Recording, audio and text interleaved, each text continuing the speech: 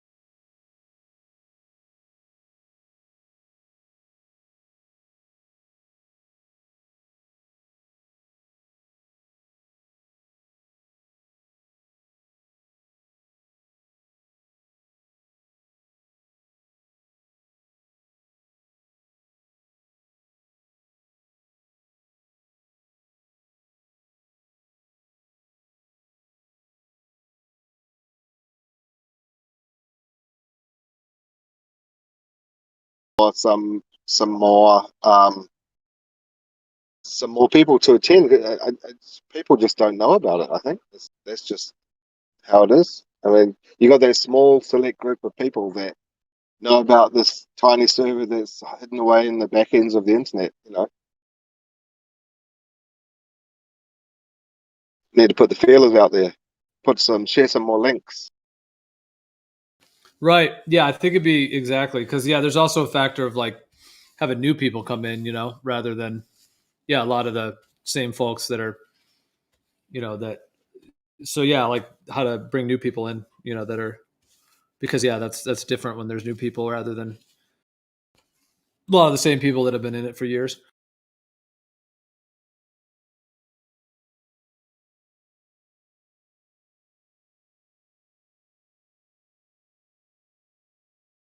Also, those common voices, those celebrity voices like Jeremy and what's the other guy? SE, a few others. Don't want to name them all off, but if I see Jeremy on there, I know there must be an interesting conversation. So that makes me stick around. I just see Jeremy's name on there, and oh sweet, I'll stick around. There might be something good.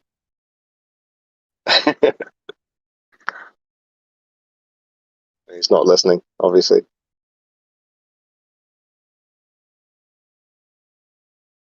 We were talking a minute ago, but I think he had to do something with it, help his kids with something, I think. So he said he'd be right back. Yeah. So like I'm always off and on during the day because I can't stay on all the time because I'm moving about. So it's like when I have to go, I just have to go. And I think that's probably the same for most people. Still got to make money somehow, right?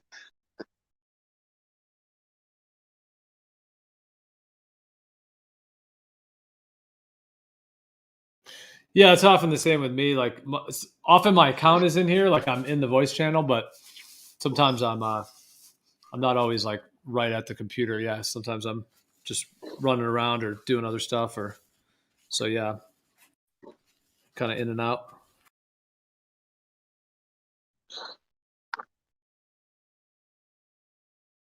There's this interesting channel that I've watched a couple of his videos so far. I imagine he's a New Zealander. I think so.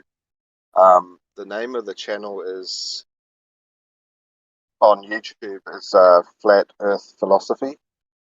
Have you listened to any of his little videos? And he's like just basically standing in front of a whiteboard, explaining how the flat Earth works in his way, and the books that he's read, like Robotham and stuff like that. Yeah, I've actually yet to watch one of his videos. I have a couple of them on my to watch list because people like Travis was recommending them, and other people have recommended them. They look like, from what I could see on his whiteboards, it looks awesome. It looks like he's got some interesting fractals and Fibonacci. It looks some like cool stuff on there. he spends a little bit of a time to put it on the whiteboard, and halfway through halfway through his explanation, he'll just rub the whiteboard out and start again, do something else. And he's trying to. He actually looks like he's learning himself or trying to remember what he wrote down. But he kind of reminds me of like a grown-up Quasi-Luminous, like an adult Quasi-Luminous.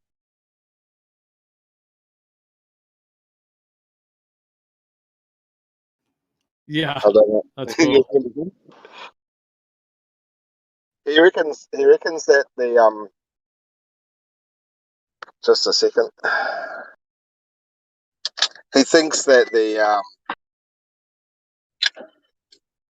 the sun is actually coming up from the center of the North Pole, and that's where the Milky Way is, and the Milky Way is vertical from the North Pole, and there's a black hole, and the sun is obscure to the side of that, and it's a projection, and what we see is our domes of what are personal perspective domes, and this the sun is actually projected into everyone individually, and he's saying that flat earthers are wrong with their one assumption. He says that he thinks that light rays are parallel, but it's just because of our personal dome and the way that it all works.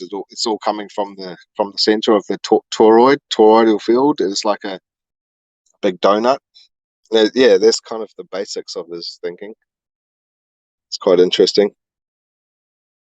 That's what reminded me of Quasi-Luminous and his his black hole thing and blood over intent. But yeah, gotta check him out, I guess. Give you a few ideas. Yeah, that's cool. Yeah, that does remind me of Quasi-Luminous in that way. Like, yeah, that everything emanates from the center. So he thinks there's like a black hole and the sun is at the center and it's all projecting out basically, like to each individual, and it's in parallel rays. That's interesting. Yeah, exactly. And something about the way that the equator is with the toroidal field and the pressure systems that we have, the difference between north south and the equator.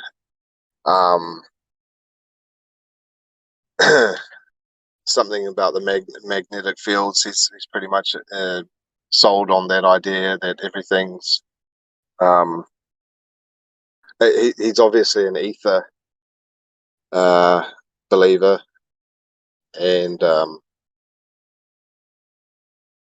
yeah, I think he kind of knows what he's talking about. It's sometimes a little bit difficult to understand because he's kind of maybe a bit camera shy.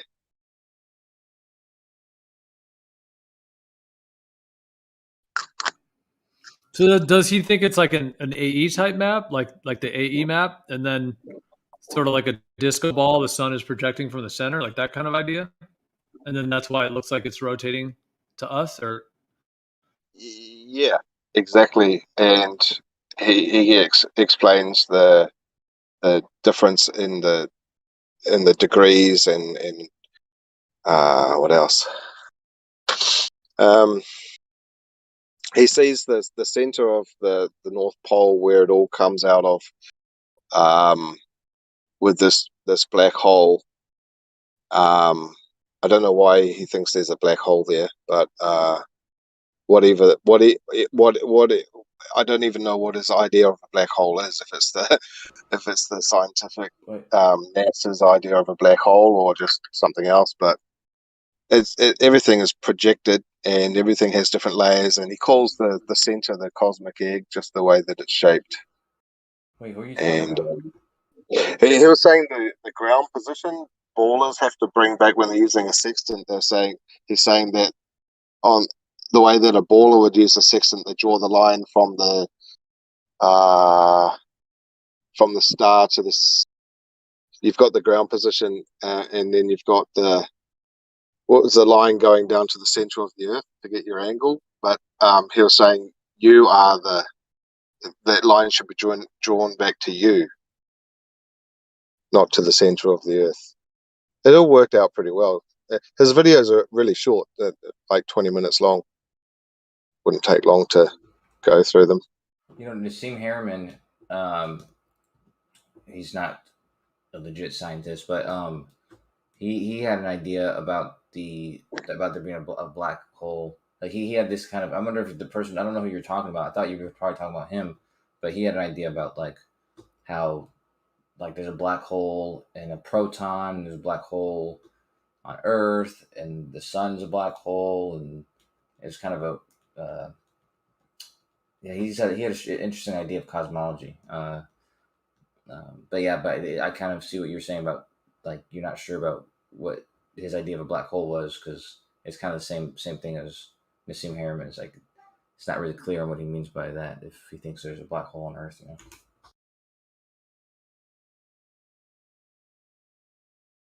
What were you talking about though?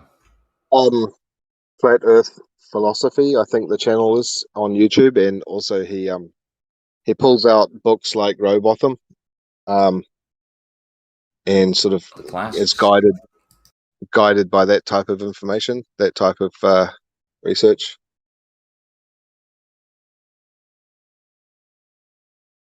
Do you think Robotham would like if he was alive today? Do you think that he would be like here on Discord with us?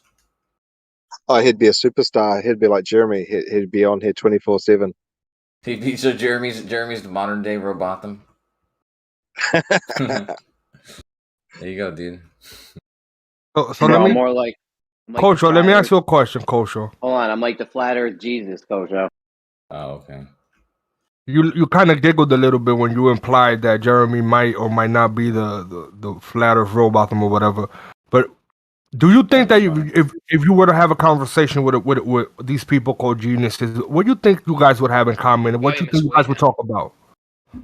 With who? With Robotham? No. Well, Robotham, Einstein, Newton. If you actually had one of these people face to face, what do you guys think that you would be able to talk about? Why are you grouping those guys together? I'm just saying because you kind of giggled, and and to me it implies that you think that nobody else could match these people's IQ or whatever. No, I think people can match Robotham's IQ. I'm wondering why you're saying Newton, Einstein, Robotham. I wouldn't necessarily group them together like that, personally. And Einstein, I don't think English was his first language, so I don't know, but maybe it would have been difficult speaking with him. And Newton was a recluse, so maybe a bit antisocial. I don't know, but they're all three different people. Robotham, you know, someone totally different. Yeah, I don't know. Maybe we like some of the same stuff. I don't know. I mean, in a sense of you guys think you guys are gonna talk about work or like paying bills, or do you even think that you're gonna be able to understand these people and how advanced in philosophy they are? No, we're probably gonna end up talking about what me and you would talk about. Like they'd ask me, "Hey, what do you think what do you think you're gonna end up talking to Matrix about?" I'm like, "Oh, okay, I don't know." I mean, I have no idea what I would talk to them about because it's like a hypothetical question, right? Because I've noticed that a lot of globe earthers have this thing that they said, "Oh, if Newton were alive, he would never be this, and if Einstein were alive, he would like." Almost like knowing or assuming what these people would be or wouldn't be. And I asked myself, put myself in a situation where these people are in front of me, hypothetically, of course.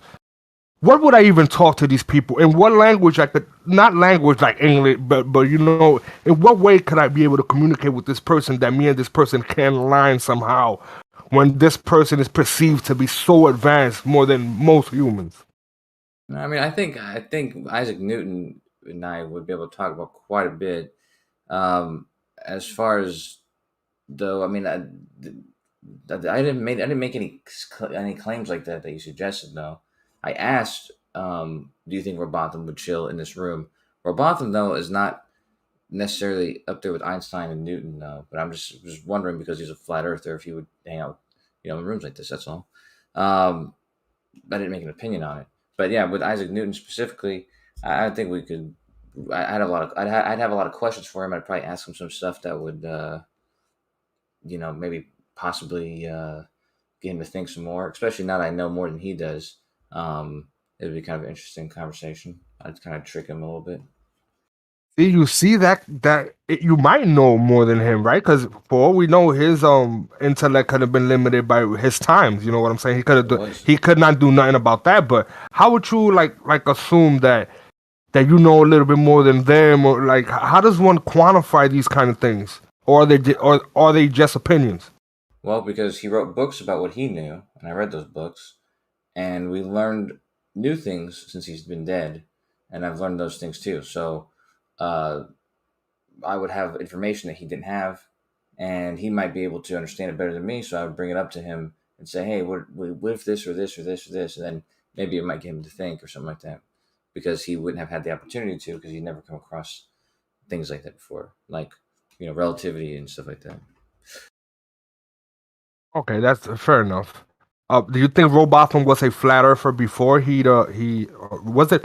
No, it wasn't Robotham. It was Picard that did that built that giant ball with the two sides painted one dark, one light, and Augustus Picard, right?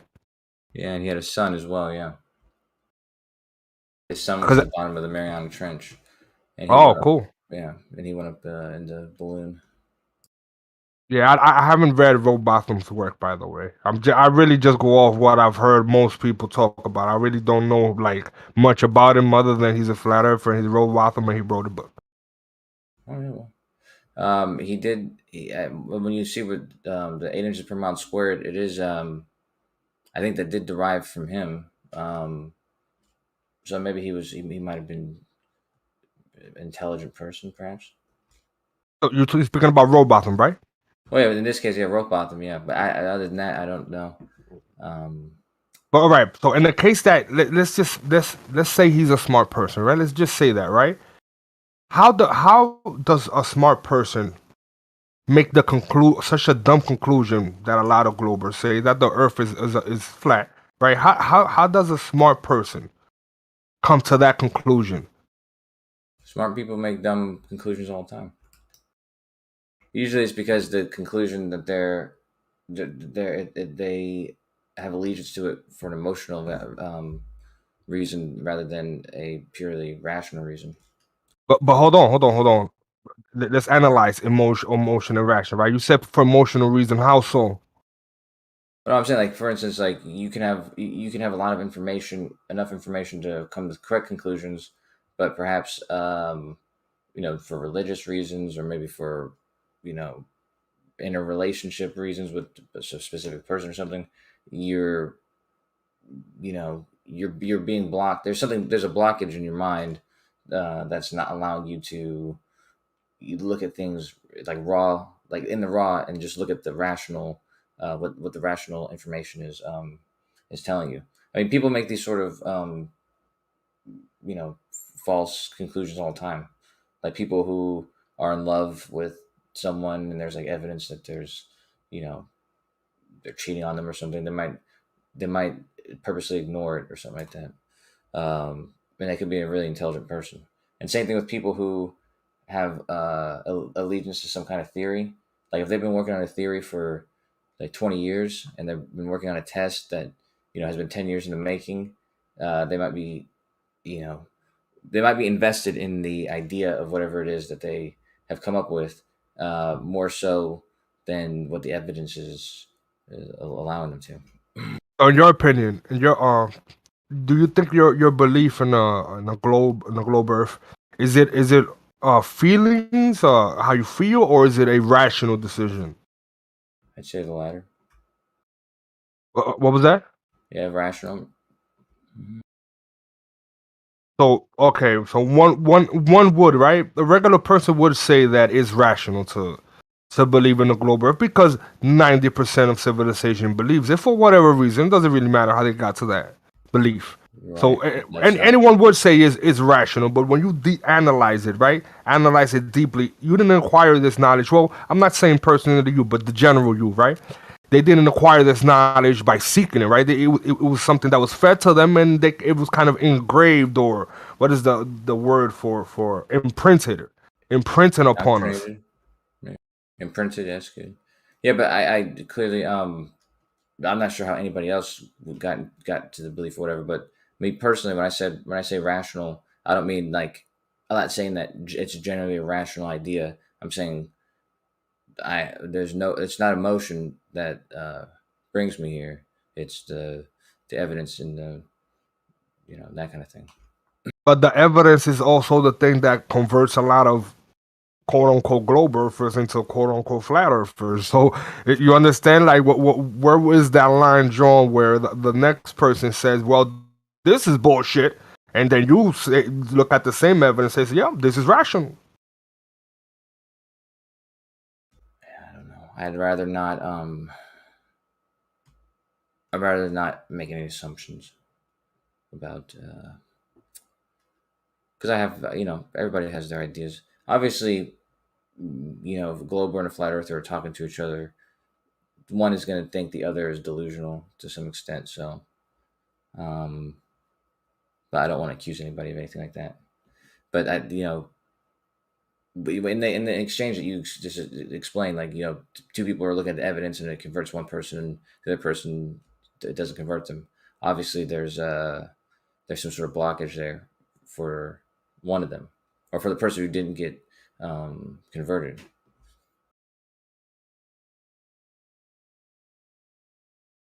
So Well, it's hard to say. I would distinguish. Well, I'm trying to rationalize it myself, right? Between the same evidence and two people, completely different conclusions. And the only thing I could come up with at the moment is that it's some sort of emotion. It has nothing to do with actual reason and logic, but some sort of deeply held emotional decision. You understand what I'm saying? Mm-hmm. I do. Yeah, I do. I like I said, from this sort of, it's a funny thing. That's why it's a funny thing to talk about, is because from both of our perspectives, it would seem the other person was, like I said, there was some emotional blockage or some sort of delusion, sort of like a decision. The decision was already made to what the conclusion is, and so we're both gonna perceive the other in that way. So. I mean, I don't necessarily perceive globe earthers as delusional or whatever. I do think it's a choice, right? I do think that there's enough information out there to make whatever choice you want to. It depends. It really depends on what worldview you want to hold, and if you want to accept the flat Earth for whatever its implications, that would, the implications are that we have no idea what the fuck is going on with the nature of our reality, because everything is up for question, everything is up for grab. And I understand. I understand that might be a little concerning, right? Because it takes us from a place of knowing and structure to chaos, to absolute not knowing anything, which is terrifying, to tell you the truth. It is terrifying. So I do understand why people would make the decision to believe the globe, but I acknowledge that it's a decision made, that they chose. Anybody could choose anything, right? It's their prerogative.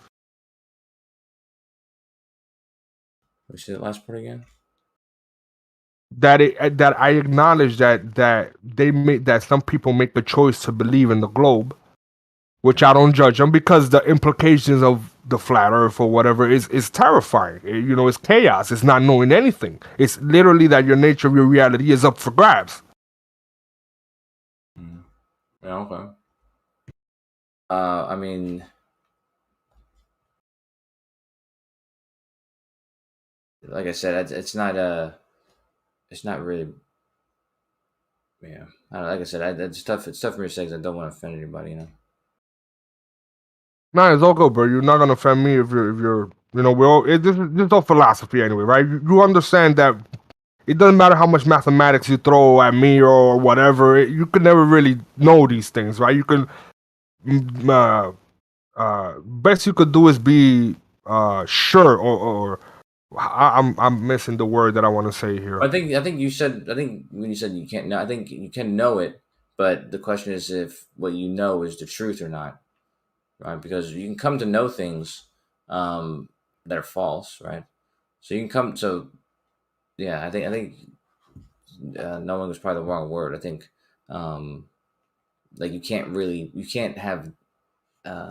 like conclude, right? Like the word conclude. You can't have definite proof of what the truth, the absolute truth is. Exactly. That's more or less what I meant to say. Yeah, but I think ultimately, though, you know, to the extent that we can reach the truth, or know the truth, I mean, that we have to be honest with what those conclusions are, like how close. I mean, how you got to that truth, and you know, sometimes people are guilty of coming to a truth too early, or you know, just accepting something because everybody else accepts it or something like that. But for the most part, most of the things I claim to know or whatever, I like to think that it's been substantiated to me, you know, enough to justify claiming to know it, you know. There was a claim that made like that test that was people were talking about. There was a test everybody was talking about doing, and I was interested in that test. And when I talked to other people about it, it was like a forced line type test. They were telling me about how impossible it was, and I didn't believe them right away. You know, what I mean, I told them, I was like, yeah, that's great that you guys are saying all that, but I'm still like to, you know, I just don't believe what you're saying, because they're saying like, you know, it would take this much force and stuff like that. But you know, in looking into it more and doing the numbers and this and that and actually modeling it and all this other type of stuff, you know, come to know more about the truth. But at first, I didn't accept it just because they told me, you know. Yeah, Coach, so what happened that night? Because we were deep in the conversation. You were agreeing that it would be a good test, and then I guess there was some like interception from this other Gem Panda server, and then all of a sudden you left, and people said you went over there. So it's like it seemed like something happened, and then they all confronted you with it or something. No, not like that. I mean, I just I did think the test was compelling, and that's why I went over there and I asked about it. And it was, you know, then they were informing me about all these different things about it, and I didn't believe it. I told them, I was like, yeah, you know, it's I don't think it's wrong to still do it though, and you know, find out if it's true, because I just didn't really understand the principle that I was being told. So I didn't know if maybe the person telling it to me was mistaken. And yeah, I mean, I don't think there's not a problem with that. That's why I kind of like that servers, because you can bounce ideas like that off people. But yeah, I mean, what they were saying alone wasn't swaying my interest in the test. I want, if anything, I wanted to show to them that it was a good test. But yeah, like I said, the more I'm looking into it, the more I'm seeing that they most likely are right. But I'd still like to, you know, practically do it and see if there's a way to overcome the difficulties they're talking about. Yeah, I mean, you agree though that pulling a line over a surface will either have, you know, the pressure and tension over a curve would be there if it's curved, whereas if it's planar, it won't be there. So I mean, there's definitely something to that geometry. If the line is long enough and heavy enough, you probably won't even be able to pull it completely straight. Or probably snap way before that. That's what the claim is. Is that and then when you do the numbers with the math that is provided, like the formulas you're supposed to use for it or whatever, you know, for the one that I was talking about with the mile, I like it was something like 200,000 newtons or something like that, or 500,000 newtons, and then for other scenarios, it was something like, you know, 1 billion newtons or 15 billion newtons. And so I'm not going to let that alone. You know, that informs me of something, but I'd still like to see if, you know, maybe there's a way that this can be overcome, if that is the case, that it requires that much force.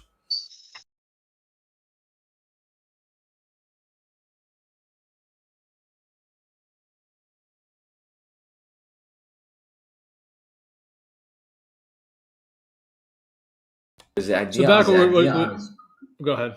I was just say the idea on its own, on the face of it, is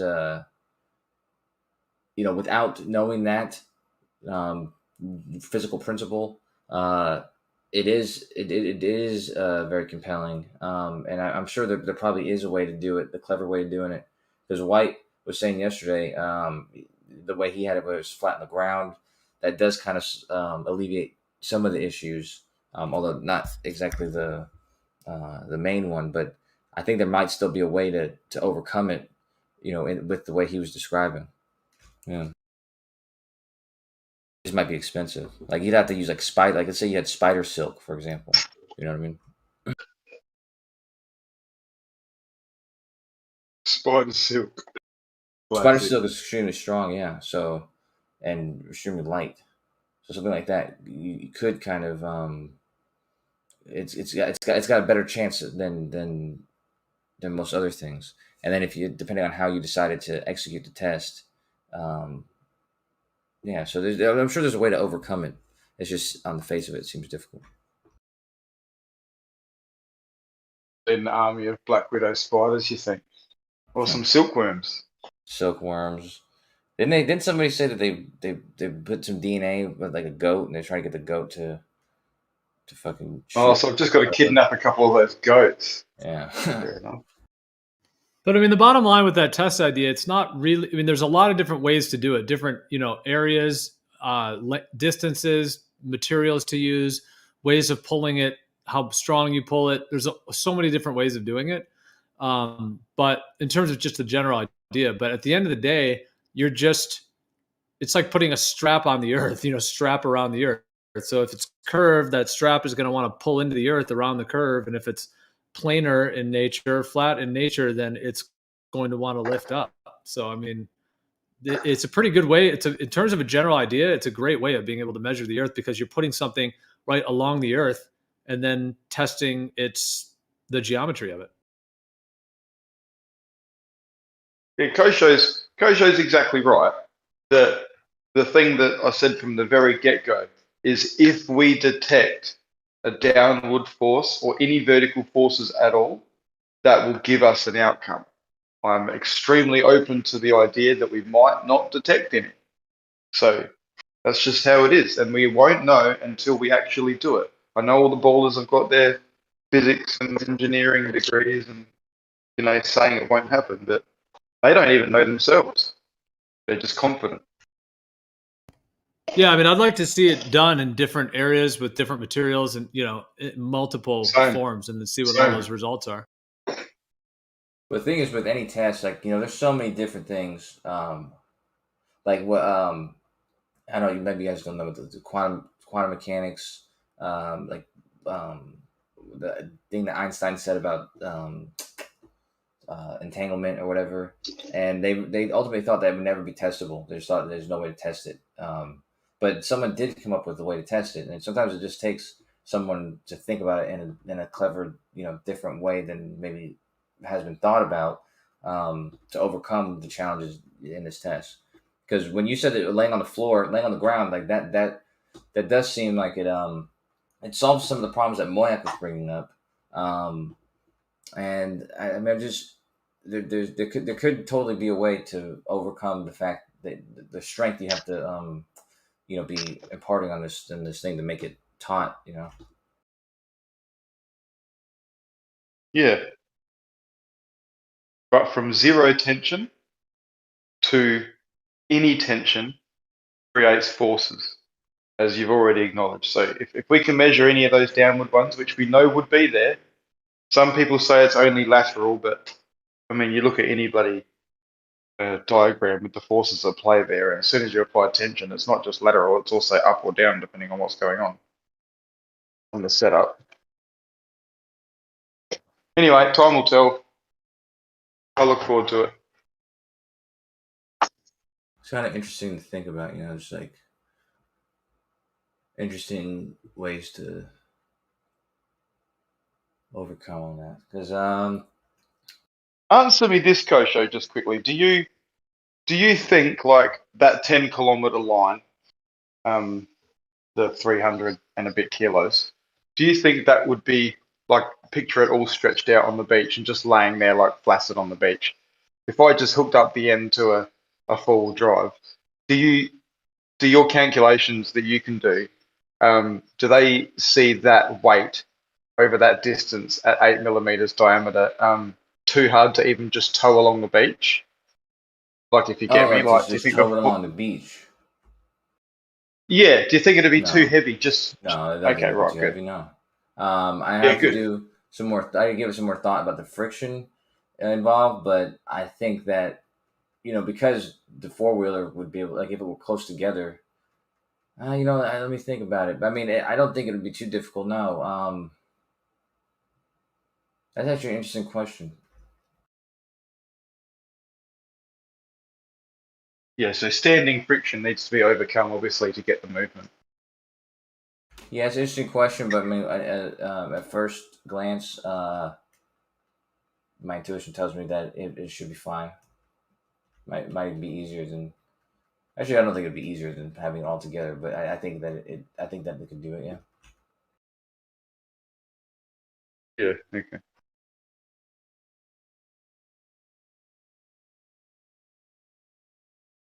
The other problem is these are the type of physics questions that are fun to do in class. I haven't attempted these type of questions since I was in physics class. So a question like that, I'm trying to remember all the forces that would be, how it would behave, if the like how the tensile strength would even come to play in that, and dragging it along the ground. Because I know the friction would, and the friction would be ultimately the entire surface area, which would be quite big, because it's pretty long. But let me see. I bet you somebody asked this question online before. Yeah, but see, I mean, again, to do it properly, you would want to go out and, you know, get a section of that type of sand that it's going to be on and wet it down to the wetness that it's going to be on the day, and actually do some small little samples of the actual friction with polypropylene, wouldn't you? To actually get a friction coefficient. Because there's no friction coefficient you can put into a calculator that's going to be right for polypropylene on a certain grain size of sand with a certain water content, is there? No, I think so. You've got to know those details if there is such a calculator to put in. So it's only ever going to be an estimation.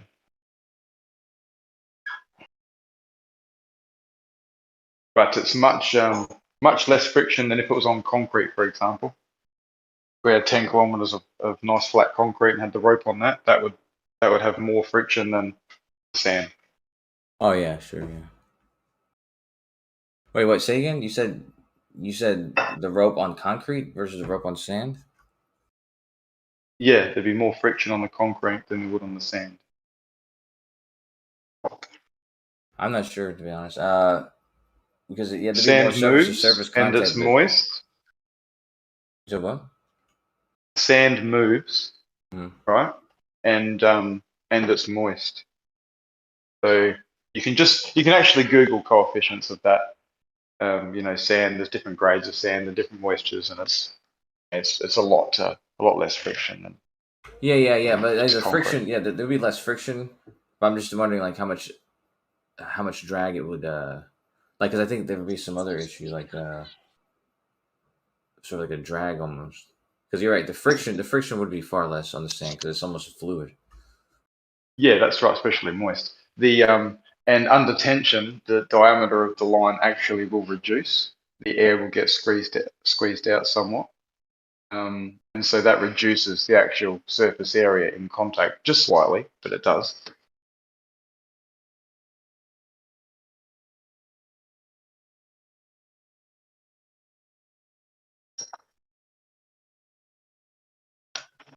Yeah, it's quite nuanced the way Did you it's find happening. the? Sorry, go on. Wait, did you find the sketch that you had that you showed us a long time ago with all the points and all the words and the diagram on it and shit? I didn't, mate, but I can do that now. I've got fucking half an hour or so. Because that's great to show people, just so they can see, like, you don't even have to lift the rope up in the middle. All you gotta do is get the edge of it off. You know what I'm saying? All you gotta do is make the edge of it feel some kind of movement. What do you mean? Yeah, well, with regards to the flat Earth component of it, you're right, Jeremy. When it's at 1 or 2 meters, and we try and get some tension on it, and we can get any of those posts to register and up, then yeah, you're right. But that's going to be the harder part of the test with the forces involved. But pulling it tight along the bottom against the curve is what I'm focusing on first. Forcing the curve, mate. Forcing the curve. Who came up with that? Who said that? Was that Riggs? Oh, I don't know.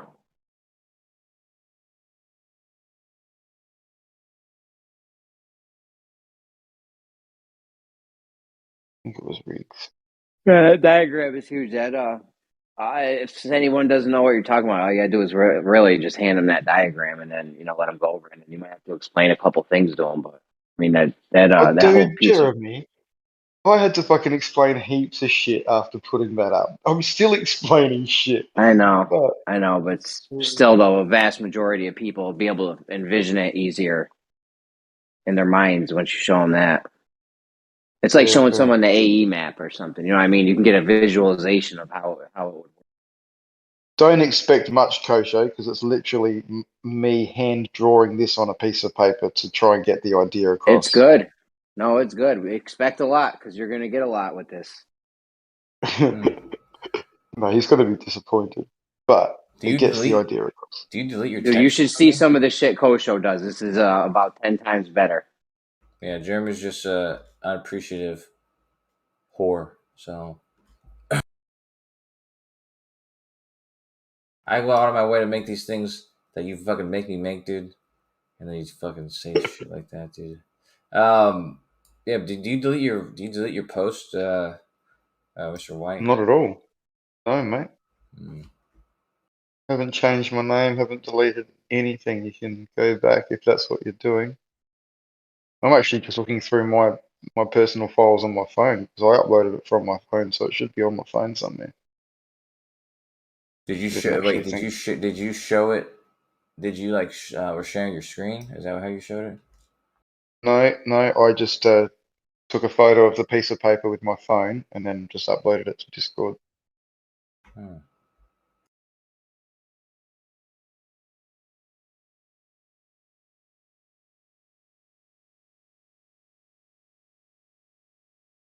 How bizarre. It's fucking a fair while ago. Oh, hang on, this was on Brandon's, mate. This is Oh, on that makes Brandon, sense. so you have to go to Brandon's server, yeah. This is going back months now, isn't it, Jeremy? I can't even think. Yeah, Jeremy doesn't give any details when he fucking Yeah, we were posting says this all shit. over Brandon's. I mean, Fucking.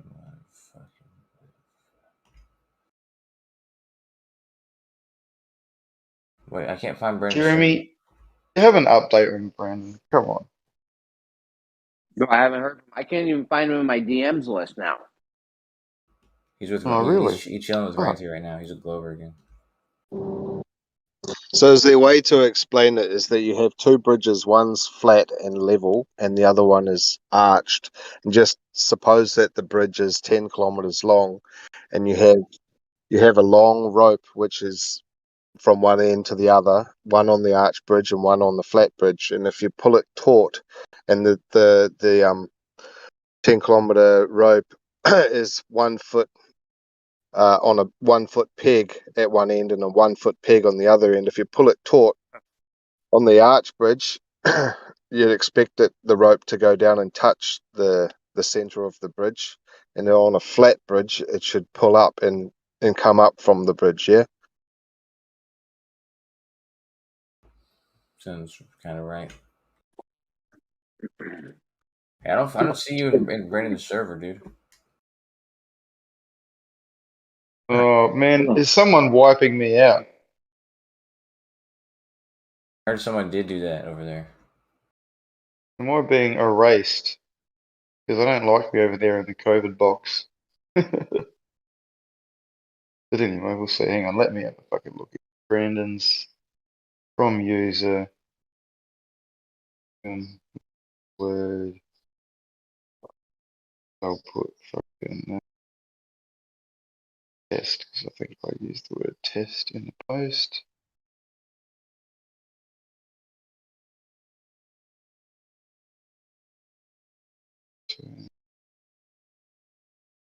Oh, what's Brandon's screen name?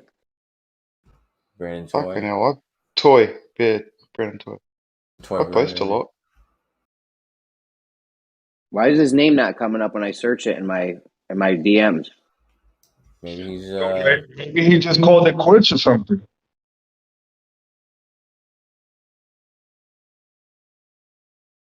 I get Brandon's Flat Earth server, but I don't get.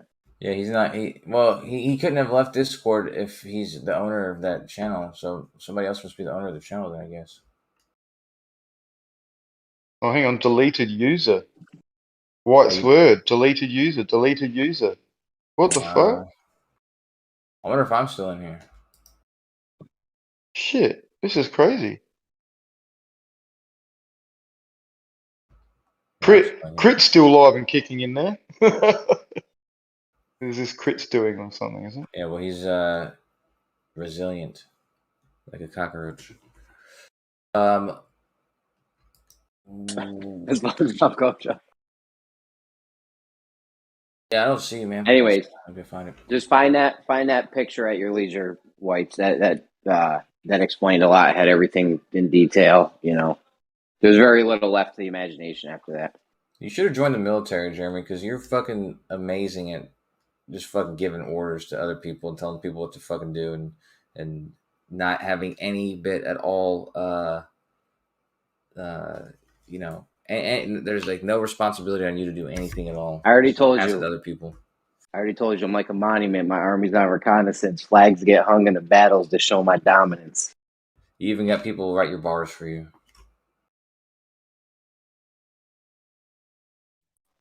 Jeremy, I forgot to drop the mic, bro. He's going to need someone to write a response to that one now.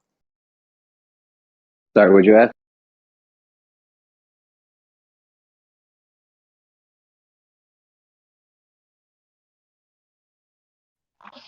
Hey, man, sub dude.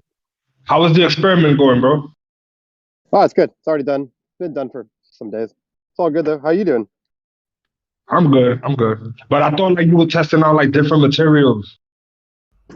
Oh, yeah, I did. Yeah, it's all good. Are you experimenting with your sexuality? You know, you can't know for certain unless you experiment. So once a year, I make sure. Okay. There's that guy. Wait a minute. Once a year sounds like a commitment, man. It sounds like you made your decision already. Yeah, you got to experiment. It's like your taste buds. Your taste buds change. You gotta make sure once a year that they didn't change. Yeah, you gotta taste shit every once in a while. Just make sure you see if you like it still. But do you remember Adam from Gem Server?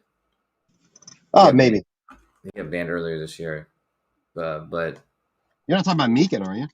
No. Oh, Don, the other Don. No, Adam. You would have remembered him. Jeremy, you remember Adam, right? He was fucking the biggest weirdo in the world. Wait, yeah, Jeremy, but I don't think Bio came in until Adam was gone. Hey, no, don't play with the oven, please. Now, Jeremy also never read the text chat, but he was one of the weirdest fucking dudes in the world, and he had like the biggest ego too at the same time for some reason. But he would never be in VC; he was always in text chat, and he was so weird and gross. Like he would talk about openly. He would talk about how his mom was sexually attracted to him, and that he sent her an email asking her if she was, and then he said that he needed to see if he was gay, so he watches a lot of gay porn, and he's like, because he needs to actually, test it out and stuff. I'm like, what the fuck? Just for the record, a year from now, don't tell the same story about Biodole. I was just kidding, but I know you were. Right. But he, dude, he wipes his, he wipes the, how do you say this? Like the excess of, let's say the proof of his gratification. He wipes it on his face afterward because he says it's good for his skin. He swears by it. I've actually kind of heard that, and I don't have any like evidence or whatever, but I've heard it's good exfoliation for like women. Like, yeah, let your man do that, and it's good for your skincare or some bullshit. It's probably a wives' tale made up by a dude to get women to do that. But well, I tell you what, if that was my wife's tale, I heard the same thing, Bio. I'd be taking her somewhere. Go see. I just want to say my wife has excellent skin. Yeah, I know she does. No. She really does, man. Then you know if you eat cinnamon, it flavors your sperm. So yeah, and also cinnamon is addictive as well. That's why she always makes me cinnamon Bro, rolls when I come listen, I give her a one-man bukkake party. on. Yeah, one man. Okay. Funny, you should know what bukkake is, man. No, that shit is literally disgusting. That is some of the grossest shit. Like, I don't know why dudes find that like cool. You mean dudes like you?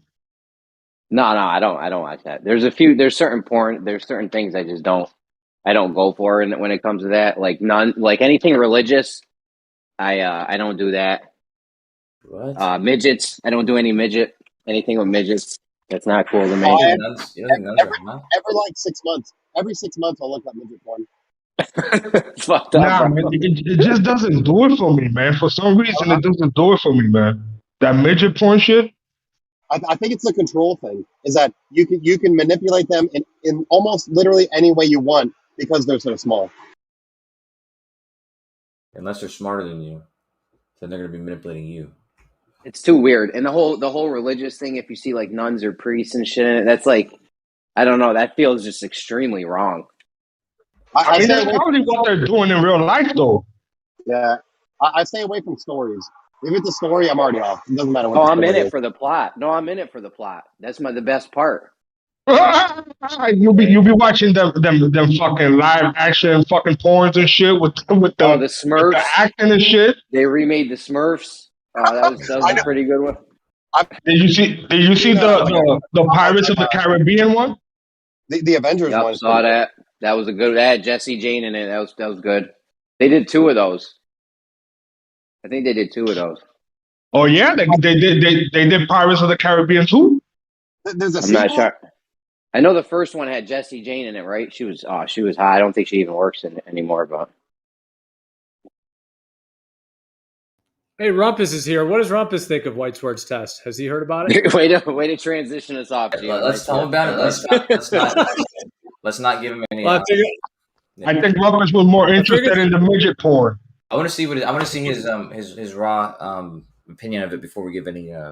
What are you talking about? Opinions. Rumpus is actually a big help when it comes to goofy shit like this, so he'll probably whoever. Yeah, I mean the white knows it best, I guess. Or What are you talking about? White's words test where we have the 10-kilometer rope and we have measuring points at various points. Remember? Oh yeah, that rubbish. Yeah, we What do you mean that rubbish? You were with that at the end. Yeah, it was initially. Well, for the first few hours I was, and then if you remember, I can't remember if you were at the discussion afterwards. One of you flatties were in there, and then I later on, after the first few hours of thinking about it, I then realised it was absolutely impossible. And what gave you that conclusion? Well, immediately the rope touches the ground, there is no vertical force, and so it effectively ceases to be a test of whatever it was he was testing. There was no because you needed because the rope is too heavy for its own weight. It will snap. No, it wasn't the snapping that was the problem. It had to rest on the ground as part of Whitesworth's test, and immediately it does that, it ceases to have any vertical direction, and therefore it loses all sense of the curvature.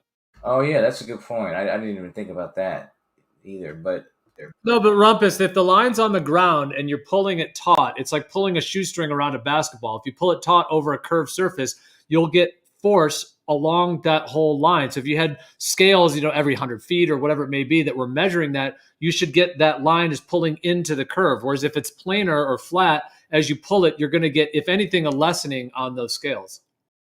Yes, but if the weight is registering on the scales, that means you're measuring the weight of the rope at that point, which means you're you've just taken away all the force, the vertical force, and then you're only left with the horizontal force, and that means you've lost. Can you just include the weight of the rope in the calculation to just disqualify it? Yeah, because remember, the whole point of Whitesworth thing was to measure the vertical force on the rope. So therefore, if you weigh it, then you've just removed all the vertical force.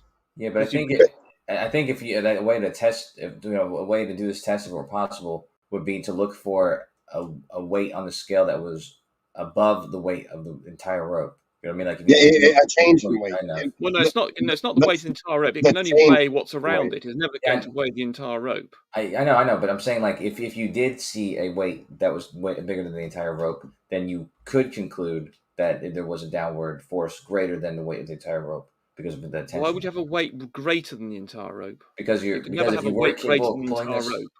You were capable of pulling this, then you'd be pulling it from both ends. Oh, sorry, that's right. Yes, right. Okay, yes, sorry. Yes, you would, depending on. But yes, the problem is, immediately you weigh it, you immediately apply a force to check what the force being pulled down is, then there is no force left to carry on to the. If you're pulling it on the right hand side of the scale, then you measure what the force is coming down. You've then negated all of the forces pulling down, which means there's no force left to the left. So you can't measure these things and then get another reading later on. I mean, you could, I suppose, measure it once at one distance. And then change which one you're weighing, so you could only have one weighing point at any one time. But the point is, what the hell are you saying right now? What do you mean? You tell me if I put a scale under something, there's no more downward force pushing on it? Well, it has to. Otherwise, you're not weighing the weight of what's going down, are you? Rumpus, I put a scale down on the ground. There's a rope laying on it, right? Yes. Then if the rope gets pulled down, there's going to be more of a downward force on it, right? Yes, whatever it is that you are. Yes, but the weight. But immediately it lays down on the ground, then it will see. I mean, I can't remember, was the rope? Well, the rope was supposed to be pulling down, wasn't it? And then you're just resting it. The initial setup is that you rest it, and along the rope at various distances, whatever. We just use one for the principle. There's a scale that's under the but rope. Immediately you've rested it. Immediately it touches the ground. It then ceases to be any vertical force after that point. You could still measure a weight, though, and that's the point. So if we were to call that weight, let's this rope on the scale at rest. The rest of it is on the ground.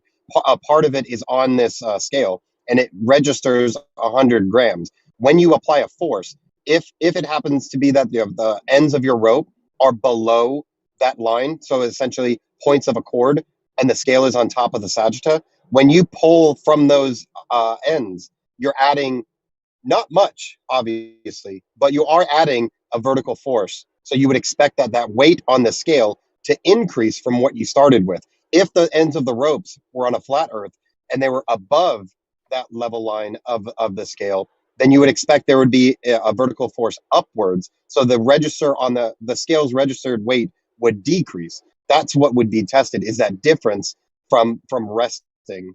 Are you adding force because it's going down, or are you removing force because it's going up? I've actually got a diagram for this somewhere. Yeah, Bio explained it well. Yeah. And no, it doesn't work. Yeah, I mean, it doesn't work. I'm afraid. And someone's got an echo. In theory, it would, assuming that your scales are precise enough, and assuming that the tension required to register anything on the scale doesn't snap the material that you're using. Assuming those two things, it would work in theory. I think. No, it doesn't, unfortunately. I can't. Let me just go and try and get this diagram. But yes, so the other issues, of course, there's all the drag forces, as you say, immediately touch it. If it touches the ground, then there's obviously frictional forces, there's the weight. And we went through this with Brian Leakey and his wire, and also George got hold of some very much stronger wire line, and even that stretched like crazy. Even trying to keep. Just posted my chicken scratch, Kosho, in text. I found it. And right, Rumpus. The disconnect is the application in reality of actually doing it at these distances and the tensile strength.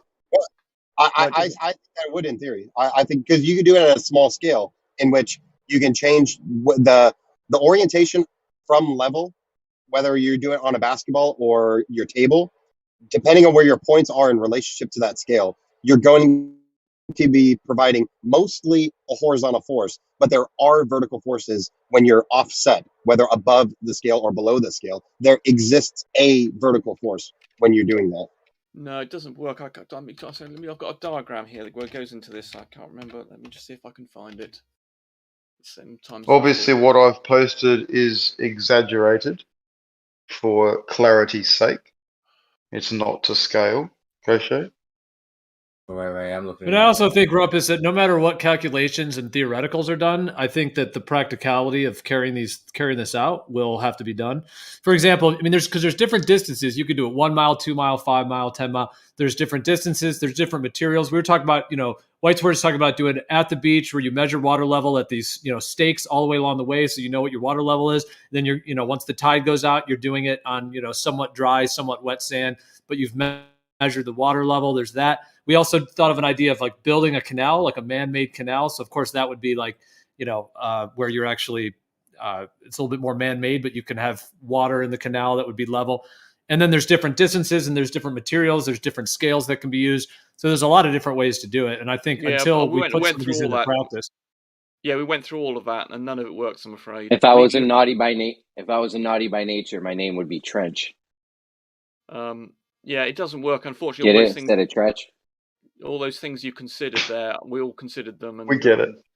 They didn't work. None of those worked, unfortunately. Well, what's the reason it doesn't work? If you have a line, you've got scales.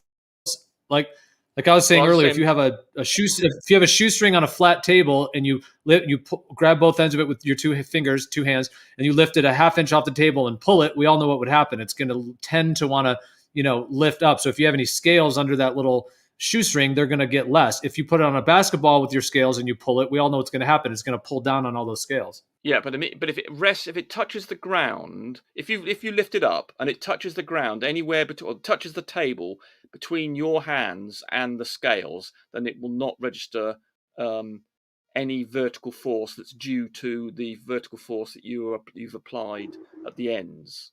So what if we dig the scales, put the scales into the ground so that they're like only a half inch coming up out of the ground, so that they're almost in the ground, meaning you're not 5 inches, 10 inches off the ground, but the scales are, what's it called? Kind of flush. But then you've got what the test you've then got is the one where the other sort of test that prior to White's Word that people were trying to do, which was just to simply raise up a line and then see when it touches the ground. And no, Rumpus, you're always changing what people say, and I really don't understand it. I said it was a different test, but that's but that's not what he was describing. I know. He was describing the scale at sea being slightly underground level, and let's just assume for this argument that we can put unlimited tension on the line, and it starts to dig into the earth to where it hits the scale, which was slightly under the earth. And now measures a force, a downward force. Makes no difference. That would be because of curvature, wouldn't it? Makes no difference. You might, if you talk about digging little holes, you might as well just rain up. I don't know where you are. You're lost. No, just you're lost. In your fucking mathematics. Try listening. It makes no difference to dig a hole than it is just to raise up the line by an extra couple of feet or whatever, by however much you're going to dig the hole. The digging the hole doesn't help you at all. It wasn't about digging a hole that changes it. I just answering to Gio's point that digging the holes and things makes no difference to the logic. You can just increase the height of suspension if you want to emulate digging the hole. And eventually, the only way it's going to work is if you raise it up such it does not touch the ground until it actually hits the scale. Yes. Immediately touches the ground. By definition, immediately it touches the ground, there cannot be any further vertical force to the other side of where it's touching. Otherwise, Hold on, Rumpus. Look at what he posted. It's all on the ground at the start. All of it is on the ground. In which case, then it's not exerting any vertical force. If we're exerting the vertical force, it would be on the ground. And you're trying to measure vertical force, aren't you? Rumpus, look at what White posted. All right, you see his diagram. It's got Let me go and look. Hold on. It's got point A to G on it. So he did it right. He had point G on there. Right? You don't use point G's for some reason. It's not important. It's got a curved earth, and then it's got a flat earth on the bottom. Yeah, this is the diagram you presented before, which we invalidated. Yeah, now you're telling me we couldn't lift the rope even to point B? His diagram relies on the rope touching the ground. Immediately it touches the ground, that means there is no net vertical force on it. Which case, that's the thing you're trying to measure. So you can't Hold on, let me make the point. Let me finish the point. It's crucial. Therefore, on the right, so for instance, if we consider the rope on the right of the measuring scales, immediately as he's got it there, it touches the ground. That means there's no net vertical force on the rope. So therefore, you cannot measure anything from the right to after the point of to the left to the scales after the point of. Then you're effectively doing is you're measuring the weight of the rope between what point where it touches and the scales. Okay, you've just got no grasp of the concept. No, you haven't. You don't understand at what I'm all. saying, do you? If I just no, listen, just for a second. If I get a piece of salami, a nice big fat piece of salami, and put some string around it, and I start to tighten that string, like pretend there's a little person on there if you want, and I've got each end of the string, and I start pulling.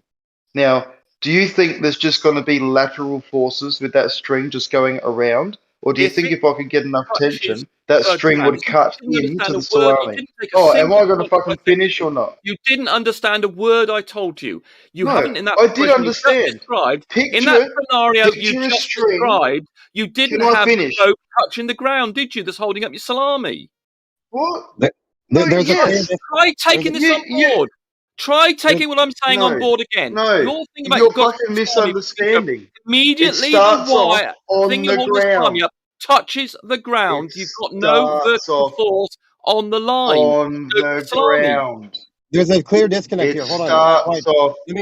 Let me try to rephrase what Rumpus is saying. Is that in your example with the salami, that string or rope that you're using is making contact with that salami in one location. What's being presented in this experiment is that all around it. No. All around it. The string goes all the way around. I know. I'm only explaining where the disconnect is. And what Rumpus is explaining is that scale that would be used at the midpoint is acting like that one point of contact. If you have that one point of contact on the salami, now put part of that rope at another location on that salami, do it again. You're going to find you're going to get a different result because you're not just making one point of contact. In this experiment, you're making many points of contact outside of the scale. And that's where Rumpus is bringing up the issue. Oh my God. So it's just a pointless issue. Because at the end of the day, if I put a string right around this earth and I had something in between where the two ends were and I could get enough tension, are you honestly trying to tell me there would be no force going towards the center of the earth at any point along that string? Any one fucking point. This is the same disconnect as yesterday. Immediately it touches the ground, that means that the net force on the string, vertically and upwards, is 0. Otherwise, it wouldn't be touching the ground. Yeah, but that's without tension. You're just assuming a flaccid fucking rope on the ground. Of course. If you apply lateral tension, there has to be forces involved. Look, they don't just go laterally. Look, when the ground, it's when you pull it tension. Right. It's like cutting cheese with a string, you know. Yes, and imagine like the way Gio described it with the basketball, where the bit you're trying to cut it with before it gets. So you're pulling it with some tension, and then the point where it touches the ground, which is quite close to the cheese, touching the whole way. Yes, it's already on the ground. You need. Oh my God, it's just thick beyond unbelief. Right, I've got a diagram here. Thick beyond unbelievable. Okay, right. So if you understand it so well, explain it in a way that everyone here fucking understands. I have a diagram. Otherwise, we must all be thick beyond unbelievable.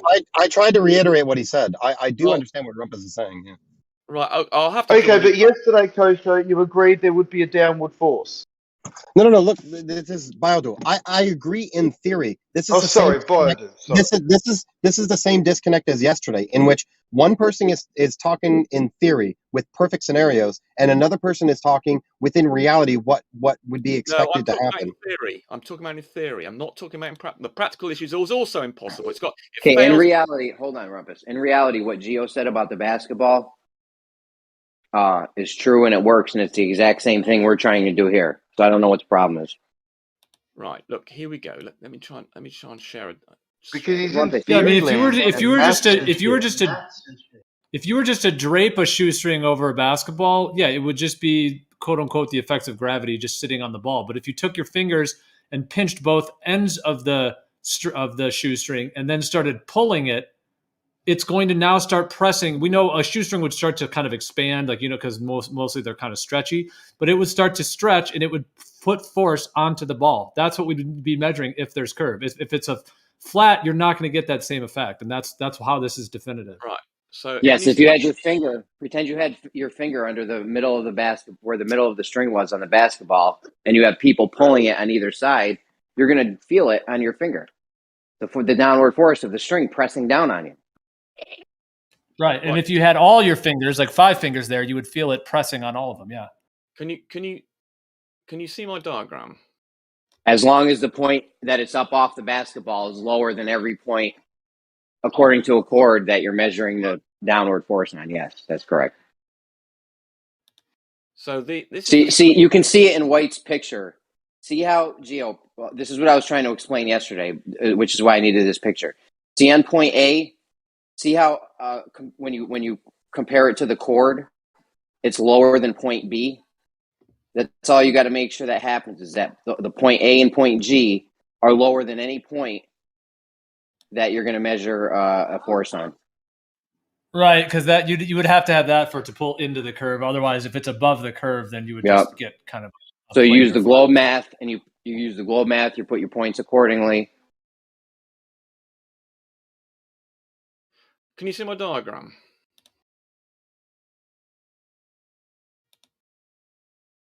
Can you see my diagram?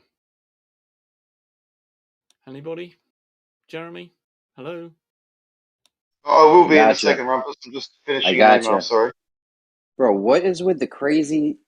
Did you draw this? Yes, just now. Okay. So... It's a little wacky, but okay. I don't understand why you think it's any more wacky than his... Oh, now it makes sense that you're pointing... Now that you're putting those lines in there at point A and G, it actually makes more sense. Okay. Right, so there are the scales here. And here is the weight of the... You got the scales the same color as the winches. All right, we'll let that slide for now. Great. Yeah, these would be like winches that can be... No, your points are already messed up. Your B... You got point A and B. What's the middle point going to be? Well, I'm going to... You can't have A, C, and B. I can. We're talking a couple feet. I mean, he was saying a meter off the ground. We're not talking about... You're not trying to have this thing high up, because you're just trying to pull it like a band, to measure the surface. But yeah, he's just Rumpus just explaining the principle behind it, not the applicability. I mean, it's not to scale, obviously, if that's you're having a problem with. Right. So there's if there's a tension, obviously, there's a tension in this. So let's deal with the right-hand case here. So if we got a tension there. Hold on, real quick. Can you draw a chord length from A to B? Just draw a chord going from A to B, real quick. Give me a second. I'm just trying to draw an arrow here. You, for some reason, want me to draw a chord between those two, okay? Yo, one day if you didn't catch on, if I wasn't in such a rush and you didn't catch on, I would have had your diagram looking nuts, bro. I had you drawing points and lines all over the fucking place. I'm a very cooperative person. Right, so we have a tension T on here. On this cable. No, you got to make the chord from where the A and B, from where whatever it's close. Not relevant. I'm not doing. Okay, look, let me do the point I want to make. Okay, go ahead. Right. So the point is that immediately this tension here touches the ground. That means there is no component in this direction. Oops, there cannot be a component in that direction, either direction. Sorry. In either of those directions, immediately touch the ground, because if it were, it wouldn't be touching the ground. It would be either digging a hole until it's, well, eventually if it was resting on, if it was being pulled towards the ground, then the ground would push up until eventually you come to an equilibrium and there'd be no net force on it. Similarly, if it was being pulled up, it would raise up. So immediately it touches the ground, there is no force in this direction vertically, up or down. That's because the weight, in other words, the weight of this rope here has made it sag. I'm doing terribly. That's fine. That's not true what you said, but we'll go with it. Absolutely. So now you put a force on the line. Now you immediately. Okay. Can I just check if my understanding is right, Rumpus, if I've got a 10 kilo weight on the ground and you're saying once it's on the ground there is 0 force, what if I apply Net force. 8 kilos lifting force? Then if it raises up, then it'll then raise up. It's still going to be on the ground, isn't it? Because it weighs 10 kilos. Yeah, but that means the ground would be putting up less. Yes, so then in other words, it would be shared. Yes, in other words, if you were to lift up or put what's called, I think Jeremy said was a fish scale in the US. I don't know where you're from, but so if you attached a little spring scale to it and lifted it up and applied 8 kilograms worth of force upwards, then the ground would only be supplying 2 kilograms upwards then. Right. And so then, but it would still be so stationary. If the scale was underneath, but I was lifting up by 8 kilos, wouldn't the scale now register 2 kilos, i.e. lighter weight? Well, no, not until you've lifted it. Hold on, let me just draw another diagram for you then. Okay, here No, we but have... that's what he's asking. That's not what I'm asking. Well, I'm not saying when will it get to 0. I'm saying if the thing weighs 10 kilos, I put it on the scales, but then I apply an 8 kilo lifting force. My understanding of that is the scale will now read 2 kilos. Despite still making contact with that scale. Yeah, still making contact because there's still 2 kilos there, but it is 10 minus 8 equals 2. Yes. So in other words, if you have a fish scale, as Jeremy called it, so if you have, let me draw that in here. So if we have a... Yeah, but I mean, this whole test depends on when you pull the line. That's the whole point. It's not really when it's just lying there. Yeah, it is, because a crucial when you part pull it is when you're trying to see whether it's conforming... whether it's conforming to a curve and pressing in, or whether it's fundamental to what he's designed that it's touching the ground. No, but Eggshell just brought up a very good point. Can I just answer this guy's question? There seems to be some confusion. If this is pulling down by 8, so if this is pulling down by bloody turn it round. So if this is pulling down by 10 kilograms force. And then I apply a fish scale type device up here with a spring on it. Here. Sorry for my port. Oh, that's really bad, isn't it? Let's just try to pull a spring on here. Let's get rid of that. No head, no tail. So there's 8. So there is a spring. Is that a spring? Is that a spring? That's supposed to be a spring. I know. All right, that's fine. Oh God, you're gonna. Rumpus. The point is, once we start pulling it, listen. The string. Just hold on. Well, while you're doing this, just hear me out. There's a string laying on the ground. We got a string over a basketball. It's draped over a basketball, right? Both ends of the string. Explanation yet. So this is then applying an 8 kilo. So someone was talking about, I don't know who it was, asking. This basketball thing's better. Hold on, let me finish this explanation, and then you can come back at me. So here's our weight of 10 kilograms. It's applying a 10 gram. It's actually applying mg, but we'll go with just 10 kilogram force at the moment. That's not an SI unit. So then I apply using this spring scale with my finger or something. I apply. So my little finger here. Why the hell's that thing? I then pull up with little finger. Then there's still 2 kilograms of the weight of the thing pulling down, which means that the Earth has then got to pushing up with 2. So you will be measuring. So the Earth. Why is that defaulting to that? There's a clear confusion that painful. A little bit, because Rumpus, there's a clear point that Eggshell was making, and I think it was very good. Is that what you're presenting is just the mere contact with the ground is negating any type of force. But in this example, it is still making contact with the ground. Despite less of a force to take it off of the ground, you will get a different reading on the scale. That's what's being presented within this proposed experiment, is that it will be making contact with the ground, but there exists a force. Despite it not coming off the ground, there still exists a vertical force in which it with a precision would change the reading on the scale. That's the results expected. Here we're pulling up here. Hold on, this is the scale. Hold on. No, I'm Rumpus, dealing with Rumpus. Oh please. my God! Let me respond to that for Christ's sake. All right. Right. So look, in this situation here, there is no net force on this thing. So anything's attached to this to the side over here. So anything that comes off there, why is that defaulting to? Oh, sorry. Just to get this stupid thing. To default to no. Rumpus, do you have a basketball or a soccer ball or a... Hold on. Let me just make this goddamn point. So, in other words, if this is the line here, which I'm going in green, that comes off to the left of this thing, this block here is not exerting any force on this green thing, because at this point of touching, the net force on this block is 0, and this happens to be because someone's described it. If I pull on it by 8 kilograms, then what's left of the net force will be supported by the ground of 2 kilograms. But the net force on this block will be 0.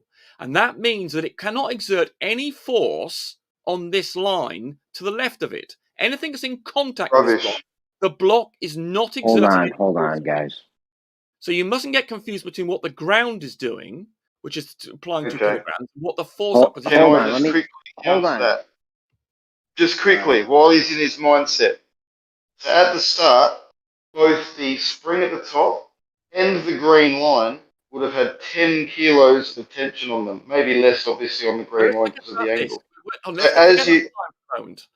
This is the scenario. No, because you just said it wouldn't change. Yeah. Yet, So by removing 8 kilos of tension on that line, do we all agree that the net force on the pink block is 0 vertically? Do we all agree on that? Just hold on. Let me just run it. Can we all agree that the net force on the pink block now is 0? Because it's resting on the ground, it doesn't matter how much I move up this spring scale until it starts lifting off the ground, the net force on this block is 0. It's got 8 kilograms plus 2 kilograms going upwards and 10 kilograms going downwards. Because if there was a net force on it, then it would start to move. The mere fact it's stationary means the net force on it is 0. All right, now check it out, Rumpus. Do you have a football or a soccer ball or a basketball or anything in your house? Yes. Okay, I want you to get the basketball. Get a string, a piece of string. Well, I can draw the diagram. Okay. So let's. You have the diagrams on the screen. Get out of your fucking head. Well, let's deal with a new. You want me to deal with a basketball? No, the basketball. You have a giant ball on the screen. That's the basketball. You have 2 strings.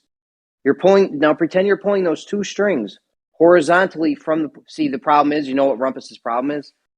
You don't have those posts coming up at point A and B. You got to have them vertical. No, you don't. Yes, those posts at point A will be vertical. You'll be pulling horizontally. They are. No, let him go with that. That's the it looks a little cocked. They are vertical. They are pointing. They are vertical because they are pointing to the center of. Okay, that's fine. It's a little off, but it's fine. We'll go with it. How is it off? Just out of curiosity, it's not. Have you ever tied anything on the back of a utility truck? There we go. So they are now. Have you ever gone to a hardware store and picked up some timber and had to tie it off to your roof racks or to the back of a flatbed truck or anything like that, and use some rope to do that? Yes. Well, let me just explain this to Let me just explain this. So you throw the rope over. You tie one side. You throw the rope over. You walk around the other side, and you create some tension, and it creates a downforce. No. It's definitely touching the wood. Before I put any tension, it's touching the wood. Right, and then I put tension, and what do you know? It presses into the wood. Here's some wood. I wonder if and the only way you can be able to apply any tension with it if it does this. So hold on, guys, please. Let me walk Rumpus through this. Just give me like 2 minutes to Rumpus. It's hard enough to deal with him. Now listen, Rumpus. Hold on. This giant blue ball at the bottom is a basketball. Okay, you have your finger at the scales on. Program, so we don't get confused between the 2 scenarios. That was perfect. Here's a basketball. That last one was perfect, dude. I want you to set it up exactly like you had the last one with the A, B, and C. I don't know why you got rid of that. That was a perfect. We've got things plugged into this ball. Okay, here we go. Pretend that blue ball is a basketball. In your scenario, Rumpus, you're all fired up, bro. Why don't you relax? Hold on. In your scenario, relax for a second. You're going to start talking about having a rope in your hands, and your hand here, and your hands here, which is completely different to this scenario. No, it's the same exact thing. You have Put the blue ball on the screen. No. I want you to describe the basketball scenario from scratch, so we don't get The confused. blue ball is Don't my worry about it. basketball. No. The Describe blue this ball one is here. my basketball. No. Okay. No. For the Do The it here. scenario is Save your exactly breath. like Here's my basketball. What do you White. want me to Hold do? on a second, White. It's hard. He's gonna respond to everything you say. So me and you can't both do this. If you want to do it, go ahead. Right. So here's the. Look, okay, I He's don't think spazzing this right now. so you go ahead. You go So ahead. the Yeah, only force. Perhaps you haven't realised what I'm saying. So the only force that can be exerted on the scales is the weight of the rope between the point of contact and the scale. So there will be a small, which is a bit like what you're saying with the chap who's talking about binding stuff to his roof.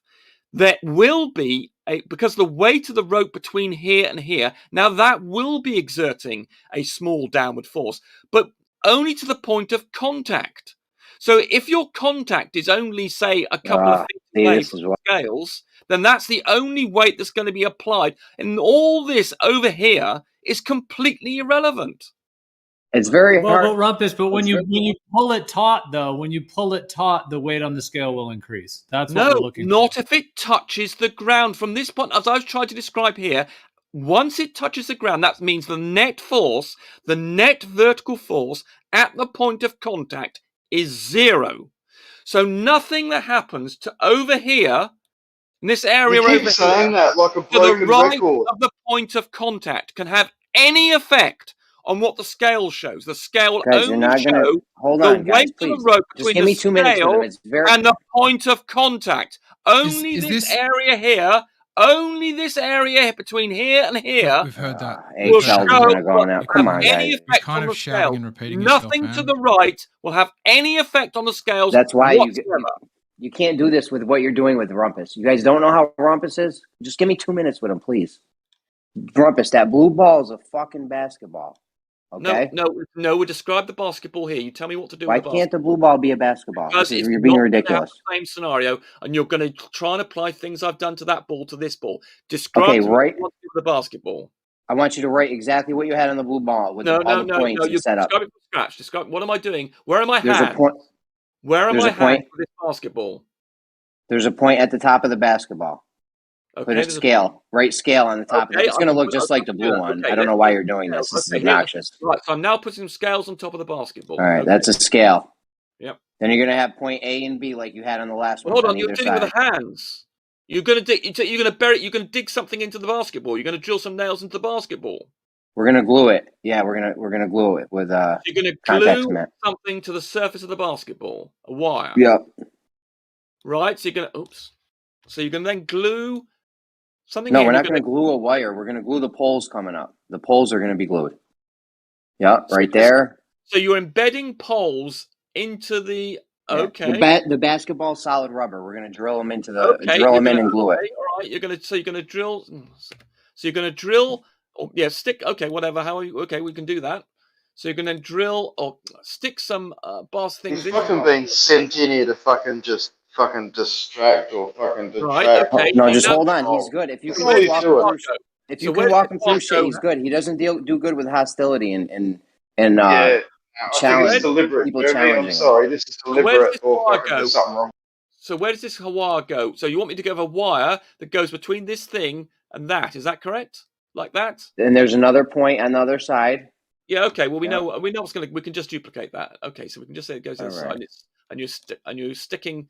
And so this bit here, you're going to have, and how is it attached? Is just are we wrapping it round? It's going through a loop. It goes through a little loop. You got a circle. Great. You got a circle on the pole, and the wire goes, and the string goes through the little wire. Okay. Okay. Can you draw a cord from the top of both of the poles on either side? From the top of the poles, not the bottom of the top. Yeah, that's good. Perfect. Okay. Now this glue, this ball is cemented into the table. Okay. So we've got a table. So it doesn't move. So yeah, it doesn't move. It's cemented onto the table, glued, drilled, whatever, screwed in there. You can't move it. Fine. All right. Now, one of your friends, you're gonna where that scale is, you're gonna replace that scale with your finger. You're gonna just put your finger there. All right. Okay. And then one of your friends is going to pull the string from both sides. Is that a hand? Am I pressing down God. on? Am I pressing down on this or pulling it up? Nope. You're just going to place your finger instead of where that scale is. You're just going to put your finger where the scale is. So the string is going to be resting on your finger. Resting on my finger. So my finger's underneath this. Your finger's on the ball.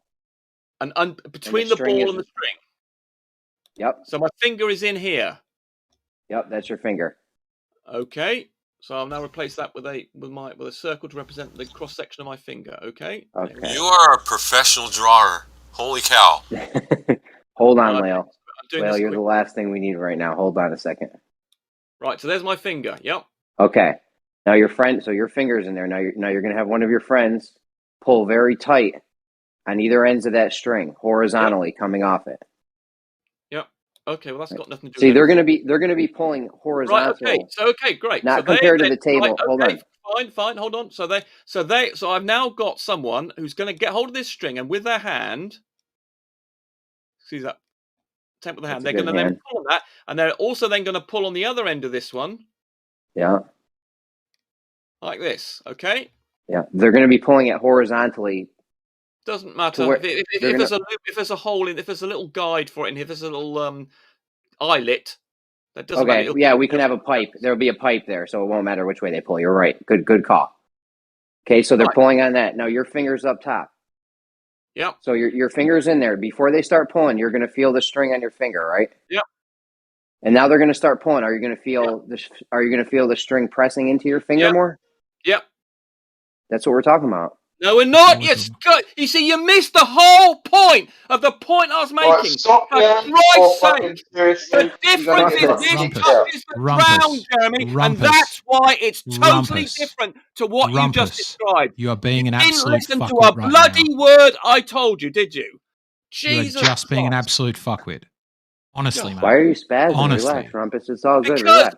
I spent, 10 minutes drawing you and spending meticulously explaining to you how if it touches the ground, how you have no net force. And then you just did exactly what I thought you was. Let me finish. We are disagreeing. You don't need to be a fuckwit about it. Let me finish. And then you described exactly what I knew you were going to do, and you were not going to have the string touching the surface of the basketball. So it had borne no relation to the diagram I draw, just as I knew you would do. The thing we're going to do, Rumpus, the thing we're going to do is we're going to have our finger under the string in the middle, basically.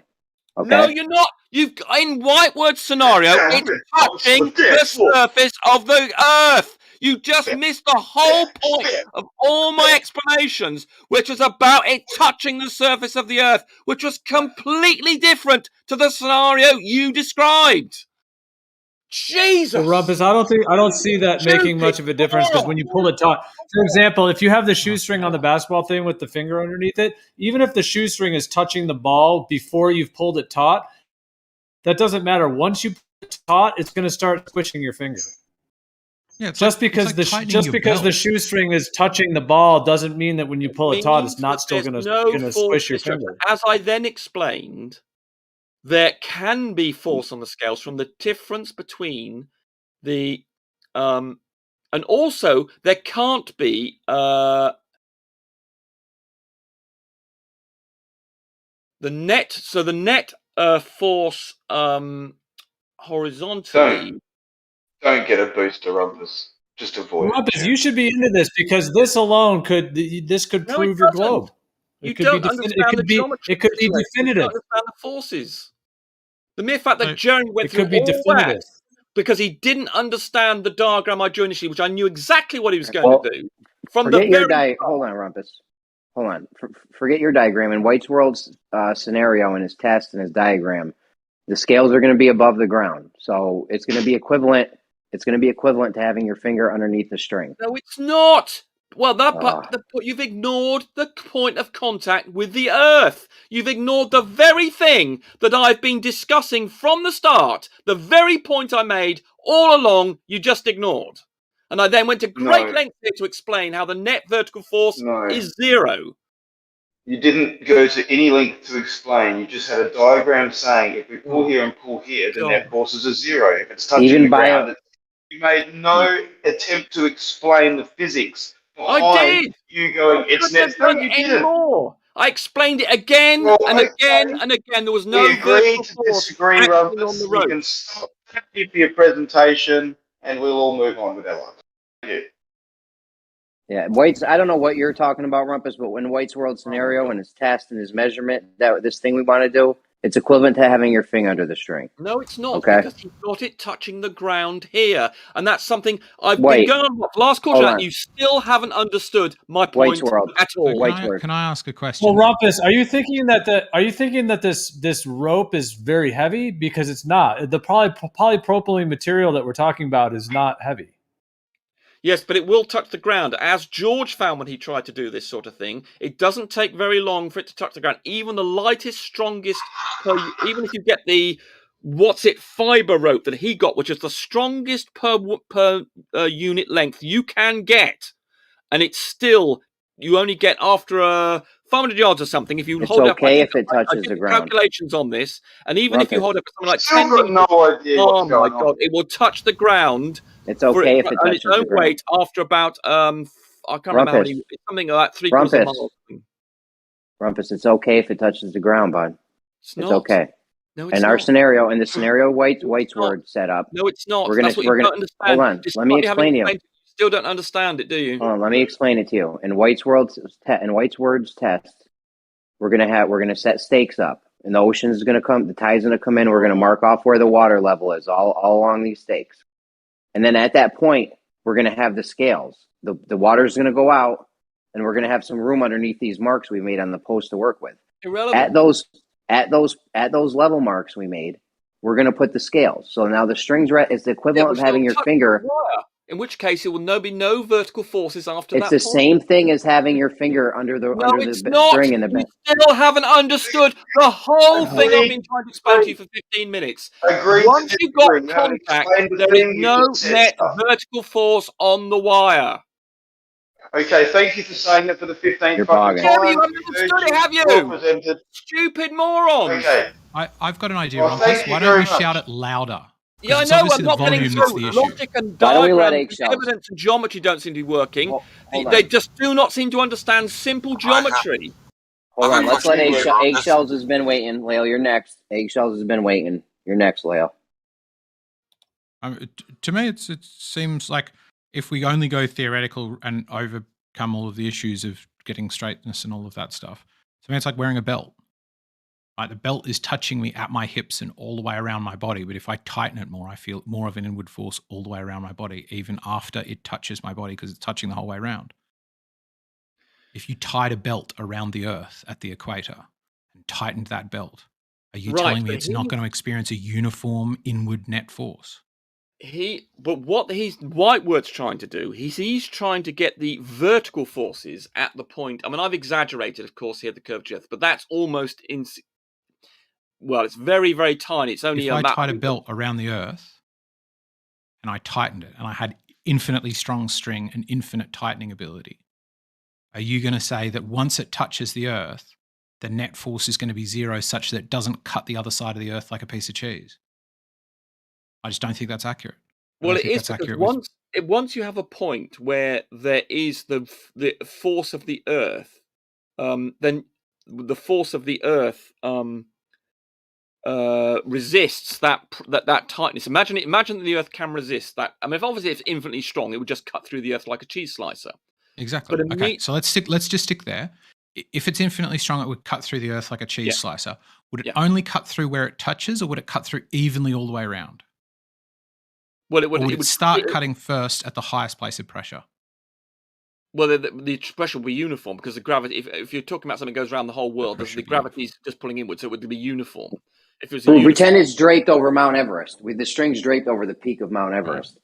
Would it cut through Mount Everest? It would apply the same force. Would it be applying the same force to the top of Mount Everest as it would be to the ground, providing there's no gap, of course, which obviously you would have. But assuming that it was it was in contact with all the places on the Earth, it would apply pressure evenly. There's going to be a gap in between. With my Hilux trucks. The places where it's not in contact with the Earth, obviously it can't apply pressure. So one with my Hilux trucks that I've posted at 42 minutes past the hour, we get that totally taut, right? Because Hiluxes are very strong and I've got a very nice winch on it.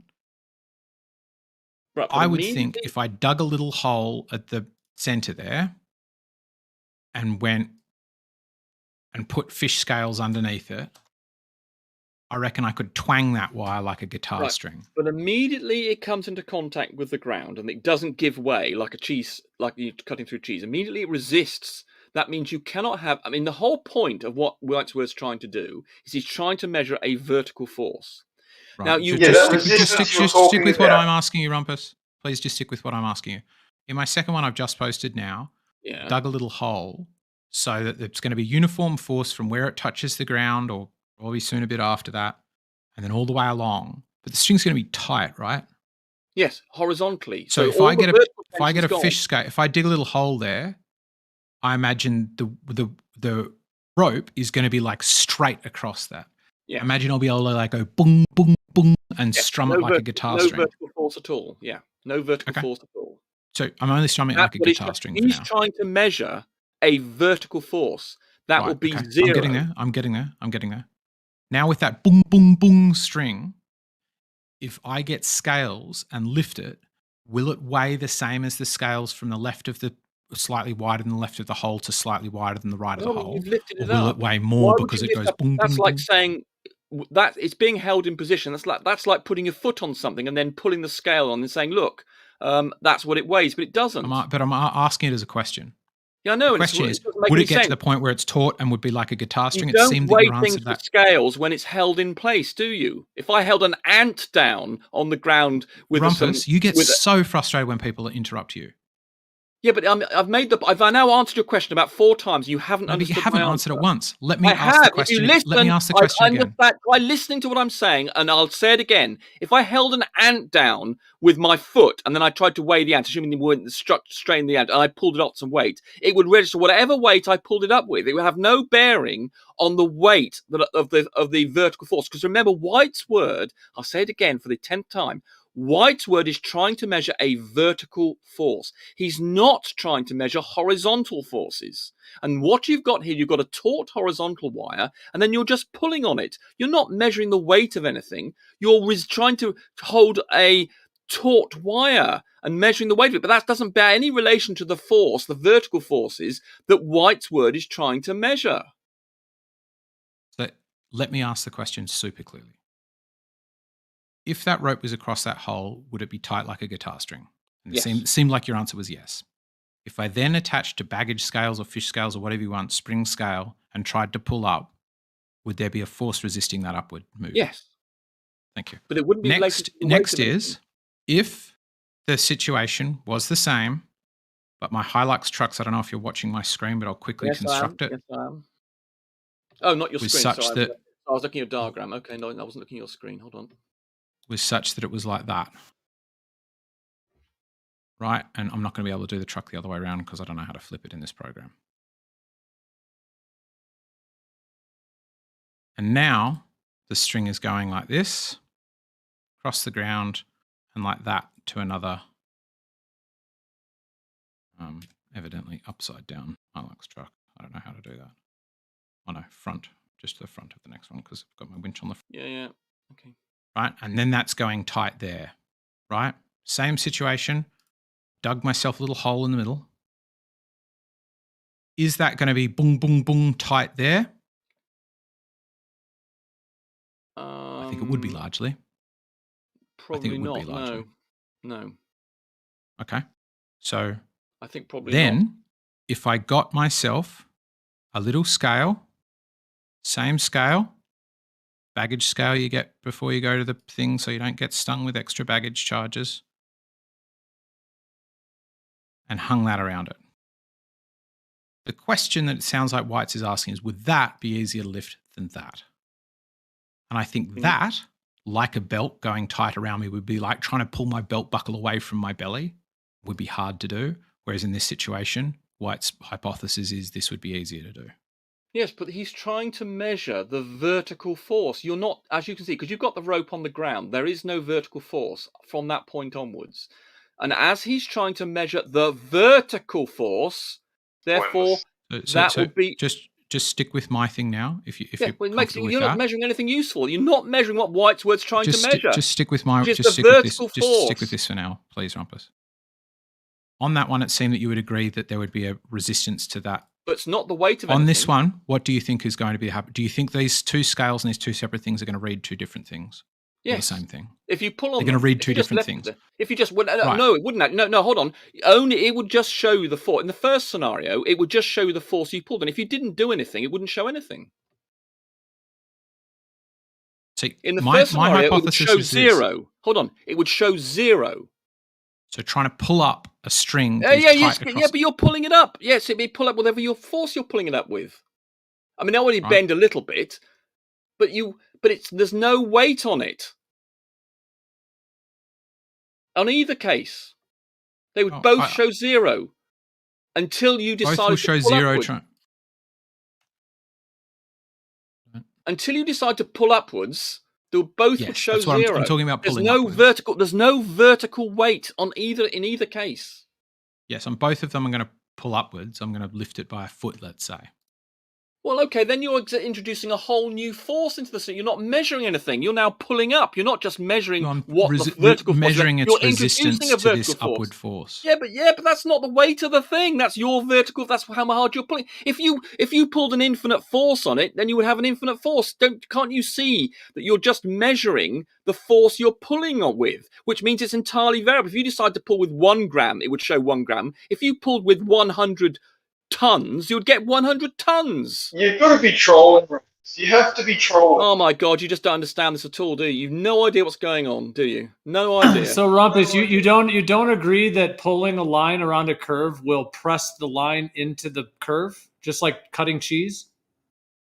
Well, you lose the vertical force. As I said, the White's word whole thing is trying to measure a vertical force because that's what where we're trying to measure whether there's a vertical force of zero or whether or not it's being pulled down. In other words, he's trying to measure a vertical force. What part of the word vertical is in contention? Say that again? What part of the word vertical is in contention?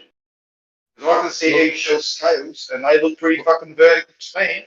Well, no, it's not in contention. I know what vertical is. I don't know how you're opposing my idea of vertical. You're the one who's got some contention. I have no idea what it is. You referencing that my test measures vertical forces, and for some reason that differs to the vertical forces that eggshells are determining. You're breaking up. It's impossible to hear what you're saying. You go. Good. Hey, Rumpus. Oh. Over the last 3 years, how many so-called experiments have you heard these guys come up with that they didn't actually do anything?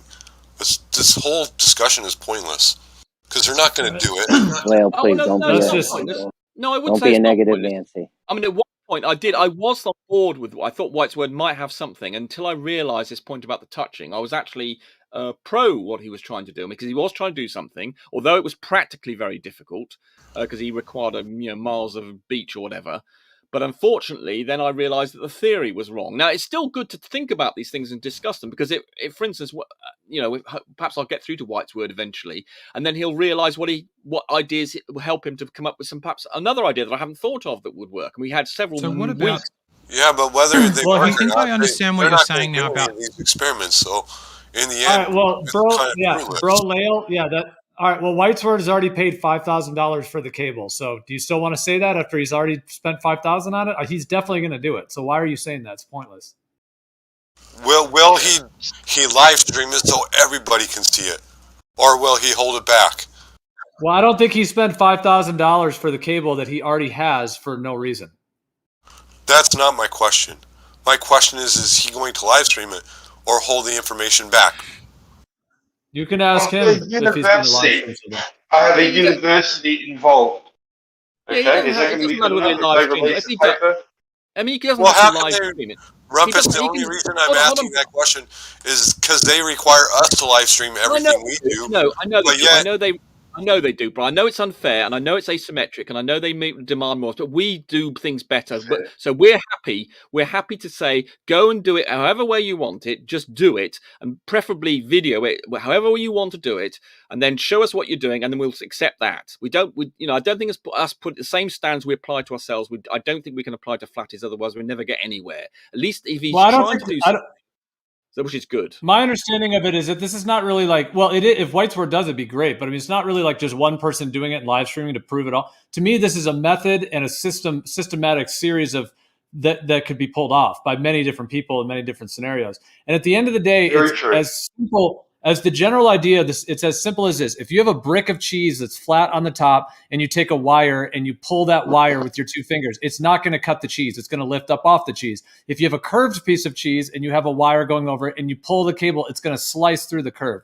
The bottom line, the reason that it slices through the curved cheese rather than lifts up off the flat cheese is because it's curved. So in the same way, if you're lying a cable on the earth and you're pulling it taut, the idea is that there will be a pressure that is pushing the cable into the curve, therefore measuring the curve. Physically, it's not optical. There's nothing optical involved. It's 100% physical. It's almost as good as having a ruler right along the earth. And as you pull it taut, you're going to get it pushing, and just like it would cut the curved piece of cheese, you're going to get it pushing into the earth, and that can be measured, therefore measuring the curve. If you don't measure that and you get a planar flat result, you're not going to get that pressing in. You're going to get it lessening off of the scales that you're measuring, therefore directly measuring the shape of the earth.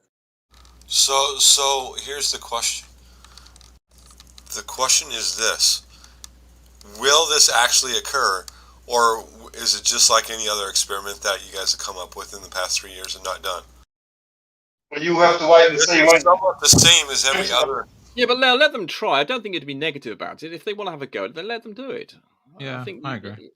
Yeah, that just sort of counts as a heckle. That's not really anything useful to a conversation. Yep. I mean, put it like this: it's not going to work, so you should be encouraging them to do it. If you want to maximize the damage to them, then you should be saying go ahead with it, because it's not going to work. Well, I think that's what the well, okay. I find this interesting. It's almost like a litmus test for globe earthers, because it seems like some of the globe earthers are actually really into it and like, oh, this could work, this could be definitive, and so on. And then other are just saying, no, it'll never work. It'll never work. I mean, if it before, and then there's the honest ones that are saying, yeah, please go and do it. Yeah, please go and do it. I'm saying please go and do it. And I would like some confirmation for my theory. But you just want to condescend and belittle, you fucking dickhead. No, you don't. No, I don't. If you remember, Whites, when you first presented it, I was very keen on it, and I said, "Yeah, let's go for this." And I thought the theory was going to work, and so I was encouraged. I sent you no, in fact, you sent me a DM, but I responded positively to the whole thing, and we tried to encourage. Then I realised the theory doesn't work. But that doesn't mean to say I'm not saying don't do it. I'm saying that it will fail, but nonetheless, you will learn things from it. It will be useful to you. But just prepare for disappointment, because you don't understand the theory of it. If you're going to reject the theory arguments of it, that's fine. But you still go ahead. It will fail, but I still think you will learn things from it. And then you will learn about geometry and forces, which you don't at the moment. So that'll encourage your level of understanding, which can only be a good thing. And you just proved my point. Well, I'm encouraging you to do it. And I will give you any assistance I can. In fact, if I can think of any way of you trying to do it, I tried 3 different ways after I thought it didn't work, of trying to make it work afterwards with George. And eventually we realised there was nothing you could do to make it work. But do you want to tell everyone what one of those ways I was thinking. Oh, it was six miles of line. You were going to hang up like. That's right. We were trying to increase the line because so you're breaking. You're breaking up. Whitesword. White, you're breaking up. Yeah. Yeah, that's my bad. So, Rumpus, are you publicly claiming right here that it is impossible, from your perspective, at any distance with any material, to use a material, whether it's a rope, a cable, a line, whatever you want to use, to pull it taut on the earth to measure the shape of the earth? Are you claiming right now publicly that is not possible to measure the shape of the earth this way? If it touches the ground, then you will not get a result. What you can do is what then after we thought about it with George, is if you were to suspend it, and you could suspend it such that you then worked out how droopy it was, and you allowed for the droop, and you found out how much droop was, and effectively, therefore, you could measure the drop, then you could do it, but it mustn't touch the ground. And unfortunately, when George and I went through the calculations, and then George actually tried to do it in practice of a droopy line, which is the thing that Brian Leakey was also trying to do as well, unfortunately, the damn thing stretches so much, even with this monofilament, super duper strong, super light stuff, it's still stretched like crazy, even though it gave you the spec of the stuff said it wouldn't. It stretched something like 3 times more than the spec of it said it would. And then, of course, you've got for instance, the forces of the wind. When you see this stuff, it's incredibly thin. It's incredibly subject to winds and air movement and God knows what. It's a really delicate stuff, and it's the only stuff that you need. And you need something that delicate to get the strength per unit, weight per unit length. You have to go for some really thin, super strong, otherwise it would cost hundreds of thousands of pounds if you tried to get something that wasn't going to be affected by even a slight waft of wind. So if it touches the ground, I mean, this is the point I've been trying to make for the last ⅓ of an hour, and you still haven't taken it on board. If it touches the ground, then you will not get any of the vertical force that you're trying to go. And I'm trying to think you're not going to get the horizontal one either. The only thing you will then be measuring is effectively the test that George and I were proposing, which is then you would have the so for the scale, for instance, was 2 feet off the ground, you would then have the weight of the rope between the scale and wherever it touches the ground, and that's going to probably only be a few hundred feet. If it's only 2 feet up, not even 100 feet probably. So all the stuff that you're doing to the right of where it touches the ground will have no bearing whatsoever on the experiment. So you might as well just sod all the stuff to the right and simply hang something from a post till it touches the ground. But unfortunately, that doesn't work in practice. I guess I just don't agree with your premise that it's a problem if it's touching the ground. What I would say is that we want it touching the ground because we're measuring the surface. We want it touching the earth. Just like if you put on your stomach, we've used cheese, we've used basketballs, all these examples. But if you drape a shoestring over your stomach and you pull it taut, you're going to get a tension on your stomach. You're going to measure the curvature of your stomach. We want it touching the surface because that's what we're measuring. Yeah, I'm trying to think about it. I mean, I think I'm getting a bit of what you're saying, Rumpus, but to me, on this round one, if I were to pull up, I get what you're saying. If I pulled up with 10 kilos, I'll measure 10 kilos. What I think it would happen with 100 on kilos, this, you'd measure 100 kilos. So yeah, it's not measuring anything besides the force you're applying. You didn't need to interrupt. I'm more talking about obvious. Sorry, I'm more talking about a scale. Sorry, I might have a delay. I'm more talking about a scale that's between the rope and the earth that is pushing down into the earth rather than pulling like a fish scale pulling upward. Like that one you drew above, the couple above. Yeah. But this doesn't make any difference. The fact you're bearing, you might as well just raise up the rope by another 10, whatever the height of the scales are. This does not make a difference. Yes, so this one riding. Can I just finish the point I was trying to make? Go ahead. Which is, to me, let's say I'm not trying to do a scale, I'm just pulling up. I think the only way I can pull up after a certain point, after I've taken all the slack out of that line, is by pulling those cars together. I think that on this one, I would be up sort of here before I start pulling the cars together. That the first thing I'll be doing is getting that rope straight, and that's what I'll be measuring wherever it's leaning off from touching the ground. Whereas my sense of it here is this will be getting.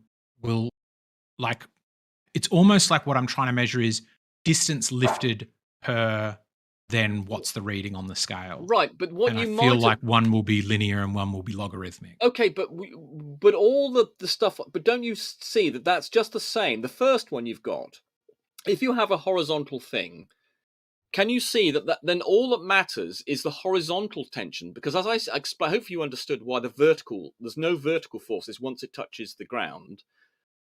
Therefore, you've effectively just got a tense wire. So you might as well just hammer in a wire either side of whatever it is you're measuring, and then pull up on it. It makes no difference.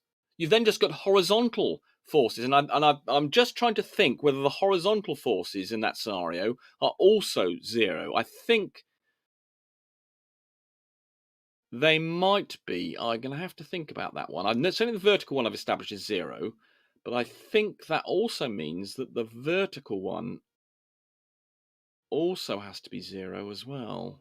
See, Rumpus, I know that you're having a lot of resistance to this, but you have to understand, if the Earth is a globe, we're going to measure that, and then that's going to be proof of what your current belief is that it's a globe. You just made that up. You think it is, but it's not. I've thought about this a lot. Whenever Whitesworth did this initially, I and George discussed this at great length for several days until we came to the conclusion of it. Now, I haven't remembered all of the issues. I'm not just talking about the practical issues. I'm talking about the theoretical issues here. And I'm just trying to think whether, because the point that Riding's made is that he's got this horizontal tension. And he's trying to say that the horizontal tension is he's going to put somehow those cars. But you don't need those cars to be there. All you've effectively got there, Riding, is you could put a very strong spring on the side of the two sides of the whatever tension's left must only be horizontal, and therefore all you've effectively done there is to put a very strong, tense, the horizontal string, and therefore you're not that's got nothing to do with the shape of the Earth. White's word thing only works by measuring the vertical component. So you see what you've got here. What in your first diagram? Again, he says it. In your first diagram, you might as well get rid of these cars and just put a big spring on on the left and the right hand side, and you've got effectively the same thing. Sure, I don't. No. The So you've not. In other words, you've not got any participation of the curvature of the Earth is involved in this at all. Do you honestly just say if we replace the weight of the Utes with another type of force, we have the same thing? Did you just honestly fucking say that? I said that because you've effectively turned it into a horizontal force that has no bearing on where the cars were, where they came from, or where the rope went, all you ended up with is a horizontal force either side of the scales, and that's got nothing to do with the shape of the Earth. Okay, effectively horizontal is not horizontal. Horizontal, then. Okay. Horizontal. Right. So geometrically, you've got a horizontal wire that you've put 2 meters higher. Yeah, you've got a 2 meter horizontal wire on which you've got a force on either end that has that's not influenced by the shape of the Earth at all. Okay. Anyway, thanks, Rumpus. I think someone else needs a turn to talk. That's Thank you. Yeah, I've got to go to bed anyway. Yeah. Have a good night. No, mate. Right, but riding on. You've unfortunately the thing you've drawn has the shape of the Earth does not play any role whatsoever in the tension on that string, and you pulling it up. You're not learning anything about the shape of the Earth. Anyway, that's the end of that. Well, I think Riding has a bunch of good drawings. I was looking at his screen share. I think he's an amazing artist. Yeah, but he understands it, and he's got it drawn pretty well. He's starting to understand it, but he's not quite there yet. He's about 50% of the way there. He'll get there. The rest of it, hopefully. I'm thinking about it. Right, night. Yeah. Well, I think everyone just breathe if we're out, looking for relax. A more dense material, we have access to Rumpus. Maybe we can just pull him with the trucks. Oh, he held up to his name today. Hey, troll, I'm sure of it. I'm glad I missed all that bullshit. Anyway, we will see. We will see. Riding getting kickbacks from Toyota using it in his drawings, is he? Well, it's the same truck I've got, so I He's got a thing for the Hilux. Hilux, yeah. What? Hilux. I got to show you my last trip on my last outing on it. We wanted to go to apply for a game show, so we took the bike to go off road, and then it started raining, so all the off-roading the bike did was on the back of the Lux. Well, I just didn't think what Rumpus was saying made sense. He kept saying that if the line was touching the Earth, then it would not measure on the scale. But once you pull it taut, the line is pulled taut and is conforming to whatever the surface is. So if the surface, why would it not create tension? Exactly. No, I don't think he wasn't saying it wasn't creating tension. He was saying once it's touched the ground, it creates a net zero. I'm still trying to muddle through it in my head, but I'd prefer to get a he's right, but he just focused on that bit that when you lay something on the ground that's touching, there's now essentially, because the Earth's resisting, a net zero force. And it's like, well, yeah, we all know that. But we also all know that when you tie attention to the rope, there's a downward force on whatever it is you're trying to tie off onto the end. Like, it's like he's never done anything practical in his life. You know? Yeah, because that's the whole point. Once Weird. the line's pulled taut, it's going to conform to the shape, and that's what that's what needs to be measured. That's how shit doesn't come off the back of your truck. Like, there's actual real world examples of this. I know the scaling is different, but he's not even talking about the scale. He's talking about the fact that it's just touching the ground. It's like, anyway, I can only assume he's trolling. It just seemed like he was deliberately not getting over that.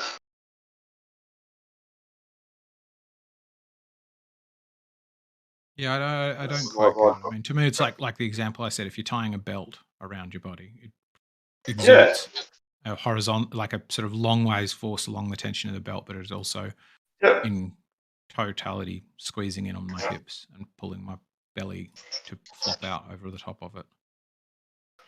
Yeah, I mean, riding. Yeah, I mean, I appreciate. Fence post. Put wire around a fence post and twist it up, and you get tension. You can squeeze that fucking wooden post and get it really tight. Like, there's definitely an inward force. Yeah, because riding, I appreciate how, like, you're not sure whether it'll work practically, which, yeah, that's a question everyone has because we'd have to put it into tests and all that, and also different materials, different areas. There's a lot of factors. But at least from my understanding, from everything you've said, you seem to fully understand the conception of it and how it could work and how it could be definitive. Yeah. Rumpus seems to just bypass that whole thing, and I don't know. He was taking us into all kinds of side rails that I don't know. I was trying to, but yeah. He might be onto something, but it just has an issue of he just kept saying it the same way. Getting it across. Like, repeating it again wasn't making it more comprehensible. Like, try a different way, draw a different picture, have another go at a different. And this is only about testing curvature as well. Like, sure, this has nothing to do with proving flat Earth. We can't prove flat Earth because we can't get the line off the ground, but we can certainly see if there's any resistance upon tension or not for curvature.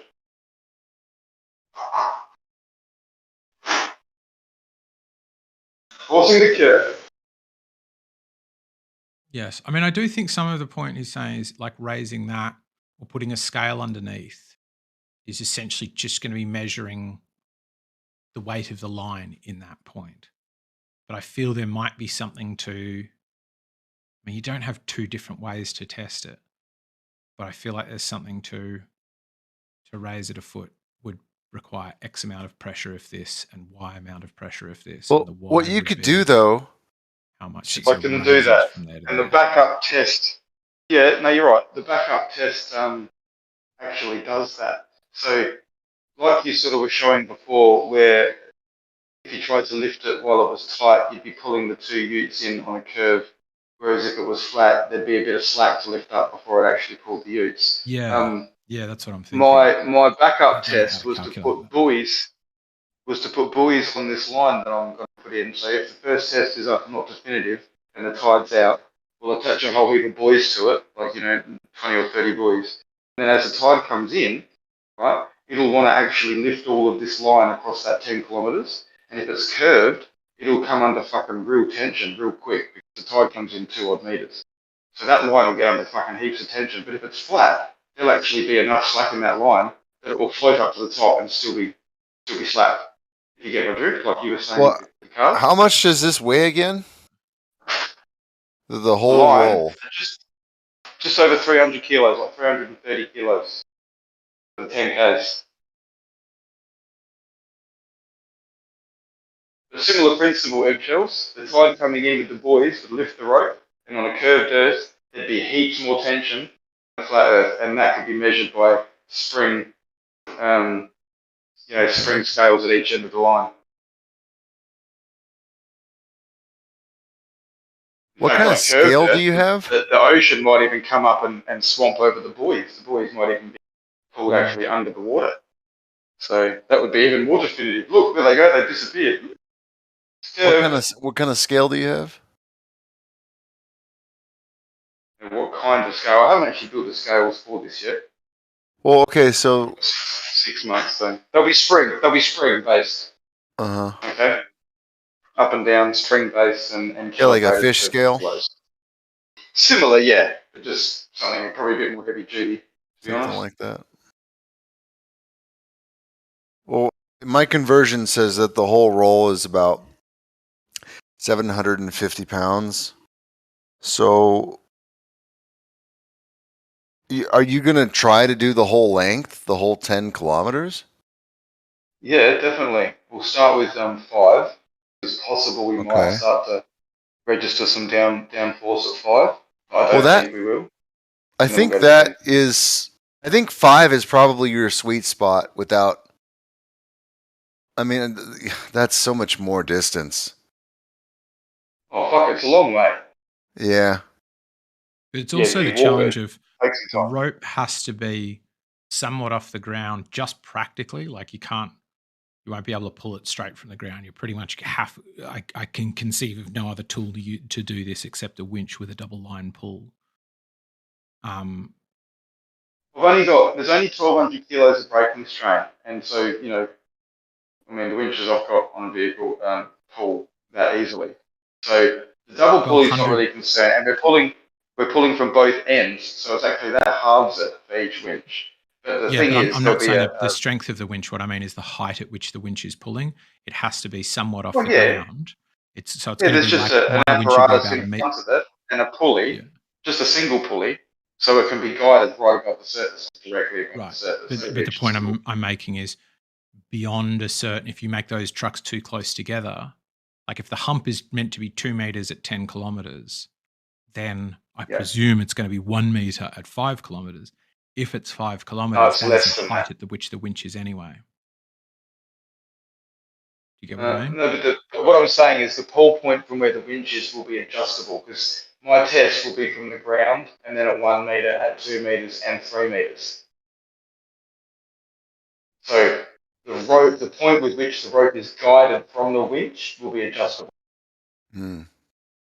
Is the scale going to be on video throughout the whole the whole period? So we can watch it, increase, decrease, half tension or not or whatever.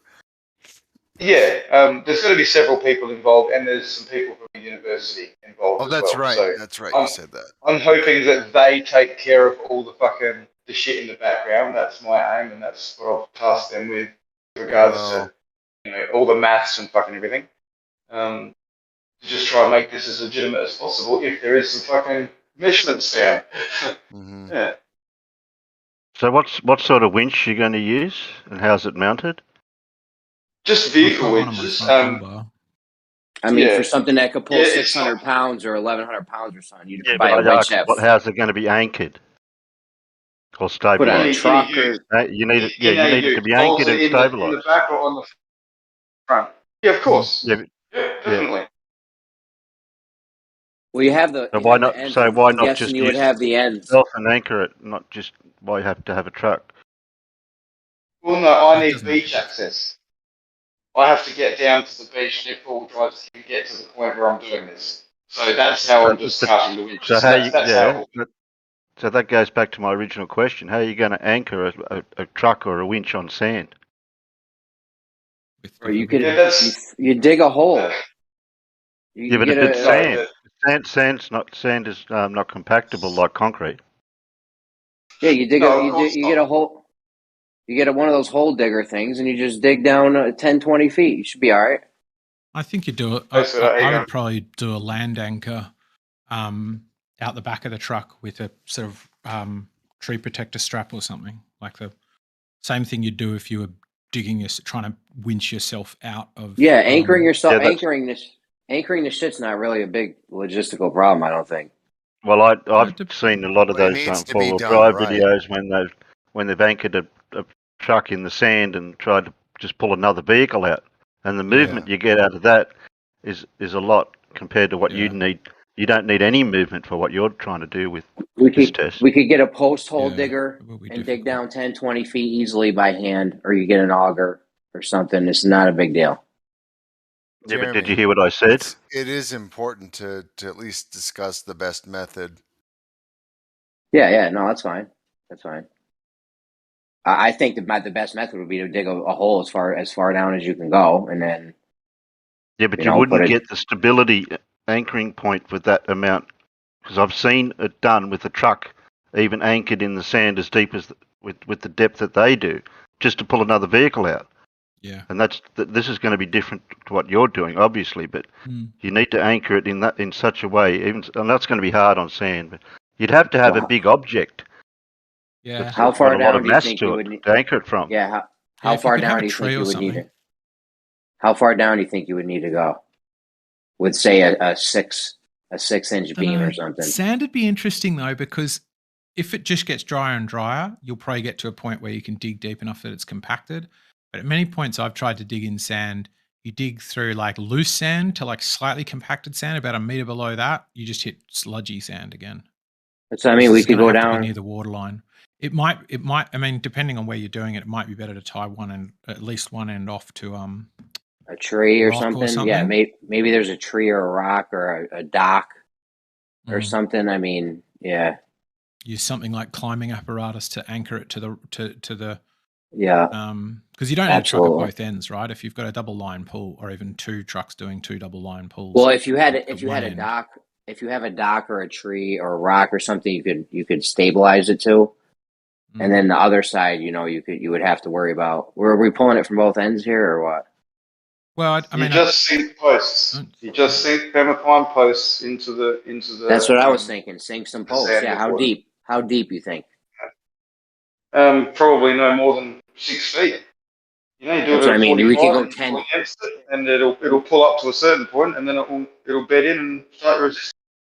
Yeah, we could dig in. I mean, I've been a dredge operator for a long time. 6 feet is nothing, too. I could dig one personally before breakfast, 10 feet. So.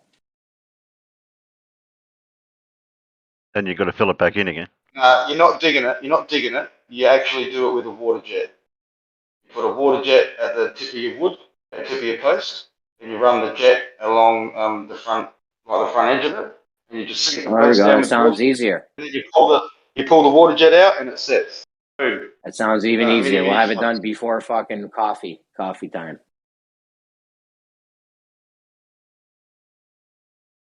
Either way, I don't think anchoring is really an issue. Opposed to my initial thought to how to anchor it, you just dig down. I don't know. Even if you had to go 20 feet down, that doesn't even seem like that's really a big deal. I'm sinking 10 posts along this line. Ew. And also this tensile strength line that we've got to get. We have looked into this before in the groups around here, and the stuff that they need is, I don't know if it's expensive or not, but it's hard to get hold of. Well, Gio was saying you've already got the line. Is that the case, White? Sorry. Yeah, but I think this other fellow's missing. We're not trying to lift the line off the ground or anything, mate. We're not trying to create a horizontal with the rope. We understand that's impossible.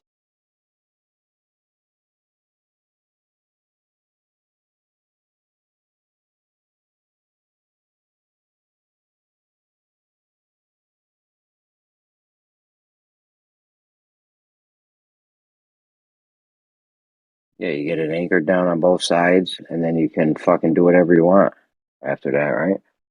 You get the winches on it.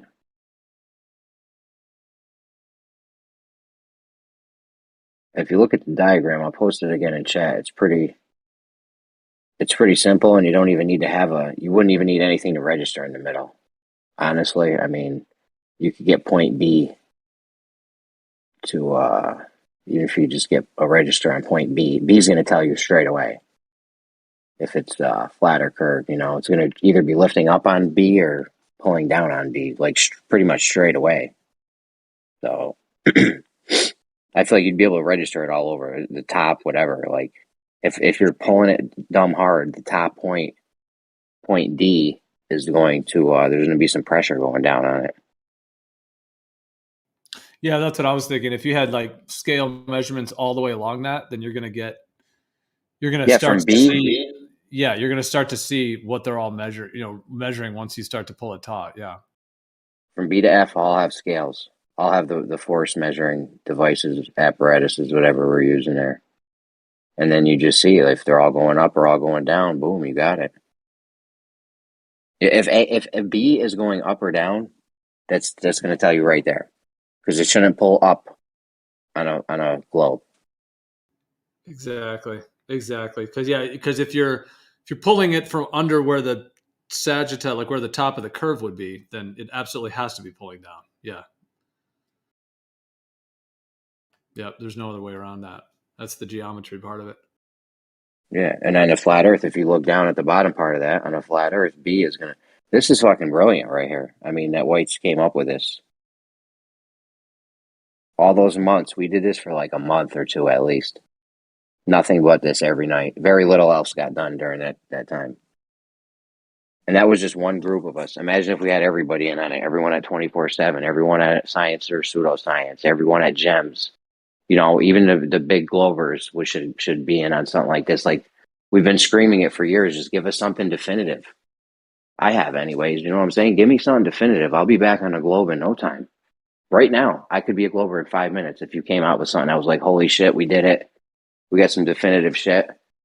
I'd be a Glober in 5 minutes. I have no problem with the Earth being curved.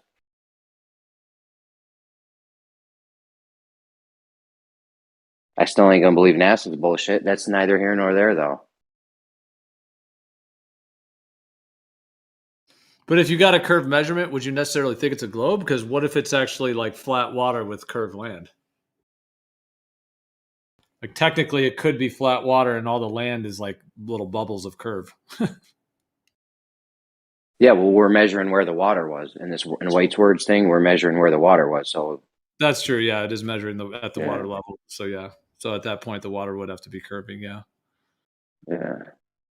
But even at that, let's just say, but does it have to be a globe? Is all I'm saying. In your mind, if it came to that, because also couldn't it be like a hemispherical thing or something? Oh yeah, we could just be on a half a globe or something. Yeah, that's true. Either way, I would have to say that, you know, Earth's probably not flat at that point. If we got back the result where they were all pressing down, I'd have to be like, yo, there's no way for this rope to be pressing. I can't think of a way for the rope to be pressing down on a flat surface. So it should be going up, definitely not down. So if you're registering down on all of them, that's going to be a tough workaround to say that the Earth is flat still after that. You know what I mean? I agree. Well, especially if there was a lot of them, you know, like the same reason as if you same reason. My bad. Sorry to cut you off. That's the same reasoning as if you got an up reading on all of them. You couldn't justifiably say Earth's curving. Like, yeah, you wouldn't be able to say that if you got an up reading on. You know what I mean? There's no way you could be like, yeah, it's a globe. After we did it and they're all reading up, like, there's no way. There's probably some way that that those guys are still going to say that, or some people will say that, but that's what I was saying. If there was like a bunch of different distances and lengths and materials, that's what I would want to see. I'd want to see it done, and definitely just more than once for sure. And then if they all were correlating with that, that would even be stronger. Yeah, the first test would be telling though. You know what I mean? You could pretty much know which way it's going to go after that.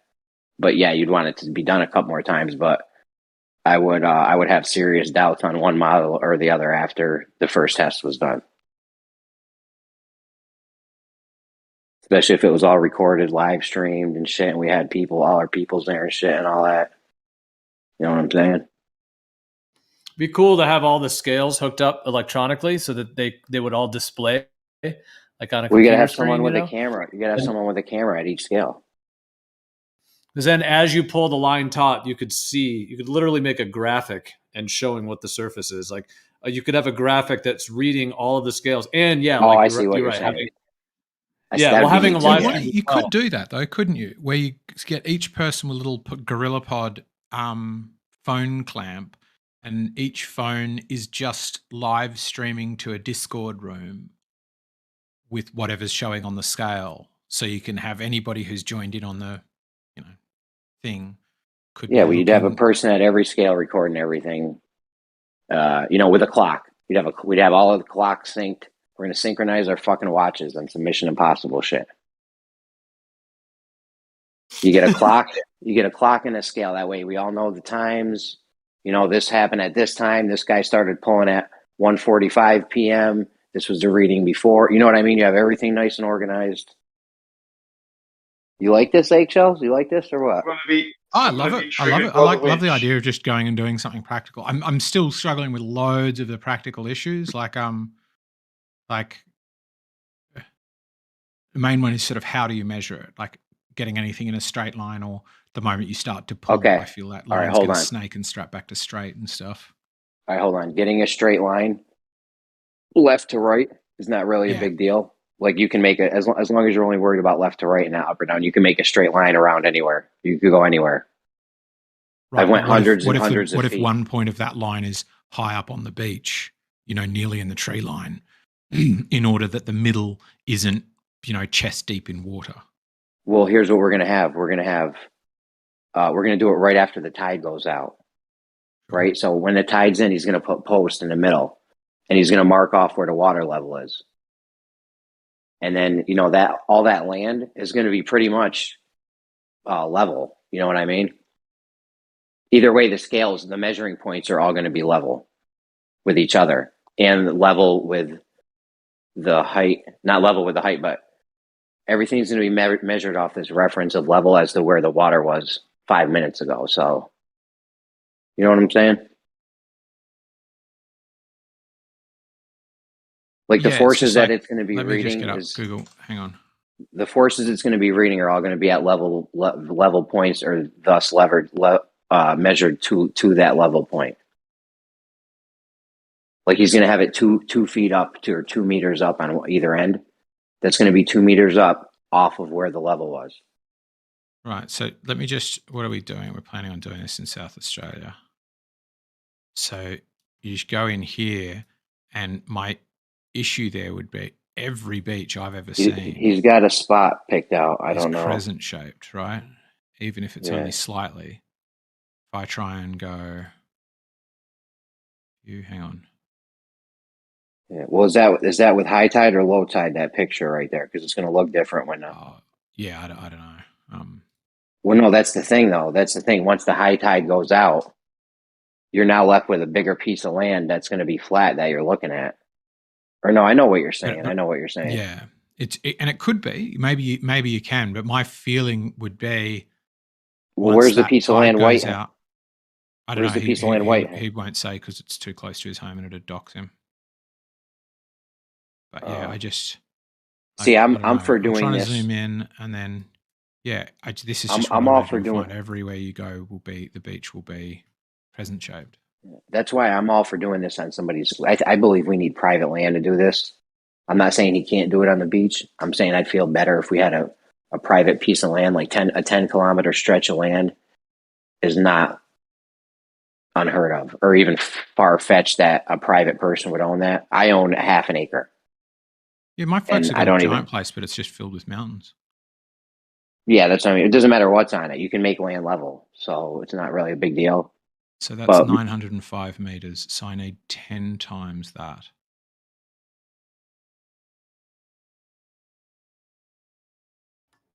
Time to put all your life savings, get a mortgage, and buy a big plot of land, riding.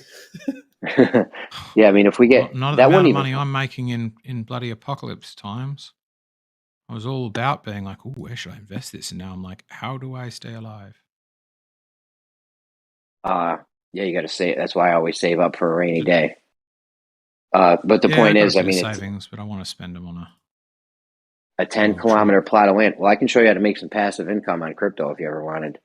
Send me a DM. But anyways, yeah, I feel like this needs to be done on private land. 10 kilometers to get 10 kilometers of land isn't a stretch for us. It probably isn't in Australia either. There's probably tons of shit land out there in a desert or whatever you can get for fucking, nothing, right? They're just like raw land, like raw desert land, or some just raw land that has, nothing on it. You can buy for dirt cheap. There's places like that in America. Loads of it in towards the center, which is pretty flat. And there's salt lakes as well. So I mean, I think a salt lake would be a pretty good place to try. I mean, there's the water's been leveling that, but it's hard surface. There's places in America, and then you can get 10Ks out of it. There's places in America where you can get like an acre of land for like $1,500 or something. So I don't know how many acres you need to make a square 10-kilometer stretch. What, 10 acres will do it? No, I have no idea. Anyways, this isn't like far-fetched. Like for the amount they spent on that gyro, I feel like you could have bought the land to do this on. You know what I'm saying? So this I've got as close as I can without losing sanity. Get that line to be 10Ks. You need a beach that is that long. somewhere straight.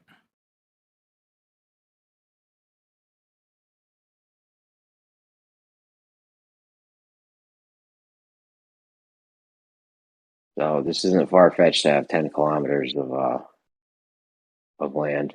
You know what I mean? 10 kilometers, no. 10 kilometers that people are sufficiently happy to say is flat, I think, is the issue. No, it doesn't matter. We can make it, bro. We can make the land flat. It doesn't have to be. And this, I could do this in the fucking Adirondack Mountains, bro. What, you're going to make 10? You're going to make a 10-kilometer flat stretch? Yeah, you got to dig a canal too. So you're going to dig a canal, fill it with water, and so you're going to see where's level, and then right next to it, all the dirt you took out of the canal, you either put it on the side where you need dirt to make it higher, or you know what I mean?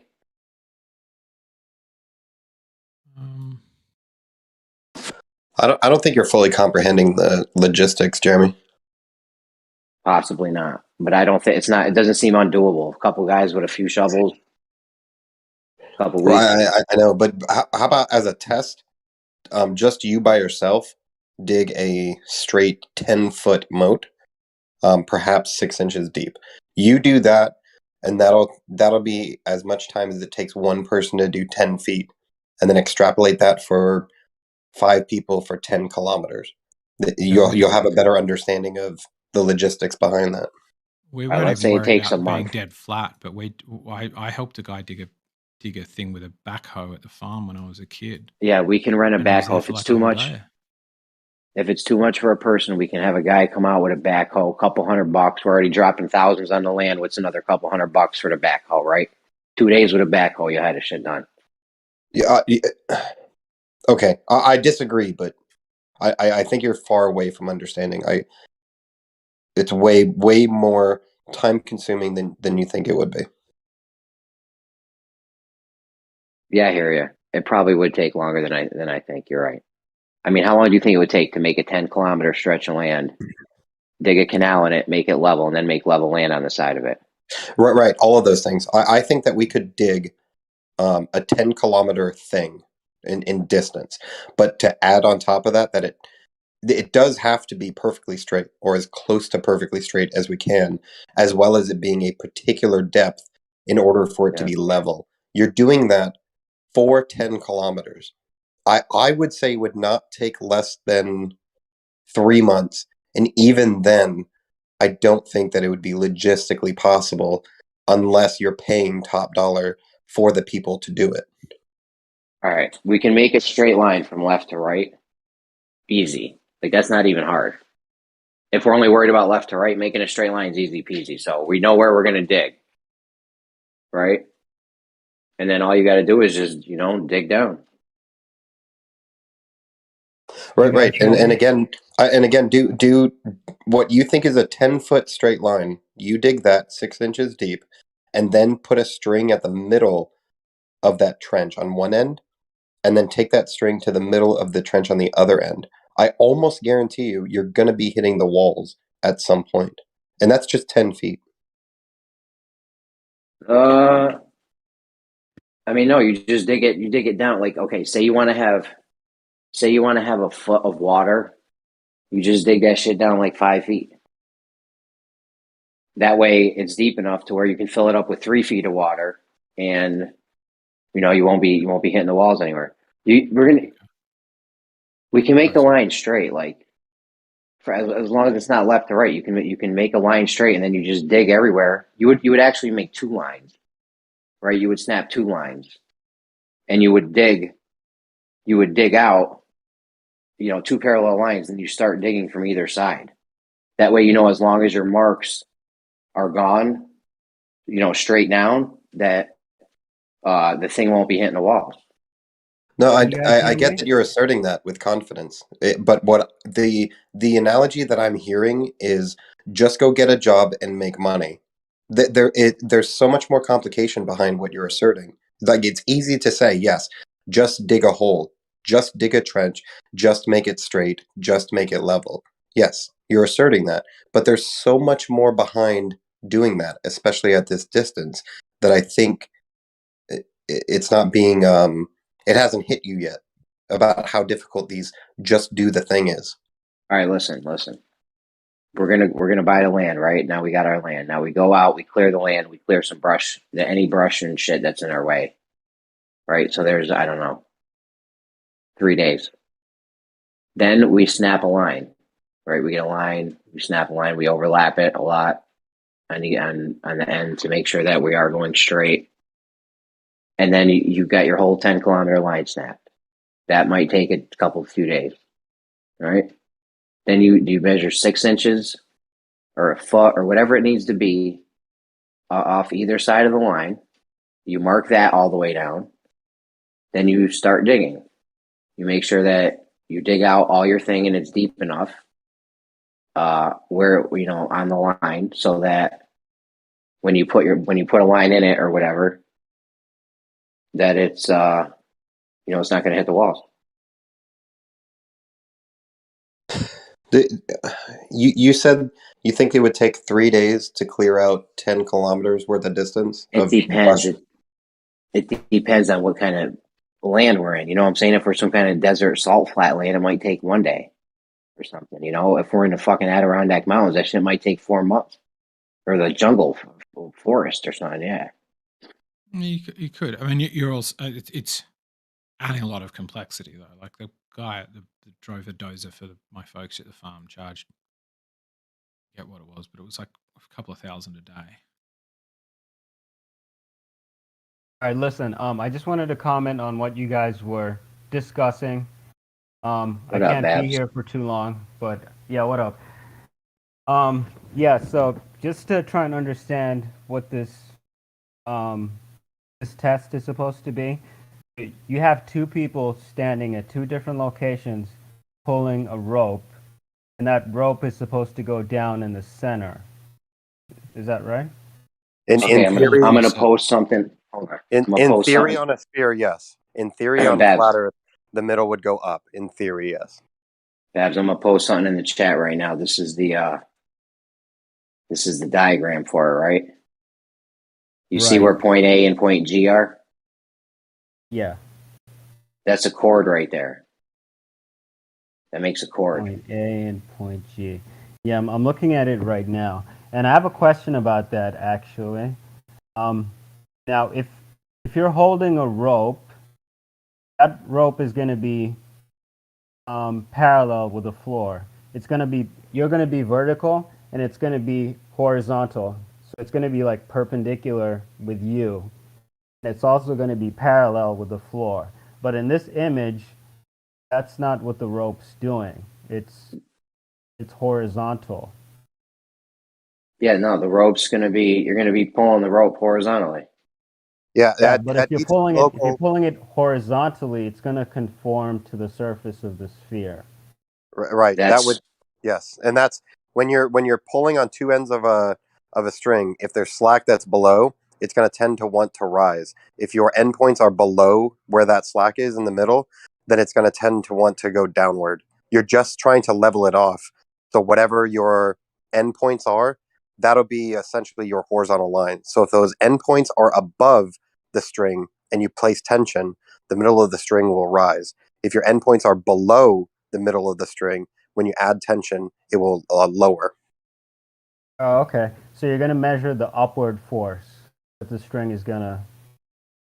or downward. Up or down, yep. Because the downward force is only going to be the weight of the string, but the upward force is going to be the tension of you pulling on the string. Not necessarily. Go ahead, Bio.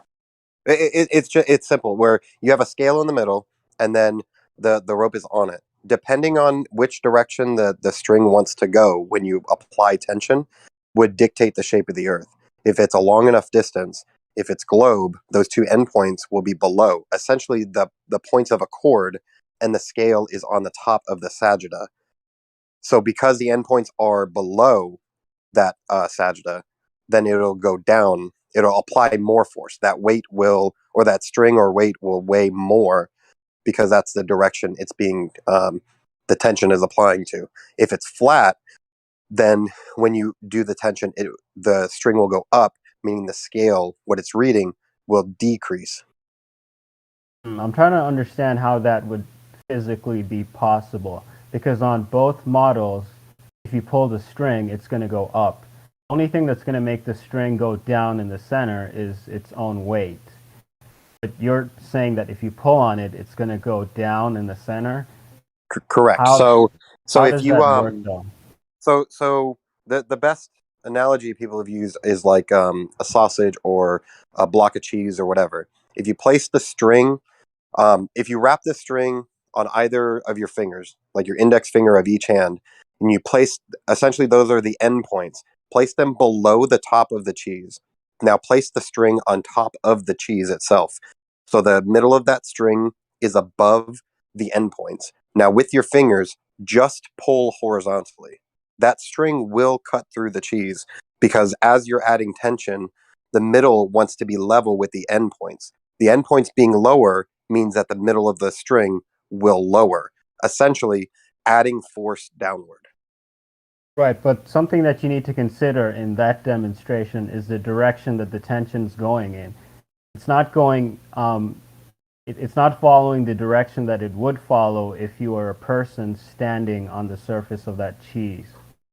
Because you're pulling left to right, and that's not what's going to happen if you're thinking about two people standing on the surface of the earth pulling a rope. The only way that it would do that is if the tension was in an upward direction. I would disagree because even you're right at your local location of the endpoints, it's horizontal or essentially horizontal that you're pulling it at the local area. But because this is encompassing such as the cord and the sagitta, what you're doing to the sagitta would be a downward force, despite the local cord points being horizontal. Okay, just hold on 1 second. Eggshells, could you post that image that I just sent you? I can't post images in chat, and I just want Biodual to look at it just to sort of understand what I'm saying. I'll give you. Yeah, I'll give you the live stream verified. Yeah.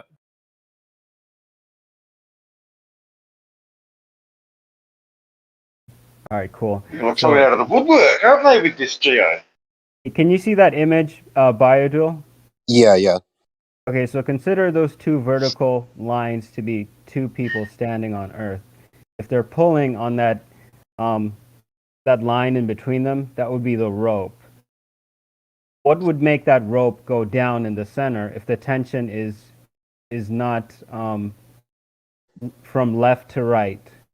Right. So let's call it cardinal directions. The person on the left side of that sphere is pulling horizontally, meaning they're pulling it down the way we're looking at it now. The person on the right, their local position, they're pulling horizontally, but the way we're looking at it, they're pulling down. What you're doing is you're reducing the radius of that rope. So as you pull on it, the entire system wants to come closer to the earth because you're reducing its radius. And that's what you're essentially doing is, in all practicality, you're reducing the radius of that string. Right. I would have thought that it would get to a point where it just conforms to the surface of the ground and it just remains equidistant, except at the center where the weight of the rope is pulling it down. Right. That will be where we disconnect from theory to application. So in theory, we're assuming that the scale is precise enough, let's just say, to pick up any amount of force at any precision, as well as the tensile strength that would be required over this distance to not break or stretch or anything like that. Assuming those perfect scenarios, what you would be doing is reducing the radius in which there would be a downward or at least towards the center of the earth force in all directions because you're reducing the radius at every point.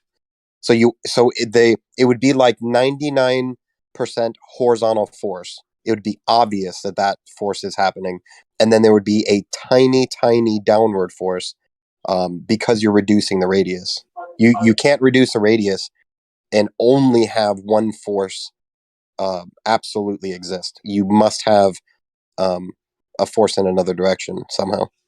Right, but if we're trying to falsify either model, if if this was on a planar surface, for example, and you start reducing the length of that rope, what would happen is it would get to a point where it's like tug of war. The rope wouldn't start going down.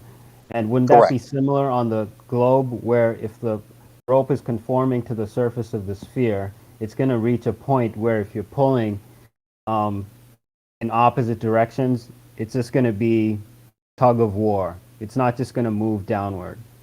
If you get to the point of tug of war, you've reached it to where it's like maximum tension, where it would be off the ground at that point. As far as the planar versus sphere, on a planar Earth, if you were to do that, the string would rise, because the endpoints, that's your level line for the system. So if you apply maximum tension, the middle of it wants to reach that horizontal, which would be above it, so it would rise up.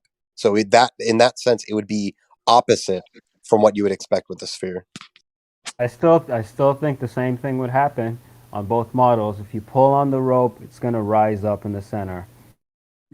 Well, the thing is that the distance by which you're let's say your winches for pulling this line are, let's say, 2 feet off the ground, very close to the ground.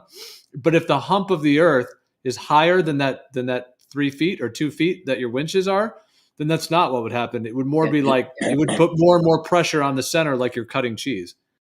When you have 2 points, think about two observers. There's no hump in between them. There is a hump there, Babs. There's only the curvature of the ground. The only way that they would be a hump in between them is if there was an elevation change. There is, Babs. There's a hump. Hold on, guys. No, there's a hump. There's no elevation change. Hold on, Babs. There's a hump there. You see on point A and point G on the diagram that I posted. Those are 2 points. If you have a string, and the ends of them are secured at these 2 points, and you pull it, it's going to try to make a straight line. The cord. That's called. Is that between those 2 points, the center is higher than those 2 points. According to the cord length, yes, there's a cord there that cuts through Earth. That's called a cord. The sagittal is the middle. No, that's. I don't think it works that way. I think because what you're saying is that the center between those 2 points is higher, and that's not true, because it's equidistant on a sphere. Every point is equidistant to the center, but if you have 2 arbitrary points on the surface, you create that chord line through that sphere.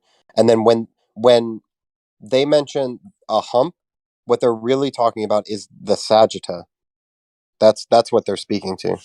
Yeah, I mean, the same reason that some people say boats are going behind the curve. It's the same idea. It's like there's something in between you and the boat that that some people would say it's the curve of the Earth.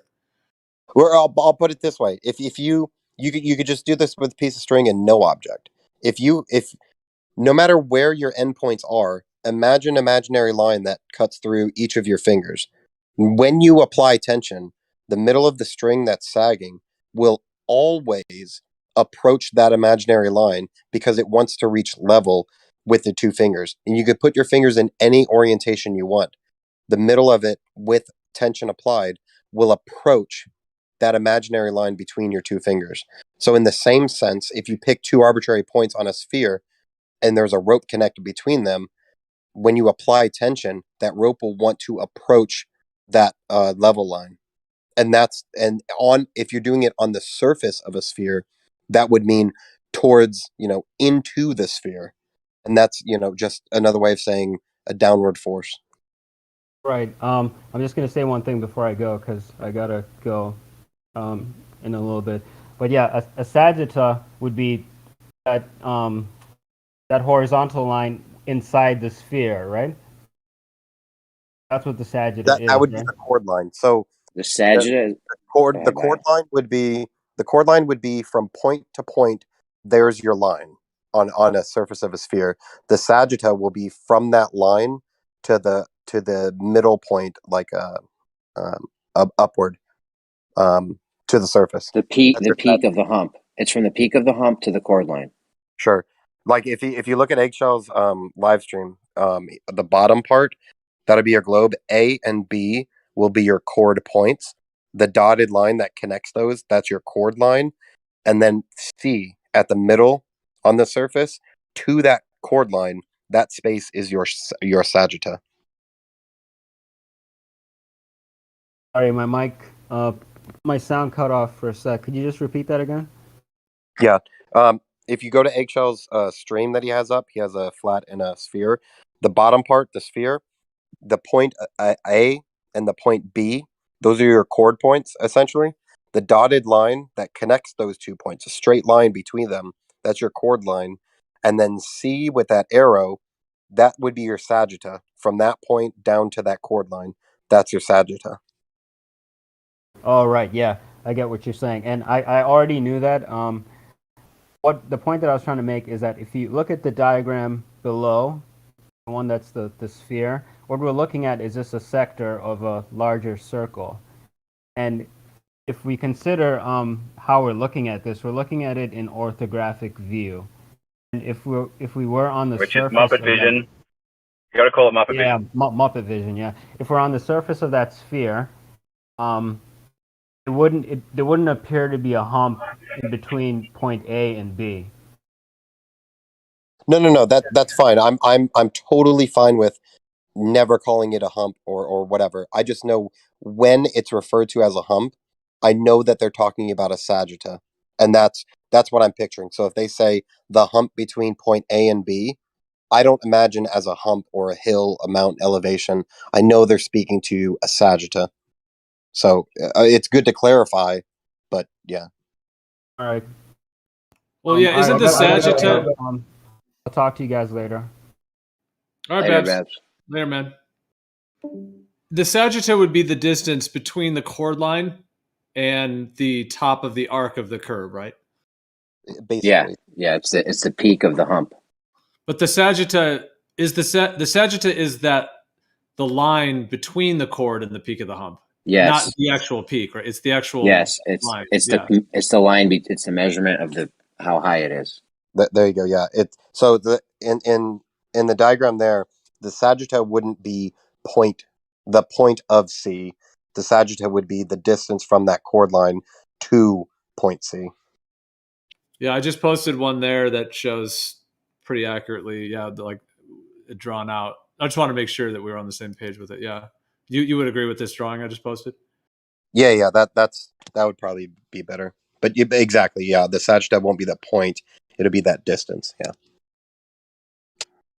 And that's essentially what this would be measuring with the cable on the ground. You're measuring, as you're pulling it taut, you're measuring essentially that the sagitta is there because you're pulling it and getting the reading of the pressure against it. Whereas if it's a planar surface, you wouldn't get that. You would just get, it would be kind of neutral, or it would lessen on the scales. It would probably do both. Some of the scales would be lessened.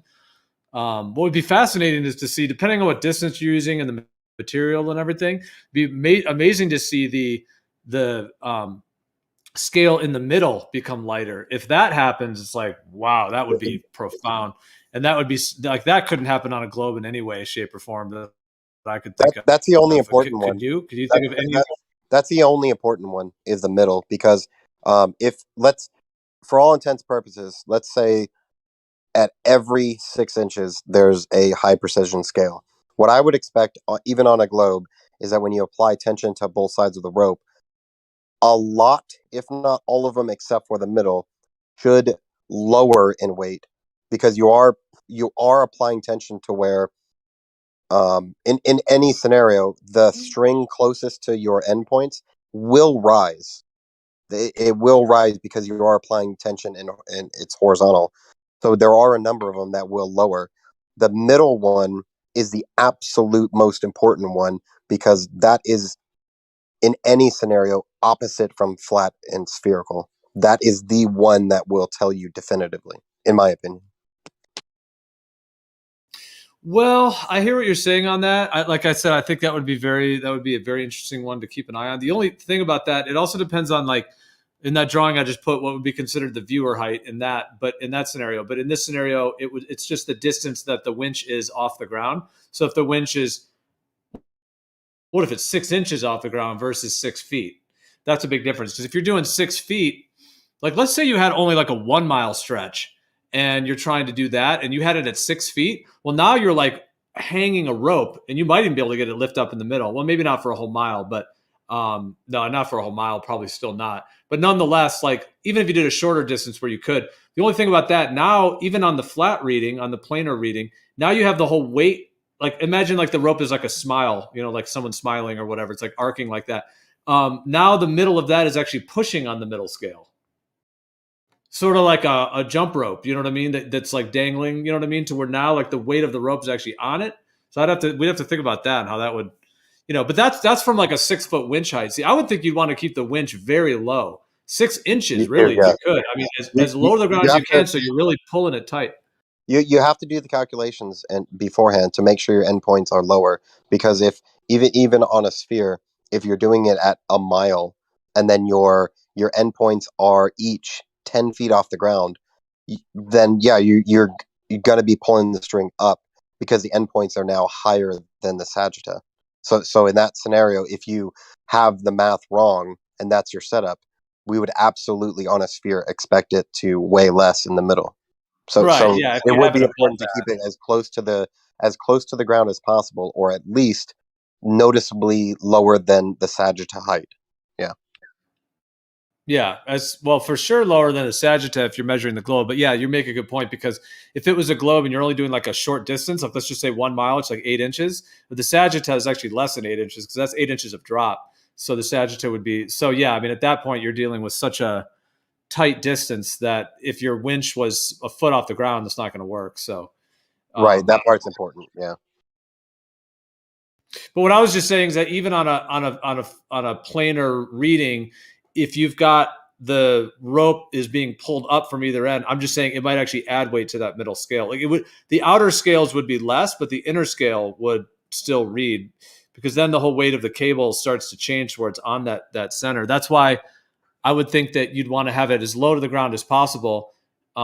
So that like on a flat reading at that point, if it's as low to the ground as possible, if it's just 6 inches off the ground or something, that's not enough in any way to lift the cable enough to actually do that, to make like a smiling sign, you know? So that would be your best. And then what you would expect to see is really like no difference. Like if you had a bunch of, let's just say, bathroom scale type things, you had a cable that's all going along the earth, and like riding did, you can kind of like bury the scales into the earth so that it's not like 6 inches or a foot above, but it's actually like almost flush with the earth, but it still can measure it. If you then get all that set and you pull on it, you know, on a planar reading, all those scales are either going to be less or stay neutral. They're not going to change because all you're doing is stretching the rope over a planar surface. But if it's globe, I would expect all of those to go up. Like every single scale along the line should go go up. And then yeah, I would think the one in the middle would be the most. Sort of like if you put your finger, it would be like if you took a shoestring and put your fingers, like 4 fingers, and then put the shoestring over, and then you pull it over the globe. Like, is there a difference? I'd have to think about that. That would probably depend on a couple other forces. But nonetheless, I would expect, like we've been talking, I would expect to see all those scales increasing in weight, and then you're literally measuring the curve that way. And if this got that reading and this was done well, like I said, for myself, I would absolutely not deny that information. Like how that would affect my worldview, my life, that's another question. But I'm just saying there's no way I'd be able to ignore that. I mean, especially if it was definitive in that way. Right. That's always been my position, is that if you provide the evidence, no matter what my worldview is, evidence is evidence. You can interpret it a particular way, but the evidence itself can't be denied. Well, I guess it's the evidence itself, though, because I mean, all of the evidence, as it were, that's presented for both globe and flat Earth, like for me, it's so far on the flat side, whereas for you, it's on the globe side. But this evidence, we're both agreeing could be definitive, and we're both agreeing it could be, definitive. So what is it different about this one? I would say that it's a physical measurement, right? Like it's no optics, it's no belief, it's no government agency, the optics is an important one. It's not even optics. It doesn't depend on intuition or truth, intelligence, or anything. It doesn't depend on any of that. It's literally a physical measurement. I would call it more of a reading I'm not sure measurement is exactly the right word. I think it's more of a reading, but it is measuring as well. But it's reading the force of the measurement of the pressure of the measurement tools that you're using, which in this case it's a line over Earth's surface. It's more of an implication of it's an implication of forces and I guess you could say Earth shape. It would be an implicit evidence, not direct evidence. Well, Bio, if we got readings that were all, say they were all going down. Say we didn't know anything about the shape of Earth, right? And we did this, and we got readings, and they were all pressing down. That would lead you to believe that the Earth has some curve to it, right?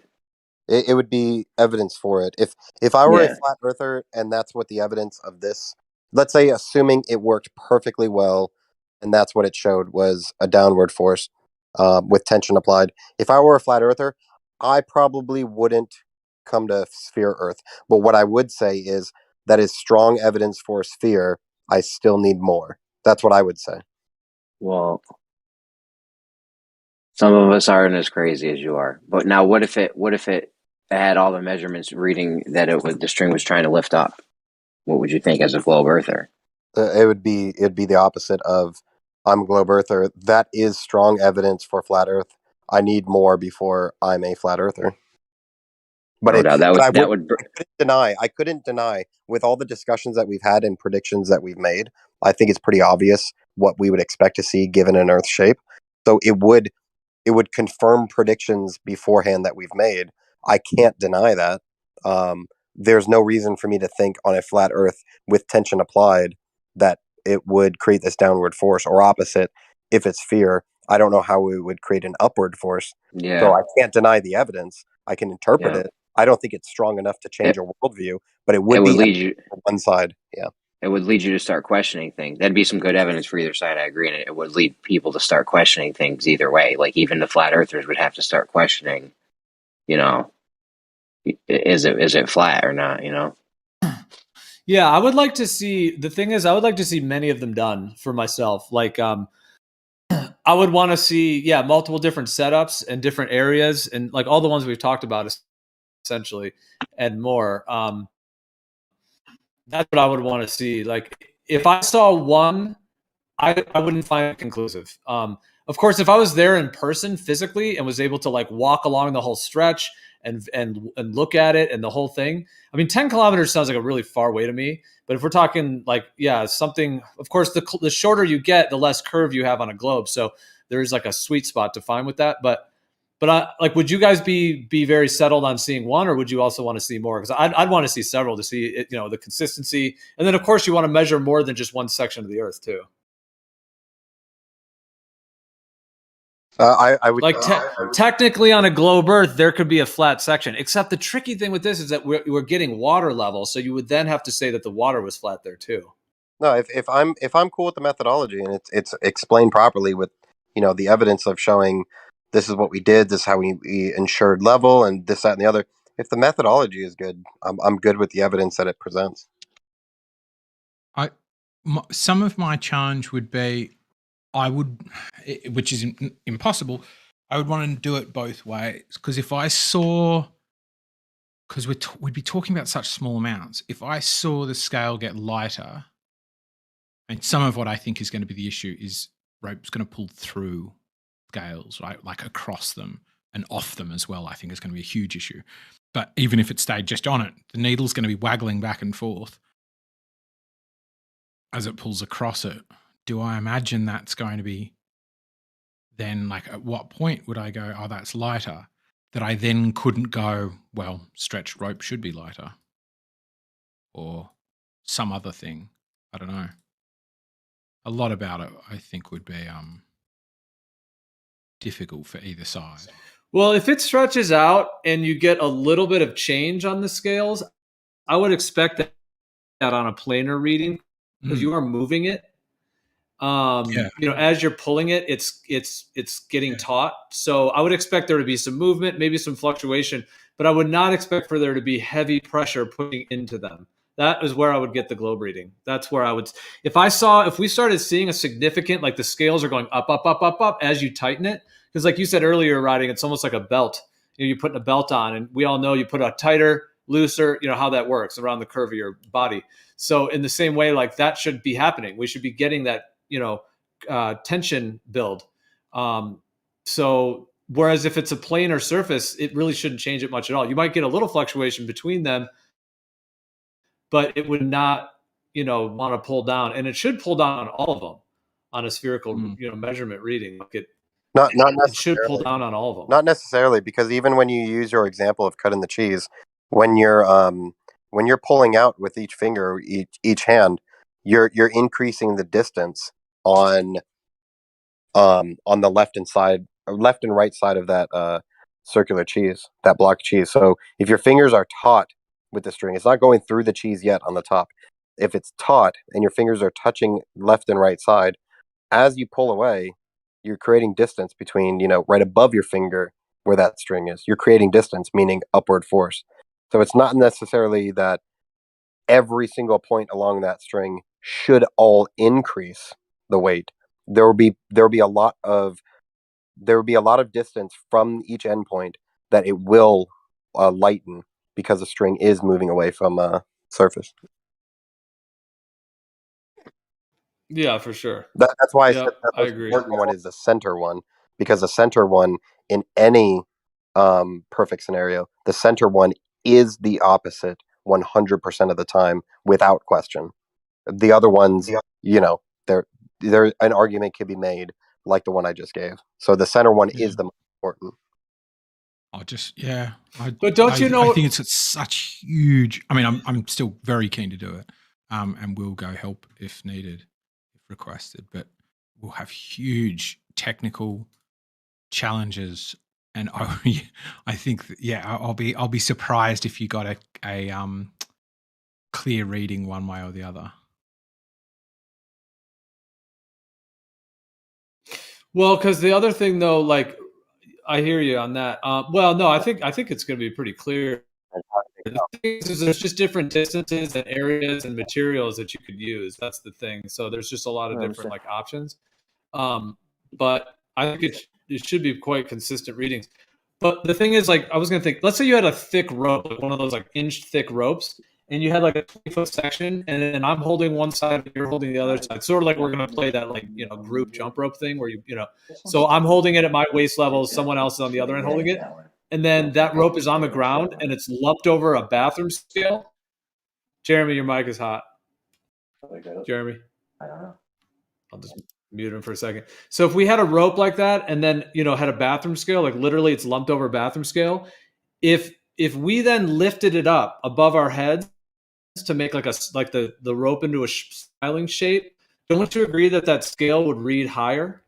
Because like the whole weight of the rope is now on the scale instead of just lying on the ground next to it. Yeah, and that's the other thing I think is the challenge is like I don't have a full idea. I think that's kind of what Rumpus was saying, but it's kind of what Rumpus was saying. But yeah, go ahead. Yeah, from wherever it touches, isn't it just measuring from wherever the rope stops touching the ground to the scale to where it starts touching the ground again? Yeah. No, but what I was saying, if you lifted it up, if you had a 20-foot, if you had like a thick rope that was 20 foot and pretty heavy, and then two people lifted it above their heads, I'm saying that scale in the middle would weigh more, right? Yes. Yeah, it could well weigh more. Yes, that is essentially what Rumpus was saying. Is that when it's loose and sagging, there's parts that are freely resting on the ground around the scale. The scale isn't picking that up because the ground is supporting it.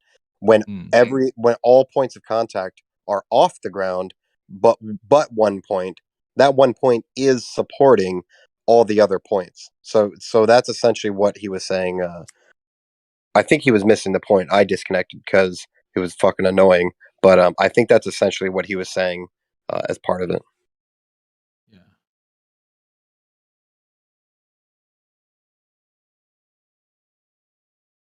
Yep. To all of that. Yeah, but I do think it's going to be a huge challenge. I know, I'm trying to find if Lakey is dead flat in the middle. Because this beach is huge. Like I've been looking around Australia, and South Australia seems to be pretty lucky in having this bit, and That is the closest I've found, and everywhere I find, this end needs to be like virtually up in the bushes. I don't know if you can see the black line I'm looking at. And then this end is like fully up in scrubland. And this middle bit, which is exactly where you'd be measuring, is like wet. That's one of the things I think is going to be the biggest challenge.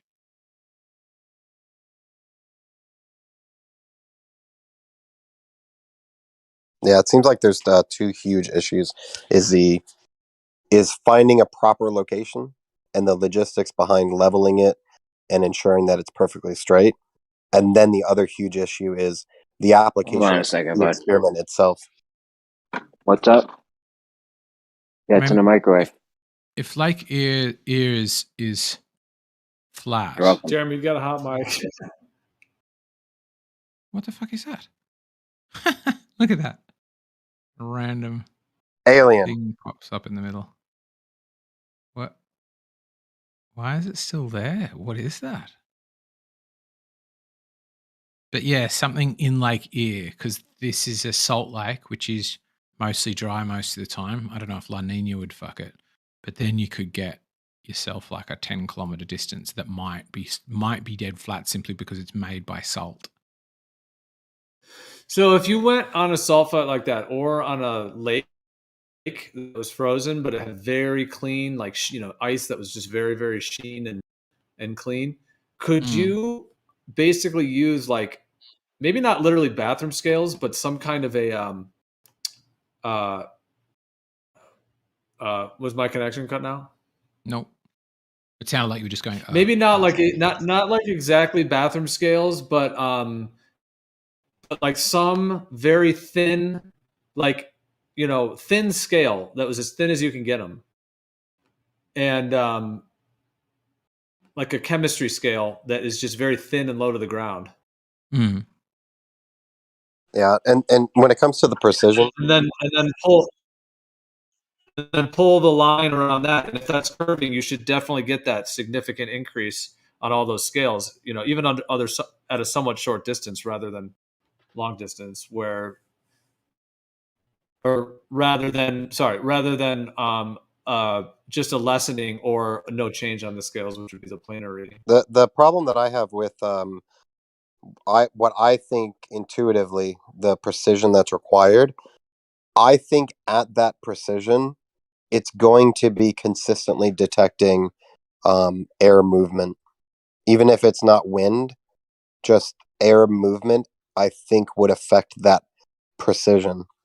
So I like, it's not a cop out, but the precision that would be required, or the magnitude of the forces that we would expect, given the tensile strength of whatever material, I feel like is lower than the forces involved with air movement. Yeah, but if we did one I think there's mile, a high probability that everybody goes home claiming a win. If you did like 1 mile on a frozen lake and just pulled it really taut, I mean, because really any amount of curve should make the scales be higher, right? I mean, especially if the distance that you're pulling them from is under what the sagitta is.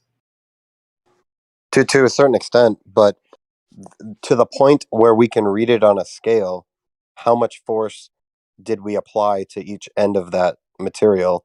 And then that amount of force, is that greater or less than the tensile strength? I've been having fun with the theory of it, and I support it on the theory side. The application to reality, I don't think it's going to get even close. I think the amount of force that's required for these distance are magnitudes greater than any material's tensile strength. So I don't think it would be possible in reality. The theory is great. I think the theory is sound. The expectations and predictions, I think, work. I don't think that we have material strong enough to do this. I just also thought of a fairly big safety concern, and that is that lines under tension are super dangerous. People don't realize that they'll step over them and stuff. People die in Australia all the time from line snap, and they just go shooting back like a Yeah, even those thick ropes that tie down, big cargo ships and shit, when they snap, it's absolutely fucking devastating. Oh my god, yeah, I saw one that cut a guy in half, just like straight through his waist. Just went Yeah, it's 2 pieces. it really is hot wire against butter at those tensile strengths and that amount of tension. Even those thick fucking ropes, even with metal chains and all those, just the amount of force that's involved. It is Newton's law. You're pulling in one direction. When it snaps, it wants to go in the other direction. All of that force, it's almost, you're almost incapable of imagining it if you've never seen it before. It's so ridiculous.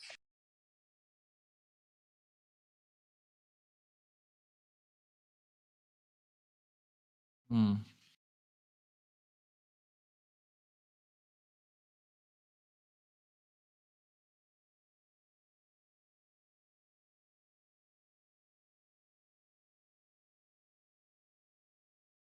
Well, what about even doing it like over a 1 mile stretch with a really, really strong fishing cable, fishing line, but some of those ones that are really, really strong, and basically have like, yeah, like I said, those very, very thin scales that are almost like a bathroom scale, but more precise, and they're very low to the ground. And then have that fishing line, which is very light, and then run it over the whole mile stretch over like on frozen water, for example, and then have it very close to the ground and then pull it. Yeah, it'd be good to use some kind of winch system or like a fishing reel thing that you could concoct, hook it up to where you could like slowly crank it and then it would make it tighter. So on a planar reading, those scales, I mean, you might be able to get the line to lift up in the middle, but either way, those scales would definitely lessen. If it's flat, like those scales are all going to lessen. Whereas if it's curved, even that 1 mile, you have that 8 inches per mile square. So you've got that first 8 inches. That should, the fishing line should press into the curve, and then that should be measurable.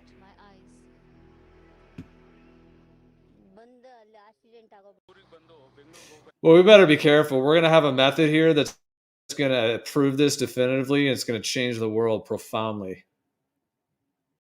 I mean, this has really never been done before. Yeah, not at least in this modern time. Because I don't think it's possible at these distances. But that's why I suggested to Whites to do it at a very short distance, because it is one part safety, but more logistic wise, in which if you can't make it work or affect a scale at 300 meters, I would go shorter. But 300 meters, there's no point doing it, more than that. For which one? For any of it. I wouldn't want his first step being testing 10 Go kilometers. for the full scale, yeah. Well, I agree. 10 kilometers. On your stream. Say again. I still have your stream open. I'm getting sound. Is that you? Oh yeah, sorry. I'm watching. I'll mute it, but I'm just watching. No, you're good. I'll disconnect off. I was making sure it wasn't me. Yo, what's up, y'all? Yo, Riding, what time is your thing with Chronic tonight? It should be at 4, so in an hour and a half. All right, thanks. Midnight here. I've got to get a few flat earthers in there if anybody wants to come. Going to be talking about science, the peer review process, adaptive optics, and his study of his discovery of a Jovian planet around the white dwarf.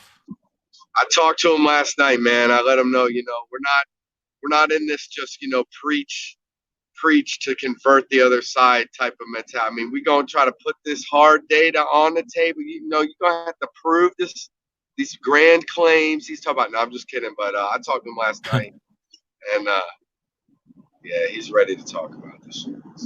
Nice. Good. But it ain't going to be, come on now, we're not just going to be preaching one main thing. We don't need to know the main thing. Let's really unravel the stuff, Riding. Okay, like moderate to get to the dirt, bro. Sure. What's the dirt? What do you want to go for? The data. I mean, the data and the possible interpretations. Like, I mean, he'll admit, like, oh, this is a theory. There could be all this, but it's like, let's talk about them. I'd be asking, hey, well, what do you think other theories in this case could be, or this interpretations of data, blah blah blah blah. You know when he says when Chronic says he says it all the time, similar to what I say. You know when he says there could be an alternate explanation, he's asking you to explain one properly. He's not saying that there is and he refuses to expand or explore it. He's saying if you have an alternate theory, please provide one. If not, this is the explanation, at least for now. Bro, and I'm saying, if you understand that it's just the for now, and everybody doesn't have the full, it's like, what are some of the at least level 1 brainstorm topics that could be, even though we don't see them fit right now. You get what I'm saying? It's like you guys get stuck in this like we can't brainstorm mode, and like only. And I don't mean you guys. You know who I'm talking. You know how I'm generalizing. I know in general, yeah, what you're saying, but that's science in which everything is. This is the explanation for now. Everything in reality, whether it's science or not, that is reality. Right, it's a waste of time. Now, this is the explanation. You're right. If you don't have another one, then how can we explore a theory that we don't yet have?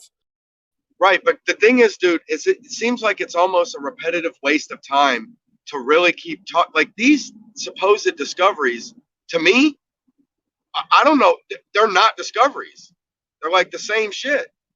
And it's just like, we're like, oh, it's new. This kind wasn't with this kind. It wasn't with that. It's like, if you have the kinds, you're going to have all the kinds with all the kinds. Like, what the fuck are you talking about?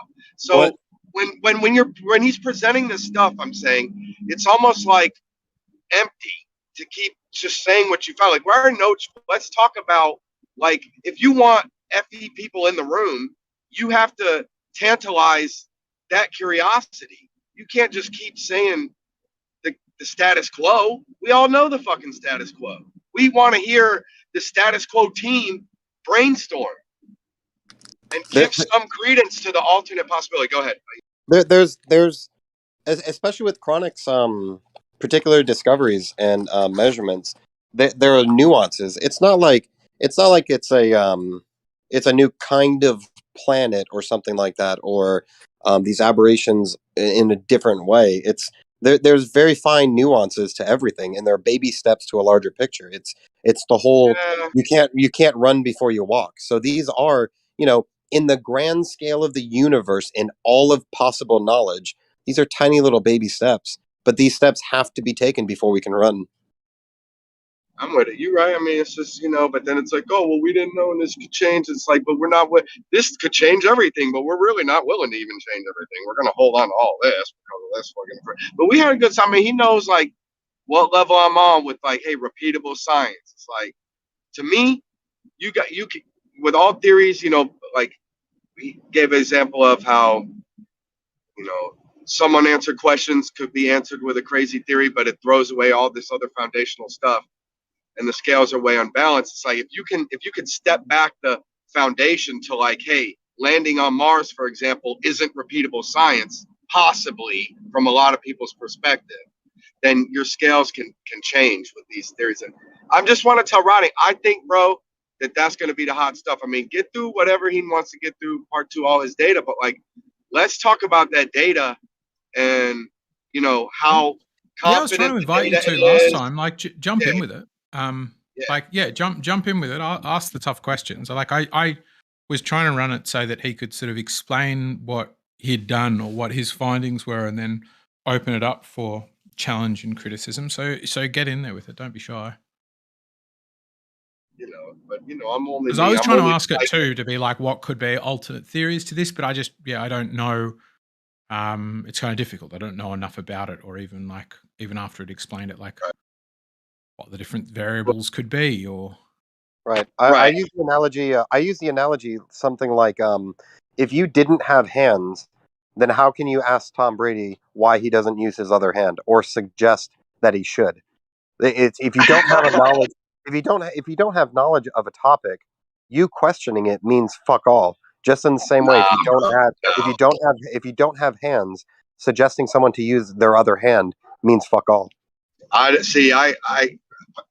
one perspective, sure, but there's other perspectives where you dream about what a hand could be, brother. And you know, you say, oh, well, you know, he's leaving it open to other people to fill in what it could be or the all theory. But dude, you're presenting to the audience, so the pro is way more familiar with the all theories and or should be, and it's the same situation with people crying about the one direction in the education system. It's like they should teach the all theories more. It's like but they don't do you just think that, teach like, repeatable science. They teach, I'm sorry, real quick, they don't just teach repeatable experiments. They teach theory like crazy, and it's only usually the one theory, and it's weird. Go ahead. Well, yeah, I mean, I get that from your perspective. For me, it's like, for something I know not nearly as well as Chronic knows what he knows, but like I know a little bit about internal combustion engines because I spend a reasonable amount of time fixing only single cylinder bikes. But it's like I'm there going, well, you know, you've got to get the gas and, you know, the petrol and air mixture right. And somebody going, whoa, couldn't something else drive this bike? And I'm like, what, something other than petrol? Yeah. Me being like, no. I mean, it could, but no, it doesn't. If you don't have any fuel, it doesn't run. When you do have fuel, it does run. It goes into the cylinder. You can watch it happen. You can even stick a object in there and watch each ignition happen. Yeah, bro. But if somebody said, but something could be making it different, then right. I think it's kind of incumbent on them to go, okay, but could it be the battery keeps putting power through the starter motor and the starter motor keeps running the whole engine and this whole petrol thing is bullshit to make you buy petrol? Like, they need to present the theory for me to weigh it, because I'm so stuck in this idea of petrol makes the engine go that... Bro, but we know electric universe and stuff. When it comes to the cosmos and outer space, bro, there's definitely other models. For example, analogy with the bikes, it'd be like you know you have your motorcycles, but then you see off in the distance some things that look similar that you can never touch, and you just like assume they're running the same way you. But you also could brainstorm like they're kites, they're fucking wind sails. They have the starter thing. They have some they're burning completely different fuel. They're not even bikes at all. They're fucking unicorns. I mean, if you can't touch it and go there, and it's limited by authoritative validation. I mean, come on, you know the business, dude.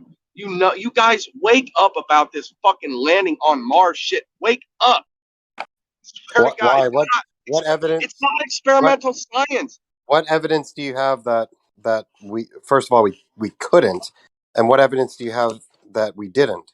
I have evidence that you don't have experimental science to where you should just have it as a solid foundation. You should be able to say, maybe this is some bullshit. I can keep all these physics open if I don't crux myself on this thing and treat it as if it's 1,000,000% rock solid, repeatable, evident data science when it's a story and a picture of a fucking video of a fucking parachute. Okay, let's do that right now. Let's do that right now. Let's take away certainty. Let's take away that it did happen. Let's just assume that it didn't. What evidence do you have to present to validate that, so then I could subscribe to it? No, what that gives you, dude, is when we discussed that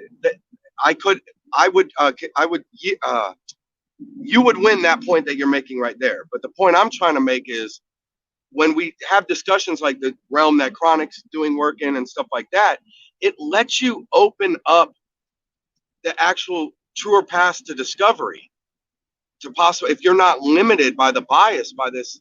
You get what I'm saying? Like, right. Let's remove the bias. What theory do you have that you could support with evidence?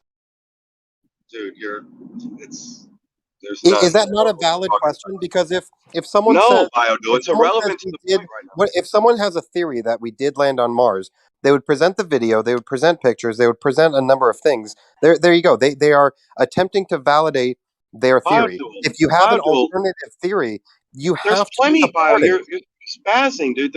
For instance, if we take that away, like bio, we could go back. All we would have to do is go, okay, well, let's go back 100 years to, Copernicus or whatever, fucking the one where that's the double rotation. Maybe it could be that now. Maybe that theory works when we're not saying we know that it's. And the way you're being like challenging on this, dude, that's not the point I'm making. The point is much broader. You are challenging. I'm doing the same thing. You're challenging. I challenge anything.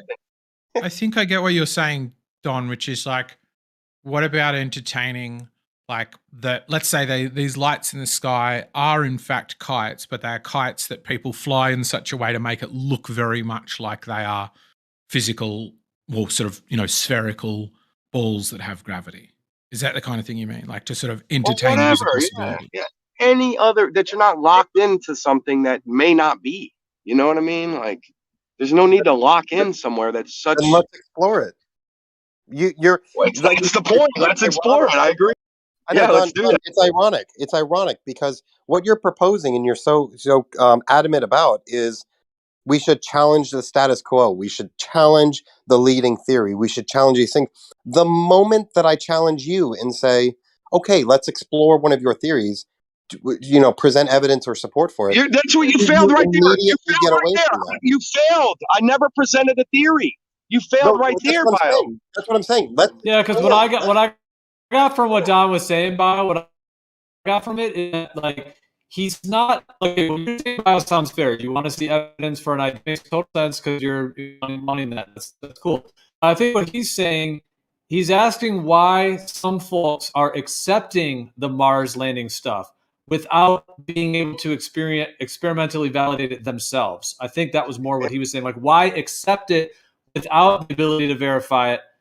Whereas what you're saying is present a theory and verify some things, which, yeah, that's fair, but doesn't that seem like a different thing? Like what he's actually saying is why accept stuff that isn't able to be experimentally verified? You don't have to. You could have both, Bio. You could have maybe it's real, maybe it's not. It's just more avenue. And it's like, dude, this is just step one. I can't even get to the thing. I get that you're quickly granting step one and saying, let's do it. But the thing is, Bio, we need everybody to accept that philosophy, and people challenge this winning philosophy. That's what I think is fucking crazy. And the indoctrination is everywhere. It takes one person to start it. You can't just go from here's the status quo to okay, it needs to be challenged. Now billions of people at the same exact time are challenging it. It does take one conversation. That's what it does take. Yeah. Well, true science, we know that the real people in the field, they agree with that. Always challenge everything. And then there's just 1% doing electric universe and 1% doing this. And it's like, there are haters abound going 0% electric universe. Do not be a crazy person. And it's like, shut the fuck up. And it's like, I want to talk to Chronic about, hey, Chronic, you know what I mean? 1%, like, you know what I mean? Like, what could this data be if it was 1%? Let's do this. And it's not like he's like, I don't know and I can never know. It's like, hey, let's think about it for a second. No, I know, but that's the thing is that you say we should do these things. I'm giving you that opportunity right now. Let's do something like that right now then. If you want to let's set it up. Every other Sunday when Jem doesn't have a show, let's do it. You know what I'm saying? I put my neck out there all the time, bro. If I have it's not entertainment. It's not supposed to be for entertainment, Don. If you want to have this actual conversation, nobody said entertainment. I'm willing to challenge any proposition. I'll take the position that gravity and attracting mass doesn't exist. It's something else. I will explore that. I'll explore whatever you'd like to. You know, it's something else, but see, you misread into it again. Just because I mentioned a time slot relative to when Jem's show is, that didn't mean I meant entertainment, bro. I'm just saying that can be the time I'm free. Well, I mean, in general, sure. I'm down at any moment to talk about whatever theories, but talking about challenging it isn't the same as actually challenging it and offering alternatives. Talking about alternatives is a waste of time. If you explore an alternative and support it, that is super constructive.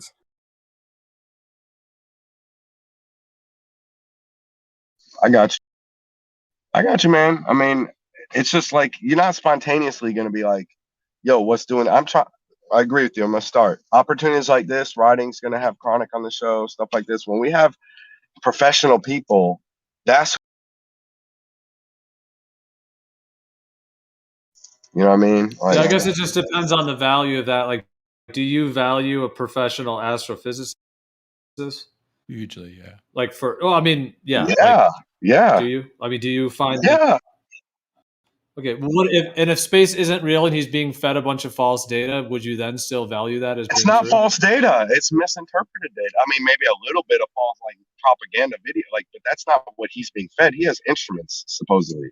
Like, dude, he's got tangible instrumentation. To be fair, you're not. Yeah, but you're not claiming it's truth. To be fair, I said that you're not. You're finding it interesting at that level, but I guess that's more what I meant. Like, if space isn't real at all, and he's being fooled into thinking that outer space is real, and he's being fed data, would you then find that interesting, or would you like what? Yeah, at that point, how would you see astrophysics in general? Yeah, I mean that's an interesting question. It'd be like I guess like middlemen. Like if I think if I'm understanding your scenario properly, it'd be like I'd see some sort of middleman type of God, the perfect vision of what you're saying, Gio, is where I saw an episode of like Bar Rescue where that yelling guy, John, whatever, he goes in there with attitude and changes the bar around. There were two guys who were like scientists that own a pizza restaurant, and they couldn't figure out how to like walk the pizza out to the customers or something. It was like, they're like, wait, carry 2 slices at once? You know what I mean? It's like, yeah, like you guys are fucking scientists. Like you don't know how to put food in your hand and walk it out to the customers. And I'm serious. Like it's weird, dude. Like some people are overly focused that they don't see what's going on around them. You know what I mean? Yeah. Well, I mean, yeah. And then the thing, I mean, in terms of astrophysics, like, I mean, if somebody is a professional astrophysicist, they are an expert in a place that they've never been and never tested themselves.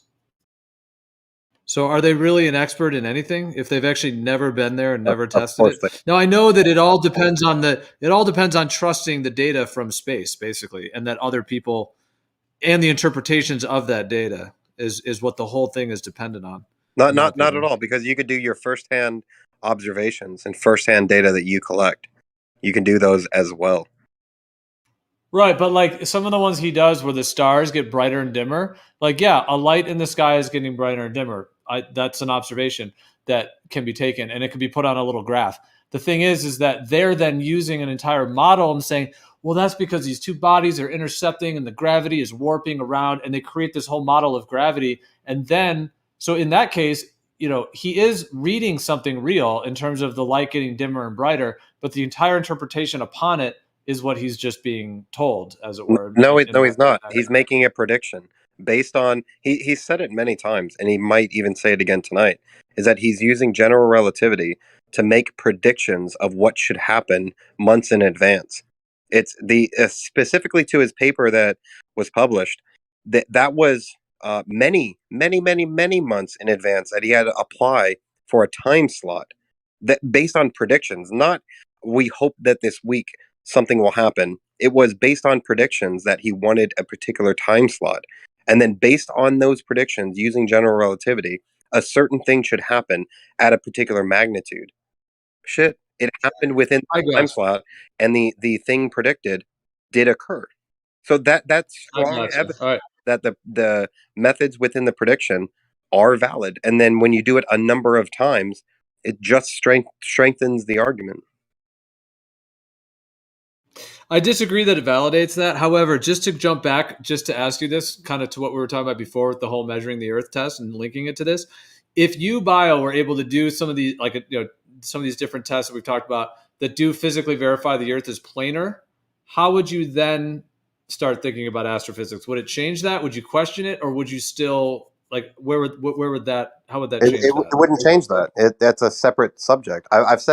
I've said many times with different subjects, gravity can exist on a flat Earth. The stars in the sky, sun, moon, planets, they can exist with a flat Earth. The particular shape could they still be light years away?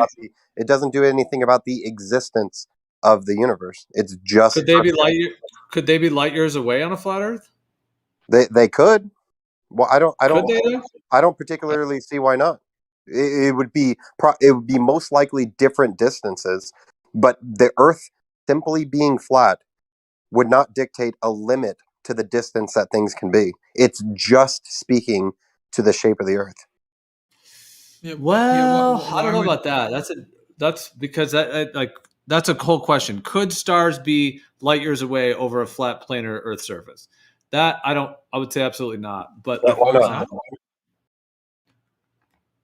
well, because if you see in your local perspective area and the human eye works how it does and all of that, that would mean that the stars are local because you're seeing in your local region, and that's the way the human eye works and the capacities of the human eye and all of that. If you then took those and put them light years away, they would converge to a little pinprick. Like they all of them. I'm saying all of the stars. Meaning like if you a point source. Yeah, that's somewhat. No, I'm saying so all of the what stars you're- would though. Like if you try, how could you have individual stars above a flat plane that are all light years? Like you would have parallax. Like there'd be a whole bunch of factors that wouldn't be possible. I don't think what you're saying. I don't think what you're saying is if the Earth's flat, those stars must be close. What you're saying is if the logic we use to assert that the Earth is flat, could the stars be millions of years away? Whereas I think the way Bio and I are answering is like the Earth could be flat, but that doesn't necessarily mean all of the assertions that you make about perspective are going to necessarily be right.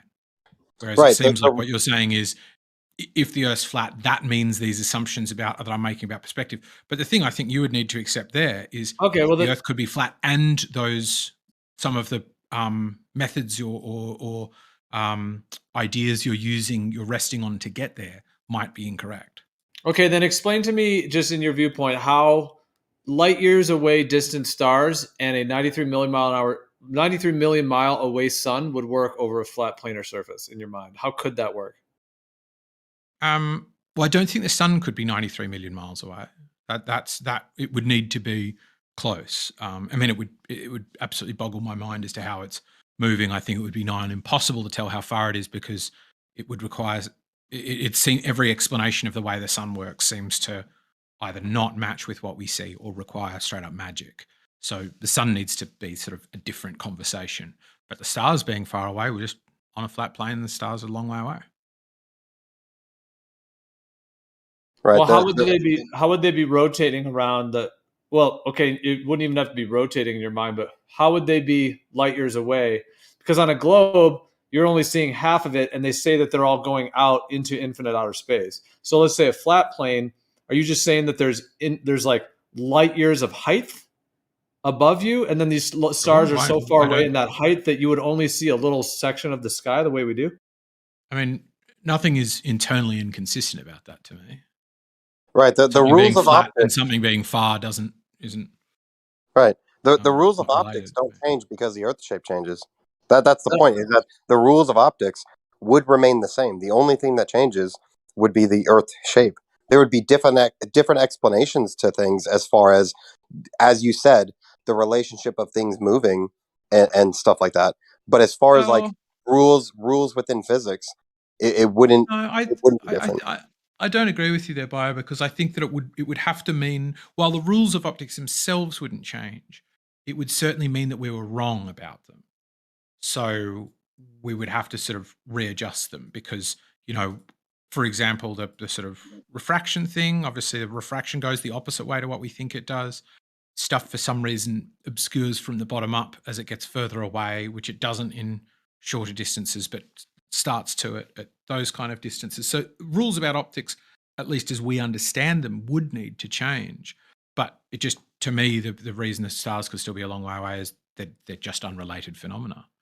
So and orbital mechanics, sure, orbital mechanics and NASA would just go straight out the window too. Possibly. I mean, NASA. Yeah, yes, with NASA would obviously have to be lying. There would have to be those kinds of things. But there could still be orbits, but we're on a magical flat realm. But there are still spherical planets with spherical orbits. That there's nothing inconsistent to me about that either.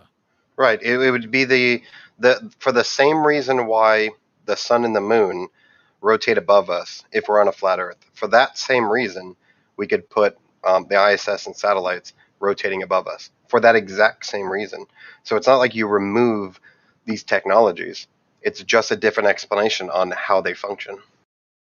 Yeah, they seem. It's the same as like for people on the issue of abortion and religion, they seem fundamentally entwined for somebody who's on the inside of that discussion or debate. But for somebody who's not invested, they can easily separate them and go, there could be a world in which there is an all-loving, all-powerful God who doesn't mind if you get an abortion, just the same as there could be one who doesn't want you to get an abortion or one who doesn't give a shit. But for somebody who's inside that mindset, these things naturally clump together. Like, put it this way, if we flipped it around and go, let's say we live on a sphere, would you be able to conceive we live on a sphere, but we don't rotate? It's a stationary sphere and all of the heavens rotate around us. And I think you would easily conceive that that's possible. Right?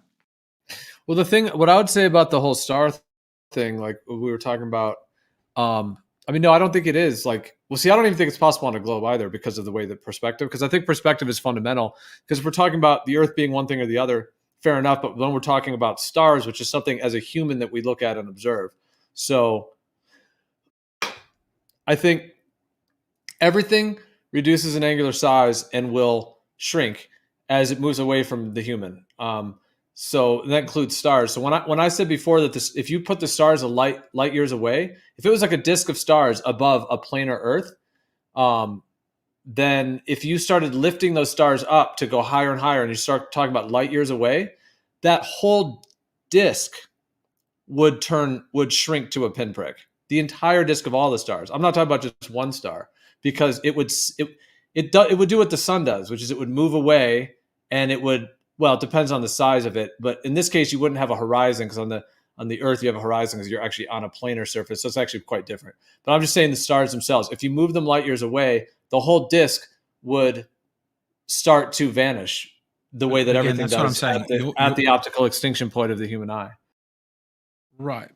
The thing I'm asserting though is you're when you're saying except for a moment flat Earth, what you really mean is except for a moment flat Earth and my assertions about perspective. Well, not necessarily. Okay, I hear what you're saying there. Yes, in a way I am saying that, but I'm also suggesting if this Earth that we're on now and being humans the way we are, because that's what we're talking about, and we're talking about could the stars be. So I guess in a way I am saying the perspective thing, but I'm also that's going off of what we are as humans and how we would observe the sky, and wouldn't that be directly connected to that? Because I'm more trying to ask with I get you guys. I get it is in your head, but that's why I'm saying, could you conceive of it? Could it be if you were to accept for a moment a spherical Earth? Could it be a spherical Earth that is stationary with a rotating, sphere or vault of the heavens? Most flat Earthers can. Yeah, that would be close and local to a globe. Yes, close and local to a globe. Yes, exactly. But you'd still have to have some force like that would cling you, that would stick you to it. Though you'd still have to have some gravity force. Sure, right. But what I'm saying is you can separate one from the other. Whereas if you're inside the ideology of a globe, like for me, it's very hard to separate the two. They're all sort of. Well, actually, what you said there is interesting. A globe Earth that's stationary with local stars. See, that I could actually I might, if we measure curvature, I would look into that, because the thing is that at first I would think it's just a hemisphere with flat water, but we'd also have to measure the water to get the exactitude. But anyway, it's just a thought experiment of this. But anyways, I was just before I was saying the idea of a stationary sphere with local stars, and part of the reason for that. In no way do I see light years distance of stars possible, even on a globe. It's just not even in the capacity of the human eye or perspective. That's why I brought that up, because it's just the actual light years away stars is already completely impossible due to the inverse square law of light and due to spatial and distance and the capacity of the human eye. So that's why that's already out the window. So even if the Earth were to be a sphere, just in terms of that thought experiment, the stars could still not be light years away.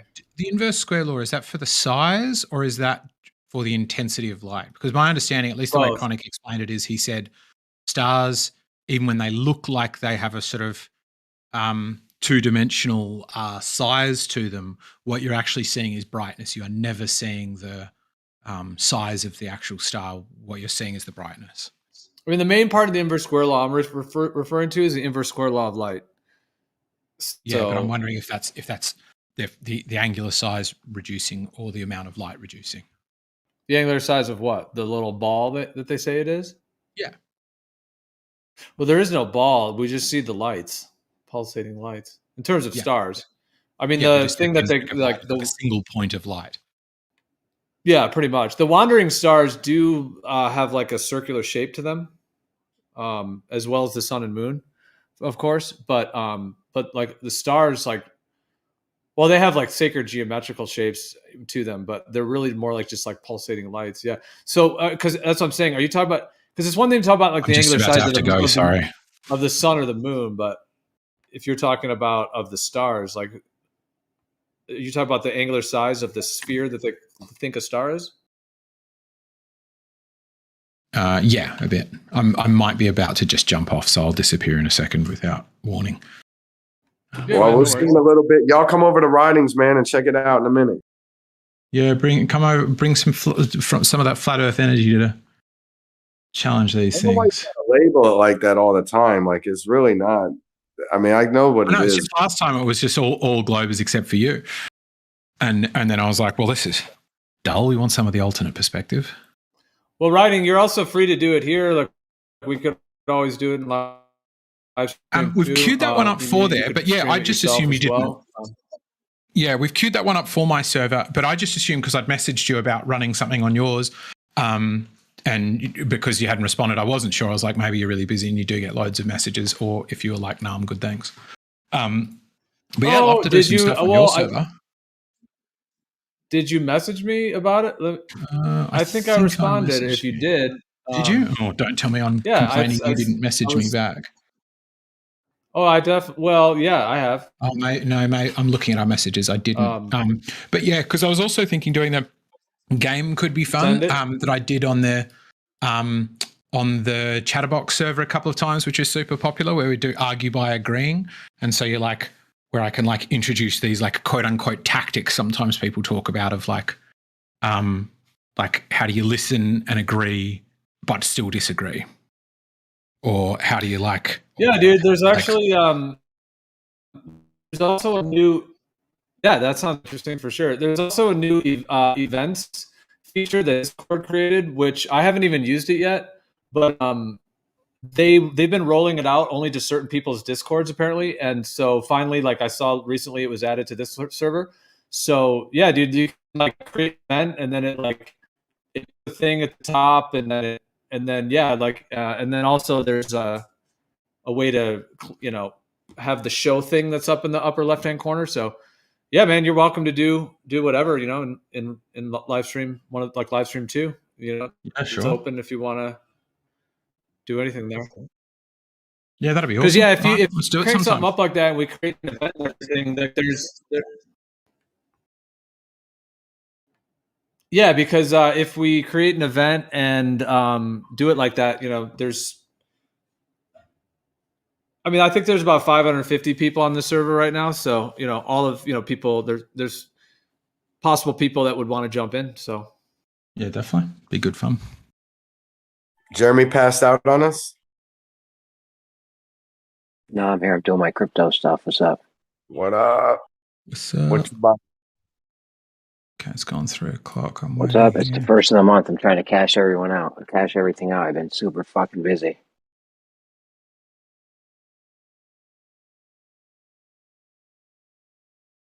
All right, I'll go now because otherwise I'll just drop off. Talk to you guys soon. I'll link my server. Right, yep. Okay, will do. Am I allowed to put links in the chat here? Sure, man. No Absolutely problem. Not. Totally a violation. I will see you all in a bit. I just got some work now for an hour. Later, bro. All right, is it safe? Outbreak. Hey. What up?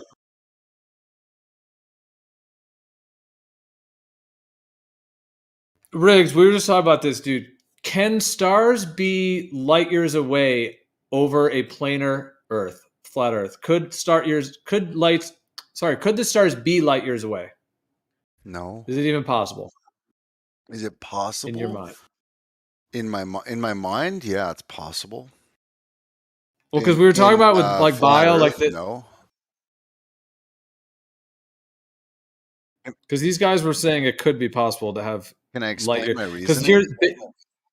please do, yeah. But like, because basically we were talking with Bio, like if we do some of these physical Earth measurements and it comes out, flat, he was saying that he would think it's, he would have to accept that it is a planar flat surface. Whatever. So at that point, I was asking him, like, does he still believe in astrophysics and all that? And he was trying to make a story that astrophysics could still be real over a flat Earth.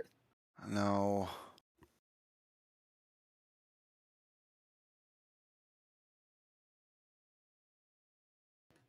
Oh, he's just so exhausting. I can't stand Biodual. Actually drains me. Like I just stay far away from him.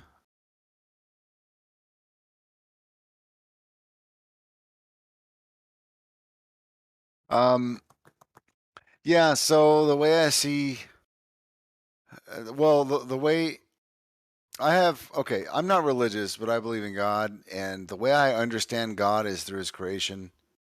And everything I've learned about this creation is that, yes, there are some small nuances that, there's always like something that doesn't make sense with everything else, right?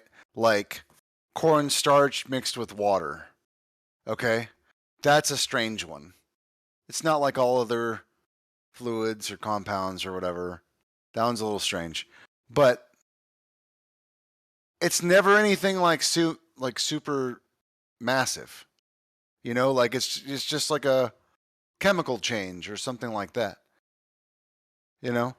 So when you talk about the stars, I look at reality, which I call God, and I don't see anything that doesn't have like a limit or a border or whatever. Everything, it appears that God wants to express itself in limitations.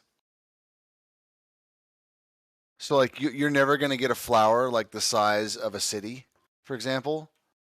Like everything has its distinct like capsule. Like even the oceans.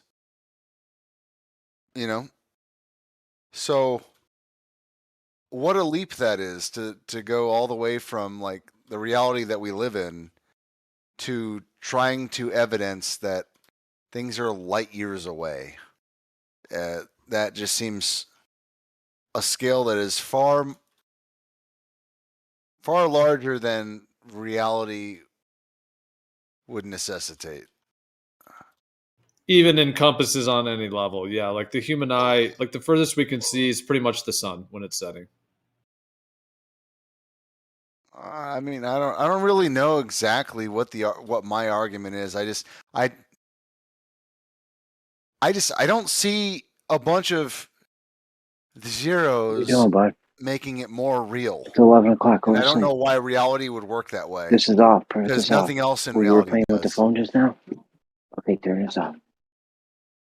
Okay, go to sleep. Jeremy, your mic is very cold. He's cold miking. My bad. I just caught the kid on the phone or something. All right. Sorry. Yeah, Riggs. Yeah, no, I hear you, dude. Absolutely. Yep, I agree. The adding, that's what. Well, then why do you think they were able to add zeros and then they just make people think? Why did people think that's more real? It's like so unbelievable that people believe it.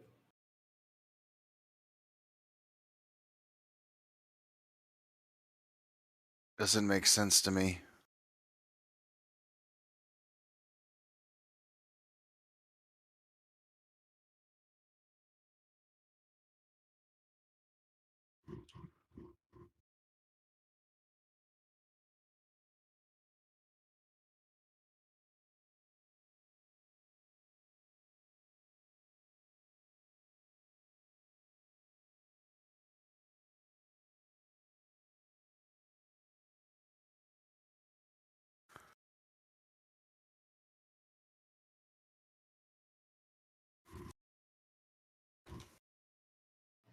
Right. Well, the discussion, yeah, it was just what could people? It's just a bigger question of like, as people think of the Earth as a plane, what other parts of their worldview are they gonna, be able to either hang on to or have to let go of. Just from the simple shape not being a globe or not being curved. Yeah, I think I'm getting kind of bored of the whole Earth shape confusion that I'm not having.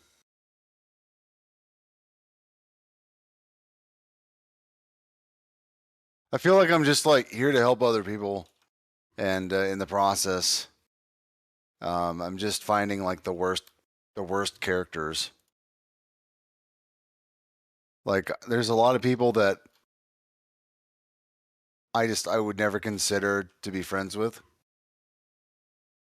and it's just kind of like the people we keep bumping into that want to hang out all the time.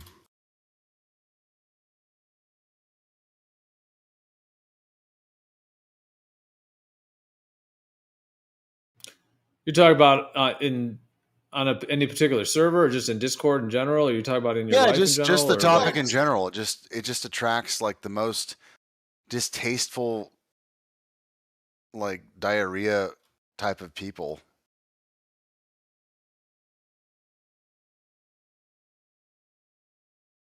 I just really don't like it, man. I really don't like it. Like, I forgive me, but you know, people like Meisty, Eggshells, Bio, all of the like, it's just not me.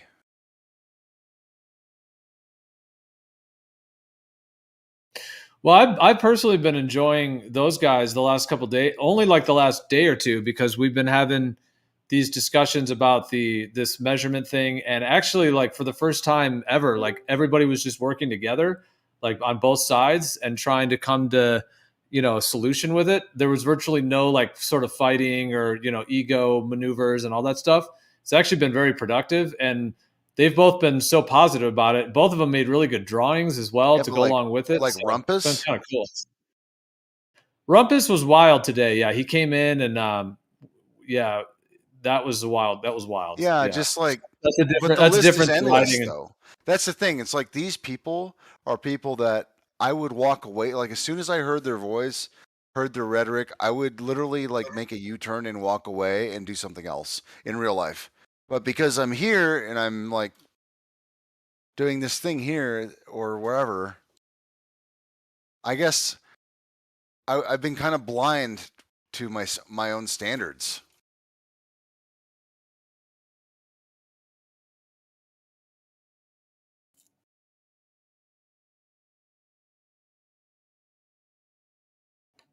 Well, I do guess, hear you. I guess I kind of felt like I had to, or this is just what I got to put up with now, or but I kind of gaslit myself that this is just what I got to deal with now, and it's just not the case.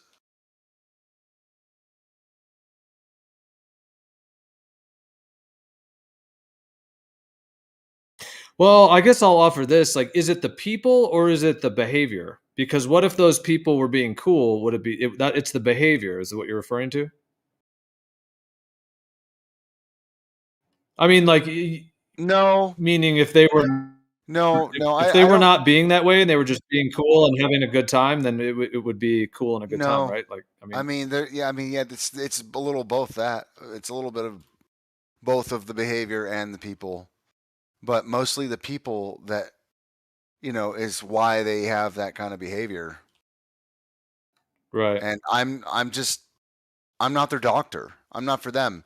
And then they're here thinking they're my doctor, and it's just a huge shitfest when it comes to that. And it's just not the case at all. Like Funk comes in here. This guy Funk, he donates his time to some kind of mental institute or like special needs people or something.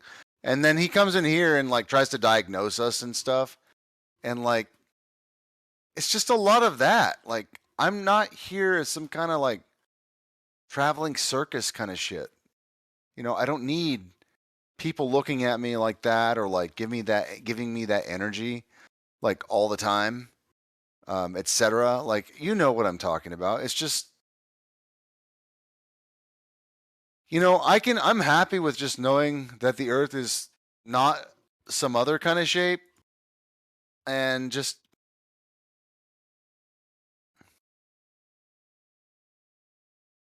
and just going about my life. Like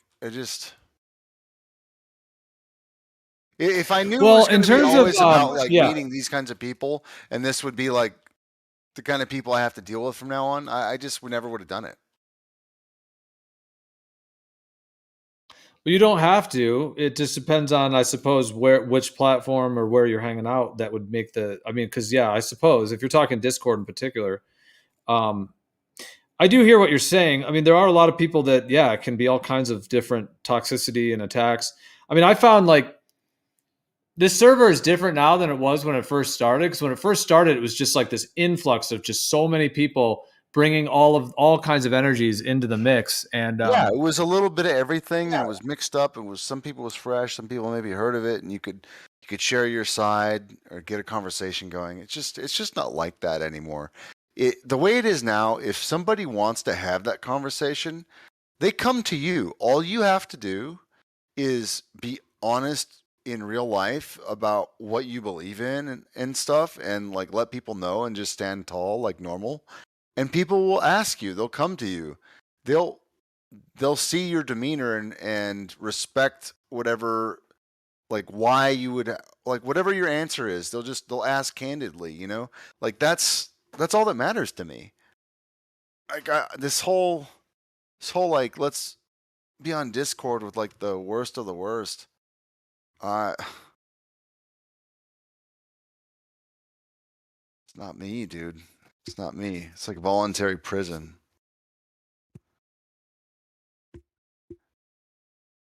It's like I got used to dropping the soap for a little too long. What do we do, Riggs? Where do we go from here? Oh, you do you, man. I'm what are you gonna do? You're a huge asset. You know, I'm just trying to have not mix my paint with other colors is what I'm trying to do. What does that even mean? What do you want to do? I want to vibe. I want to vibe for a while. I just got activated by that because that's what I want to do. Well, dude, I have vibed with a lot of these guys, like Kosho, even Bio. Like, you know when Bio's the best? I mean, lately he's been pretty awesome the last actually day or two. No, I can't. But even when he's even better, like late night sometimes when there's not a lot of other people. I've had some good combos with him and others, and I think I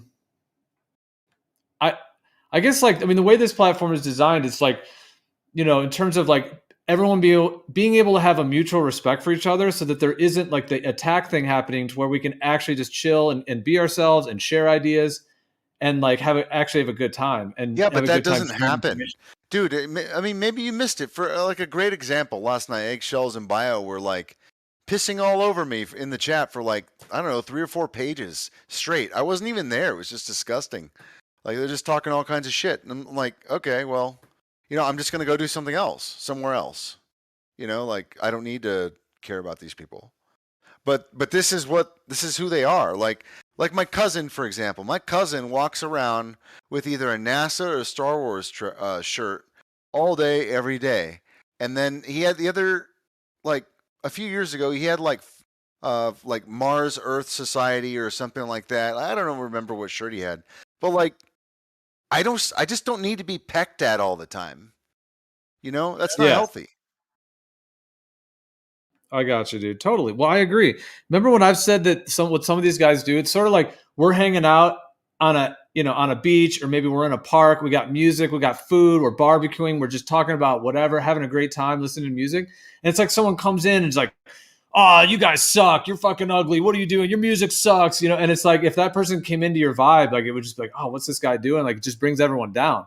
So I hear you on that, man. And I think that is and you know, everyone might be different in terms of how they react to that, but I agree. And I think that's a lot of in line with the vision of the server, is being able to have actual real conversations and connections and discussions without people just coming in and wanting to peck at you. Like you said, pecking's a good way to say it, because sometimes it's all people have. Like, they either want to aggravate you, they want to get you angry, they want to get you fighting, They want to, tell you you're wrong. That's what a lot of these guys do, just coming in to absolutely just demand that you're wrong over and just over. like, let me be wrong. I really, I just not interested.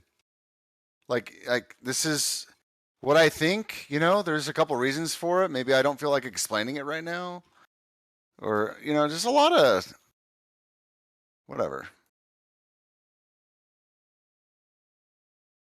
Well, I think what we've done here is trying to at least if the behavior, because it's kind of with the server guidelines and stuff, which I don't even like doing all that. However, if that's not done, people are just, as you know, especially in these communities, super toxic. It's just nonstop. You're retards, in the chat, on and on typing and all that stuff. So that's what it is in that way. And so having the moderators and having the ability, at least I think that's been minimized a lot here in all those ways. I mean, even the other day there was, I won't say who it is, but there was a moderator that was just screaming at people, berating people, muting them, insulting them, laughing at them, telling them they were stupid and didn't know anything, and just literally laughing at them. And so, I gave him a staff warning, and then he got upset and he ended up leaving the server just because I gave him the staff warning. But when that was happening, in my mind, I'm thinking, I don't want to listen to this. You know what I mean? I'm trying to have a good day. There's already a lot going on in the world. I'm trying to be uplifted, not just listen to someone berating and laughing at someone. So that's why, I stepped up and gave him the staff warning. And then, he became really upset and started insulting me. And then in the DMs, and then he posted our DMs elsewhere and stuff. So in a public space. So he just kind of did that whole thing. But I guess in a way, that was what needed to happen, because I wouldn't want a moderator doing that. So if that's how it turned out, it's how it turned out. But I feel like I was kind of letting some of that happen, not purposely, but just trying to not be too strict, as it were, trying to be lenient to a degree. That's the problem, man. This. Well, okay. This is a completely separate topic, by the way. Everything we're talking about now is not what I'm talking about. But I will comment on what you said. And that I think the hot, cold, passive nature of how things have been run, and I guess you're the person that would have done that, is it's kind of lost the consistency of what people, I don't know. Well, I'll share this. From my position, I have gotten pretty much equal complaints of people saying, it's too strict, and then equal people saying it's too lenient. So it's people that get people that are insulting and doing that. If they get a warning, they usually are really upset that they were given a warning, because they want to continue being toxic and abusive. And then other people might feel oh my God, these. And then on the other side, people say, oh my God, you guys are giving warnings for this and that. Is saying that it's too strict or whatever. So it happens both ways, and if there's some balance or happy medium, but I mean, at the end of the day, right now on this server, there really isn't much abuse happening. Now there's been less people in the voice chat the last couple of days, and really the last week or two there's been less, but it hasn't been a lot of the same abusive people in here, just insulting, screaming, yelling, that kind of thing. It's actually so in a way, I guess the strictness of it is making it to where we can have the types of discussions we've had the last 2 days, which are really in depth and actually working together. What I'm commenting on is that it wasn't how the server started. So then when it started changing, because people are not full-time employees here, it looked like favoritism. And well, it's not. I mean, the thing is and then some people got banned or kicked out or whatever, and some people left because they were upset. It's the mixture of the whole thing. If it had been rolled out with this warning system right away, at the beginning, maybe if you had full-time employees, maybe it would have balanced out a little bit different. The warnings was always a thing from the very beginning. But the thing about with the moderation like this, it's sort of like speeding on the highway. A lot of people are speeding, but not everyone gets caught. And when you get caught, you're like, fuck, they caught me. So on this server, when you have this many moderators, I'm not even moderating all the time. I'm only checking here and there. And you have other people. It's not everyone. If somebody calls someone a retard or a fuckface or one of these insults, sometimes those just fly because, I don't know, it's sort of is what it is. But then other times a moderator might decide, okay, I'm going to give them a warning. So it seems to overall have reduced a lot of that. But I'm just saying, like, in terms of inconsistency, I'm just one moderator amongst everybody. I know. And so it's up to the moderators if they decide to give a warning. And because we're like adults and it's kind of like not everyone loves like reprimanding other adults a lot, so that's just kind of how it plays out. I don't know any other way to do that, because like, unless you're just super strict with everything. But if that was the case, I probably should have removed at least 3 or 4 moderators right off the bat that were causing I think issues.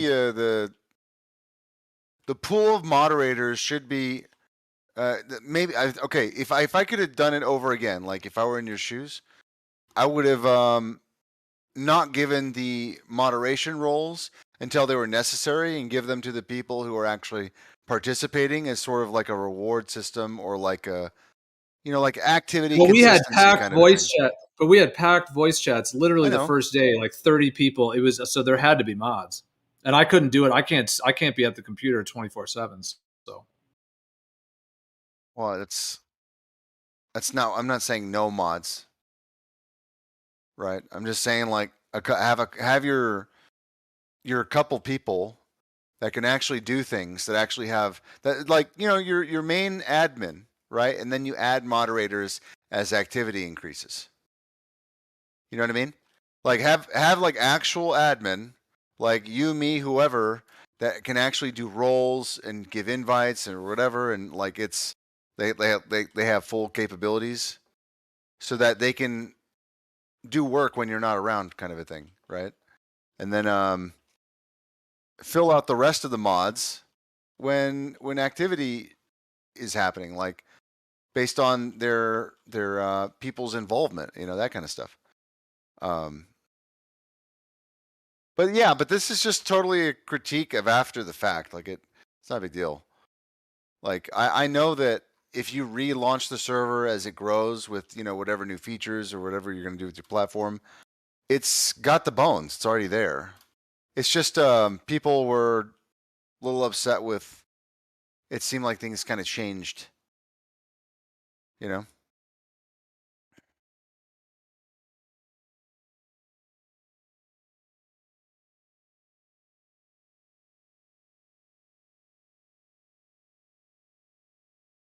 And I think mostly what it is, man, it's not even a bad thing. It's like you're a type of person. It really isn't like the administration type. I would never think of you as the type of person who should be in charge of like letting somebody down, kind of a thing.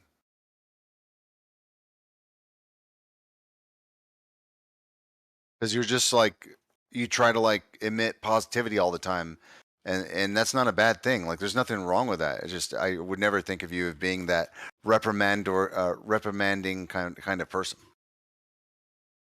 Oh, I definitely don't care for reprimanding grown adults in any way, shape, or form. Yeah.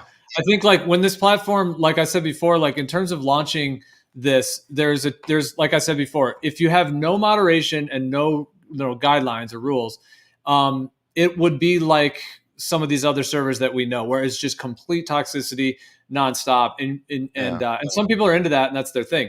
Now, if you're then going to actually have some rules or guidelines and actually hold people to them, then it's like, okay, well, if you have them, you can have them. That's fine. It's just a list of words, but it's actually holding people to them, to a way that you can actually create a platform that is something other than just toxic trolling all day and attacks and all that stuff. So when I first launched the server, it was like, I had a whole list of people that I thought could be good moderators, started adding them, everything was going.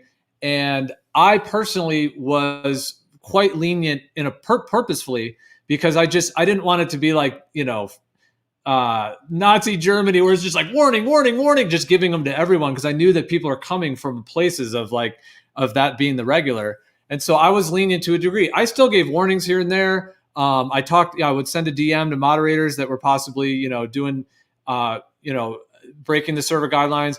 But overall, I would say probably 10% of people were breaking the server guidelines. Like 1 out of 10 people was doing whatever. It's usually the same offenders, yeah. Both on the mod staff and of the regular members. There was probably 10% total that was doing it. And so whoever got warnings. the bans, there's only like 6 bans on this server. Like there's very few bans, but yeah, there were a few of those, which, you know, was its own thing. And then there's the other like account restrictions as well. And probably of all, I'm going to guess there's really only like 30 or 40. You know, like let's say there's 550 members on the server. It's really only about 30 or 40 people that were causing like significant disruption, you know, in that way. But there's actually still so many of them that I could just actually couldn't care less for. Well, that's a different topic. I would say like there's 30 or 40 people who were the ones that were really like just harassing people, vile, toxic, nonstop insults, and a lot of harassing. I'm talking I don't know, man. Like Bio does that. Writing did that. Was doing it last night. And then you mix in Jason and whatever his butt buddy in the chat's doing again. Like these people just hang out and just roast all fucking day. And might as well just go to Gems, to be honest, because there's more people there. At least I can bounce my feelings across a broader spectrum of debauchery, you know. Like, but if it's just a couple people like trying to pick fights, it's just, you know, not really for me. And that seems to be like all it's like, you know, this place is right now. Anyway. Well, I don't see too much of that. I mean, Jason is Gambino, and oh god, I didn't know. And then well, I mean that's why there's moderators, and that's so yeah. I mean, if I guess if they're breaking the server guidelines, then warnings or account restriction or whatever. Because I mean, that's the thing. Like, without doing that, they will continue to do that in that way, and that's. I mean, I would say for myself, like I said, as a moderator on this server at the beginning, I was quite lenient, and I was also lenient with the moderator stuff. Like I said, it was like 10% of people were kind of doing everything. And yeah, I'm not a very reprimanding person, and I don't even want to have to do that. You know, like I'm not like strict in that way, and I don't want to have to. I don't even want to have to be strict. But like but at the same time, like you were saying, like, you know, where are we spending our time? Like, you know, when it comes to this platform, let's say, like, and who are we spending our time with? You know, so it's a good question. I mean, if I had a choice between talking to Gambino and a gas chamber, I think you'd know which one I'd pick. Well, see, that's where moderation, like, I mean, if you really want to be strong with him, you have to keep restricting his accounts or keep, you know, banning whatever. You know, that's what Brandon used to do. That's what they did on 24/7. That guy is just, you know, and a lot of these guys do that. They're sock account people. So that would take just moderators being aware of who they are and then, you know, doing it as quick as possible. If they're going to keep just coming here and harassing, because those guys who make sock accounts, that's its own kind of thing. So. Yeah, I'd like to be on a server that Gambino is not aware of, so I don't have to deal with it. So you're somebody who wants more strictness on these sort of server guidelines rather than less, because there's other people that, you know. So you're saying more. Well, no, and it's how do I?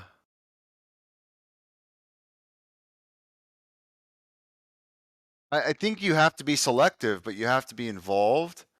And I think you're doing that. It's just I think the timing is the worst timing. Like the way that you actually execute your authority it appears to be always the worst timing. So then you never the effort you put into it into the outcome you were hoping for because that outcome never happens. So like okay, I'm hearing the words. I'm hearing the words you're saying, but I don't know how that relates. I can't see how that relates to me because I'm not specific. I'm not really enforcing any authority. I'm just usually chilling and just in the chat, hanging out, and I moderate a little bit here and there. I don't know. I think that with authority, you have to have like a sharp tact so that it doesn't interrupt the operations, but also it's dealt with. And I don't know. I feel like I have an eye for that, but at the same time, like, I don't think I'm the only person who has an eye for that. You just happen to be the kind of person that's so nice that, like, maybe you don't recognize when the time to strike is or something like that. I mean, what I see has happened is that a lot of the toxic people found out they couldn't be toxic here. That's really what happened. Ultimately, they found out, oh, I can't be in here just nonstop harassing, insulting, whatever. Like Sean Hawkins is one, for example, who for a while there, he was in the chat every day, just boom, boom. And I gave him like 1 warning, 2, 3. He kept getting warnings. And then like, but it was like, yeah, a person like that will do that stuff. I mean, I personally haven't even given a warning in a while. Now there has been less people in the server overall. And I have given like 2 staff warnings, but what I'm saying is that overall, I feel like a lot of the toxic people realized they couldn't do it here. And so they stopped coming because a lot of them that like we know I would say there's like 80% of people in this community. Maybe that's a little high, but there's a large percent who just want to come here to fuck shit up. You know what I mean? They want to. Do you think that all the people that that have left or stopped participating here or maybe got banned are these toxic people you're talking about? I could think of a list of people who are like good people that are great convo. They don't come around for perhaps how a situation was handled rather than them actually just not wanting to be here. Like, I feel like those issues could have been resolved and I don't know exactly. I mean, I'm not being specific actually, but there is kind of a loophole there where we're losing good people and it's not cool, you know? But I don't see I it that think way the at all. I don't know platform. about. I don't see it that way at all. I guess I'm listening Okay. to the words you're Well, saying, it's your but not place. resonating because like I was saying, I think that a lot of the toxic people realized they couldn't do that here, and so that in general has made them come less. And I think that they've gone to other servers because they know they can do that there. Yeah, So I'm not that's talking one about the thing. toxic people though. I don't think all the people that have stopped coming are all toxic people. I think actually we probably embed some of the toxic people and lose the good ones. And if you don't see that, then I just, I'll just pretend it's my opinion.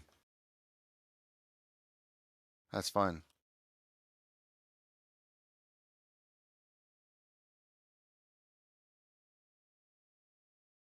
I mean, what do you want to see happen, Rick? Yeah, I mean, when you say We can't have a do-over. Yeah. When you say lost the good ahead, people, I don't see any concept of any quote unquote good people being won or lost. I think people who decide, I mean, anyone who doesn't get warnings, as it were, who just comes and chills and hangs out, there's no conflict with them at all, meaning that they just come and chill and hang out. And that's, well, it's only people that are like toxic and harassing that end up getting warnings. And then they're the ones that are upset for getting a warning, let's say. But in terms of everyone else, I mean, there have been less people here in general. And like I said, I think part of that is that the toxic people all have kind of, realized they couldn't do that here. No, man, that's a big then blind there's less spot. people in the chats. It's not just toxic people that are just not in the chat anymore. Big blind spot there. But I can't seem to communicate this to you. I think I've tried a couple times and it's just not. I'll say it's me. I don't agree with it. I don't agree with that explanation. Who do we got to get rid of? Maybe I just need to go. No, you're good.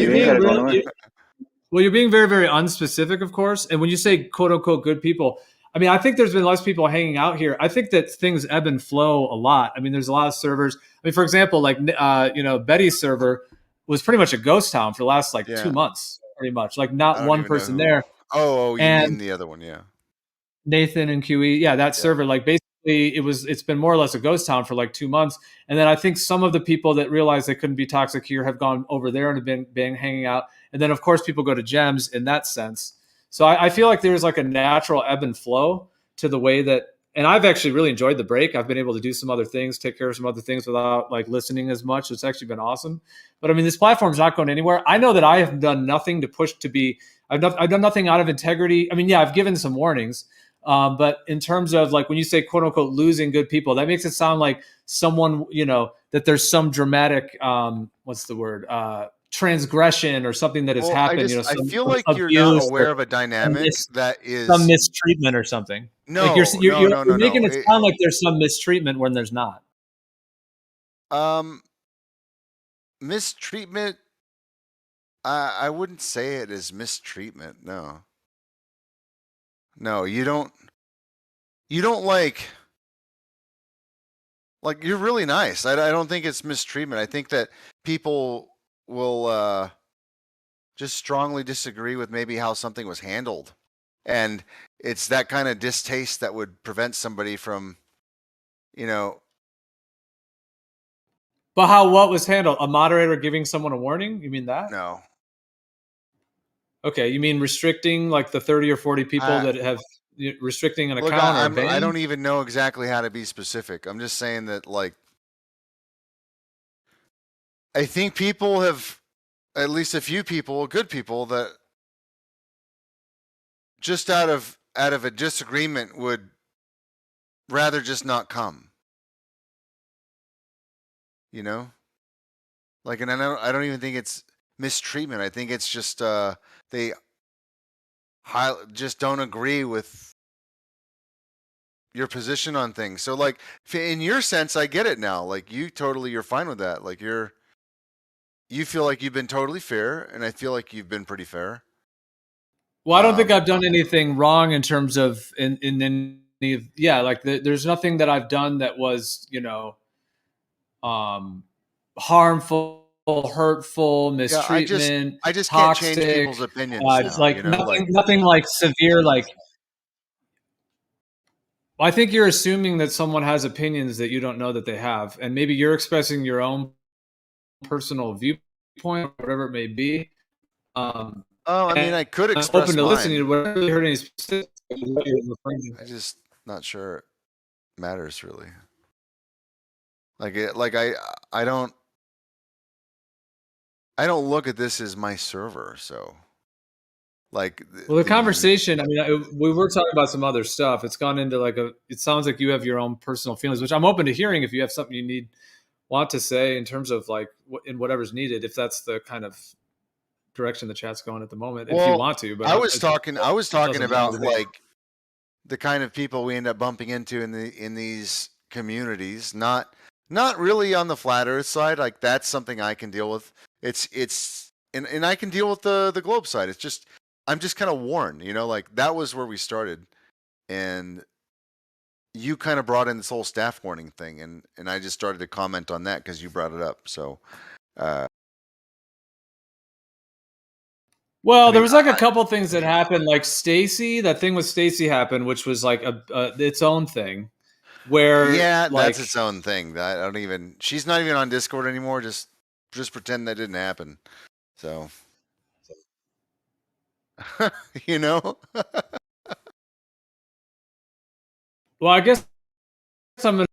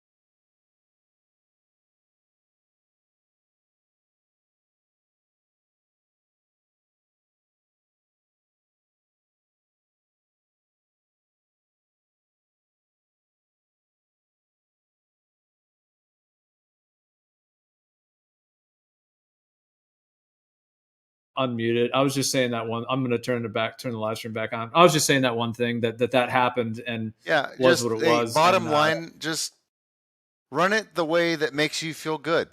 And then my opinion doesn't matter. I just thought I was helping along the way, and I hate to see things kind of go south a little bit. And, you know, but maybe it's not south. Maybe it's exactly how you want it. So I'm just going to leave it, you know, stay out. Well, it's not about how I do or don't want anything, and I don't think it's gone south at all. I think it's going through its own transformation. It's because like what I've noticed the last 2 days, what I've noticed the last 2 days is that there's been less people in the voice channel, but we've had actually some of my favorite conversations ever on this server because we've been talking about doing this measurement, this physical measurement of the Earth, and both globe earthers and flat earthers have been coming together in the most profound way, and everyone's been totally civil and peaceful. There hasn't been all the fighting and, oh, you fucking idiot. There hasn't been all the fighting about the shape of the Earth. We've actually been like bringing our minds together. So I think this server is going through like a transformational process that is interesting to watch how it's unfolding. Okay. Well, you and I will never agree on that. So that's fine. It's not a big deal. So what is your perception that there's less people fighting about the Earth and therefore like what is your don't worry about it. We just don't agree. You already know, like I tell you things. So I don't want to rehash things up over and over again. I don't care. I'm not going to get into specifics, dude. I'm just not. If you're happy with the way things are, then I'm going to leave it at that. Because I'm not going to be explaining things to you all the time if you want to have some sort of understanding. Like, just have the understanding you have, and that's fine.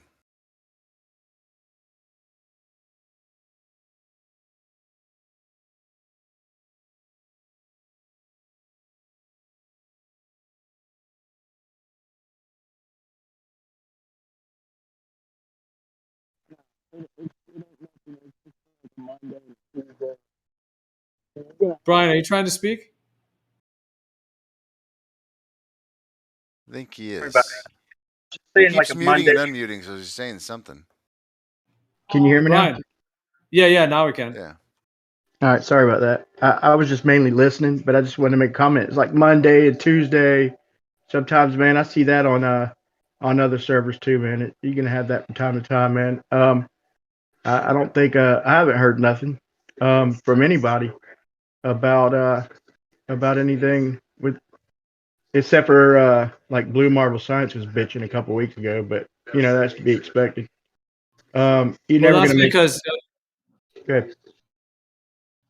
No, I was just saying with him, yeah, he was harassing people and being really toxic, so he ended up getting warnings, and then I think after like the second warning, he just got pissed and said "fuck you" or whatever. He was like swearing and stuff. So yeah, I think he doesn't like that we don't let that happen here.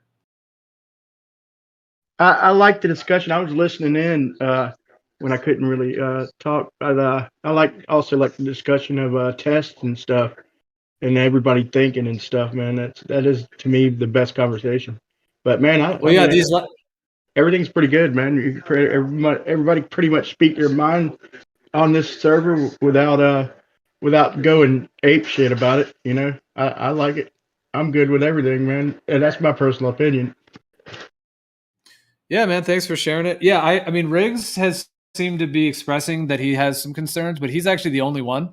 No one else has said anything to me, and I've talked to several. So no one else has mentioned any concerns, and even Carlos came in today and was saying, yeah, he's like, there's been less people on the server, and he said, this is a great place to talk about all this stuff. And he said, yeah, there's nothing wrong with the server. And he said, it just goes in ebbs and flow, kind of like you said. Yeah, there's going to be times where, I thought when the server first launched, it was going to be dead for a while, but it was the opposite. Like the first like month or two, it was just like packed like crazy. And then now is like the first time we've had any like little bit of downtime. So it's kind of gone the opposite a little bit of how I thought. But yeah, I haven't heard anyone claim any issues other than people that get warnings, like other than the people that only want to like be abusive to people. Like they're upset that they weren't able to do that here. But other than that, yeah, I haven't, other than what Riggs is I guess is trying to say or whatever, I haven't heard anyone else have any other concerns. Hey, everything's great then. I'm just talking out my ass. No, man. I mean, I didn't really hear what you said, but I wanted to make a comment on what I did here. Sin Cleanser, yeah, man. He's he's a whole different person when he's drinking too much, man. I mean, I'm cool with him and everything, man. I'm not gonna act special or nothing. Like, it could happen to me, you know. But yeah, when he was modding, I heard him a couple times, man. Just kind of belligerent, man. He's a little wasted, man. I was surprised that he was modding. It was kind of, I don't know. I could deal with him. I like him and everything. But if I wasn't his friend, you know, I could see where. I think he did the right thing with that, man. That's my opinion on that too. Well, yeah, I gave him. Yeah, exactly. No, I know we noticed that too because I never knew that about him. And then, yeah, once he came in drinking, it was like, wow, it's like a totally different thing. And I gave him a staff warning like at the beginning, and then a second one, a second time, and then the final time. Yeah, this last time it was just like, but after that, because there's a thing called staff warning, which means like a like a moderator can get a warning, and basically like the first time when I did that. At first he was just upset at me, but then later he was like, yeah, man, he's like, I actually, hear what you're saying. He's like, I really do kind of turn different when I drink. And then he said he was going to work on it, or he said he was at least going to try to not like drink while he's on Discord. But yeah, it kind of just kept happening and then happened that last time again. Yeah.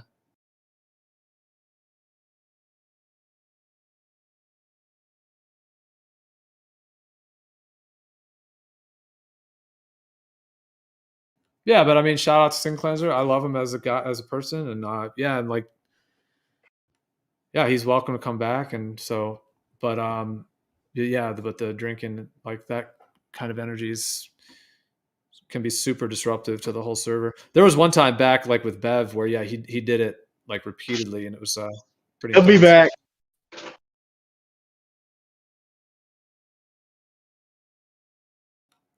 Yeah, just not as a moderator, but if he wants to come back on the server, that'd be cool because I like him as a person. He knows Flat Earth well too, so. No, he knows level. He's not a flat earther. He's a level earther.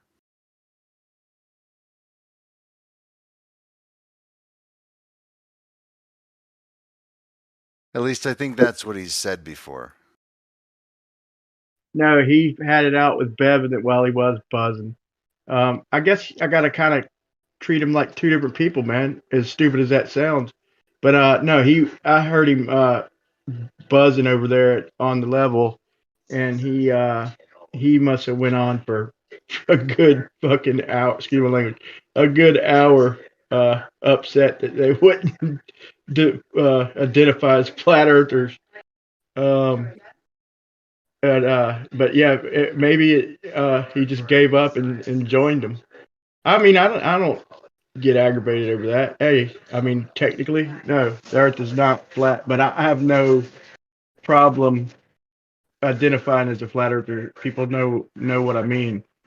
But like at least over there, they don't come off as like trying to be misleading. They just, but it is. I don't know. I could see where it would get under some people's skin, even though I'm not 100% sure of what we're living on. You know, I have no trouble identifying as a flat earther as being such a strong globe skeptic. You know, I don't know.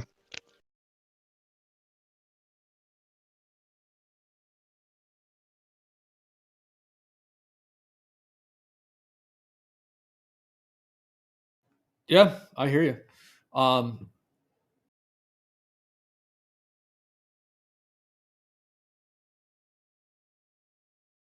There's definitely a lot of different characters in this whole, kind of expanded community. It is wild, just all of the different people and different like focuses and kind of agendas, almost that some people have. So yeah, it's interesting to see like just different figures and how just different people in general and how that all plays out. I just know for me, kind of like what Riggs was saying earlier about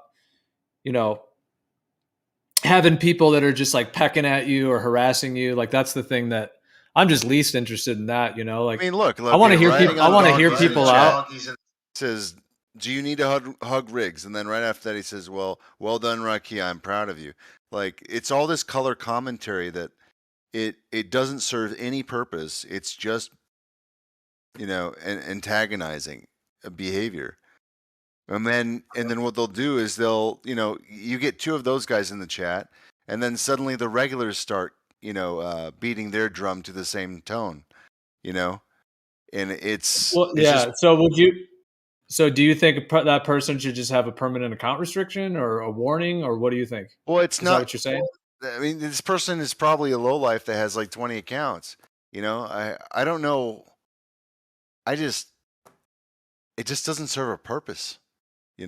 Like here's my take on it. You have a live stream. If they want to, have their little thoughts, they can listen to it on the live stream. But if they're going to come in here and be like, just, pretty much offer up nothing but argument and badgering, pecking behavior, then that they're not contributing to the community. They're dragging it down. Now that I could agree with you on. Okay, now so that of all the things you've said like that, and you haven't really given any specifics, but that's a specific right there. And I'm going to hear you out on that. I got activated when you said that because like what I would say is at the beginning of this server, there was just so many people, such an influx. And then some people were getting warnings, but some weren't. And at the beginning, it was actually like pretty toxic still. Just a lot of crazy shit going on because obviously like not everyone was getting warnings because it was all new and the system was new and whatever. So there was a lot of that, and it just kind of was what it was. And I think over time, like we allowed less of those people to do that. And that seemed to be the time when a lot of people sort of almost fled energetically. And I'm not saying fled like that it's permanent, but I'm just saying it's sort of like they were like, oh, I can be toxic on Gem Pandas or I can be toxic over there, and so that happened at a time. Therefore, some of those people, there was less chat activity and there was probably somewhat less VC activity because some of those people would also be in VC. So like if anything, like it went a little more towards being strict to some of these trolls.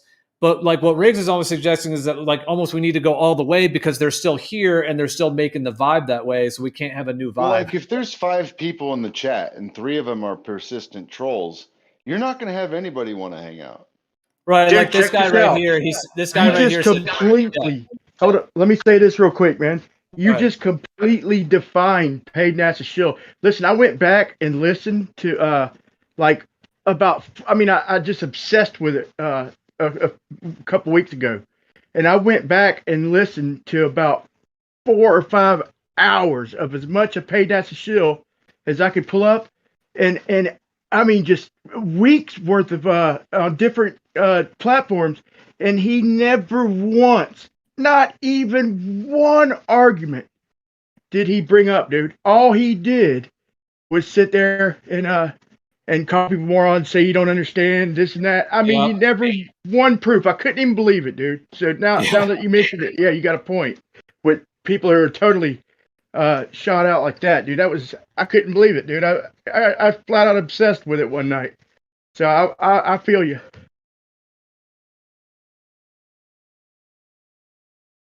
Yeah, he is one character in particular where, remember back in the day on Brandon's, he would just come in every time and be like, no matter what was said, like he never really offered information, like, teaching or sharing his perspective. He just like would call us morons and tell us we're idiots, like you don't understand. Sorry, Jeremy, go ahead. No, that's what he did. Just come in and say you don't understand. It's like rhetoric. It's nonstop rhetoric and insults. It's just a tactic, to try to So like, look, we're talking. Okay, I don't particularly enjoy eggshells too much personally, but he's allowed to be he's allowed to be a kind of person I don't like. Like he'll at least talk things out with me, right? Like we can talk about motorcycles, we can talk about something else, we can laugh about something else, talk about what kind of pizza we like or whatever, But these other people, they contribute literally no conversation. There's no camaraderie. There's no friendship. There's nothing. But they hang out and then they work together and they tag team and just like they're just always pecking at the people who are contributing. Like, I don't know. It's just some kind of like weird digital bullying or something. Like they literally contribute nothing. They come up with arguments that have wildly been debunked, and they just kind of just keep repeating it like they're copy pasta or something. It just Yeah, it is what is they're just like that. black holes of, They're like, yeah, like waste. yeah, they're like literally just When you can't even talk to them. You ask them to come in the VC and then they don't do it. But then they argue the same points all day and say, hey, and then they tag you 20 times in the fucking chat. Like, I want to be tagged. You know what I had to do? I just turned off all my notifications on your server because your server sucks because it has those kind of people on it. So Rakia just typed in the chat. He said, Riggs summed it up. Nobody wants to be here with the trolls. It brings out the worst in everyone here and keeps others from wanting to come. Okay, so with that being said, and then I'm about to respond here. I guess I'll send it. I was going to say, yeah, that's a good point. So that means we should be more strict to remove trolls and people who only harass others. So that's the question I posed to you guys. Is that a solution that could... So this would be essentially, as a mod team, we would actually be more strict. Meaning like people that clearly are doing these kind of like, even though they're not like full on insulting, they're not full on just calling people insults, but they're doing this like, it is like a tactic. And it's like what you're saying, Riggs, like just always trying to tear other people down and speak negatively. I'll say that, see, that's the thing. I started getting a little bit more strict over the last week or two around that. Like people like Sean Hawkins that would only sit in the chat and he wouldn't like, he learned that he couldn't just do straight insults, that he would get warnings for that because he already had like 8 warnings. But he realized that if he just didn't use the insult words, he could still have a behavior of just tearing people down, calling people pathetic, just all like it's just an energy of like nagging, trying to just to tear people down. And so like I was a little bit like, Laurie comes in here and just does his attitude thing. It's kind of like I got an idea, man. What we do is because personally, man, I don't even pay Nez Chill. I mean, I'm used to him, man, to be honest, man. But and like Brenda just disagree with anything. But at least most people, I mean, it just shocked the shit out of me because he didn't have any argument. But maybe he's got some. But I'm used to him. But I mean, that's kind of what I'm in it for, man. Is to pick their brains and I don't mind it getting rowdy sometimes. I mean. Well, but maybe what we should do, here's my idea. Let me say my idea real quick. I'm baffling, man. I mean, I'm blabbing. Let me get to my point. My point is maybe we should make like room 2 for like like a room where we can get away with making a little bit more like a trolling room, more of a more aggressive room with within limits, but or for people who just want good conversation, mellow without all the trolls, live stream 1, and for people who want to get down and dirty a little bit, within reason, we do that in like live stream 2. And plus, man, we need to start getting out. Not even a quarter of the people even know about this. I mean, a lot of people do, but man, you'd be surprised on how many people. It's still new. This server's still really, really new. So we all need to make an effort to get it out there some more, Yeah, it hasn't even gotten close to the tipping point of reaching more people. That's definitely true. Well,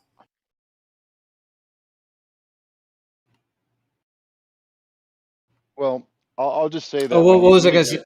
Those when you keep those kinds of people around, when you're giving out warnings and staff warnings and all these other reprimandatory kind of things, it appears to be a type of unfairness to like the group, because you'll have people badgering for days while they're not breaking the rules. They're essentially performing harassment, under the guise of being, oh, I'm just curious, or I'm just engaging, or just they're pretending to be in a conversation with you when they're not, right?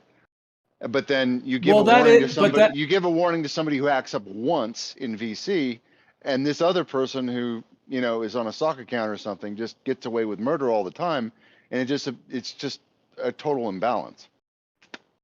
Well, it is on the server guidelines list. It says excessive trolling and/or troll stalking activities, including dramatic conflict with others that's disrupting the platform. I mean, it would fit under that, just in terms of trolling. So Riggs, no, I hear what you're saying, but that goes back to the idea that if you've got a highway of a bunch of people driving, you might have 8 out of 10 cars are speeding, but only one guy gets the ticket. So that's pretty normal. That's pretty understandable that, like, unless the mods are being super strict and like really on it and giving a warning to everyone, it's going to look like that no matter what. Because like I said, the cop only pulls over one dude who's speeding, and you know.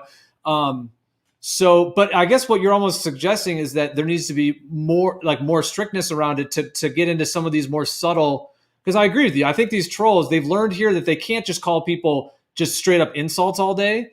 They know they'll get warnings for that, but maybe you're right. Like, they're doing it in more like side-handed harassing like ways, and it is pushing people away. The thing is, I don't read all the chat. I don't even read very much of the chat. I'm usually just in VC and I'm working on my computer and doing other stuff. I don't even read the chat that much. But Riggs, I mean, it almost sounds like you're almost suggesting that there needs to be more, you know, I say the word strict. I don't know if that's the right word, but, you know, more like action taken, you know, so that, because if we're trying to actually create a good place, you can't just have it 90% good. Like, it kind of has to be 100. So it's like a protected space that actually, you know, I guess, quote unquote, a safe space. I'm just kidding, but you know what I mean? Like, energetically, like spiritually protected is more what I mean.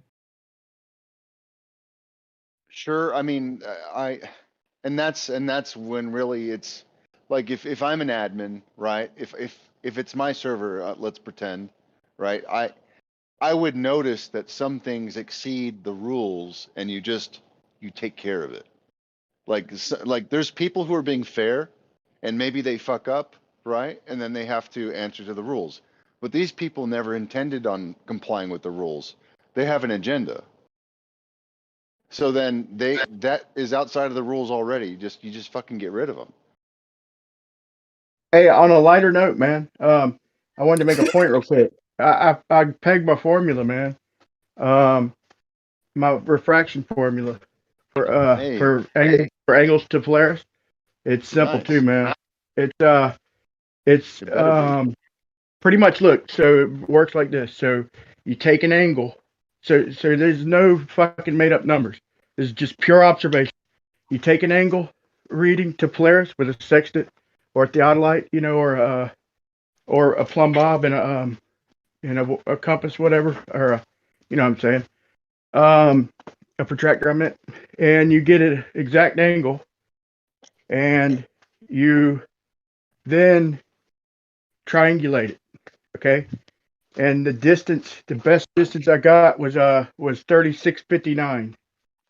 For I mean, I got one for 3959, but for 3659, I set pretty much set the height, and so pretty much you triangulate that. Go to the triangle calculator, put in your angle, and put in the height to Polaris, okay? And you'll get, let me see, I did it for all the numbers just about, but you'll get,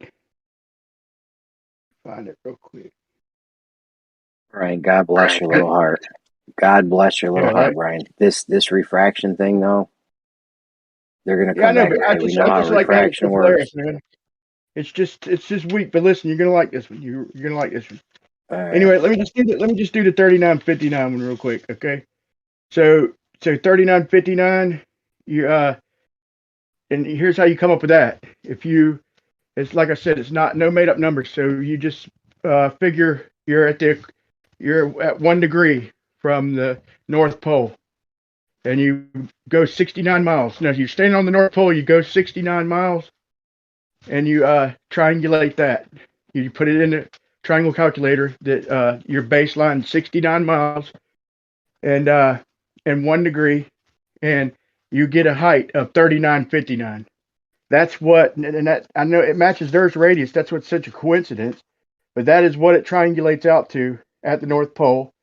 So you take that, okay, and you anywhere else, say if you're 60 degrees, you're gonna get 6,337 miles, and you take and you get the ratio first. You divide 90. I mean, you divide the angle 0.60 divided by 90 times that distance, and then times 1% of the latitude, and which is 60. So 0.60. That's your refracted amount. You subtract that from the distance, and it works out almost to the T for every angle. So that's basically it. It's the angle divided by 90 times the distance times the latitude, and that's your refracted amount. And it works out. So you're going to have a steady angle to Polaris or the sun and the moon, whatever. So that argument, in my opinion, is now done for. They can't use it because it's simple. It's just a simple equation using measured angles and calculated distances. Nothing made up. No 7/6 bullshit. There's actual measurements and actual calculations. So ta-da!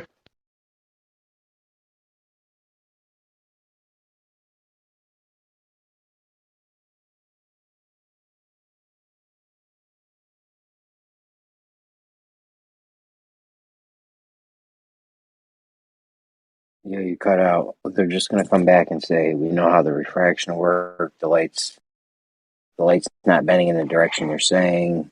That can't happen. The density gradient. Come on, bro. You've heard it. You've heard everything I've heard.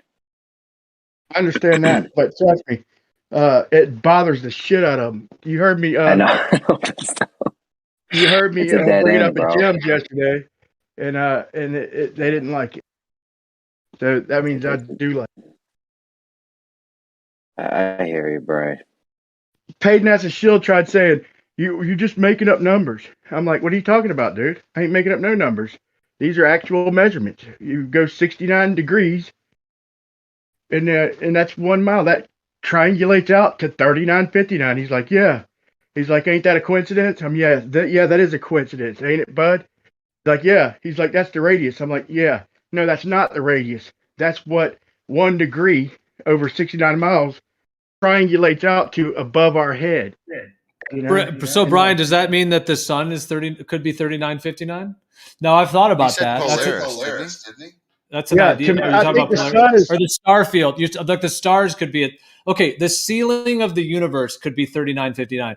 This I got the sun. To be honest, man, where I sit is the sun. I got it 35.70, and I got the stars in between that and 39.59. Nice, dude. That's awesome. You're thinking about all that because in like virtually all of these ancient cosmologies, they have layers. You know, it's always seen in layers, and the different like celestial objects and the luminaries are actually at different layers. So I love that you're thinking about that and we're thinking, you know, testing it and like doing those measurements, dude. That's awesome. And it boils down to this, man. I don't know. Okay, it's just for the people who say you get a different reading. But the fact of the matter is I don't think the sun is a solid ball or no shit like that. I think it's a focal point of some sort or reflection like a rainbow. You know, it's I think that's a good way of describing it. But that doesn't mean we can't use the math to work it out. It just took a minute, and you'd be surprised, man. You can't just use any number, and it was harder than I thought. You know, to get just one rational equation. The way I did it before was kind of ad hoc, man. I just kind of worked percentages in to the certain latitudes. This one is just an equation, nothing more than an equation. Well, this is huge though, because the 39.59 number is, you know, they do use that in equations for gravity and a lot of different things. So if that actually is the distance between the ground and something above us, whether that's an electric field, whether it's physical, non-physical, whatever it may be, the star field, yeah, that would really start to explain a lot of things because all of their gravity calculations for a globe Earth, they think they're all real because the 39.59 is connected to to quote unquote gravity. But if gravity is actually caused by the differential between the sky and the ground over a planar Earth, then that would be the case. You would actually have that 39.59 would be meaningful. And then if the sun is at 39.59, that then explains the shadows and how the shadows are hitting the Earth. And of course, they have to make them parallel light rays and then say that it's a curved Earth, like the whole stick's in the ground. So like that 139.59 basically unravels the reverse engineering of potentially gravity and of the curve that they claim. It's such horseshit the way they do it, man. Here's the way they do it. Okay, they take the angles, but their 39.59, instead of being the height, they use that, and they go down to the center of the Earth with that, right? And then they add the height of the observer. So that's when they tell you 8 inches per mile squared is wrong. You know, when they try and say that bullshit because it's not considered for an observer height, or the sextant, they're using they're getting around. It's kind of horse shit the way they do it. They're trying to use parallel lines, which they can't back up full time, and to get around using a curved adjacent, which is the baseline, the bottom angle, you know, the bottom line of the triangle, and they basically just take 39.59, send it down to the middle of whatever it is, and then add the observer height and do the math like that. That's horse shit. That you know, how do you know how deep? I mean, it just the premise of it, the assumption of it, man, is bothersome. But it really bothers them because you're using actual math with and showing them, here's your 39.59, bud, right here, in a simple, you know, it's kind of that's what's like in their face. Well, yeah, because that's partly why they think they've prove it, or why they think it's proven a globe is partly because of that. And they're like, oh, the calculations work out, you know, and then they just assume that NASA's telling the truth or whatever. So, yeah, there's something really important within that reverse engineered thing that they did with the cosmology that, to me, feels like one of like the main keys of unlocking how they did that, and for a lot of people to see how they did that, because right now they might be convinced because of that math, you know, the calculations, the math. But that's the thing, they did like wizardry where they took the math, reverse engineered it, made it look impressive, made it connect to a globe model, and then sold that as reality. It's better than that, dude. It's even better than that. Listen, you hear the people who don't understand the shit saying what they do understand, and all they say is they say, well, you don't have you know, if we do 3 different observer distances, we're not going to get a steady height to Polaris or the sun or something like that, or your sextant. They say your sextant, you know, it's not how did you get the distance to the substellar point or whatever. But look, that's not the way it works, because in either model, even in the globe, they what is you going to use a substellar point from 50 trillion light years? There's no height. So you don't have to use height in the. I mean, there is, but for us, we use the height. We do it properly, and now we could. I mean, me personally, I could justify it with a simple equation. And if I'm out on the water, and I, you know, I don't have a globe with me or whatever, I can easily work it out on paper, my distance, no matter where I'm at. And if they're on a radio with another person, but no, I'm veering a little bit. My point is you don't have to calculate height for your the angle elevation that means the angle, not the elevation. It's the when they say elevation angle, they're referring to the angle, not the actual elevation. So anybody who asks you how do you get the distance, they're full of shit. Or how do you get the height? They're full of shit, because ask them, how the hell do you get the height? You know, with the triangulation. Because here's the damn thing: if they triangulate shit out and on the globe model, they still get 39.59 for their celestial bodies.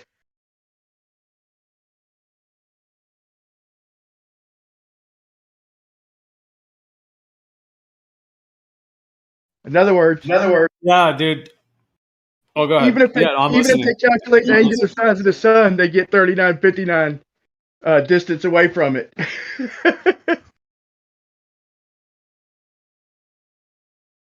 This is a fruitless endeavor right here. We're never going to get anywhere with optical shit. We say it's one way, they say it's another way. There's nowhere to go. We're deadlocked.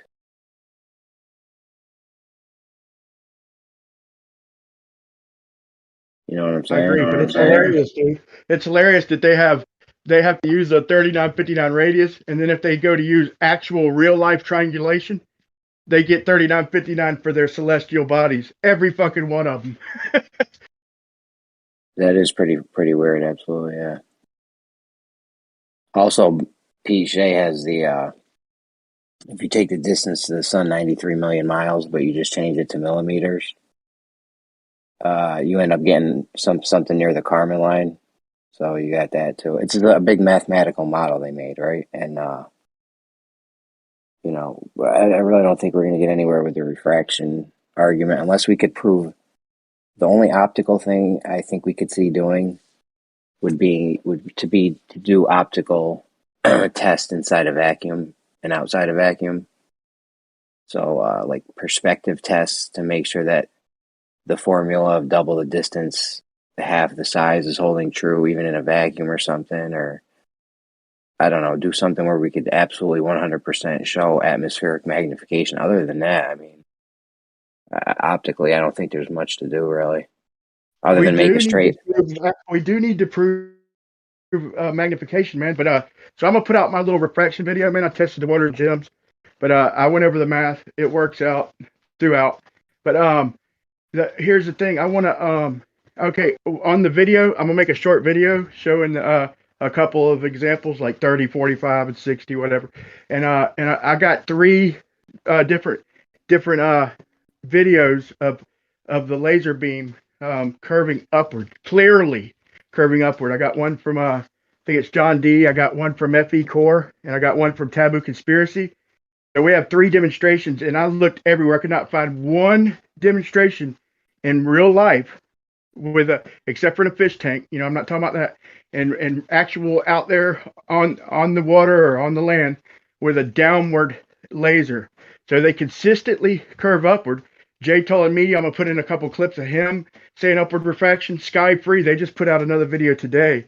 I'm gonna just put a bunch of little clips with their, Sky Free's demonstrations, Pebble in the Pond, Jay Toll and Media, and then all the lasers bending upward, and show them, and then I'm gonna show the globe with their sugar water. That's all they got. We got all these demonstrations, all these examples. They got sugar water. Another good thing to show. Shit, I don't know if it was recorded or not. Did we do it here? Me and George had a little conversation one day, and I can't remember where it happened. I think it was here. I'm not sure, but we got George Hanatuk to admit that you could see the horizon over the level line sometimes, right? So a famous saying the Globers will run around saying is, things don't cross the level line. Things won't cross your line of level. If it's below the level line, it stays below the level line. If it's above, it stays above. They'll say that nonstop, pretty much. I can't even tell you how many times I've heard that. I'm with you. I got Tim Osmond. I already did the video where they're at that mountain at Strom's Point or whatever it is by the Salton Sea, and Jesse Kozlowski set up the. George was like, "Well, maybe you didn't set up the auto level right." And Tim's like, or it was either Sly or Tim. I get them too confused. He's like, no, Jesse set it up. I was with Jesse. He's like, oh, well, then it was definitely set up right. But what they witnessed was that the lake was above the crosshairs, and it surprised them. I've already did a video on that, and I think I could find George. I witnessed it, but just barely, like here at the Atlantic Ocean, just like barely above the crosshairs, not no significant amount like they're talking about. I believe them because I witnessed it, but just barely under the horizon. It's usually barely over the horizon. But yeah, that would be a good thing to add. But I have problems when they can't demonstrate nothing, man. They can't demonstrate shit, and then we're getting them pinned down, in my opinion. With the optics, with all these combined, they're taking time, but the last straw is to prove this magnification. I think Travis is working on that now. He's took the first step. I think it's provable, but that's the next thing we need to do. But we're coming up with more and more examples. But how can they deny all these examples? And then with the laser curving upward, okay? orthogonally, and then you got a PhD in optics, proving it. You know, going out making a prediction with the upward refracting light, proving it. You know, with John D. And then small scale demonstrations, and all they got is a fish tank. That's all they got. Their refraction is an error bar. They pretty much do their measurement, and and it was 27,000. That measurement I was looking for. I mean, it was 27 million feet was what the surveyor came up with, and then he used refraction and got it down to 20 million feet to get it within 2% of the radius. I'm like, that is horseshit. They pretty much they don't determine the refraction on the weather. They can tell you the weather from their observation, measuring their refraction. They do it backwards. It's an error bar. To get out of jail free card, whatever they need, that's what they calculate. And so I'm going to do a video on that too. But yeah, I think we're you know, it is tough, Jeremy, to with the optics, but it's piling up on them, man. It is piling up on them. It ain't like it used to be when we debated optics.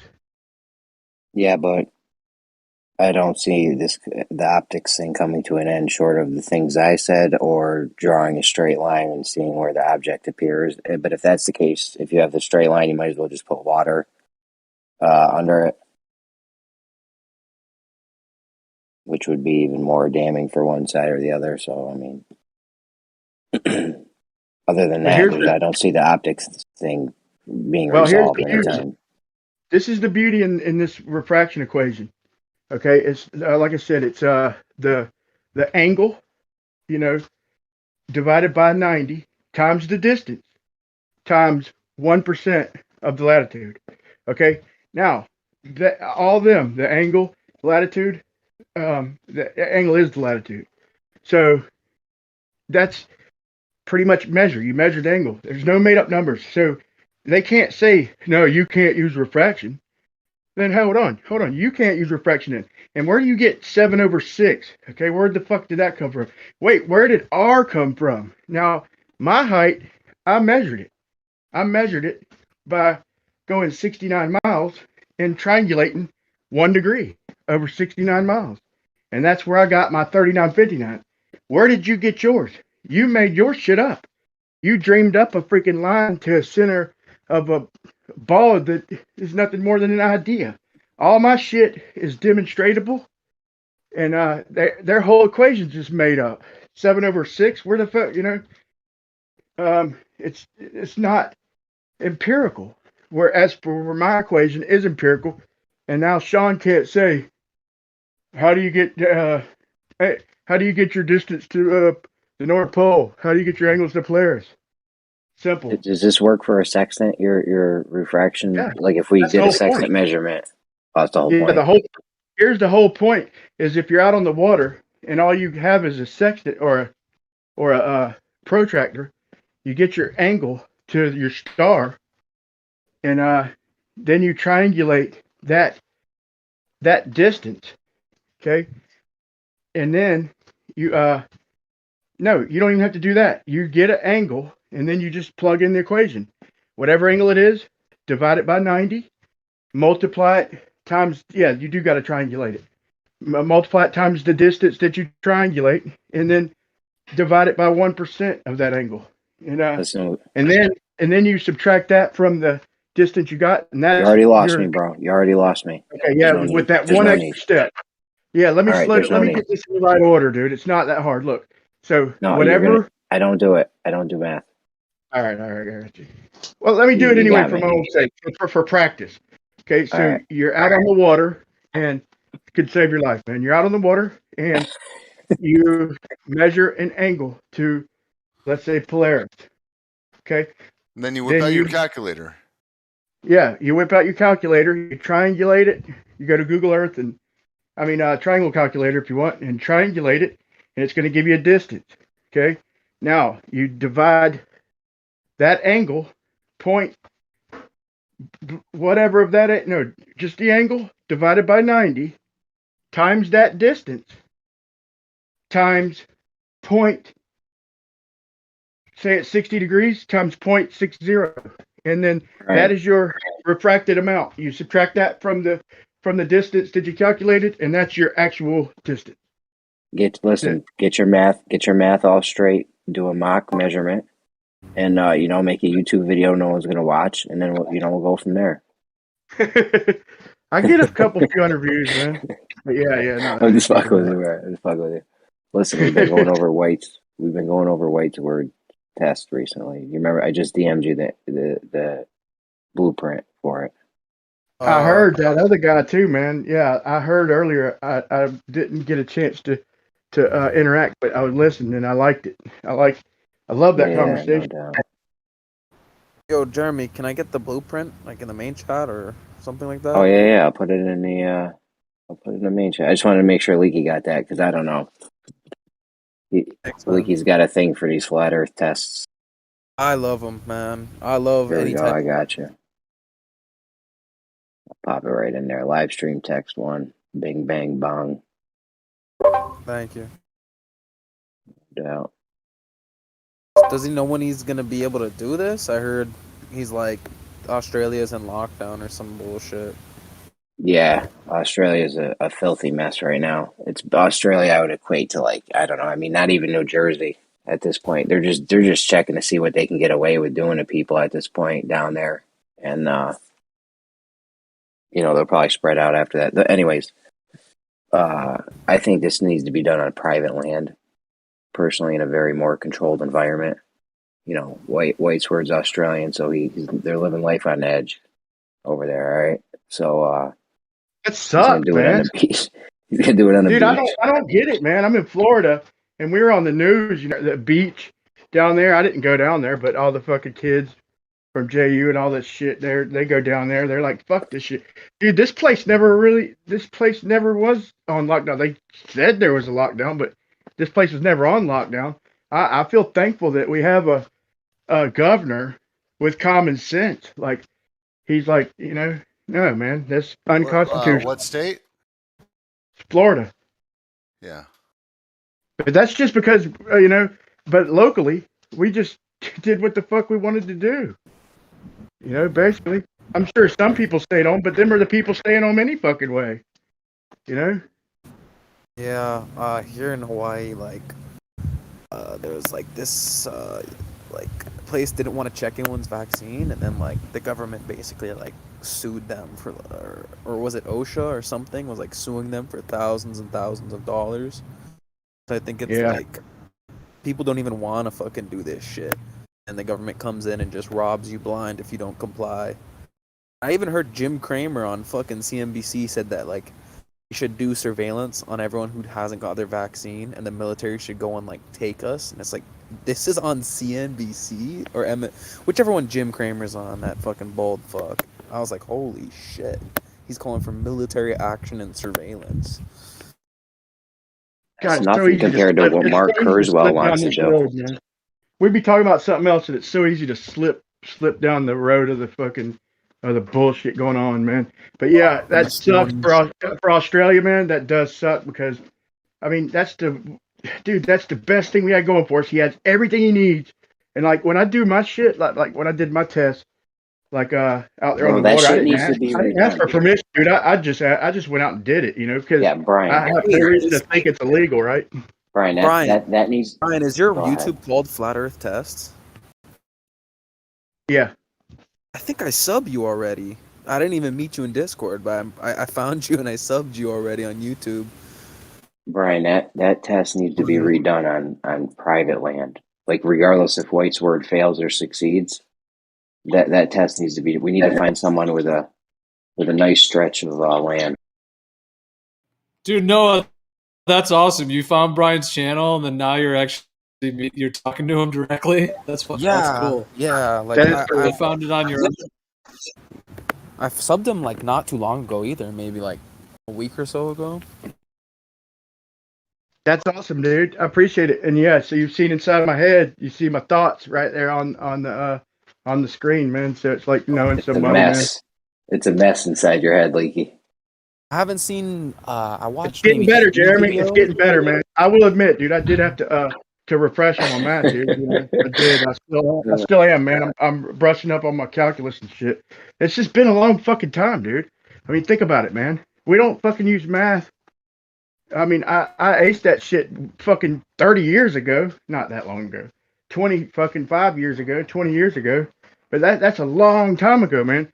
So yeah, I had to brush up on the shit, but it, you know, once you brush up on it, man, I mean, they act like they could do math or triangulation and they're better than somebody. Like what? That's insanity. Anybody could learn to do triangulation if they want to.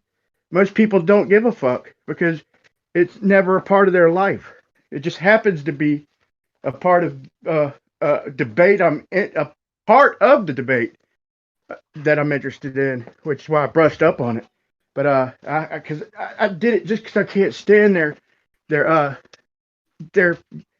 you know, the way their demeanor, the way they talk down, and I just like it drove me nuts the way they I'm looking for the word, like how you're above somebody. I forgot the word, but it's just insane, man. I had to Condescending? Condescending with their condescending attitude just because they can do math, you know. I gave you that. I gave you that word in a very condescending manner. Yeah.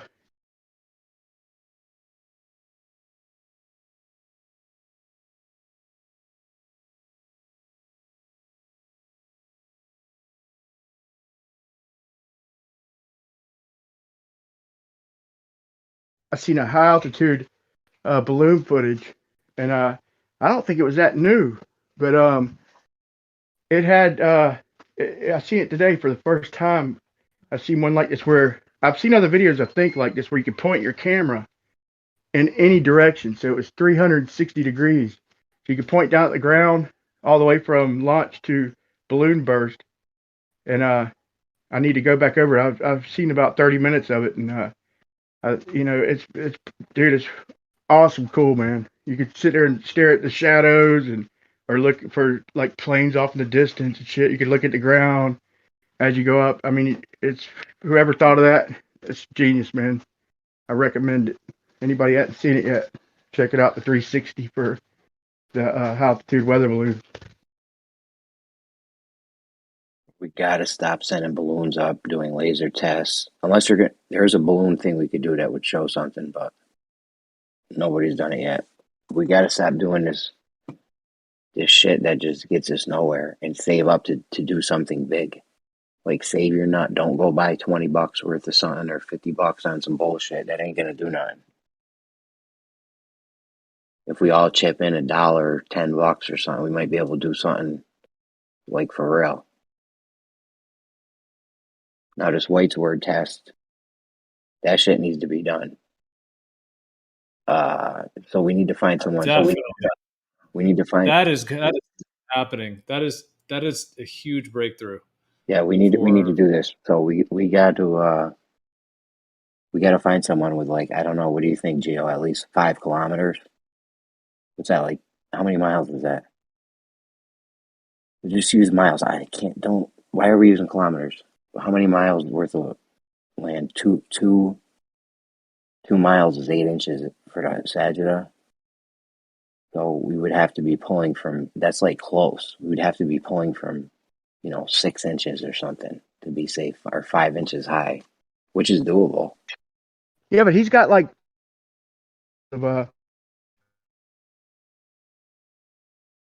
What's I up? think you cut out. Good stuff, man. He's prepared. You're right, though. We need to find a backup spot on We land. need someone with 3 miles, a 3-mile stretch of land.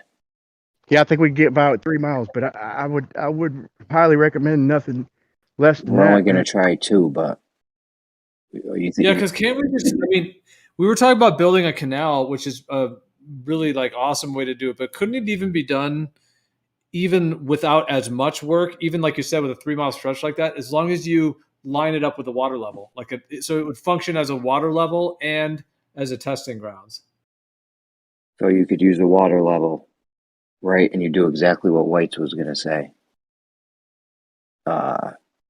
you take the post. Remember how he was going to take his post and have everyone make a mark at the same time when tide was running out to see where the water level was? You could do that. You just make your post and you just use a water level. You get 100-foot water level or something and just keep, shifting one end over to the next spot until you're 2 miles. I don't know the logistics of that. It sounds like it would take a day or two to do a mile or two worth of that. But I mean, if you own the land and shit, there's no rush. You know what I'm saying?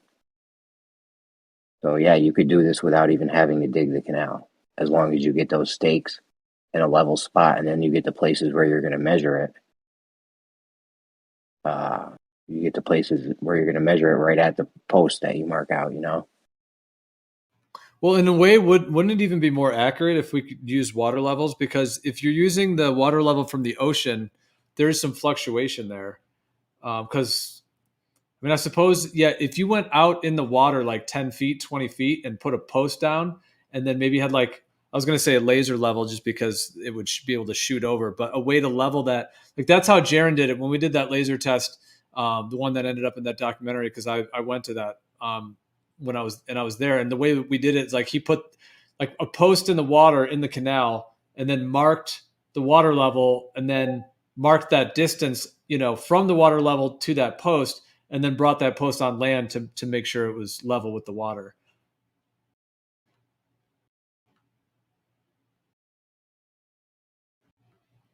But because the way Whitesword is doing it, wouldn't there? Well, yeah, I'm just thinking if the waves are coming in, I guess it depends on the wave. If it's not very wavy, you could get it even better. If it's a calm day, then you could measure it pretty well because the tide should be going pretty slow. I'm just thinking if the waters are, rushing in, in terms of getting water level on the ocean. Yeah. So I was just saying, I'm just saying, we did it on land, we would have our own controlled water levels that wouldn't be fluctuating in that way. That's all I meant.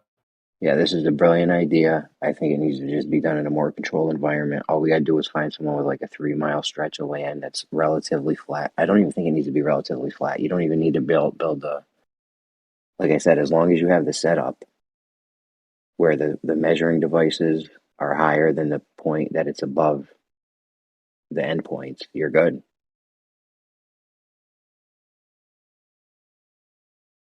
You know what I'm saying? So yeah, you get a water level and relatively flat land. It doesn't have to be crazy. We just need someone with 3 miles. How many acres would you need to have? How many acres would you need to have a 3-mile stretch of land? Because I'm sitting on a half an acre right here. I know that's not 3 miles, but I'm just trying to see how hard 3 acres would be to get. Because you can buy an acre of land for 2 G's, $2,000. So we only need 5 acres of land or something. We can get this done for less than they bought that fucking gyro compass for or whatever. I think an acre is 275 feet by close to that. By what? But yeah, Brian, dude, I have to double check, but how you're saying how many acres you would need for a 3-mile stretch? I guess it would depend on whether the acres are spread out in a line or whether they're in a square. Yeah, that's a good point. That's a big deal. But we could find a canal or something. Well, Brian, we've been talking about this test for the last pretty much 2 days, 3 days straight. We had a fucking 8-hour session the other day, nonstop. I heard it, man, awesome. And I heard him. I heard the guy with the who kind of has White's same idea. Kind of is he said he needed a thin scale. I have one that measures and it's kind of old, but it works perfect. It's thin. It measures hundredths of a gram, and it's about a little over a quarter inch, maybe 3/8 of an inch, not even half an inch tall.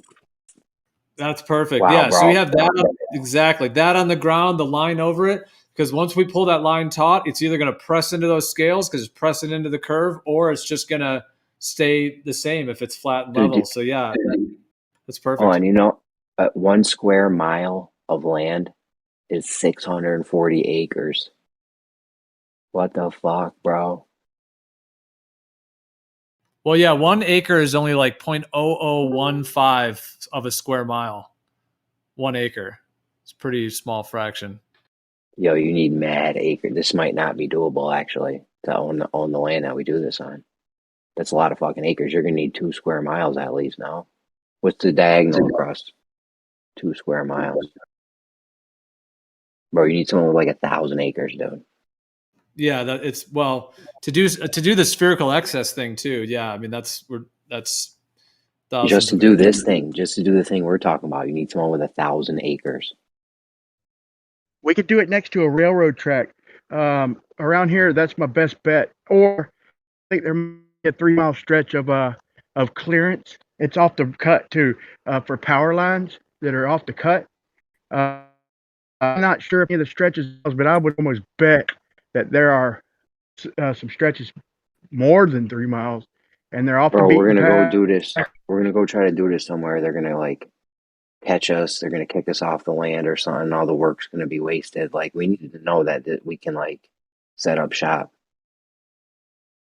Well, the place I'm talking about is it's not fenced off. It's a big stretch of like picture of 5 miles. This is what I have in my mind. I don't know that it goes this far, but from crossing the railways and off the road, you can see picture some like a forest that's skinny and long, and then you got a clearance about 200 foot wide, and the little strip of forest of trees, and then you got in the middle of that you got big power wires, like bigger than the ones in front of your house, like the main city power wires.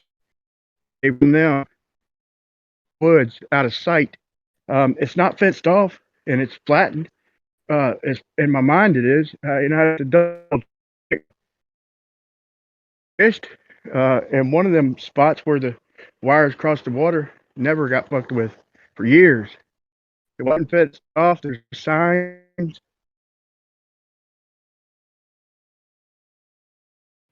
Well, I was just thinking in addition, I know this is part of White's idea too, to have the posts, but what if you had posts that were like every 300 feet, like really kind of close together, and then you put like an eyelet like 1 foot up in the post, and then you measure all those posts to be water level, and then you basically, this is kind of what White's was saying as well, where there's through eyelets, and then so the line is being run through those eyelets. But even if they're as high as like a foot off the ground, and then once you add tension, if your winch is like a foot off the ground, then you literally have a foot off the ground winch on both sides. You have a cable going through all those eyelets at 1 foot at water level. So they're all 1 foot water level. You have that cable going through the whole thing, and you have the winches at 1 foot. So once you pull that, if the earth is flat, if it's a plane, then that line will just tighten, between all those posts, and it will just be a straight line. It won't want to pull down at all. It'll just want to be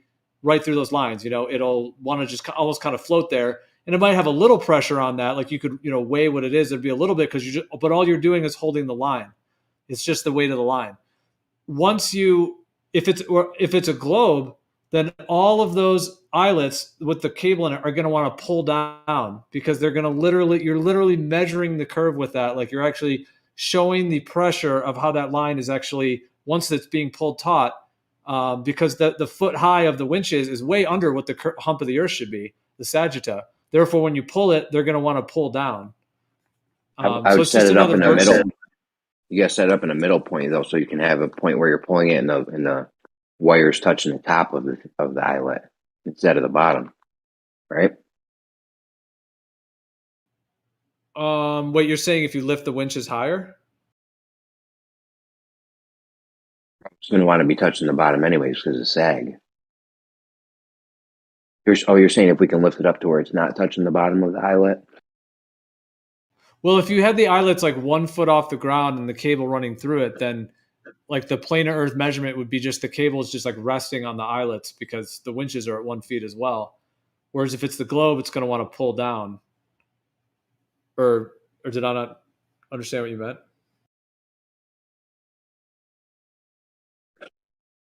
No, that's right. Well, in this idea, you would have posts like I said, like almost like every 200 feet. So So the line literally would. So this is like a whole different idea, really.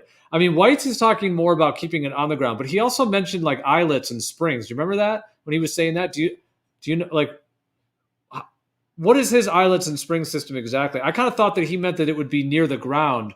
The eyelets would be, but then he was talking about measuring it like from with a fish scale. So he might be thinking this. Yeah, I don't know what is your understanding of that with the eyelets? How did that play into it? In his The thing, because I was also describing another way where you could have the line up off the ground, you know, so it would actually be off the ground, but it's like a different test than having it on the ground. Yeah, I think if you have it off the ground, because this would be even better if it's off the ground, because then you don't have to deal with like wet sand or any of that shit. Like you're actually measuring it, like But go ahead, Brian. I wanted to do it in the water, man. I got the line and everything, but I got a preliminary line because I got a 1 mile fucking line that you could swing off of, and it'll pull straight over you know, as the length of my road, like 500-600 feet. I made a video about that, but you know, but in the water, it's fairly buoyant. But the spot that I went to, I didn't have help, and nobody pitched in, but Travis and I just gave up because I need a better spot. But I've stretched that fucking mile line all the way across. But there's oyster beds, and I didn't have somebody to hold it up in the middle to keep it tight. I couldn't keep it tight and move my boat across at the same time by myself.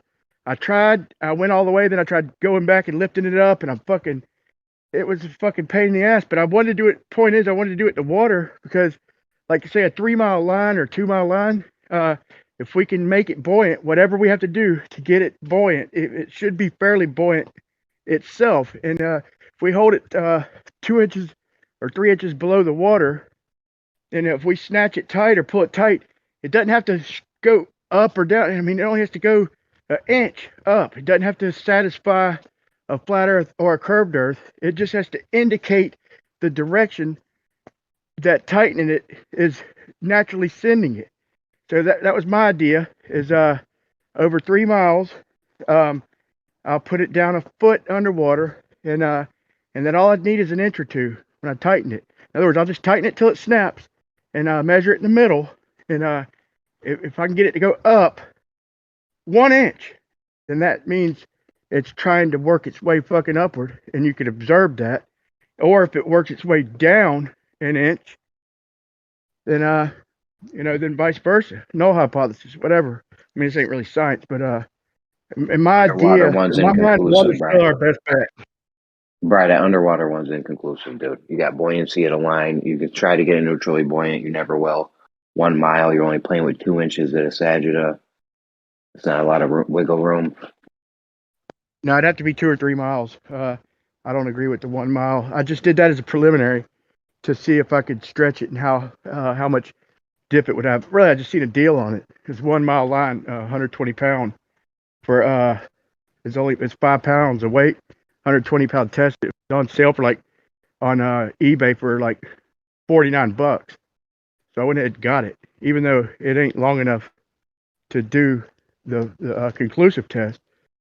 In calm water, I believe we could get it to gesture one way or another, man. That's my opinion. Even if we have to do something to add a little buoyancy, or if we had to put split shots on the motherfucker to take away a little buoyancy. You know, if we had just a small group of 6 people, we can work out the buoyancy, and you know, I don't see why, you know, we couldn't do whatever necessary to get it fairly tight and at a consistent depth in the water. I don't think we might even need split shots or floats, but if we did, we do whatever it takes to make it where it's, you know, it's buoyant to the touch.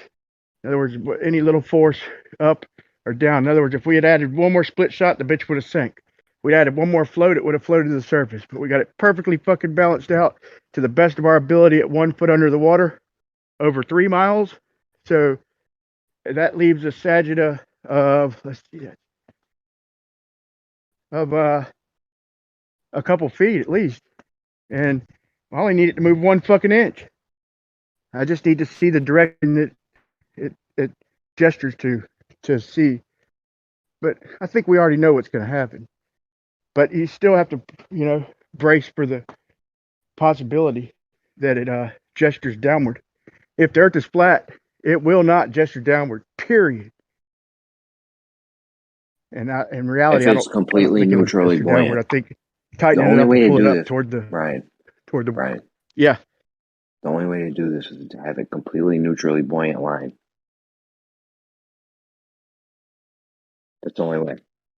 Yeah, I agree, man. That the best bet is to get the 100%, the zero buoyancy. But I was just throwing that out there just in case, like even if it didn't perfectly fucking, if it wasn't to its claim, it wouldn't take much, but a teeny little fucking split shot if it tried to float, it wouldn't take much to it might be zero buoyancy with a little bit of tension. It should be, but I haven't. My line didn't. It wasn't zero buoyancy. It but that's what's going to be necessary to do it in the water. But yeah, I know what you're saying. I'm just trying to cover some angles, man. In my mind, that was a solid shot. But when you get out there doing this shit, dude, it's work. It's work when you get out there trying to do these tests. I've pulled a line down the road a couple times. Pulled one over a lake, couple football fields. Then I went out there to do the mile. Didn't have the help I needed, and there was oyster beds, man, that I didn't know about. So when it sunk down, when I tried to go back to get it off the bottom, it was in the oyster beds. So I got frustrated, gave up. I still have the line though. Bro, that's some shit you need to do. And if you're putting a line in the water, you need a canal for that, a trench. Bro, how about I put up a GoFundMe, advertise the shit, just trying to get $500 so I could get a couple of my guys to come out there and get the. I already had the line, so I was gonna get the use that money to get the zero buoyancy, the right distance.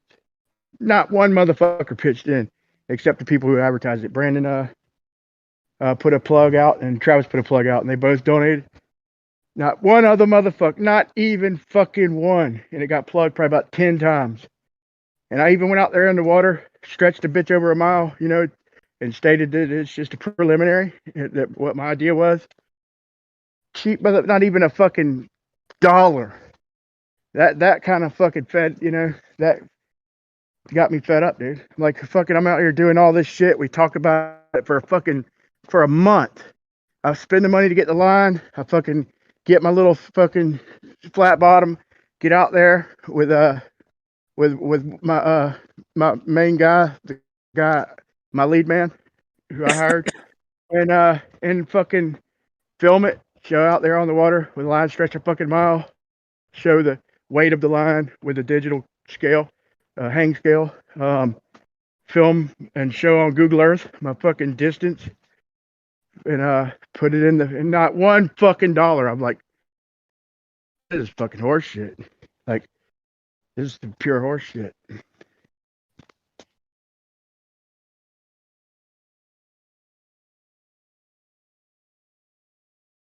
I don't need the money, man, to be honest. But I'm like, I'm the one doing the effort. At least pitch in. Some people pitch in, I already, I could come up with the money and do it either way. And I want to do it to satisfy myself.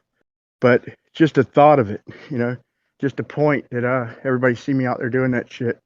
And we talked about it for fucking all that time. And not one motherfucker wanted to stand behind it. They just wanted to talk about it. See, I don't like talk, dude. I do like talk, but I can only handle so much talk. I want to see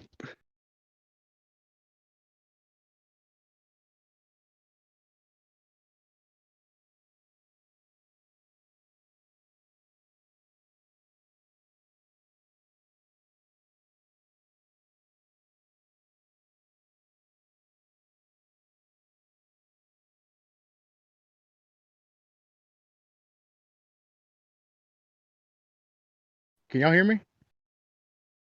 We can now, but I think you cut out there. Yeah. I don't know if I did or you did, but yeah, I think it cut out. Did y'all hear me bitching? I mean, I heard most of what you said, except for just the last part, like it cut out at the end. I was just complaining. I'm just joking, but I was saying that I don't mind the talk, but I like to see fucking action. I do like to talk, but it hits a point where I gotta put some of this shit into reality. I want to see demonstrations. I like to see, that's what I liked about Brandon's channel, and it looks like this is where this server's headed, where we do the talk and then we show shit. We show demonstrations. We plan shit out. We back it up. We got the right people here. We got White's World, we got Jeremy G. I mean, everybody, combined. I don't even have to name names. We got the mindset. We got the people. We got the, the good thing is we don't waste our time with bullshit, If at least something's got to have a chance and be affordable before we even try it. I got pissed off that all that talking, nobody even pitched in a fucking dollar. I'm like, I couldn't even believe it, dude. I mean, I can come up with the money myself to prove it to myself, but that kind of hit me in the gut, dude. Well, there's always GoFundMe's, and I think there are a lot of people who want to see things done for sure. I think with all the restrictions, with with all the stuff going on, it has made it a little bit more difficult. But yeah, dude. I mean, I'm with you all the way, and I think that there's a lot we can do. I mean, Jeremy's really been like the last couple of weeks, even more so, just like we got to get something definitive, and we've been having like so many more like brainstorming sessions. It's kind of like the first like month of this server, it was so much just like more of these like heated debates, back and forth. And it was like, more of that to where we almost couldn't even have some of these discussions because that's going on, So whereas like the last like month or so, we've been able to start to actually like get into it and actually starting to do a lot more like not only brainstorming, but also like thinking about how to actually put these things into action.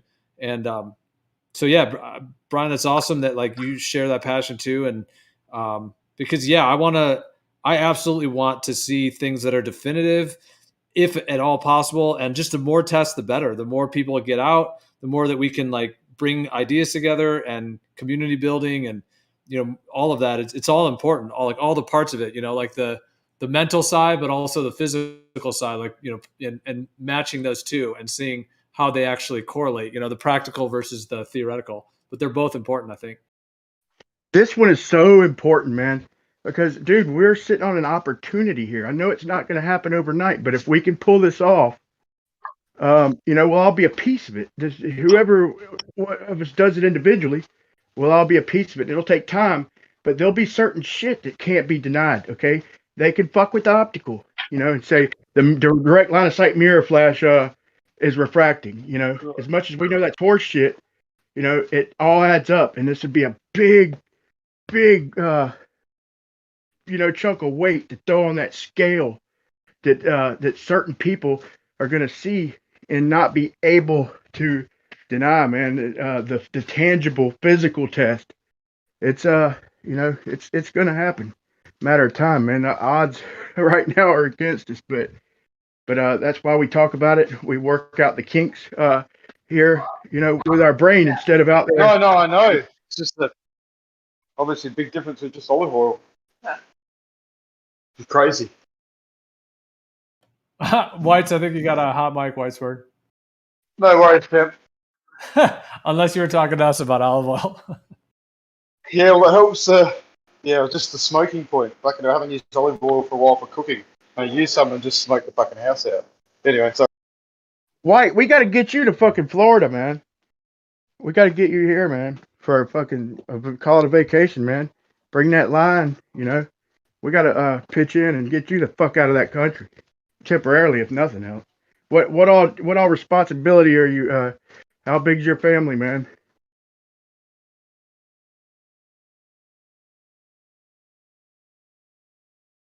Come again, champ? I said we got to get you out of Australia. How big's your family? How bad are you tied down? Is there any way you could escape for a couple of weeks? Oh, mate, there's a little thing going around the globe. It's called a pandemic, Brian. I don't think I could get out or get back into Australia if I tried, right? Oh shit, dude. Yeah, it's good. You can't even fucking leave. Wow, No, that's mate. crazy.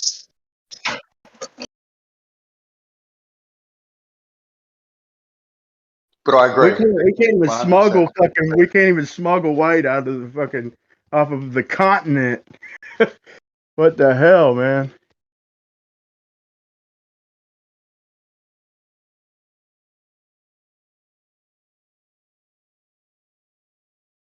Mail yourself to Florida, man.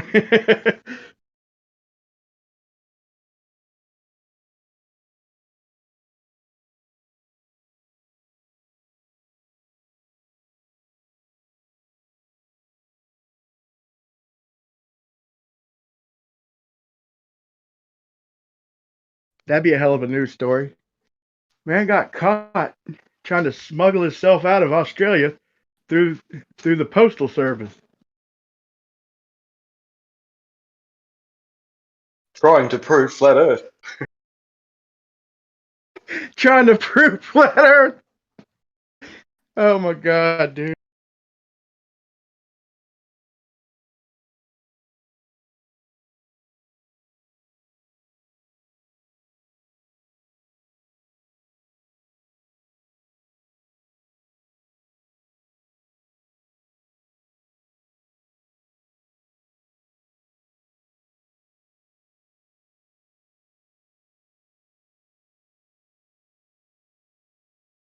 Did you hear my my equation, my simplified equation, White?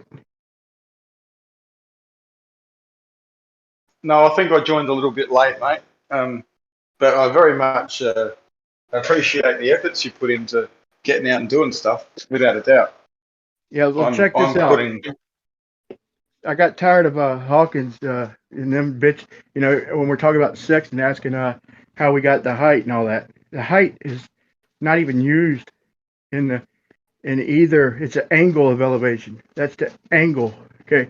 And so I would ask them, you know, what the fuck is your height? 5 trillion light years? You know, the height's not in the calculation, man. It's the hypotenuse, which is the baseline.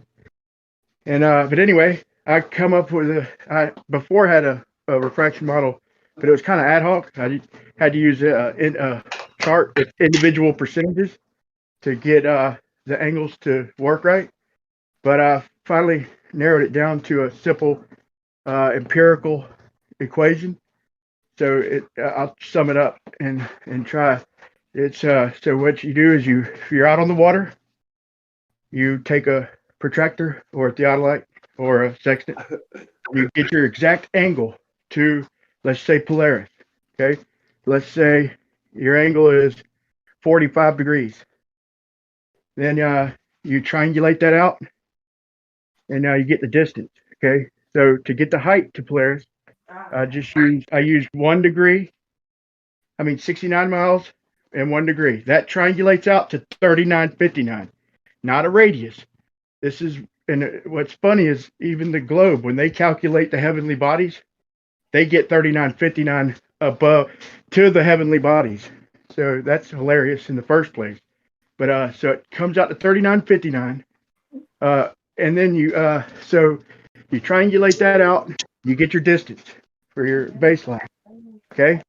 So then you take and you get a ratio. You say, here's the equation.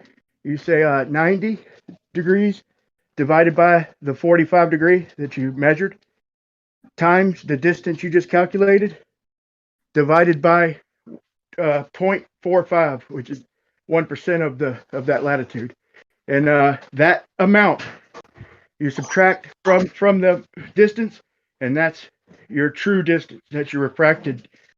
That's your new distance, and it'll give you an accurate distance to Polaris or whatever other heavenly body or star within a couple miles, within a mile or two.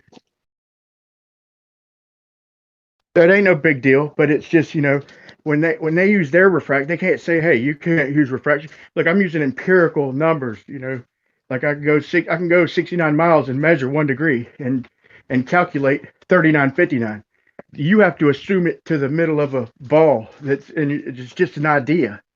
Okay, and you triangulate your stars and shit out to 3959. How ironic. But and then I'm using the calculated distance and the actual angle that I measure. Their refraction, they're using 7/6R, like where you get 7/6.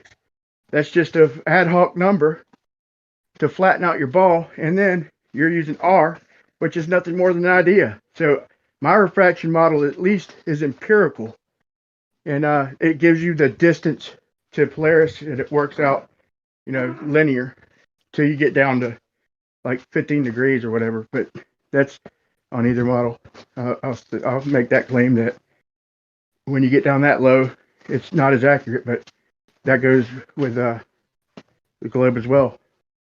But so in my mind, I have an equation that is empirical. They have some made up idea that is nothing more than an error bar to fix their calculations.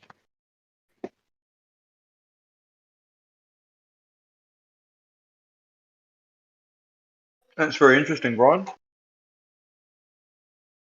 Yeah, it took me a while, man. So 90 divided by the angle times the distance divided by point angle. So if the angle is 60, 60 divided by 90 times the calculated distance times 0.60. That's your refracted distance that you subtract from your calculated distance, and that'll be your actual distance. All right, thanks for letting me get that out there, because, dude, when you're trying to say this shit like live on the spot and all that, it's like numbers get jumbled up, man, and it's like tough. So I just I got it all on paper and shit, and I got it in order this time, and that's a simplified equation. It ain't just percentages that I made up or that I used to make it work.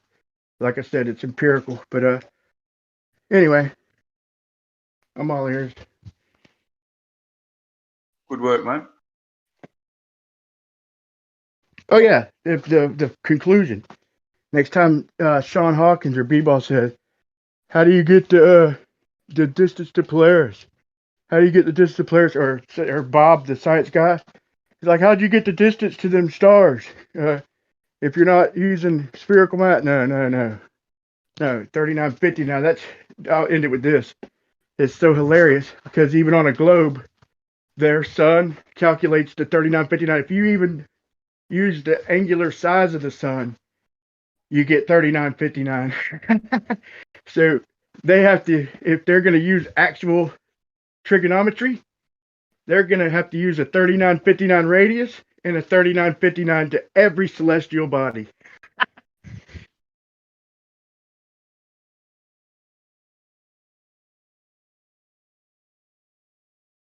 Yeah, well, these are the factors that are needed, like in terms of a model. I mean, I'm not saying my number one goal is a model. However, I think it still would be awesome. I mean, it's up there in my like general of how awesome, like goals in general. Although, I just think that there are.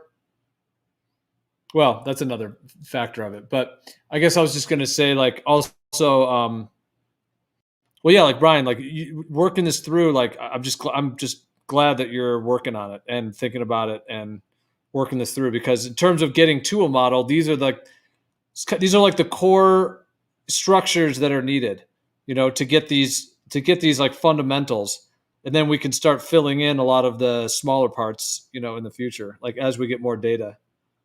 And they could say it's not important, but it's a personal thing, man, and it's going to be important to a lot of other people. Because if I'm out on the water, and I think if I teach my son there's his flat, he's out on the fucking water, and he needs to know his distance, then he can plug that equation and triangle calculator. You don't even need to know the truth. It's it's just I'm gonna show it in my in the video when I make it, but to me it's important. Not necessary, but it's it's something just to shut Sean up. Like I said, we kind of begged the question a little bit unnecessarily in some of these debates. In my opinion, it's important. No, I don't think it's important as what Nathan and them do, as far as the actual ground zero proofs to prove that they don't have any actual proofs. It's all fallacious. But, you know, to have the conversation, you gotta. They lead with asking for a model. If you look at some of these debates, it's the first thing they do. So I just come up with something to shut that down and progress. You know, and I'm working on the like a calendar in my model, which with 13 months, 364 days, 28-day lunar month, and I just started that. Pretty cool. I enjoy doing it, man. Since I had to brush back up on math and shit, it's kind of like a hobby now. So should get better, but it don't take a model to prove the shape of Earth. I don't think science can be used to prove it one way or another, but just doing my share, man, to shut some of these people down who ain't really trying to hear, and I'm not really doing it for them, but all their listeners. So I know they're not trying to hear; they're just asking a question to try and shut the argument down. So I'll give them an answer. Now they're stuck. They're and the ones that ask about it usually don't even understand the measurements and all that shit anyway. You know, they just trying to shut the argument down. So I'll throw it right back in their face and then maybe progress. And then a lot of people like CrowXE, you know, he'll listen a lot more with the math. Some people can only think in math. So without the math, they can't even conceive it. And anyway, I've blabbed on long enough, man. Well, how would that all factor in, Brian? Because we were talking the other day as well about we had a whole brainstorming session about, like, you know, the idea of getting like more sextant measurements, you know, something independent from the GPS system, you know, not dependent on any GPS or any government, anything, actually getting our own results. And we were talking about a couple things, like almost the idea of having like a kit that you could send people, you know, like that you would be able to like mail it to them, and it would have a bunch of things in it, like a sundial and other things in it. That's like one idea. But whether it's a kit or not, I mean, that's just the idea, because then they could have the material to actually, you know, do these actual tests themselves. But in addition, the idea of perhaps like some kind of an app or some kind of a platform as well, which I've had this idea for years as something as well, but basically a way that people from all over the world could take observations, you know, whether it's sextant readings, whether it's sun angles, sundial, like we're talking about the parabola that the shadow makes on a sundial should be different in the north rather than the south, because like if it's an AE map where the sun is, you know, going in and out, like making wider circles and then tighter circles, the parabola of the shadow, if you put it in fast motion of the sundial making its path, will be different. So that's one thing.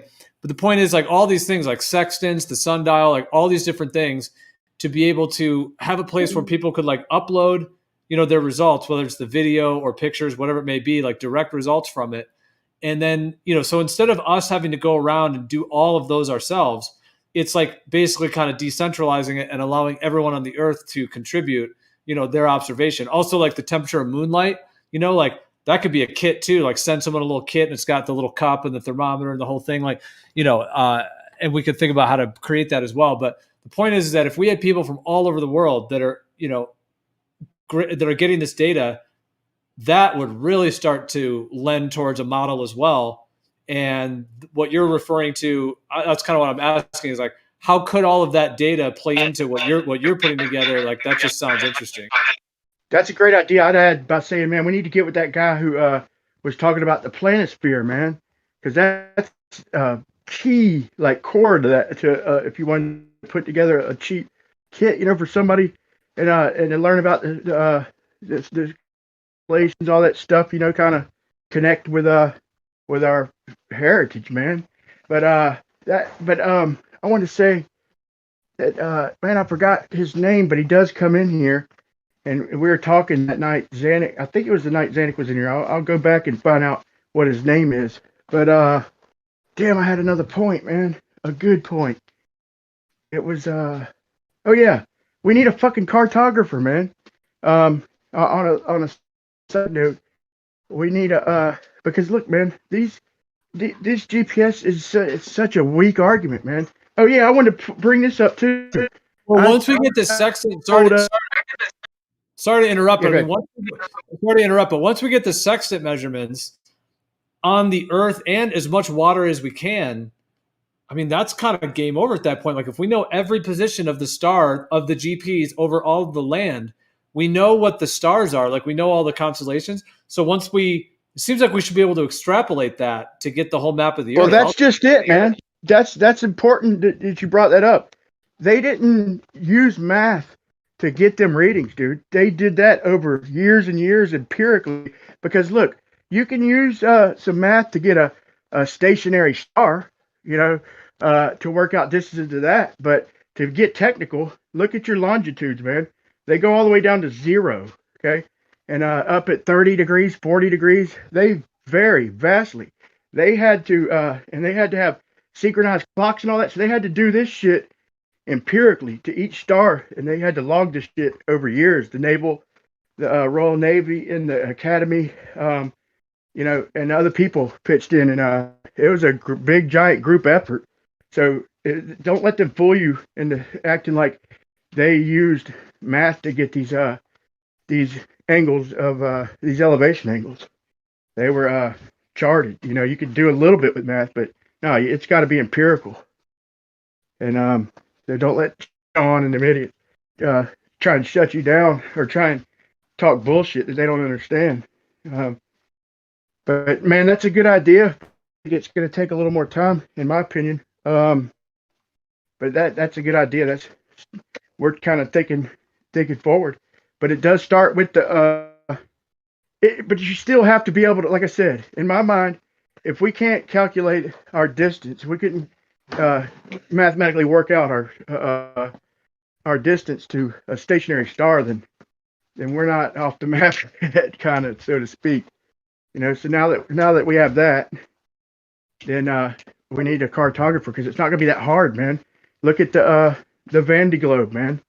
They're claiming that it's like a 17,000 mile hour race, and they're averaging like 12 miles an hour with yachts that average 34 miles. Do the math just from what they average, and you come up with a 65,000 mile circumference. Now, even if you say they come down from France, you're still over 60,000 miles at a race that only dips down under 60 degrees, freaking in one spot.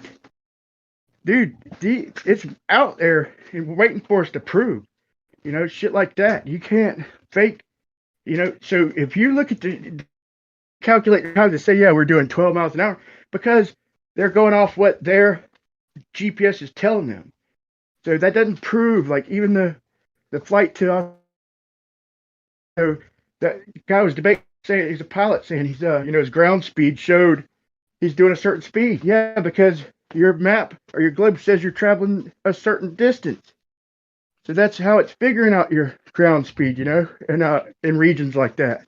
And that's where the conflict is in the great oceans and shit. And one other thing I want to say, that I found an old thermal camera that I think a guy who used to live here used to find like heat leaks and shit. And yeah, moonlight is absolutely cold. I've heard a couple people say that's not.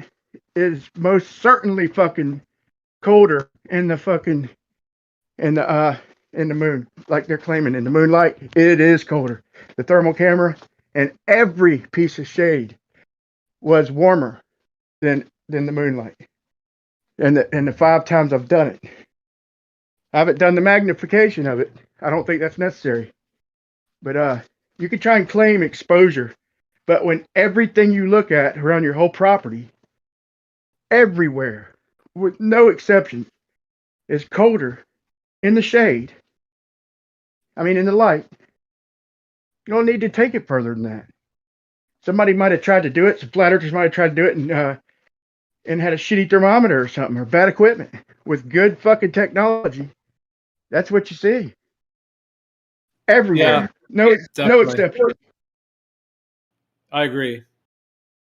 It is definitely putting off a cold, silvery, cooling light. I mean, I can even feel it on my skin. So I can feel it in the air and on my skin. Like when it's like, especially when it's a full moon, The sun sets, and if the full moon comes, like as the full moon comes, or even if it's like a partial phase, as long as there's enough, because it definitely is correlated with how lit up the moon is. Like if it's just a little sliver of the moon, it's not going to give off as much cooling light as when it's half or full. But yeah, it definitely cools off the environment differently than when it's like a new moon, when there's like no moon. So yeah, I don't have like any moon. I was gonna say, man, I was gonna show you, but I just walked out and there's no moon at all, man. Do you think starlight puts off some like? What do you think about starlight? Do you think starlight can? Because that's a harder one to measure because it's so much less. But because yeah, but there's so many of them, man. It would almost have to, man. It would almost have to. I'll tell you what, if I do the moon at different phases and shit, and do a no moon, and I did it with a small moon, and it went down, but I didn't really. I mean, to be honest with you, I was just looking for the red and the blue, red and the orange and the blue and the green, right? Hotter, colder. So I didn't really, to be perfectly honest, I didn't really measure the amount that it was hotter or colder. I just seen that everywhere that was shade was warmer everywhere, and everywhere that was in light was colder. But yeah, you could take that. I think the stars would have to, just with an accumulative effect. If the moon does it, it's possible that the stars. I guess they wouldn't have to, but it'd be very possible. There's some phenomenon making that shit happen. I mean, that would be a hard one to test. Although, yeah, like if you tested it, I guess it depends on whether clouds affect it. But you'd have to be like a new moon, so there's no moon out, and then you'd have to test like cloudy versus starlit nights. But that's such a hard thing to control for. Or I guess in the shade of the starlight versus direct starlight, even though there's not going to be like a very noticeable shade, but damn, that'd be interesting to try to test that. Yeah, you could set up a shade. It just have to be real close to block all the starlight. Yeah. Might not be as conclusive as the moonlight, but hey, you never know.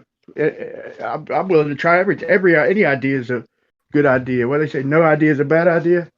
We're full of ideas, and like me, I'm hands on. I like showing shit, trying shit. I'm wrong a lot, but I'm not always wrong. I'm right a lot too, just from trying so much shit.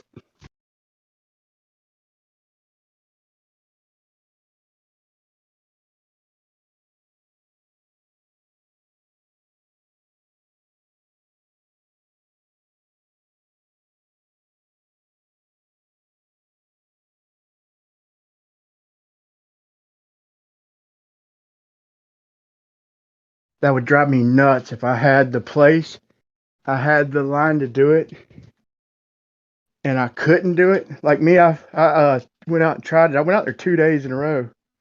I left the line out there in the water. I think I went out there the third day. I was going to do it, and I'm like, fuck this. That's when I got kind of fed up a little bit with it. Plus, it wasn't long enough to technically prove anything. But the third day, I just, instead of trying to finish on getting it off the oyster beds,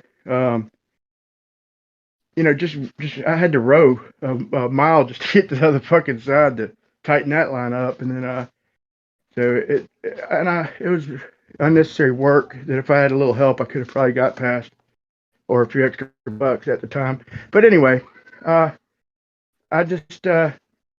kind of gave up. But if I had the line and the spot to do it and was told that I couldn't, that would have driven me nuts. It was my own decision to wrap it up, and call it short. But if I had all the stuff to do it and couldn't, man, that would simmer on me.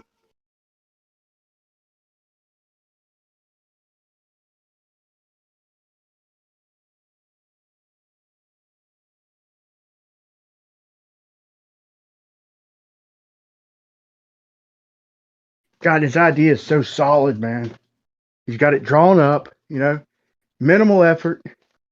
It's chances of getting a result are pretty fucking good. Nothing's 100%, but man, the way it's drawn up, it's good chance. A lot of Globers have agreed that it should be conclusive. It's got a good chance, man. Everything's right there. We got the good man to do it. Got this stuff. Yep. Yeah, that's what's going to start to Yeah. happen. We're going to start to get more and more conclusive results, and it's going to be pretty interesting to see, what's going to happen either way. Just in terms of like who will, like that's what we were talking about. Like it's been interesting the last couple of days, like with Biodual and some of these guys that are like riding on eggshells that are, pretty strong globe earthers in terms of their perspective. But as we're talking about, getting some of these things that are definitive, it's like started to talk about like, okay, like, what's going to happen once this is definitive, like in their worldview. And then, and then even, I mean, I've even been kind of just for fun, thinking about like, I'm not on the fence on this topic of the shape of the earth at all. However, if we did some of these and measured, the globe result or a curvature result, meaning that, like, for example, the one that Whitesworth's talking about, that's a major way to physically test the surface of the earth. If that came out consistently with a curvature, I definitely would not be able to ignore that. I'm not saying it would instantly make me think Earth is a globe. I'm just saying I would not be able to, just brush that off. Yeah. Like it would be strong evidence for it. But I'm gonna tell you right now that even if the Earth is a globe, I reserve a small part of me that will never say nothing 100%. I'm not trying to be like sciencey, doesn't prove it. Just that's me.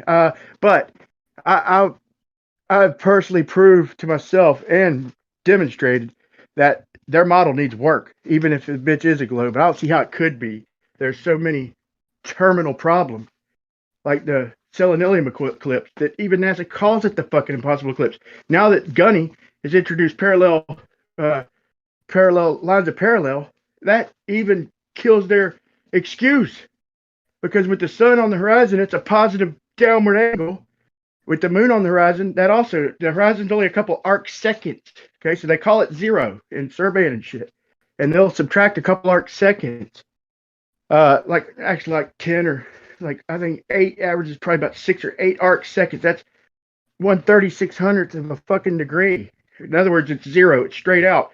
So with the sun above that horizon, they can't use the excuse that the moon is that its light's coming in from the bottom, even though the shadow coming in from the top already destroyed that excuse. Now it's double destroyed because that's 2 positive downward light angles that one of them necessitating parallel rays for any of their model to even work. And so what Gunny did, even if his survey box doesn't spread, which I think it should, but just his concept opened the door to shutting their model down thoroughly, in my opinion. But it's still new. It's got to get out there. It's got to be understood. We'll see where it goes, man.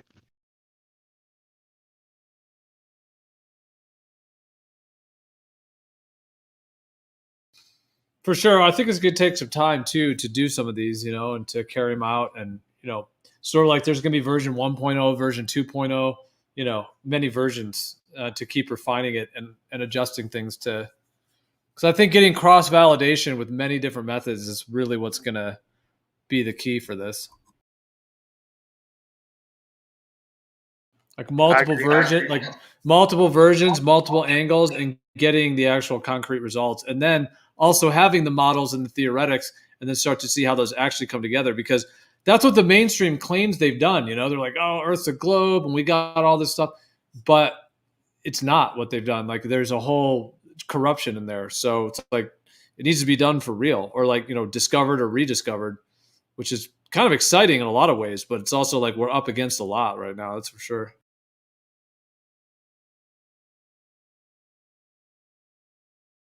I agree, man. And it's like, dude, if you think about it, look out at the GP, the general population.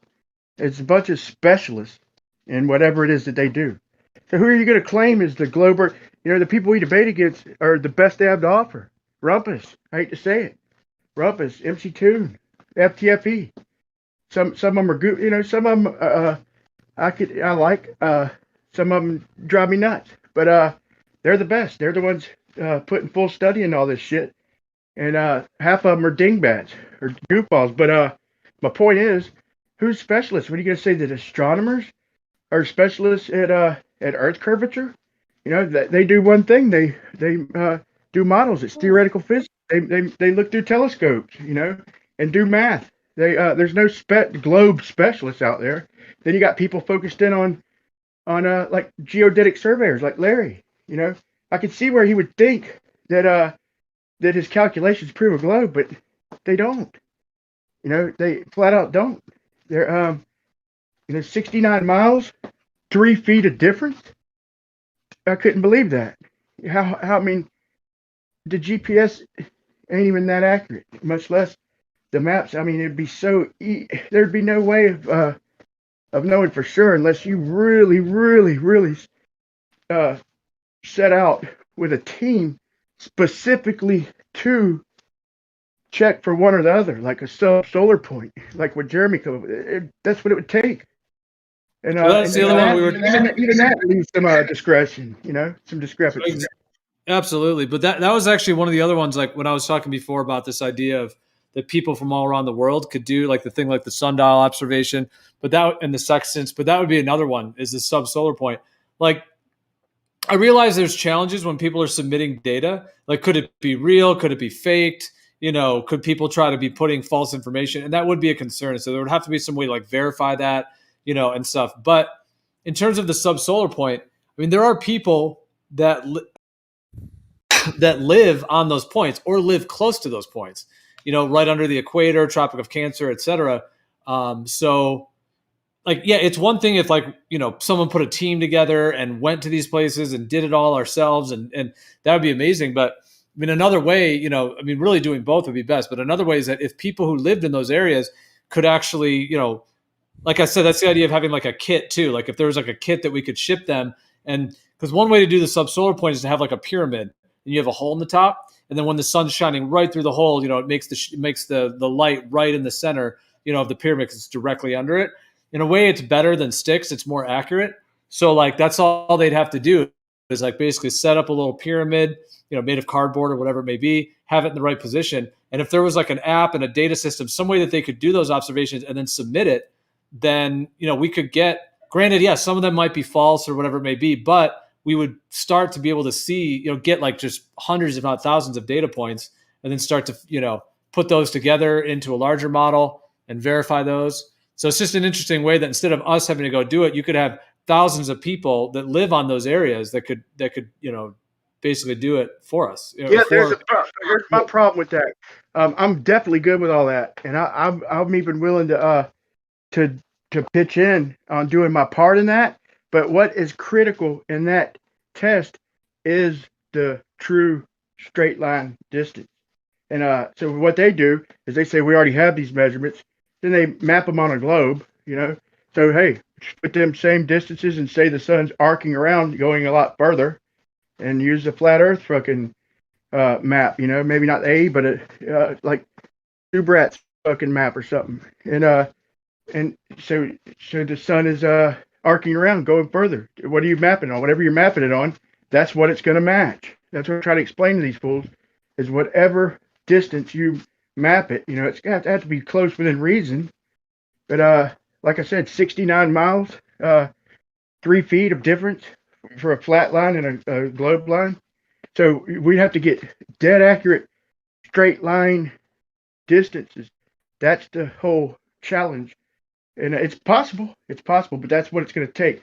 We can't just get the angles or the time. We have to know the distance. That's the challenge, and it's going to take a little effort, man. But Ryan, is that your wife? Yeah, that's my wife. Okay, I'm glad I asked instead of just said something. I was wondering the exact same thing, Riggs. Shame not to show her off, man. So I'm like, man, let me throw her in there. Show it, make her feel good too. Look, baby, you're my fucking circle. Got you in my circle. Look. That's yeah, because you've had no profile pic for forever. You know, you've always just had the default one, right? Yeah, she definitely got some circles. That's for sure. She's a country gal too, man. Good fucking lady. Yes.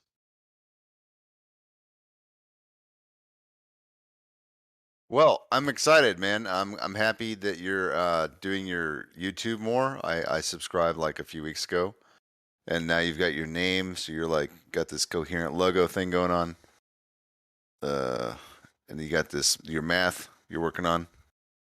Then we got this test coming up, or measurement, or well, I guess it's more of a test, right?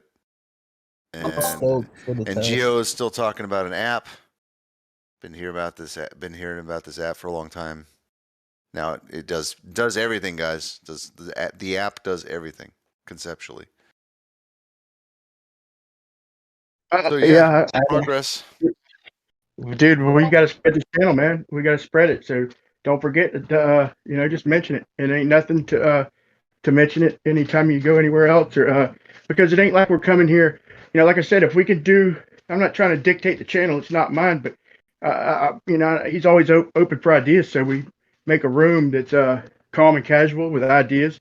This is something anybody could join and start thinking about shit. Instead of, if they want to debate what they think they already know, go to room B where it's spitfire back and forth. But have a calm, casual room to discuss shit. It could grow. This could grow, and then that shit, you never know what it could lead to. We start doing experiments like the ones we're plotting, like Johnny's, mine, all these. Keep compiling evidence. Keep it calm, cool, rational, and even Rumpus. Invite him. I mean, I like. He's a hothead sometimes, but if you don't interrupt him too much, and he talks about his test, hey, at least he's got an idea. He ain't did it yet, but he's gathered up some of the equipment.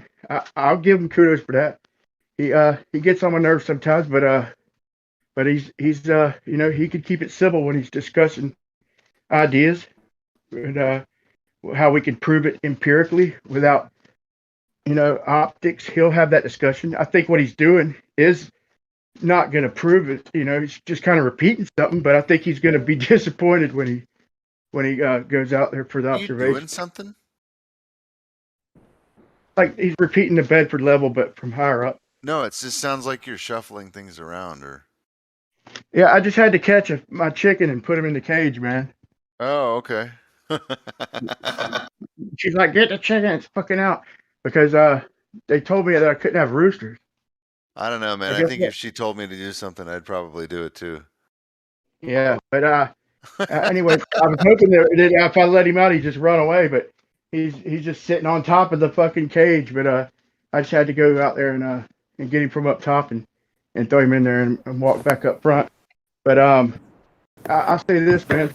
You can have hens around here, but you can't have roosters. He's so stupid.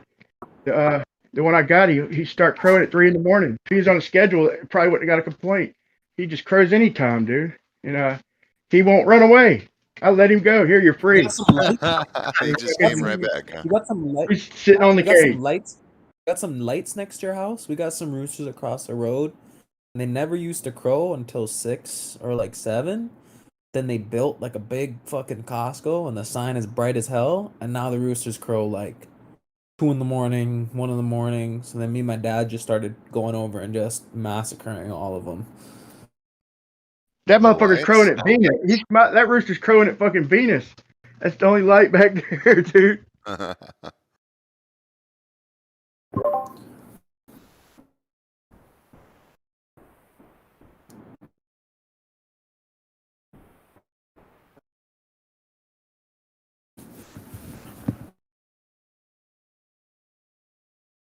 But yeah, Brian, what you were saying before too, like, yeah, that's the thing. Like when this server at the beginning, it was just like there were so many people coming in from different servers, and it was almost a lot of just the super heated debates. But like as we move forward and as everything, like we can always, like you were saying, like use different rooms for different things. Like have different rooms that have different purposes, like you were saying that. Because sometimes, like if people are doing a debate style, it's kind of hard to have like a brainstorming session or discussing a test or trying to put things together in that way. It's like a totally different energy, and so yeah, I think it'd be good, like just depending on what's needed, like you were saying, like to have, you know, you could have different rooms for different things, and I can rename these pretty easily. So like if we want to do, you know, like have live stream 2, like maybe this one, you know, whatever we, you know, whatever is we want basically. I mean, initially the idea for the server would be that one idea is that live stream 1 would be for like introduction. So like new people coming in, maybe they just have questions or they just kind of want to see what's going on. And maybe they want to, you know, just, hear some ideas or have, you know, questions answered, whatever it may be. And then live stream 2, the idea was going to be just like more like all topics, you know, so all kinds of topics can be discussed. And then live stream 3 would be like the more advanced room where there could be more. That's a fucking great idea, man. That's a fucking great idea, man. That's what we need to build on. And then maybe we can, I'll just throw out, you know, maybe you can, we can advertise a debate in a couple weeks, man. Maybe a couple debates, like a night, like a Friday night doubleheader, Saturday night, and get the Spitfire room going about, you know, just advertising a couple good debates, man. I mean, I'd participate, or I'd love to even watch, and then we could, you know, tell everybody about the room, the experiment room, the beginner room. Yeah, man. Fuck yeah, that's a great idea, man. Yeah, for sure, dude. Yeah, that I'm up for that. And yeah, like we can always schedule events or debates in different rooms, and that'll always bring, you know, people in as well, potentially, you know, from different places, you know, like if you have something like that, and then, you know, kind of schedule it as that.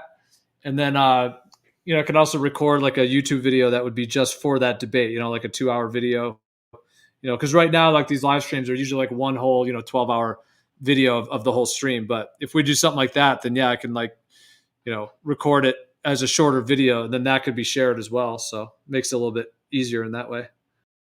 Dude, it's funny when I first started, I went on YouTube and it's like only like about a dozen people watching and shit, right? And then as soon as and then I come back and it'd be like 5 people, then 2 people, then 10 people, and then I'd come in for a little while. Then the stream would end, and all of a sudden there'd be like 175 views. I'm like, what? It's because it spanned out so long, it caught me off guard. Like, how's he got a couple hundred views or however many? But there's only 3 people watching it. But people come for a couple hours and go. People are constantly coming and going. But like I said, we got to get this channel out there, man. I'm gonna keep pushing for it. I'd like to debate Sean Hawkins, put him in his place. That'd be shit. I'll throw my little model at him. So shut down his Polaris bullshit.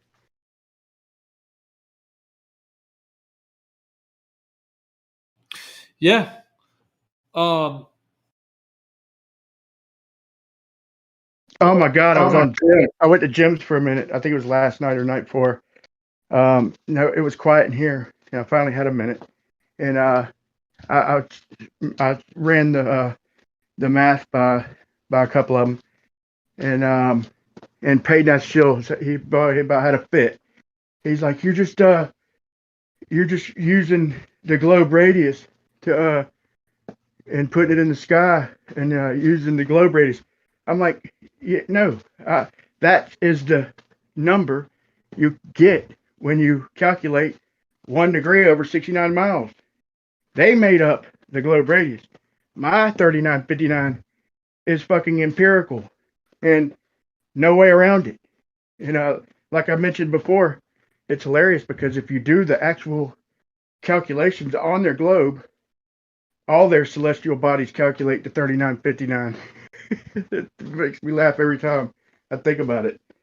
So they just throw their heavenly calculation down to a center of an idea of a ball. So they can't argue that. My fucking 3959 is empirical, measured, no way around it. Theirs, presupposition. What did you measure exactly? Well, you just go to triangle calculator in Google, to the right triangle calculator, and you put in distance, the bottom line, 69 miles, and then for your angle of view, you know, your viewing angle, which is opposite the square, it's at the bottom, 1 degree, and your elevation is 3959. And what is this like what is it? What is the conclusion of this? I'm kind of confused. Oh no, I was just saying. Beta Steel was saying you just stole the Earth's radius and applied it to the stars and shit. I'm like, no, I didn't steal it. That's what it triangulates out to, empirically. He's all bent out of shape because I fucking found a simple equation to with empirical angles and calculations to put Polaris in a single point in the sky over the whole distance between the Oh, North Pole and the equator. you triangulated Polaris, and you found that it was 3595 miles up. Is that what I'm hearing? Yeah. That's hilarious. So their radius is how far up Polaris is if you do the triangle. That's so funny. And it's fucking hilarious, ain't it? That's fucking that's I didn't know that, but that's That's gotta bite some of them in the ass. dude, I They can't didn't wait like for White's words test. I can't even fuck it. Like I want to go down to Australia and like cause a diversion so he has time to do it. Like this needs to happen already.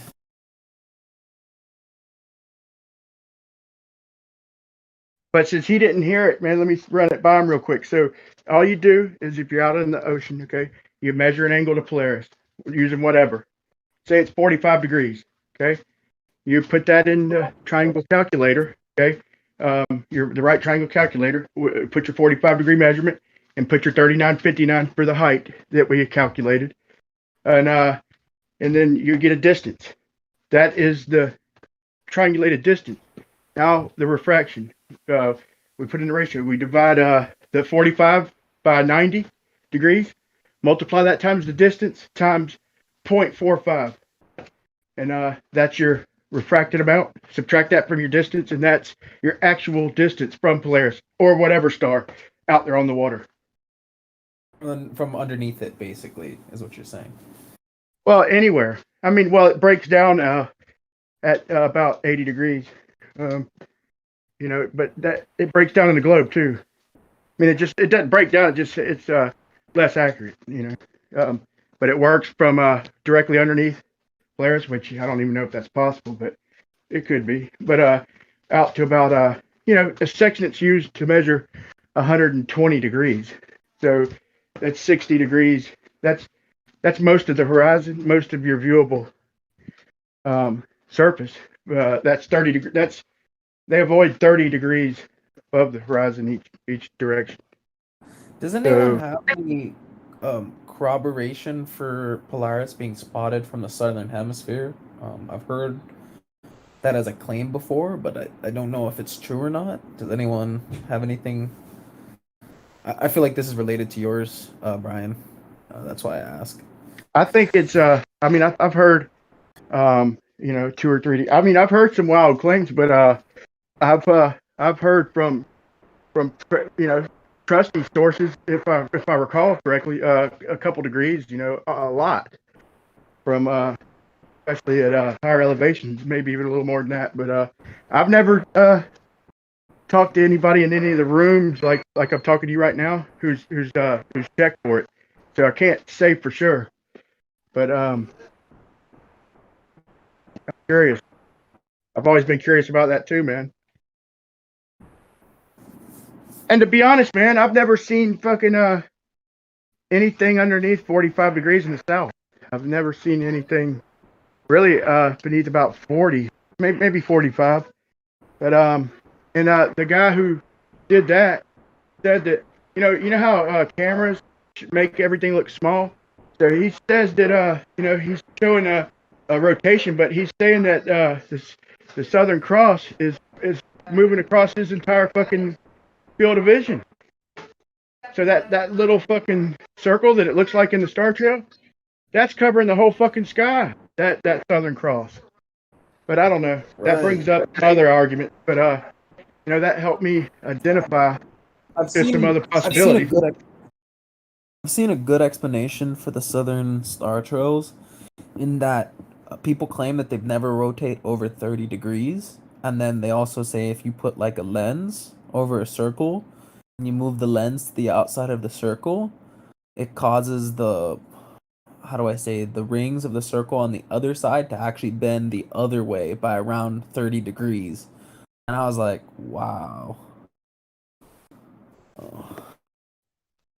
Yeah, and if you do it, also if you do the math, if the star is like 6,000 miles away, if it moves, it'd have to move a couple thousand miles for you to even see any movement at all. But no, that wouldn't hold up for all the stars. But I mean, it would kind of jam a star, rotation into perspective. You could argue that, but what I always see in every single star trail, and I have used no fisheye lens examples, and all the star trails that are looking east or west, directly east or directly west from the equator or anywhere near it, show separation, show the stars moving apart from each other. And then they show the ones directly overhead going straight. That almost means, dude, if they're actually measurably separating, then there's something going on we don't know about. There's got to be 3 different fucking paths. Got to be, if they're measurably, it's not much, but it's measurable. Upon first glance, you're like, damn, that does kind of make it seem like a globe. But no, them stars, you're only moving in one direction. According to the ballers, you're standing on a globe and you're rotating it backwards at whatever fucking angle. The stars don't know you're on a ball to move to the left toward the southern hemisphere or to the right. And they can't say perspective. That would kill their fucking model if they tried saying it's perspective, because their stars are light years away. There is no perspective. They're point sources. So, man, it's confusing. There's a few responses, but to me, I don't think anybody knows for sure, because if you can measure that tiny bit of separation, when you look at it, them in slow motion, they look like they're moving together perfectly. But way off in the distance, that little bit of separation is measurable. Okay. Yeah. I have something else my friend just sent me right now. He just sent me this. It's not really related, I'm sorry, to the Southern Star Trails, but I think you guys might be interested. So, how do I say this?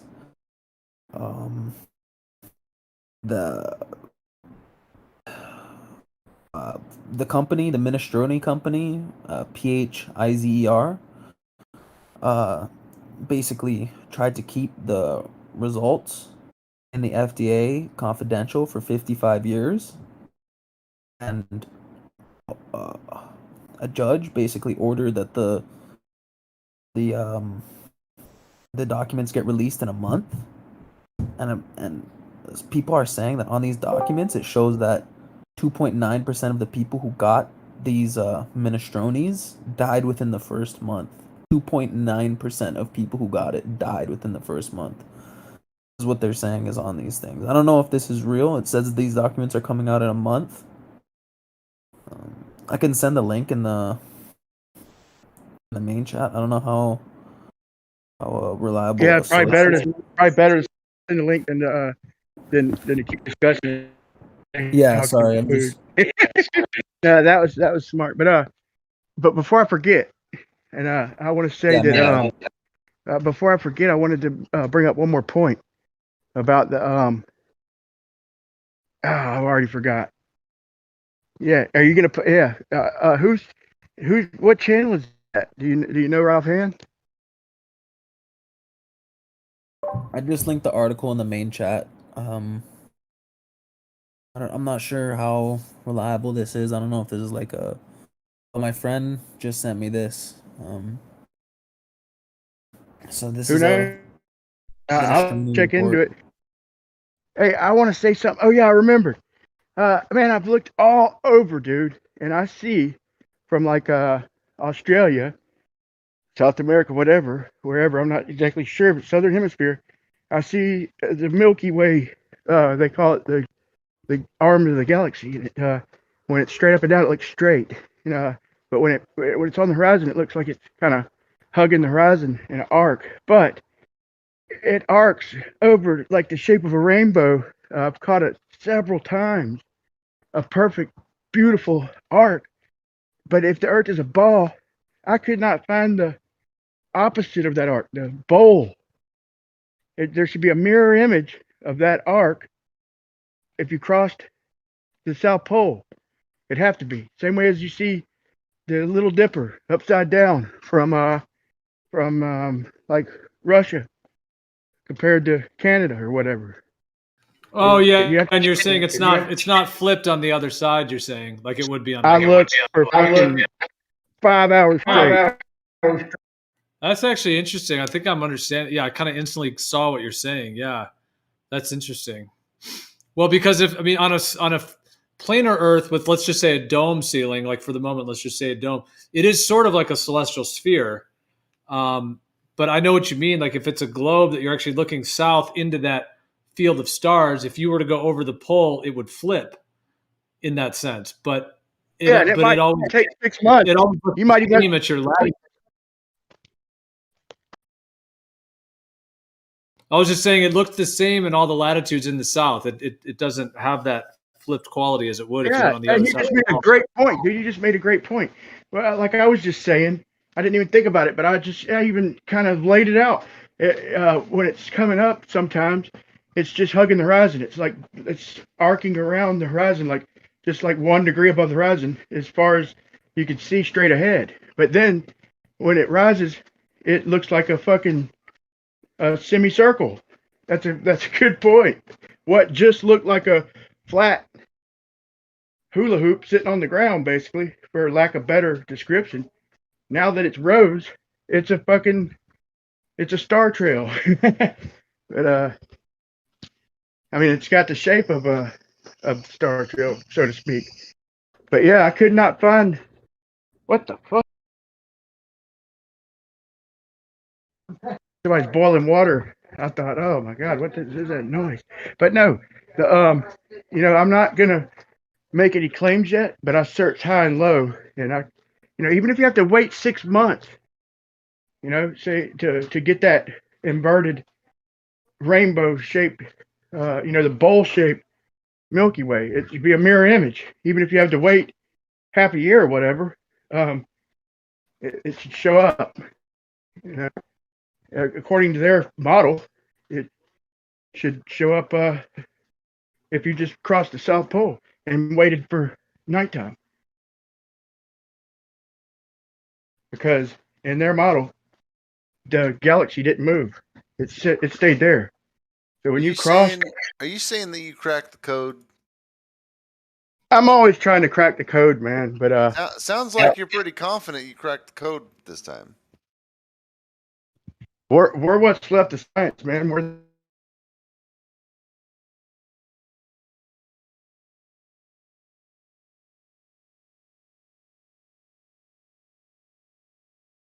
the only people questioning shit, in my opinion. Devil's always in the detail, man.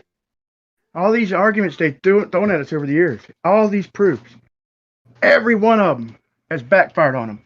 I don't think it's a coincidence that let's not everyone. Let's say 3/4 of their arguments, like the sun, the shadow on the bottom of clouds. That's I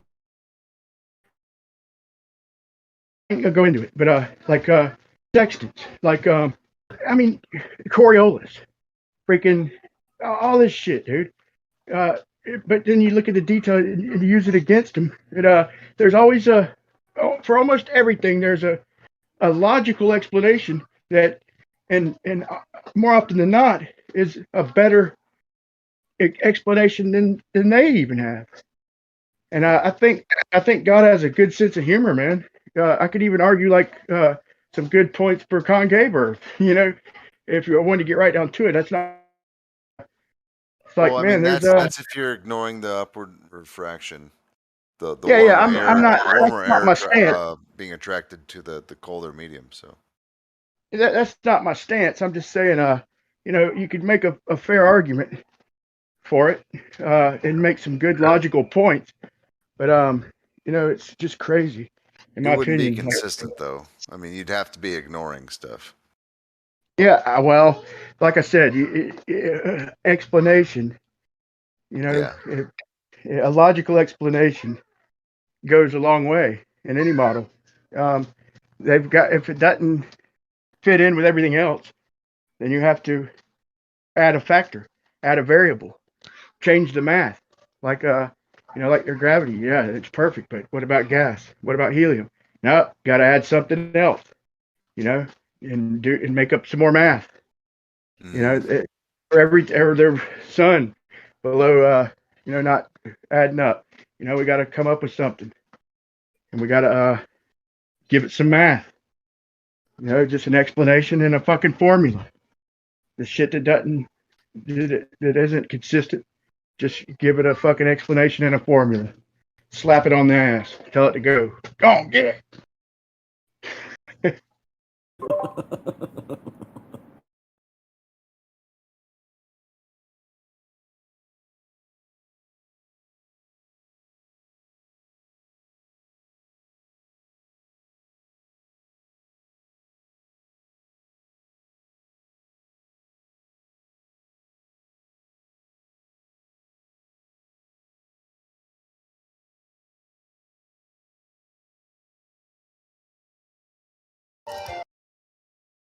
But yeah, Brian, as you were mentioning, there's definitely inconsistencies with the stars, like you're talking about, just the way that like what they call the Milky Way.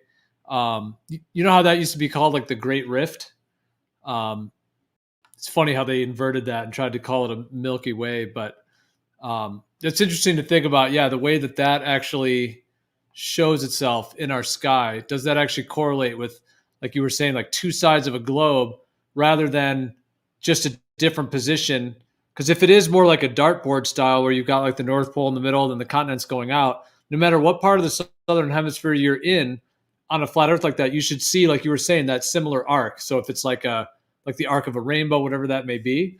But if you were to flip on the other side of the globe, that should actually flip as well, but it doesn't. So yeah, there's that's just an interesting one to think about. But yeah, there's so many of these like kind of anomalies with the way the sky works that just don't work on a globe model. I think a lot of people have just kind of passed it by, and they've made up with it by, who knows, with like timeanddate.com, the WGS 84 like model, like they've just basically fudged what they needed to and figured that a lot of people are probably not going to go deep enough to actually, kind of study it enough directly with the actual structure of the Earth to see where it's actually inconsistent and where they're actually making up for like the parts that are incorrect.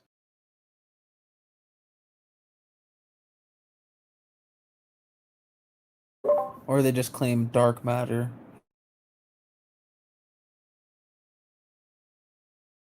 Boy, they won't let go of that ether, will they? They got to hang on to it. Every branch of their science has a version of it, dude.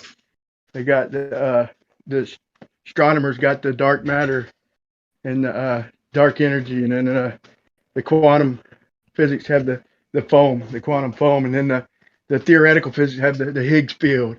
They all got their version of that fucking ether, don't they? I'm not saying that it proves it, but it's just impossible to calculate anything. I mean, it's like they're like, I don't know all the electric, I can't go into detail about the heavy side and all that, but I've looked into it enough where, they had it locked down until Michelson Morley. That really shook things.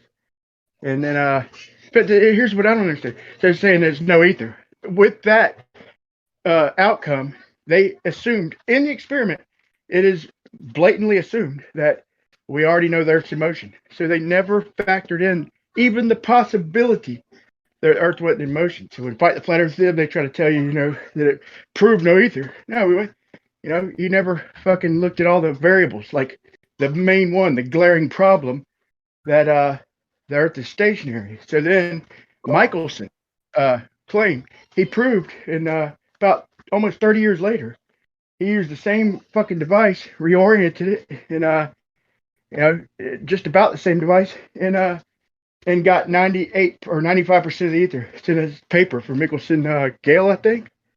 And yeah, there was one where he rotated his instrument instead of moved it back and forth, and it was like the same effect, but it was rotating like like on a wheel, basically. And they never go over it, but it disproves the whole theory. So we're not fucking moving. And that's just it.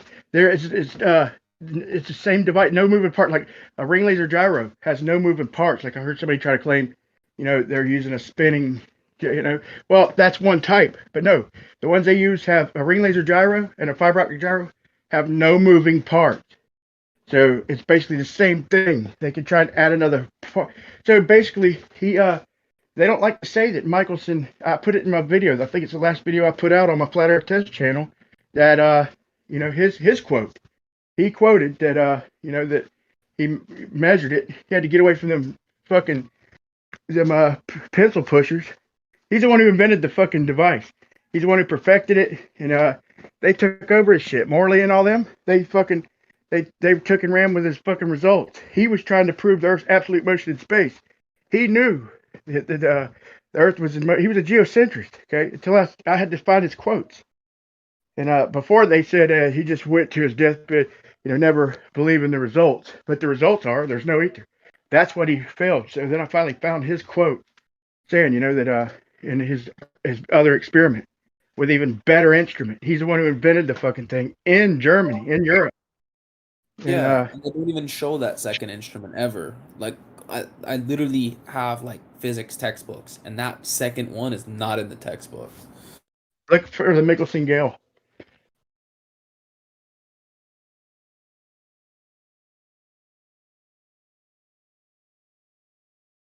Yeah, they got 6/6 of the ether drag, and there's even implications, and he knew this. Okay, so if they're trying to claim no ether and they wouldn't consider the null result for what it was, then if you're gonna try and claim the speed of light's constant, then all you got to do is turn the fucking device around and measure the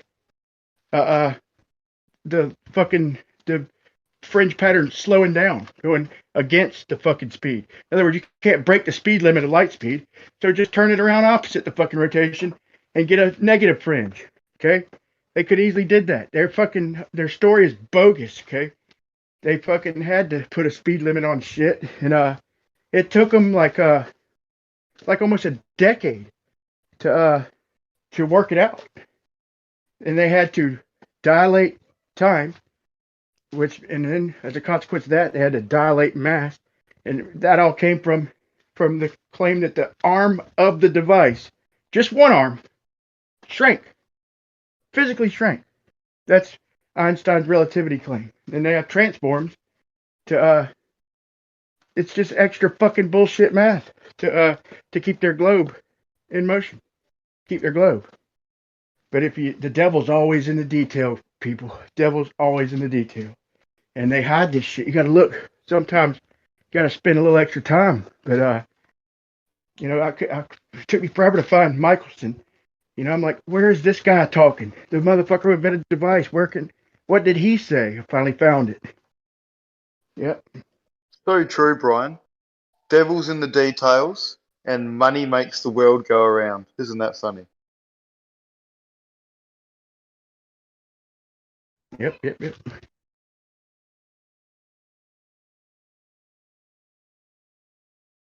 So does that mean the devil is in the detail of the money? Is the devil in the details of the money? No, but the devil... Well, yeah, true. It is.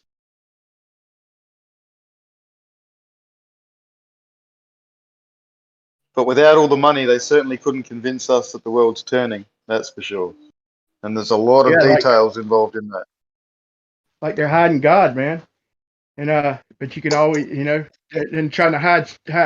That's the best trick Satan did is convincing everybody he wasn't real. But he's always in the fucking detail. He can never hide. You look close enough, there he is.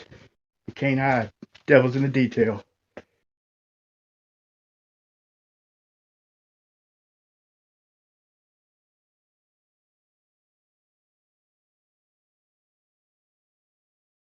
I wonder if there's real truth to that money makes the world go round. Like, I wonder how many people they had to actually bribe, institutionally to try and convince different places Everyone to in spread the NASA. word.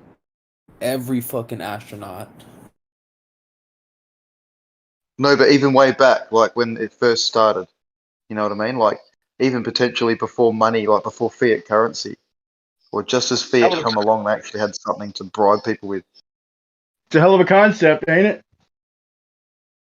Yeah, here's a pile of gold. Now, spruik this nonsense. They have a way of handcuffing everybody, dude. Like I got a rich side of my family. A lot of people probably do, but you know, in this situation, they're good people and they actually deserve it. I can claim that. Real good people, man. They fucking deserve every penny. And but they still, man, they live in fucking rich. They have to pay a fortune for yearly dues and all this shit, dude. They find a way to keep pressure on even the fucking rich people. Everything costs so much. They find a way to put pressure, man. So it's a state of mind, dude. It's you gotta beat the pressure. You know, once you find a way to make ends, and the rest is in your head, man. Because if you let them, they'll put pressure on you no matter how much money you got. You're gonna feel them nipping at your ass. But yeah, that's a hell of a concept, man. The money, the whole topic, dude. Fascinating.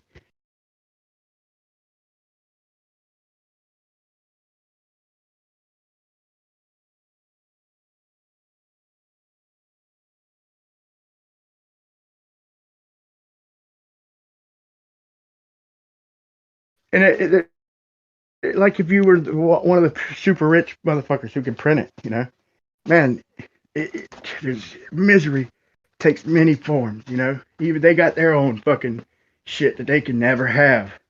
They got all this money and they can't fucking do shit. They can't go out and meet, you know, they have to go out and in disguise. They can never fucking boast their wealth, you know, and fucking they can never go on the news and shit like that. They have to fucking put spokesmen like Bill Gates, people like that, you know, to speak for them and shit. And you know that's their biggest desire. You always want what you can't have. So they wish they could you know, boast what they got and all this shit and be famous and be respected. But now they gotta hide. They can't come out. It's God's got a great sense of humor, man. But he reveals himself every corner, man. In my opinion.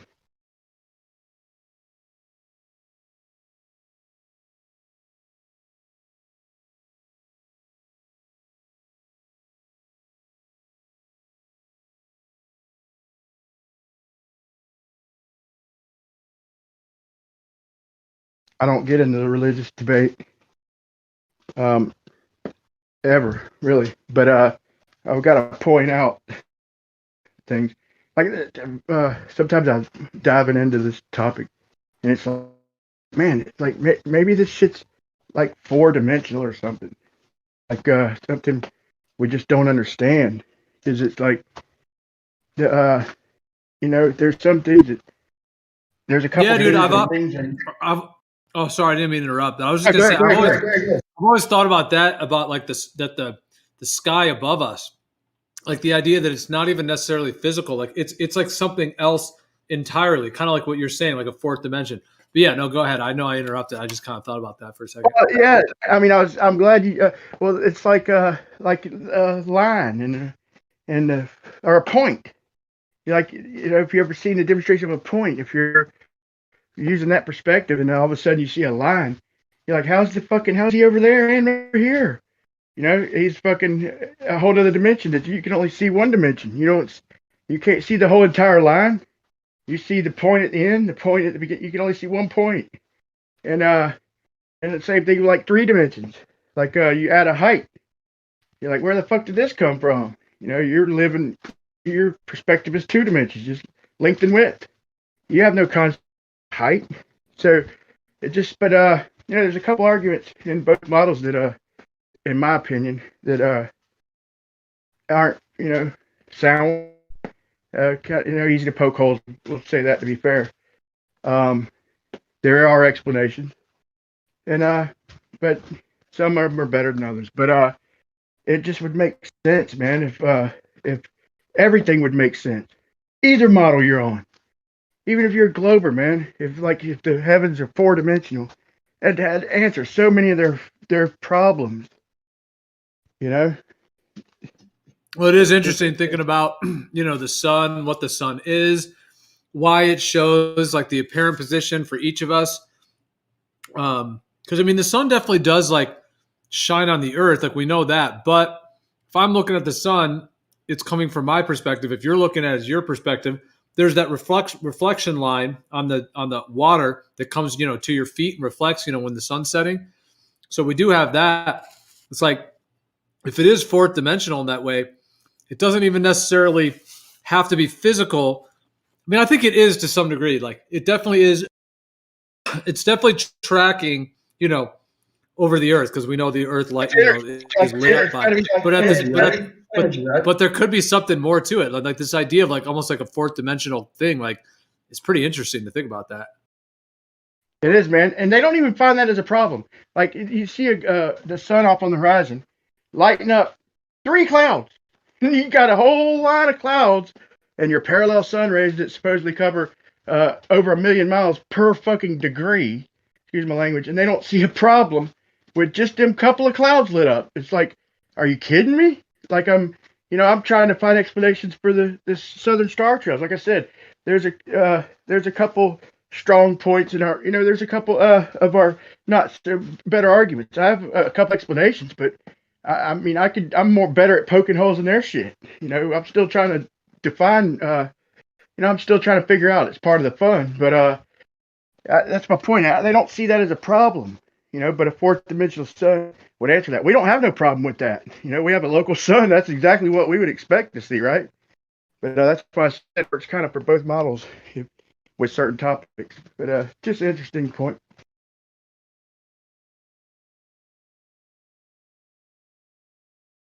Yeah, on the last Globebusters show, Ira Landucci did a whole like presentation on the sun angles. It was really good, and yeah, just it was really. He had some new animations that I don't know if he did them or someone else did, but damn, they were good. It was just showing exactly what we see, and it was all modeled over a flat Earth map. It was just like pretty good. That's what I wanted to point out earlier when I was talking about that high altitude balloon. When it got up, the higher it got, the more double the sun looked like. I don't want to say double like there's 2 of them, but the more oval, like it looked like it kind of not flickered, but it stretched out like oblong the higher it got. I'm sure, you've probably seen examples of what I'm saying, but it got less round, more elliptical type of oval, and stretched out like maybe it was becoming apparent that there's a source for that focal point. I've always thought that, like I said, I always leave myself a little out, but I've always thought that the sun is a focal point because of how fucking hot it gets in Florida when the sun's closed. It's insane. Every now and then. Now I understand the hot on the dog cam, like, because there's a couple times a year where the sun get overhead. It'd always be hot, but sometimes it'd be like ridiculous hot, dude. Where you work for 1 minute, you got to rub the shade for like an hour or 2, and that's when the sun was at its closest. I'm pretty close to Cancer, and I just thought that's what happened. But that to me, that's another flatter, solid proof, and that's going to be one of my little simple tests. Is I'm about to wait until dead winter and till the sun gets as high as it gets, and the temperatures fluctuate a lot here in Florida. So I'm gonna find a warm winter day, like probably be about 65, 70 degrees, and get the sun at about 65 degrees or so. I'm gonna wait till summer, and I'm gonna leave it out there. I'm gonna put a couple thermometers and maybe a couple pieces of objects or whatever temperature for like 5 minutes, and do some for 10 minutes. They say it's angle, so then I'm gonna wait till the dead of summer, and it doesn't matter what time of day it is. I'm gonna wait till the sun is at that exact angle, wherever it is. Just gonna make sure the angles match and the temperatures match. It might be a little earlier in the morning when it's cooler, but you can feel that sun beating on your ass here in the summertime at 9, 10 in the morning. You're already, we call it Big Red. It's fucking dangerous hot sometimes, dead of summer. But it's cool in the morning, but I'll have a little window to prove to them that it can't be the angle. They got this long, drawn-out energy explanation. To us, it's sun's closer. The whole explanation. It's cold, sun's further. They got this whole energy and the angle of the sphere. Fuck that. It's closer in the summer.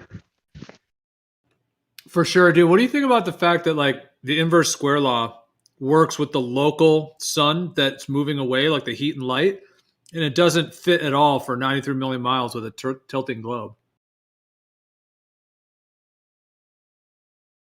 Yeah, that's where that. Go ahead. Sorry. Actually, I was going to do a podcast on the human-frog connection, and this was the image, for the advertisement of the podcast. Unfortunately, it didn't happen, but I thought the artwork was really cool, so I just made it my profile picture. Okay, cool, man. Nice. Yeah, it's actually well, it looks like some like South American artwork. Who said that? That's How do you pronounce it? Cherubim? Cherubim? Yeah, cherubim. Okay, I see it. This is streaming to YouTube, Twitch, and DLive. Oh, dope. Cool. Perfect. Yeah, but my buddy recommended me this server, so I figured I'd stop in and say hi. I mean, are you guys on a certain topic right now? We've been talking about the Earth and like sun angles and stars and a couple different things like that.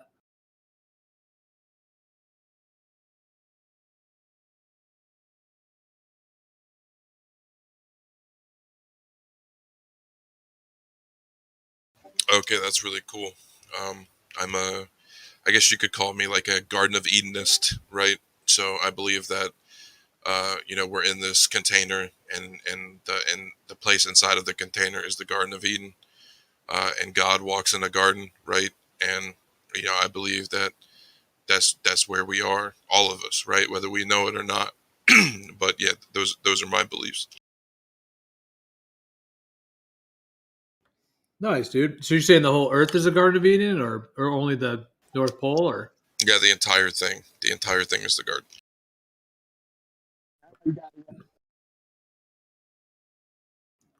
Nice. I like that. So do you think it's like a plane and like a planar in nature or spherical, or? I don't know, just because I've never had the vantage point, right, to see it for myself. So I can't prove what it is, right? I'm just going off of what I've been taught by the living God as my proof. So I bet you it's a cannabis garden, isn't it? All cannabis. Well, I mean, if you're in the Garden of Eden, right, you have to have access to the tree of life and immortality. So, I mean, these things are clear. What's up? That'll be cannabis. Cherubim made it in. Yeah, Noah's my friend, by the way. He's the one that recommended me the server. Yeah, the tree of life would definitely be cannabis. Nah, it's not cannabis, bro. Burning hemp? bush might be cannabis. Now you are the tree of life. Like that's the trick. Like that's what they didn't get in the garden, is that if you eat from yourself, that's immortality. But they couldn't figure out what God had planned for them because they ate from the other tree. Fair enough. Each to their own, I suppose. I actually worship the cannabis plant, so that's my religion. That is my tree of life. Yeah, I mean that's cool if that's your tree of life, but I'm just saying like it's not gonna give you immortality, bro. Like I smoke cannabis. I smoke cannabis too religiously as well, but I'm saying it's not the tree of life. Cannabis is no, but it helps through the journey in the meat sack. meat sack journey. The fucking meat sack. Dude, I was just thinking, dude. I mean, if you really think, man, I don't feel like my soul is necessarily locked in with this body, man. It just doesn't make. It's not logic, you know. But I like what you say, you know, about the dome and all that, and I like, you know, kind of getting in touch with my heritage and the ancestors and shit. I always like it. But hey, are you talking about Noah, that young man who come in here not too long ago in this very server? I'm right here. I'm right here. Okay, dude, you're the guy who dude, was that you DM me about going to LIGO when this spring with me? Oh, I remember the LIGO discussion. I thought maybe you had a different name it then or something. But yeah, I was getting lit about the LIGO, but then I found out that you can't see the laser in it. You just have to trust that. Oh, we don't need to see the laser, man. We have a survey. Well, yeah, I mean, it would help, but I could personally prove by there's a survey, okay, for the foundation. That's what I do. I own a concrete business here in Florida. You know, not a big one, but just a small concrete shit. I've been doing it for fucking almost 20 years, man. And I mean, I've been doing it my whole life, but I've owned it for almost 20 years. Anyway, blah blah blah. But there's a set of drawings, right? Now I know they can draw anything they want on them drawings. They use least squares factor, and out in the field. In other words, that's basically a way of saying they make it fucking work. They adapt their benchmarks and shit. But I know that they'll be given a benchmark, and they'll go off one benchmark, you know, and they'll double, triple check them. And my point is I know they're pretty close, especially if they laid out a few benchmarks. So if you laid it out as a globe, then it won't match the water. They can make it work. You just have to have a slope to it. But I think we could prove it pretty easy. I need a little help. I got one guy for sure. But I can't go to spring, but I'll give you plenty of notice. What we could.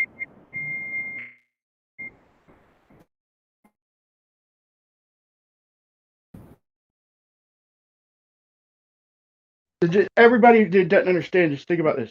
Think if LIGO is the foundation and the concrete is perfectly straight. Let's take this for example.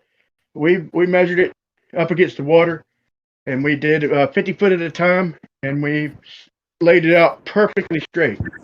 And now, if you tell a glober that, a geodetic surveyor that, who has to map that out with curvature correction to, you know, on the WGS 84 or whatever, or he's gonna write it in as it's level with that water that's curving. That flat fucking slab we just laid out is gonna have numbers on the plans that are fucking curving. That's the point I'm trying to tell everybody. It doesn't, but we could prove it by checking the water, because it would have to take an angle to be straight on a globe. To get that straight line, they'd have it'd be easy to tell, man. We just have to do the front of the arm, the middle of the arm, and the end of the arm, and see if it matches the what you call it. The devil's always in the detail, man. I think we can figure it out. I just kind of confused my own self, dude, to be honest. But I got it written down. It's pretty cut and dry. And you could fool somebody with the math, but in reality, like what I did to Seawall down in South Florida, they just gave us a benchmark, and we just worked our way down the wall, level as could be. And now they'll tell you, and they'll show you a survey that seawall is fucking curving. But I built the motherfucker. And the only way it's curving is if my fucking shots, all my fucking with the auto level, were curving around a ball, and I just didn't know it. Because all I shot was horizontals, and lined up all my marks with the horizontal. So if it was lower than the horizontal, I had to raise it up a little bit. If it was higher, I had to lower it a little bit. I kept everything horizontal, about 50 meters at a time, 50 yards.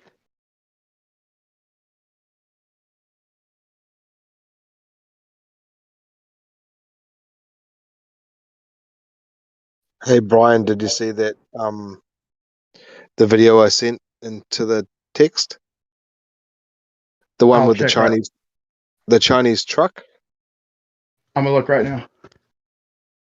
That Chinese truck, a guy bought it from Alibaba. He lives in Florida. I'm just wondering, is that the type of landscape that you have? You could just like quickly scope over the video and sort of see the landscape. Is that where you live?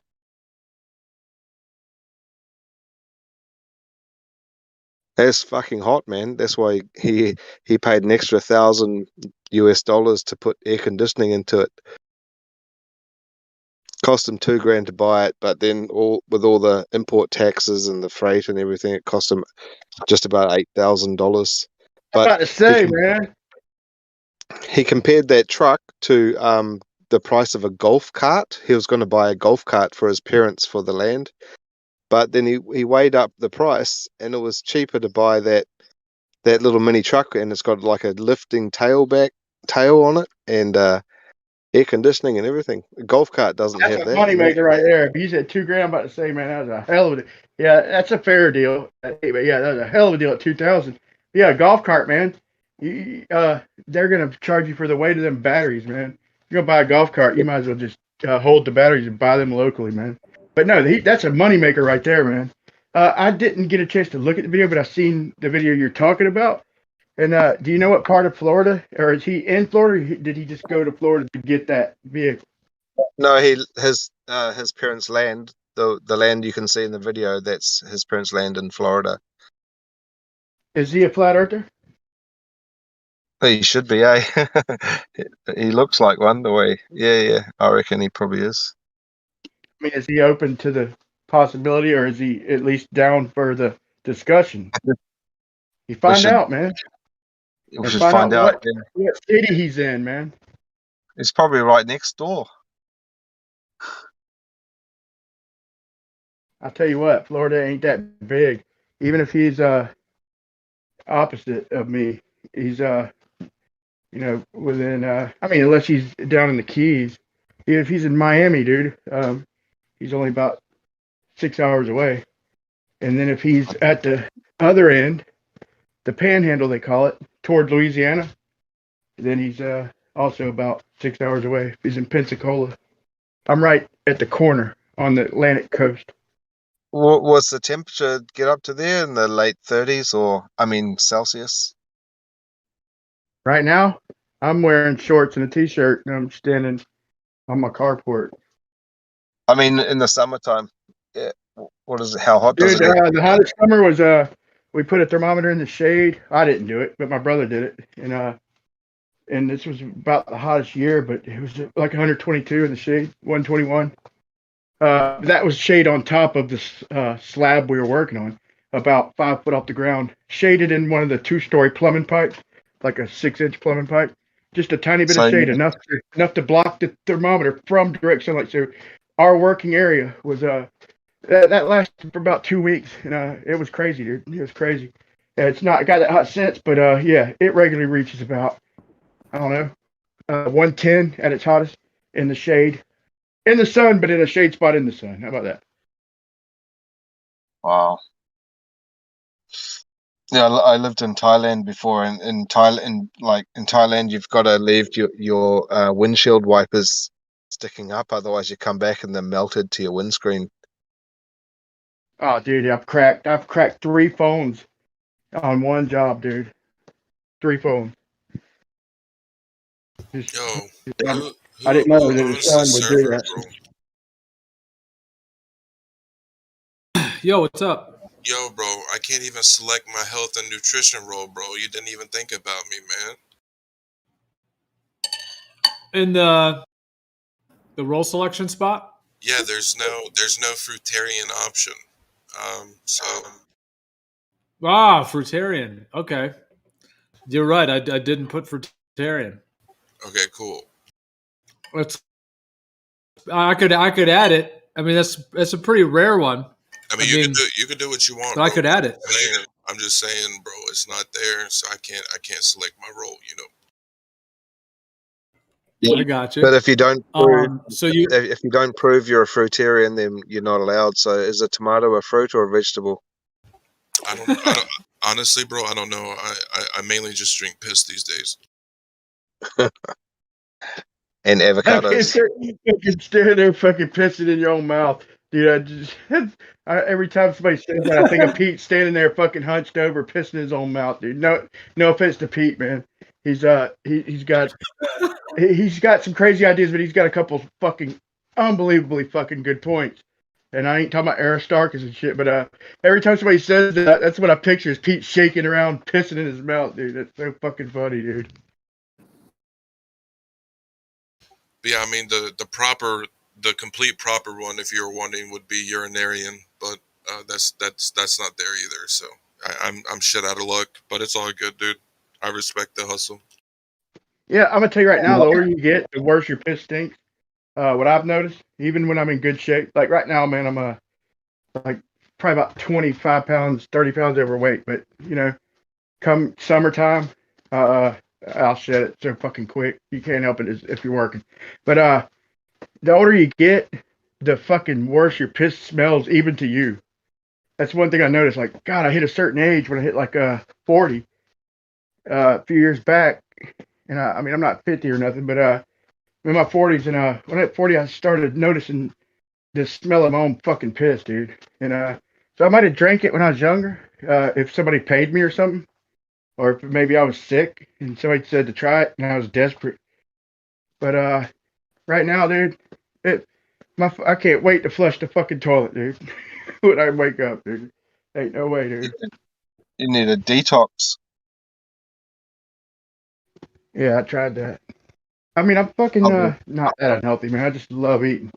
I was doing good, and I was on a fast, and I made it almost 72 hours. But that was 6 hours of my daughter's birthday party with a fucking vegetable trays and all this shit out there, and they had some rotisserie chickens and shit, and the cake and all ice cream, and I suffered through it for maybe not 6 hours, but I did almost hit the 72-hour point, longest I've ever fasted. Not liquid, but I fasted. I was doing the detox thing, and I caved in, and that wasn't that long ago.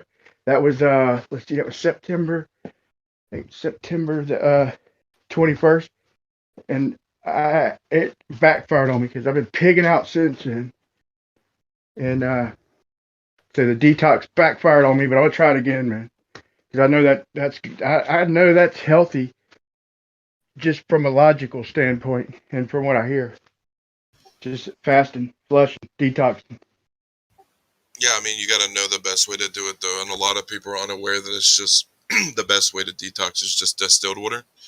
So, like, you can drink usually like I would recommend like a gallon a day, but it's not going to help if you don't eliminate the toxins from your environment. So, like, I tell people, you got to watch out for like all the hygiene products, and you got to watch out for the tap water showers and all that stuff. So if you really want to detox, you got to get off all the chemicals and all the tap water stuff. And yeah, it's a lot of effort. Yeah, but let me ask you a question, man. I'm gonna sit back and listen, but let me focus this in on me since I got you. Let's just say that I'm not capable or even willing to worry about the showers, and I do got some toothpaste that's non-fluoride, but if I did everything but like the showers, I mean, would that do me some good? And will you talk about it? Because I had no information. What I did fucking didn't work. It backfired. So I'm all ears. No, it's good, bro. Those are pretty good. It's good. You can go ahead. I was just gonna say there are some good shower filters that you can get that you just screw onto the shower head. Like I use one that has it's called it has a couple materials in it. It's got carbon, and then it also has a material that takes out the chlorine. It definitely helps. I mean, it smells way better. Like it doesn't smell like chlorine. The carbon the carbon doesn't get everything out, but it makes it a lot better. I would say, a lot less toxic. That's a great idea. That I'm willing to do. Dude, my There's brother. also Go ahead.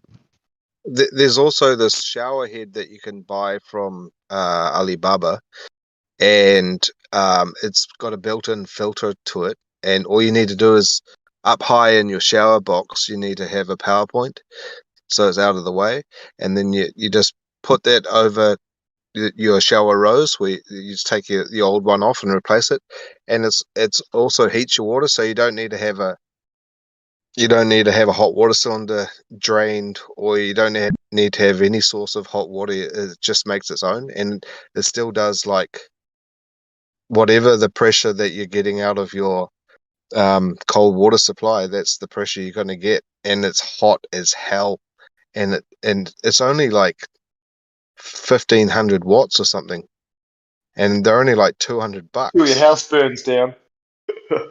Yeah. Hey. No, Till your no. house burns down. And I weigh more than I've ever weighed in my life since my No, daughter's these ones have got they got international certificates and stuff. They got, like, for New Zealand, you can buy them here. They've got all the certificates. Is that what the sticker says? Nah. Do you trust the Chinese stickers? Shit. No, it's New Zealand certified. Yeah. And tell me if anybody's heard about this. Man. Listen, this is fucking crucial, man. Because since my daughter's birthday, like I said, I'll try and make this quick. Late mid-September, and I weigh more than I've ever weighed. I mean, I can still probably do about 8 pull-ups, but I've weighed more than I've ever fucking weighed. And starting like 2 weeks ago, I woke up with my leg being electrocuted, man. I'm not joking. My thigh, the center of my right thigh, was being electrocuted. I can't no other way. And it wasn't too bad. But then it since these 2 weeks, maybe even 3. One night I had it where, man, I yelled out loud, dude.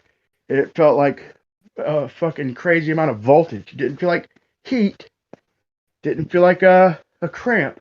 Felt like electricity.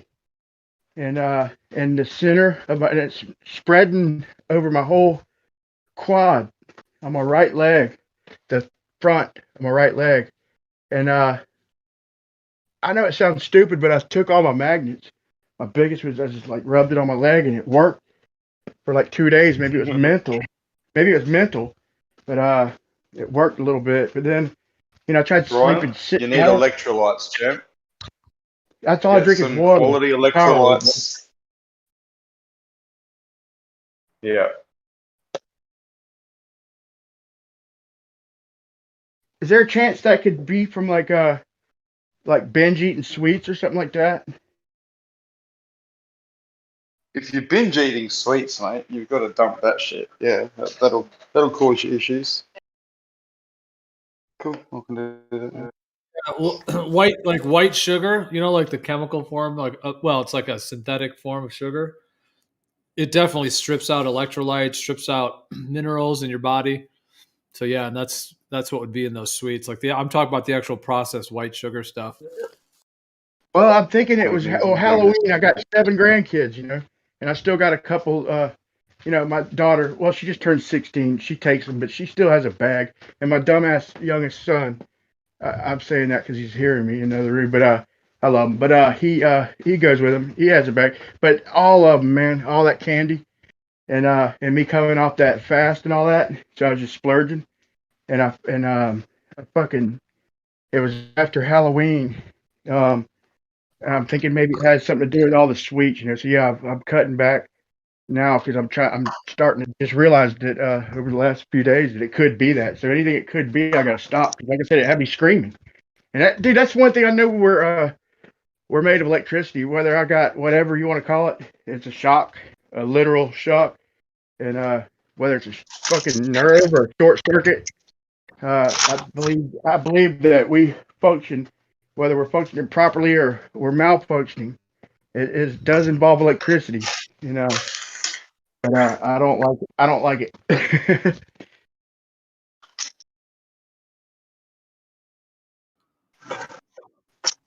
Well, Cherubim, I was going to ask you. You were saying you're a fruitarian because we were talking about difference between sugars, like fruit sugar and like the white type sugar. But so, do you only eat fruit? Is that all you eat?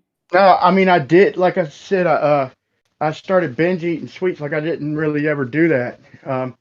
I just had a regular, pretty much just a.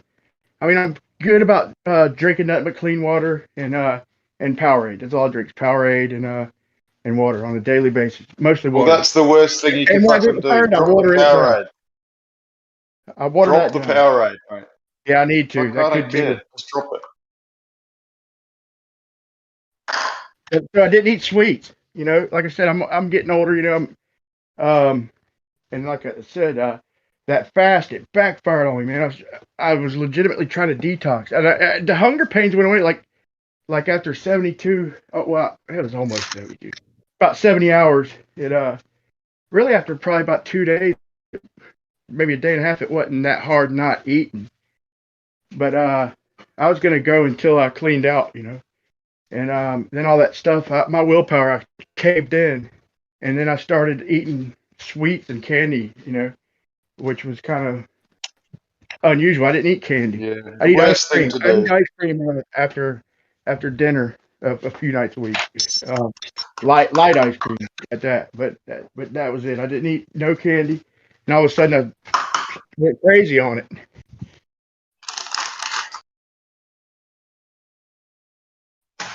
Yummy fructose. Yummy So that fatty could be liver. it though. I'm not Mm. trying to hog the fucking the spotlight, but it's a serious issue. So that is probably is. Would anybody agree that that's probably it? Was all that dumbass sugar? Yes, it wouldn't have hurt. It wouldn't have helped at all, mate.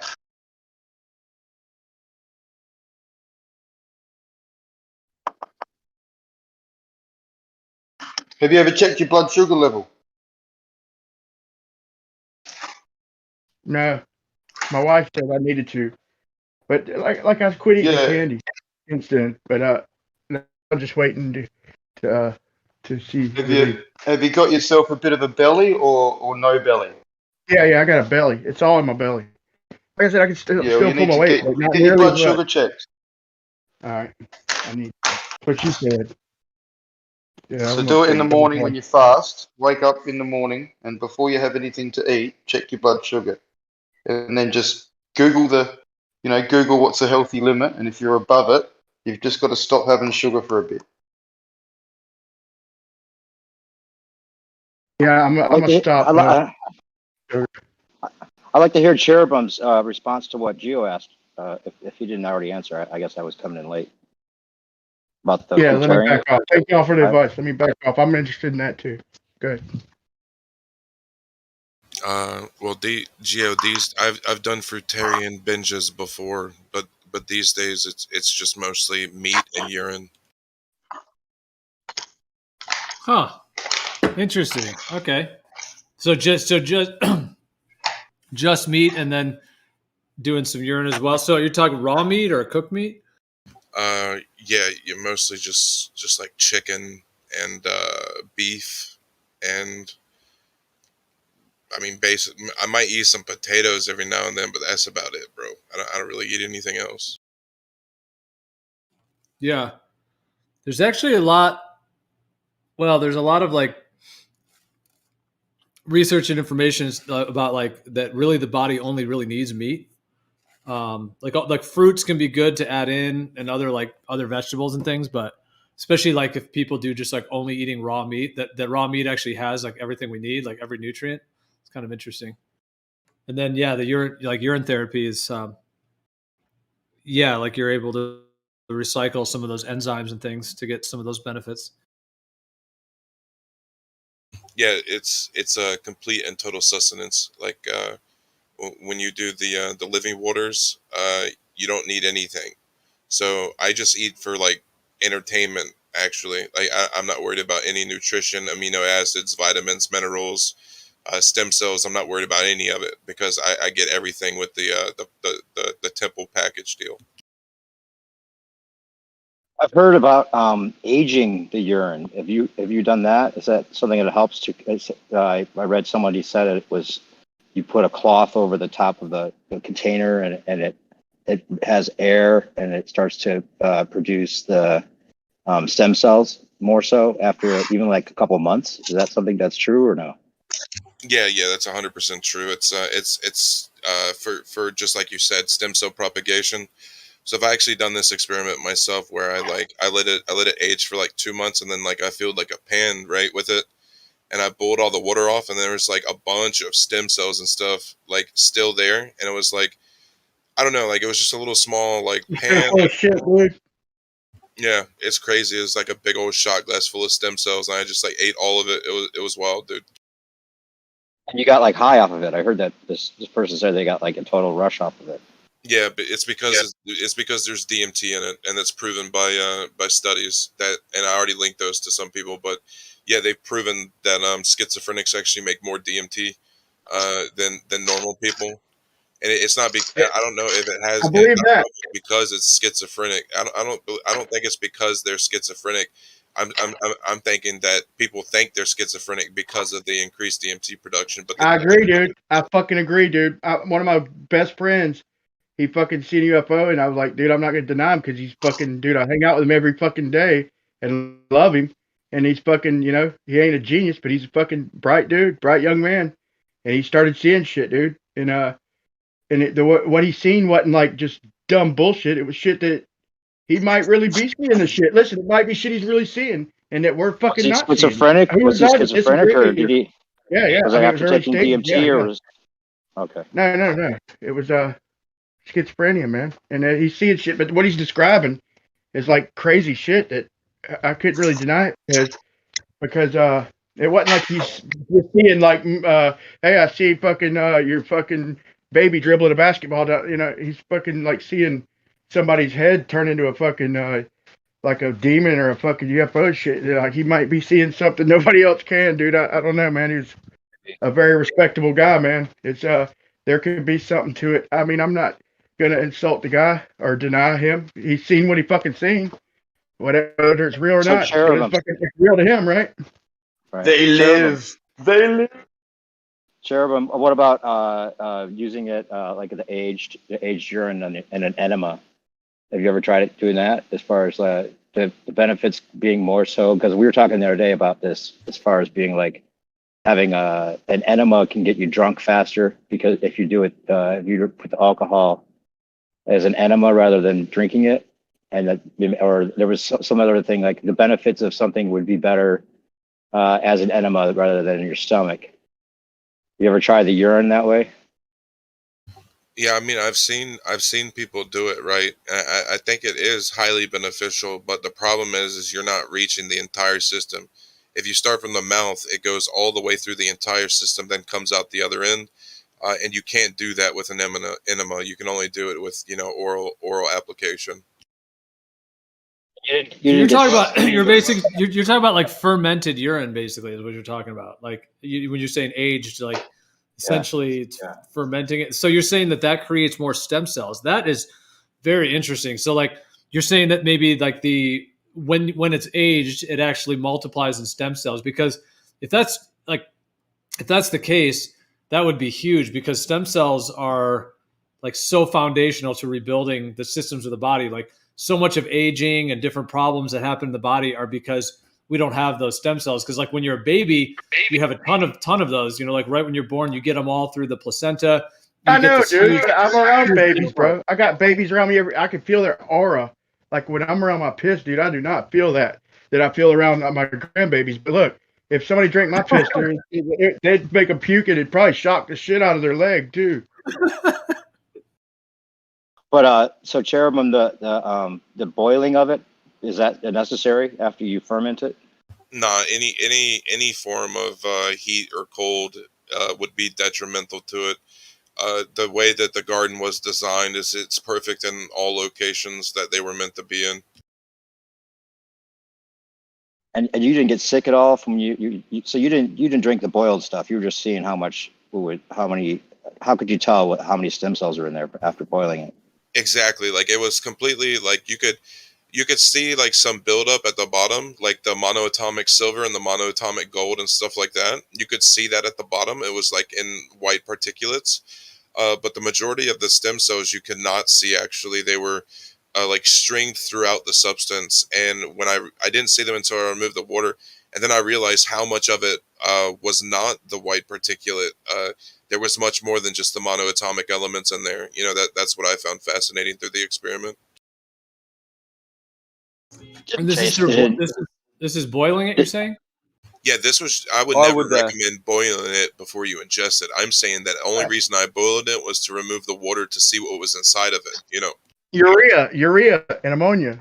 That's what it is. And that urea, you could use that, and it's fucking like 3 times the fucking gases. I'm not saying it's the water due to peat. Maybe it ain't the fucking water that's making the HHO, but whatever it is, you piss and you boil it, and what's left is the urea and the ammonia, and you get way more fucking HHO.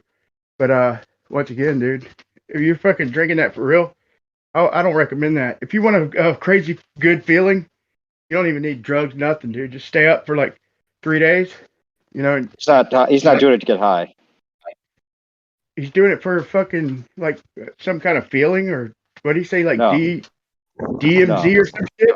He's doing it because he thinks that, or believes that it's like the elixir of life, like it helps you age regression, right?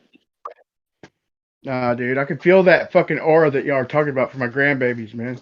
You can see it, you can feel it. Well, but if you haven't looked into this, claiming that you know, but you don't get that feeling from boiling urine, Cherubim, man. would you recommend only doing this after you've detoxed and drank distilled water for a while? Would you not recommend drinking urine if you haven't done all the detox stuff? It depends on the person, of course. I mean, I think that at any point you can start, and it will not hurt you in any way. It'll only help you. But for some people, they need to start. Hey, fuck that! Go on camera right now. Present yourself. Piss in a fucking glass and drink it. Fuck that, dude. If I'm gonna keep talking about this, I want to fucking see it. No, fuck that, dude. If I'm gonna keep talking about this dumb shit, I will apologize. Okay. I want to fucking see it.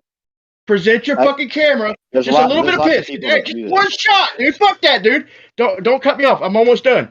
If I'm gonna keep talking about drinking fucking piss, then present yourself just a half an ounce of the glass, and drink it, or shut the fuck up, dude. And I will apologize if you piss in a fucking just 1 ounce, one fucking shot, dude, with all your bullshit, dude.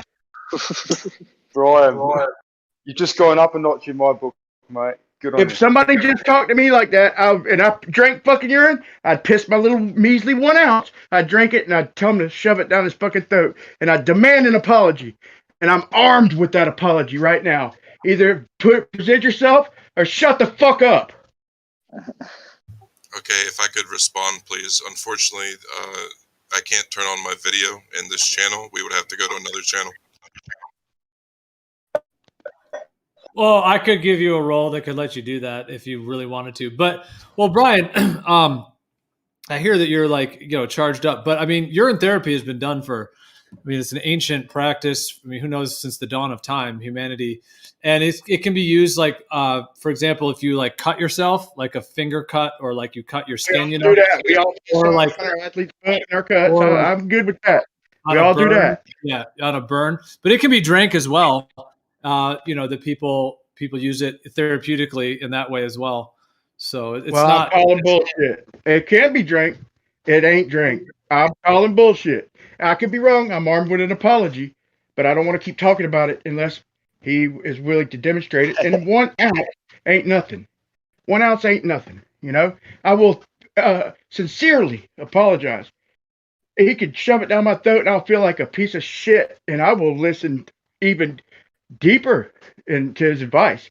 Right now, I'm just surprised that you find it a big deal, just to drink a little. I mean, you've never even tried your own, even once? Listen to this fucking idiot, dude. Are you kidding me? He's fucking trolling you, man.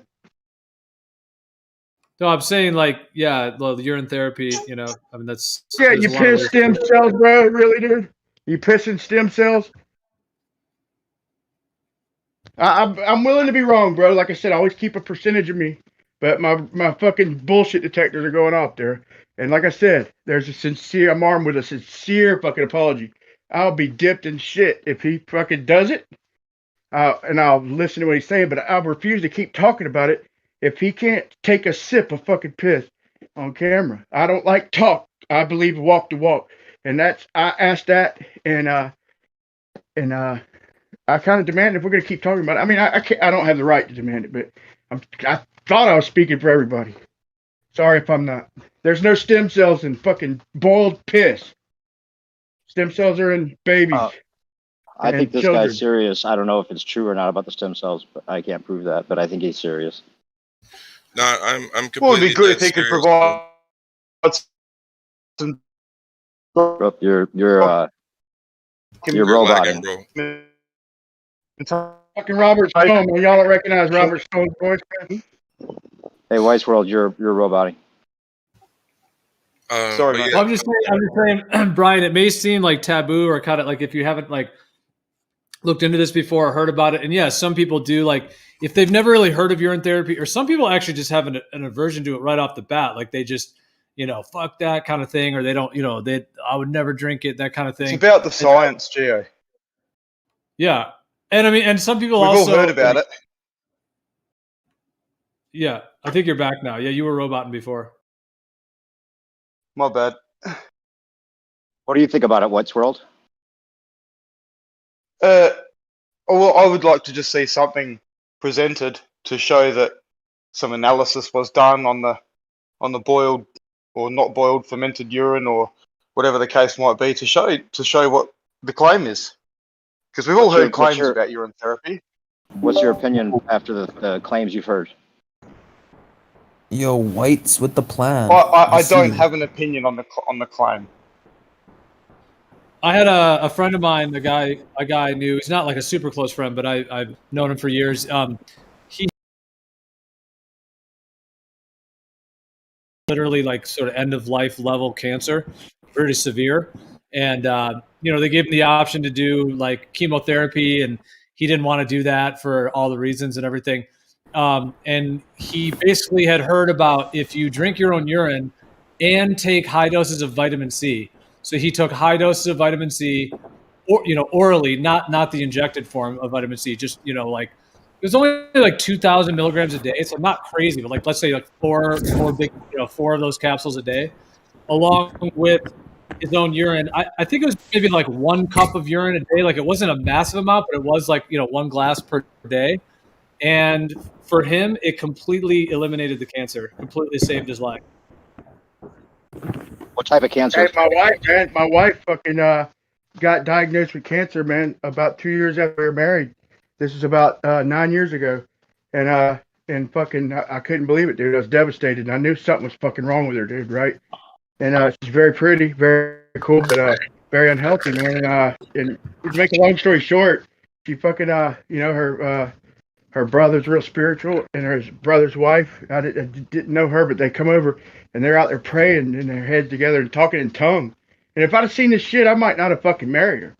I seen this shit after, dude. And they did that shit, dude. And she was, in better spirits and all that. And fucking, she went back, and it was gone. Swear to God, all my life, true story. Fucking, I'm not saying it was the talking in tongue that did it, but she did do that. And I'm impressionable, dude. The reason I'm getting all loud is because I'm very impressionable. I believe shit, dude. Obviously, if I believe that the earth can be flat, then I'm a fucking impressionable person. And I consider logical things. But, but for me to ask for demonstration is not unfucking reasonable, man. Because I might fucking want to do that shit. My piss stinks, dude. I'm not joking. Like I said, the older you get, the worse it stinks. But maybe it's the diet he's on, but man, it just sounds like he's trolling, dude. He sounds like M. Stone. I think that's M. Stone disguised as his voice. I may be wrong, but I just, man, if you're going to do that and all y'all are talking about it, just show me a fucking sip, dude. Somebody. If y'all drinking piss, show me a sip. Because, man, to me, this is not a serious conversation. To me, y'all talking shit. Yeah, I will apologize. I will fucking, consider it. Maybe it'll help my fucking high voltage leg, dude, for lack of better fucking words. Show me the science. Show me. Don't talk about drinking piss if you're not willing to show me, because I've heard everybody say it. nobody will do it, man.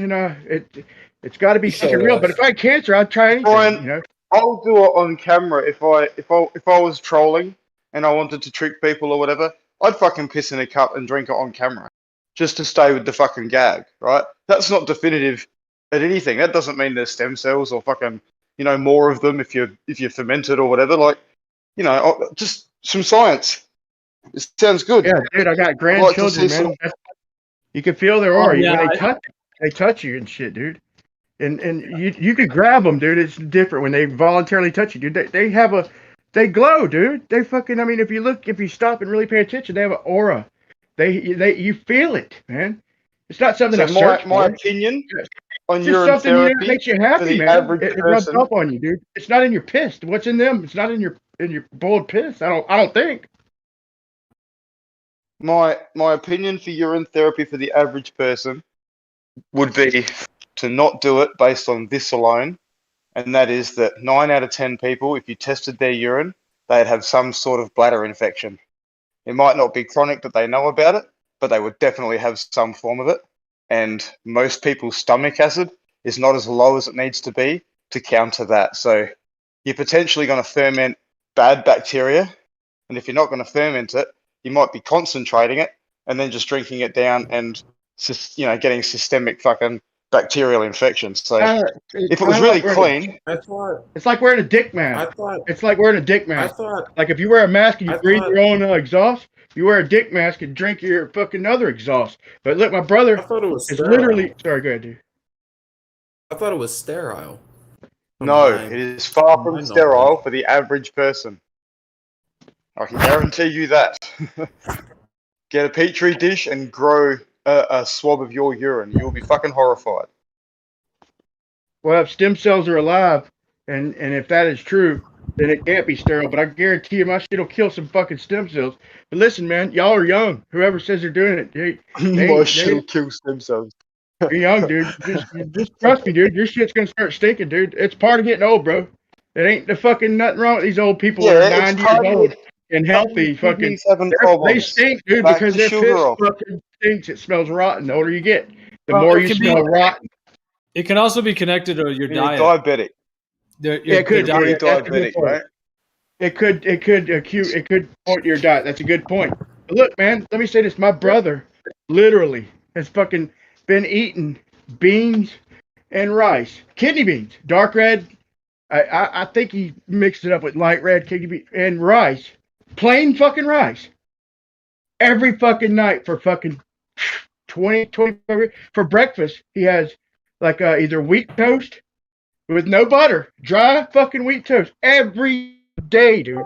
And he or either bran fucking like dark wheat toast, whatever you call that, and a banana every morning, and every dinner beans, kidney beans, and rice. And then I think he takes supplements. I don't know exactly what he does at the all right, Brian. Vitamin shot, dude, he's on cam, dude. he's on cam with a fucking full glass, ready to go. You got what you asked for. Nah, I did. Hey, wait. I gotta see this. I don't gotta see it. Wait. I want to see you, the backside of you, fucking pissing out to the cup or something, man. Did anybody see it? Y'all believe me? While you're thinking that's apple juice or something? No, that's the real. That's probably. That's like the real deal. Did you see him piss in there? Fuck me, you guys are easy. I don't know, man. I'm fucking jeez. Yeah, but how are anyway, you dude, supposed to? but look, man, he's fucking healthy. He's fucking listen. There it goes. There it goes. My brother's the whole glass. Nah. There it is, Brian. Man, he just got fucking 2 years younger. I don't believe it, man. I didn't see it. Anybody see him put it in the glass? Terrible, you did it again. I only asked for an ounce, man. So it's not good enough. Cherubim Man, strikes I don't even see. Wait, hold on. Did you piss 1 ounce or a half ounce in a shot glass? No, I don't got to see a front side. I want to see You a just empty did a glass. full glass. I mean, Brian, y'all believe it? Wait. Do y'all believe it? Like I said, Brian, I guess if it's you're completely like new to the idea of this, I guess it might seem kind of different or shocking. But I mean, I'm not saying it's popular. It's not like everyone, but I mean, anyone who knows about urine therapy or has gotten into it, has tried it. I mean, I don't know what percentage of the population, but probably a large percentage. Yeah, not like everyone in the mainstream, but and then like I said, that friend of mine like cured cancer by doing vitamin C and urine, and that he's not the only one. There's a lot of other people that have had like either regression in their cancer or especially slowing the growth of cancer. I can believe that. I can believe that, man. That's desperate times. What type of cancer was it, Gio? But, look, man, you know what? No, I'll honor That's my correlative, word. Whether you fake correlative it or not, whether you fake it or not, apparently, man, I owe you a fucking apology. And I like to think, man, if you're willing to go through all that, as long as I'm, that you did what I asked, and I promise you an apology, so I'm gonna humble myself and apologize. And I'll pay it a little more attention, man. But next go around, man, I really like to see. I don't need to watch you piss, but I like you to prove. Just with a little sip, just a little sip. I want to see you do it again. I want to see your back turn, with a shock. Like, I still offer my apology, sincere apology for saying you're trolling, for doubting you. For doubting your ways. Who knows? This guy you may know better than me. This guy's DM'd me about this before. I think he's serious. He's giving me Bible passages and there's a video, in fact, he sent me that I'll repost in the live stream that talks about the benefits of it. He walked him off. We can all talk about it. Where's the science? Where's the data? That's all I'm asking for. Has he published any links? He said he sent someone links. I'd like to see those links. I'll put the link he sent me in there in the live stream. Yeah, sure. Is it scientific in nature or is I don't it just know. anecdotal? I haven't watched it yet. It's from a Swami. Swami. Okay. Yeah, because I mean, I'm well aware of urine therapy, and I'm well aware that people have cured their cancer when they've consumed it, but it's correlative. Like usually when people are getting cancer and they're going to try urine therapy, they're also going, you know what? I'm going to clean up my diet. I'm going to go and do a little bit more walking. I'm going to do a few other things. I'm going to think positively. Like there's a few other things that they do at the same time. And you guys know me. I'm after definitive stuff. Anything I talk about is definitive. Otherwise, you can't talk about it. I'll offer you this scientifically. Urea is how they make the hydride, which hold like 6 times more hydrogen. And like they say that like breathing the hydrogen, a lot of people claim that's healthy. Just breathing the the hydrogen on occasion, a breathing treatment, and the hydrides that come from just urea. That's exactly what they come from, straight urea. If he's boiling and purifying the urea, he could be getting some type of fucking hydrogen, like way extra hydrogen, because that's how heat is what releases the hydrogen from urea, man. So that's the best I can do, man. Best I can give you. It's a possibility. Cherubim, is there any science that you know that you could, as far as studies go, that you can post for us, as far as science? Yeah, already sent you something that you can check out. Oh, you sent something to me? Okay. The one that I just posted, or something else? He sent me one that looks like there's Yo, I just posted in the main chat. Yeah, it's that link. Yeah, they cured cancer like in the 30s and 40s with it, man. It's published in the British Medical Journal. That's what I'm saying. I mean, this friend of mine, it was like I said, it's like stage 4 diagnosis. It was like literally he was given, like I think it was 3 or 4 months to live at the max, and he completely decided like he's not going to do chemotherapy, and that he would just drink his own. I mean, he kept eating food too. He didn't only do his urine, but he would do like some urine every day, like a half a cup or a cup every day with the high dose vitamin C, and literally within 30 days, the cancer was gone. Are you dead serious? What kind of cancer? Serious. What kind of cancer was it? I know I've asked you already. There you go. Intermittent fasting can do it alone. I believe it was a liver. It was liver cancer. My wife, I had to carry her from the toilet, man, 2 nights ago, man. She's screaming, crying, burning up fucking hot, dude. She cried, woke me up, crying, screaming. I sleep pretty deep, and she's like, help. And it's her stomach. You know, maybe it's back. I'm not sure. She got one diagnosis that said Crohn's disease about a year ago. But she's so fucking hot, dude. I mean, burning fucking hot. I couldn't believe it. Sweating down her fucking neck and all that. And I had to carry her from the bathroom. But are y'all serious about fucking about Sounds the like hey, Cherubim, what about you said it was immortal, the immortality that you might get from this? Is that the claim behind some of it? I mean, That you actually might. it depends if you believe that Jesus Christ walks the earth and he's your savior, right? Because if you believe in him, you know, he can give you eternal life for free, my friend. I've also heard about the living waters as far as like electric waters that are charged with like electric, what do they call it? Hydrotherapy. And they used to have a place called the Living Waters, and it was taken down, and kind of it looks like one of those things that have covered up as far as the use of hydrotherapy and using and drinking water that has a charge to it.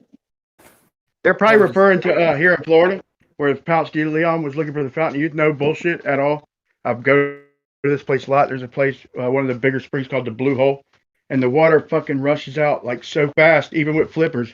You can't get down inside this shit. It's crystal clear, deep, dark blue, and you drink it. It's like drinking.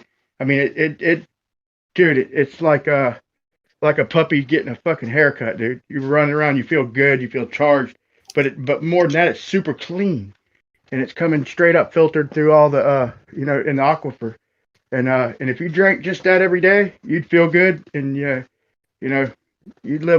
probably live way longer just from back then. What's it now? Where the water comes from again? Version of a possibility.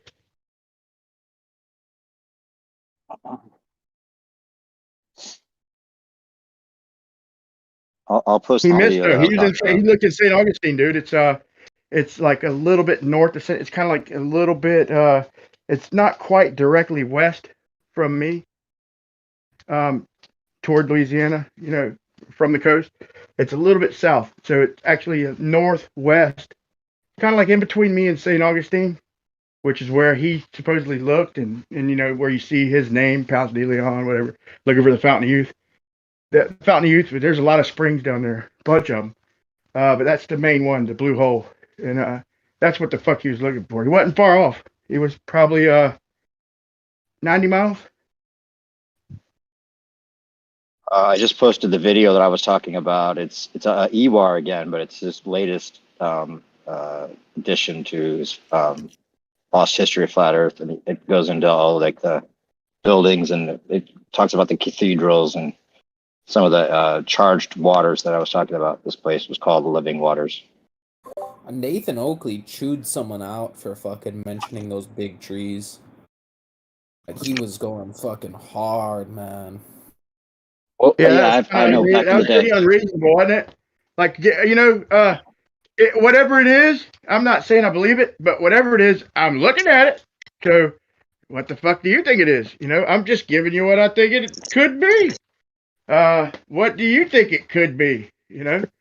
Just write it off as fucking you don't know and jump down my fucking throat. That's fine. I'll still watch you, but that's pretty fucking unreasonable because at least give me a guess. I'm on your team. I'm not your enemy. And it wasn't me. Don't get me wrong. But I'm just saying, if it was me, just throwing something out there amongst friendly fucking discussion, give me an idea. What do you think? Like, we're talking about drinking fucking piss. You can't tell me what you think a fucking mountain with hexagons might be? The fuck, you that fucking scared? So sometimes he's a little bit chicken shit, but I love him to death.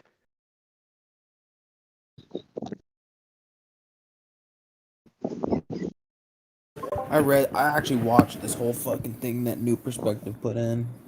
All that fucking 12 hours of this shit.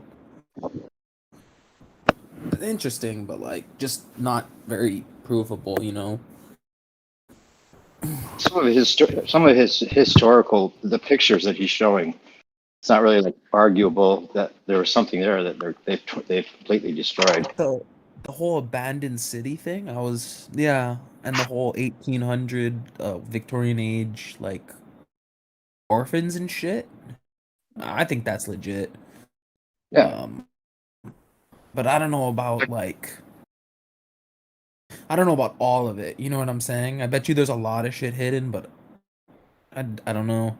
And then he kind of ended the documentary on a kind of a note, didn't he? Like he introduces like there was a king of Tartaria, and then he showed Jesus Christ, and then the whole documentary just ended, and it seemed like that there was gonna be like a whole nother kind of like climactic hour to 45 minutes of content that was just taken right off the end. I remember him showing Jesus Christ in that. Was it Jesus Christ, really? I thought he just said there was a king and then left it off. But that wasn't where it ended. There's this last part is that I haven't even watched all of this.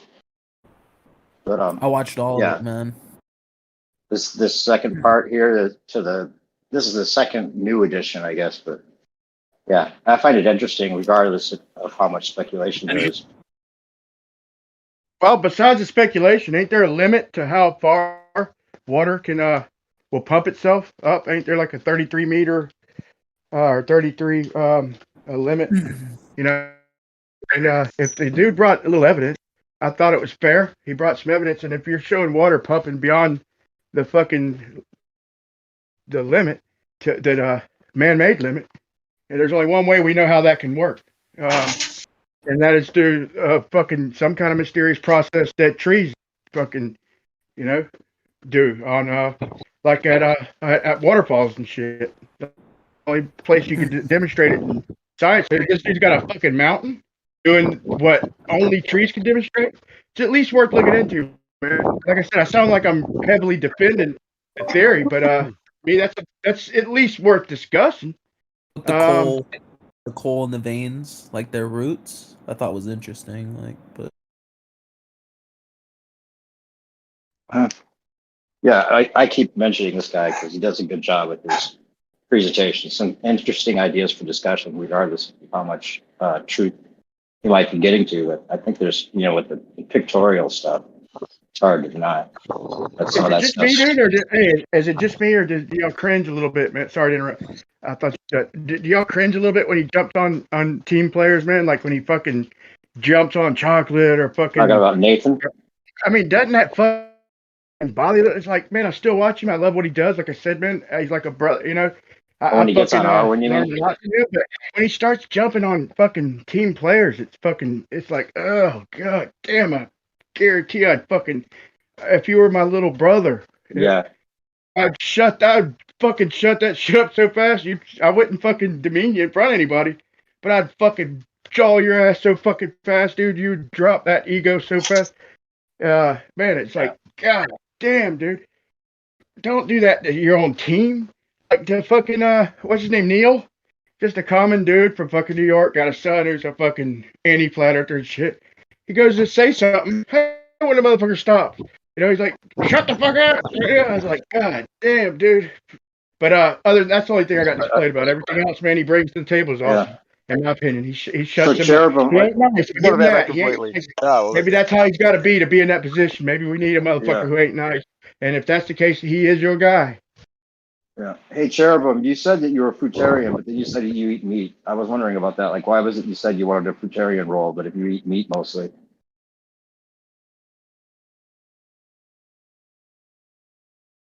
You said you eat meat just mostly? because you need a troll. No, I don't think so. Trolling. Oh. No, fair enough. I think you come to a realization that just eating fruit was not good. To answer your question, you can't be a fruitarian if you don't have access to the tree life. You'll have B12 problems. Okay.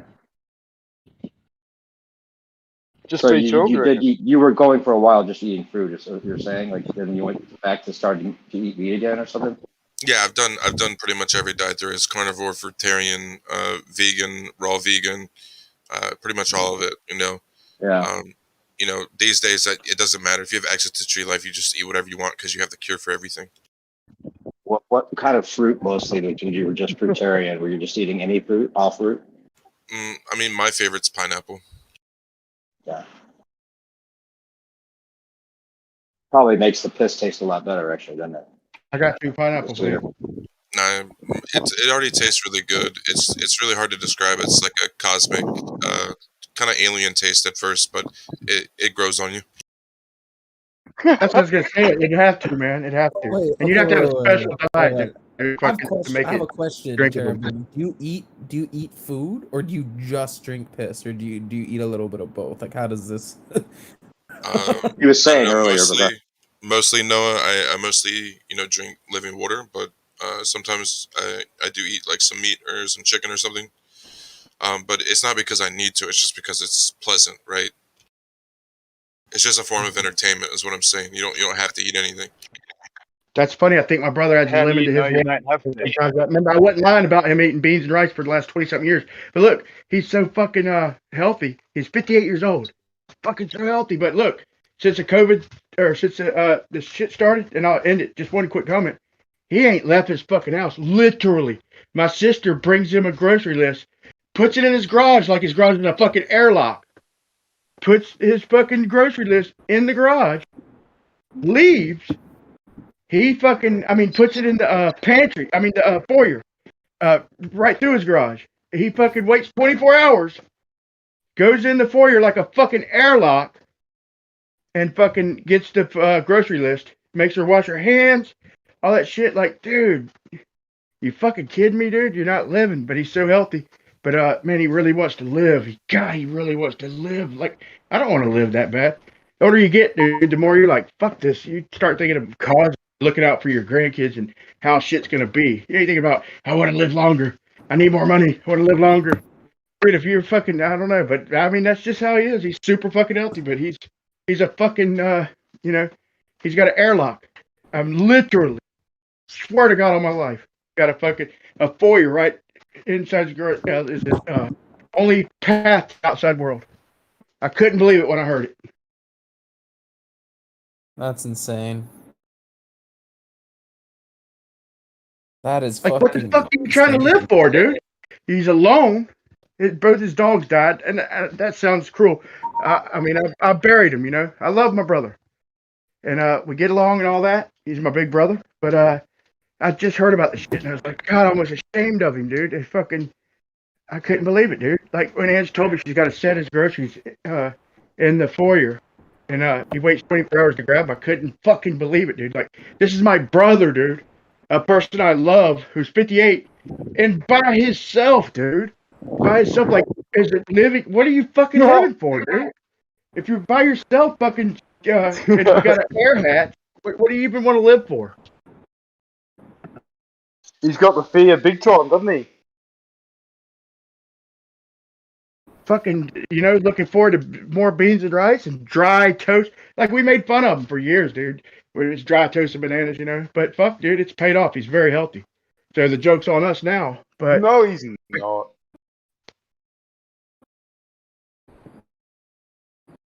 Just saying. How many years have you been doing it, Jeroboam, as far as your diet and urine therapy and stuff goes? I'm going on 7 years, buddy. Wow. I started when I was 25, and I'm about to turn 32 in January. Wait till you get about 40, dude. You'll see. You fucking you'll be trying to flush the toilet before you fucking even start pissing, dude. You'll be fucking jiggling the handle. You can't be thinking. I'm telling you, the older you get, right? It's not a joke. It's nature. Your piss gonna start stinking really bad the older you get. It's turn off, man. But no, my brother fucking graduated cum laude, dude, a long time ago, man. And he fucking smart guy and all that. And he's even fucking suspicious about things, but he's just playing it extra safe. You know what he told me? And this might make sense. He said, you know what? I'm the fucking placebo. He said, if anything happens to me, then we will know for sure that the way they say it's contagious is a load of crap. He's like, maybe it's just some kind of fucking obsessed science experiment. but he's testing it. He's a very skeptical guy normally, but good.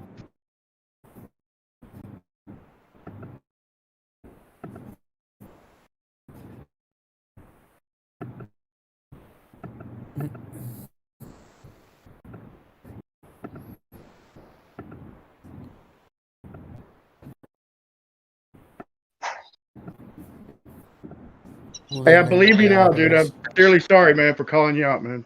Sincerely, I apologize for calling you out. To each his own. I don't see myself as any better than the next man. If that's your philosophy, I did think he was full of shit, but I mainly wanted to see it because I have heard it a lot, and you shoved the words down my throat. I do apologize sincerely, and no disrespect, man. I hope you accept my apology.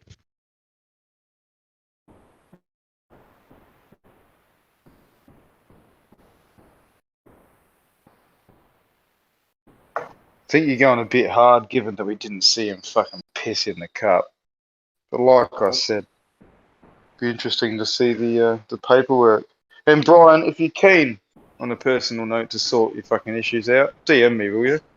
I'll be happy to fucking help you through that. Well, I mean, the interesting thing, I would say, like in terms of like urine therapy, yeah, people have different ideas on it. Some people are kind of averse to it. Some people, have tried it themselves or know people that have. But what I find interesting is the actual results. Like outside of the idea of doing it or the taste of drinking it or whatever it may be, the actual results that people get is what interests me. And yeah, I hear what you're saying, Whitesword. Like in terms of wanting to see science on it, those particulars. I mean, I think in a way it's been suppressed by mainstream medicine. It's a whole other topic, but it's definitely something that kind of has been programmed into us to think is absurd or, disgusting or whatever. But like I said, I mean, that friend of mine is one direct example. I realize it's only anecdotal, so it's just one person. But he even went, like when he went back to his doctor, like his doctor was completely shocked because he went back and, after like got tested and the cancer is completely gone. His doctor was like, "How did you do this?" Like he was just blown away. Hey, my wife's doctor was fucking. You should have seen, dude. My wife's doctor fucking wanted to retest her all this shit, and he couldn't believe it. He couldn't believe it because this shit happened within a matter of fucking 1 month, dude. 1 month, and he couldn't believe it. I mean, it's results like that that are interesting to me. I mean, in terms of like for him, like it literally saved his life. I mean, it's like the difference between life and death. I mean, I don't know what would have happened if he went the mainstream route to treat his cancer. Obviously, it's hard to say like what the results. He would have been fucked. 5% of people. My wife prayed, man. My wife prayed, and I think, unfortunately, I think she's got it again, man. But I'm not sure because this thing happened, but not quite as bad about 3 months ago, and hadn't happened since. But it might be back. But she won't go to the hospital. But she's super spiritual, Indian roots. DM me, Brian. And DM me. Yeah, go ahead, please. No, DM me, okay, privately. DM me what? To help you through what you're going through. Who is this? Wait, who is this? It's Whitesword. Oh yeah, my bad. Duh. No, it sounds like she's got a decent infection, mate. And she's burning up. She doesn't want to go to the hospital. Yeah. It could be quite serious. Dude, sounds like she needs. I put a cold rag on her neck. Let me tell you what happened. And before you diagnose, and I put a cold rag on her head. And I sat there while she was trying to use the bathroom, and then she was puking in the trash can in front of her, and she's not affected. I had to carry her to the. She's light. She's only like 5'1", but I carried her to the bed, and I put the cold rag on her head and all that, and she was able to fall asleep without taking anything at all within about 30 minutes. But she sat there crying for about 10 minutes, 15 minutes, but it felt like fucking hour or two because it was so intense, man. Pouring sweat. It was like the second time it happened. I've seen her in pain while she shit like before, but only these 2 times. It's the second time that it's done like a chain reacted and fucking made her start sweating and burning up, and where I had to carry her to bed. Hopefully it ain't back, but I will DM you. If you have any experience at all about the symptoms I'm describing. Cherubim. Now, Gio, I also hear what you're saying, and the N of 1 is very powerful. And I'm sure you would even appreciate the placebo effect. You know, even in actual trials, they've discovered that people thinking they're taking a new wonder drug have cured themselves of a terminal disease. Not everybody, but some people do. So it's just correlative, and I'm just after more than that, Gio. That's all. Yeah, you want to? Yeah, I hear you on that. I mean, my understanding in general is there's like several compounds. I mean, because I don't know if mainstream medicine, or I don't not necessarily medicine, but just mainstream sort of science, as it were, even knows exactly. Yeah. Meaning that we can study what's in it. Like DHEA is one compound that's very high in urine. It's like a steroid hormone that generally, as you get older, there's less and less amounts of it. Like your body creates less of it.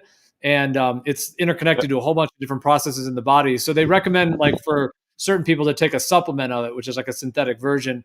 And that's a whole question: is that good or bad? Is just one thing, amongst others. But in DHEA, even taking it in like synthetic supplement form, has been shown to have a lot of different benefits. So what I'm saying is that I don't know if anyone, like, in the mainstream kind of medical world knows exactly, where the benefit is happening or how, but we do know what's in urine. And it seems like the urine does secrete certain things that our body is getting rid of. But if you recycle those, it's like by going through the digestive tract or whatever, it like raises those levels of that thing in your body, whether it's DHEA or whatever it may be, that, could be connected to the benefits. But I agree with you. I think it'd be cool if there was more, even more research than there is, and more sort of double-blind studies and all those kinds of things. Because you're right, there's a lot of factors when you talk about something that's effective and other factors that could be involved. It is. I'll verify this and I'll make it quick. If you have a foot fungus, an old black fella who taught me how to do concrete so long ago, man. God dang, man. Feels like a lifetime ago, man. I wasn't even a full-grown adult. And he told me, and I was kind of laughed at him at first, and I had athlete's foot. And he told me to piss on it, man. The old black dude, man. And he fucking, laughed at him, but then I got home and I'm like, fuck, it's just me in the shower, right? And I did it. That shit worked. I've been doing that my whole life since. I've had a couple foot fungus. And I'll tell that to people that I'm close with, if you have foot fungus, toenails, any of that shit, piss on it. And it for sure fucking works, and it works fast. So there's something in it. Of course. Just real quick. This black guy urea. Or ammonia, whatever. But there's some science. I promise you, it kills fungus. So I could see the logic behind the possible benefits, seeing that I've personally witnessed all the time. If that happens, not all the time, but you get older, you get athlete's foot here and there. But this whole black guy, man, he said, I was asking him, man, I was like, man, you still get pussy, man? He's like, probably about 60 or maybe 50, but he was old to me at the time. I was probably about 15. He said, man, I still get pussy. He said, man, I don't get hard anymore. I get heavy. He said, I just get heavy. And when I get home from work, I tell my wife to gap it open. Dude, I will never forget that shit till the day I die. I'll never forget it now. Talk about, I don't get hard, I get heavy. I tell my wife to gap it open. Dude, we joked about that shit. We joked about that shit for years on the job site. It's my uncle, so. Holy shit. That's it. Fuck.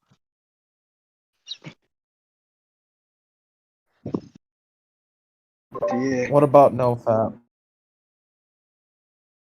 Hey? What about NoFap, Cherubim? Sometimes.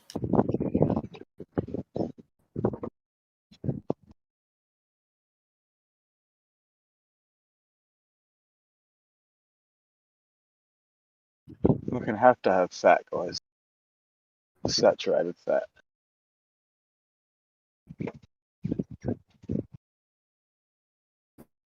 Does anyone take White's designs to Gem Pandas and see what they said? Or...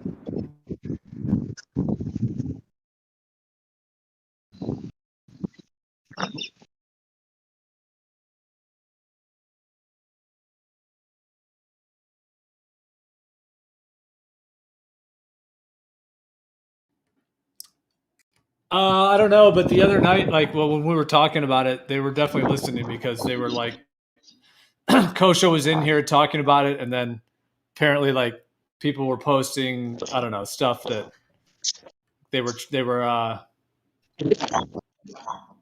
yeah, I don't know, trying to get Kosho to go back there or whatever. Like, they didn't want him talking about it or something. But so I think they've been listening, and I don't know what people's responses are. Shouldn't they be confident it'll go their way if they know it's a bull? Well, that's what I'm actually noticing. I've been kind of referring to it almost like it's like a globe earther litmus test, because a litmus test meaning that when, like, let's say it is definitive and can be definitive. Let's say that's actually what it is, that we can get it to be definitive. Then it's sort of like there's two ways it can go for them. You know, one way is they're open to it. They're like, yeah, this could be definitive, you know, and they're already like accepting, like, okay, if there's some, like, I'm saying for some of them, they're like, okay, if this is definitive, I'm going to have to figure this out. I'm going to have to, you know, think about it in a different way. And then it seems like another group of them are just basically just denying that it's going to work. They're just saying it won't work. It won't work. It just, the math doesn't work and the calculations and it's just not possible. Trust me, man. I sent a camera in a fucking Pluto, but I can't cure a fucking disease that's been around as long as I can remember. But we're geniuses. There's just no cure for this shit. So just do everything we say to do, but don't try anything different. You know, they fucking act like they're super geniuses, but they can't fucking think outside the box enough to fucking find a cure for the most common fucking disease on Earth. Facts.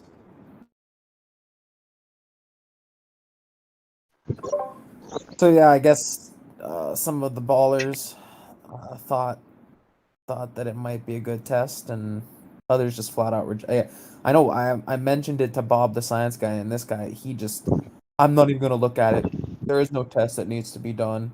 I know for a fact it's a ball, and I was like, so what about like if this and this happens? Oh, it's whatever happens, I still know it's a ball. It's like, what the fuck did you say to me? Like, whatever happens, it's still a ball. Fucking show.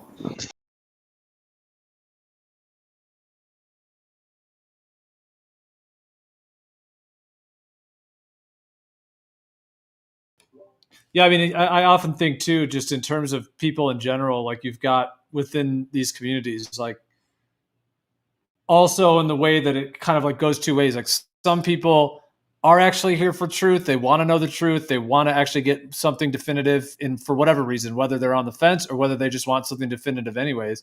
And then you have other people that they're really not even looking for that. You know, they're just looking to like either push their agenda or deflect people or tell people they're wrong or, you know, all these things that people do. So it's kind of like interesting to think about like actual different people and what their kind of motivations or interests are in general in terms of like this whole, well, just the whole topic of like the structure of the earth and the cosmology side of things. Definitely. It's very interesting.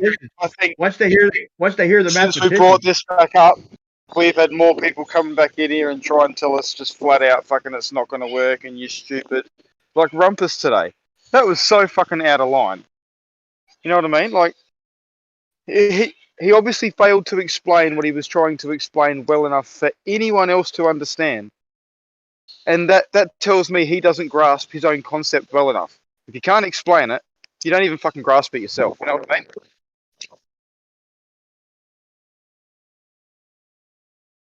You might not have heard it, G. I can't remember. Anyway. If they can't cure it, they don't know what caused it. So fucking, I'd try anything, man. It's fucking reasonable. It's perfectly reasonable. They know what causes it. Trying to save your own life, man. If you're trying to save your own life, you'll fucking try any fucking thing, except for what they're offering. You know.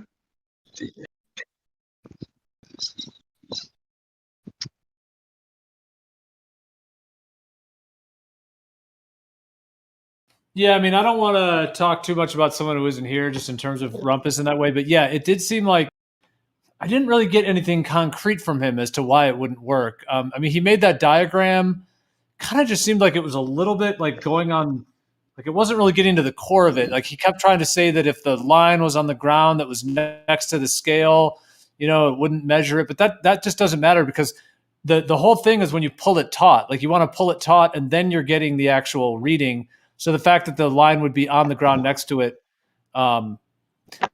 yeah, but he just kind of kept focusing on that one thing. But yeah, it seems like he didn't really get his point across. He just kept, saying that everyone else was wrong. Yeah, I wasn't able to really. But angrily too. You know, like he wasn't just calm about it and saying, "Oh no, you still misunderstand." And he was just like yelling and getting angry. That's a defensive sort of situation. You know what I mean?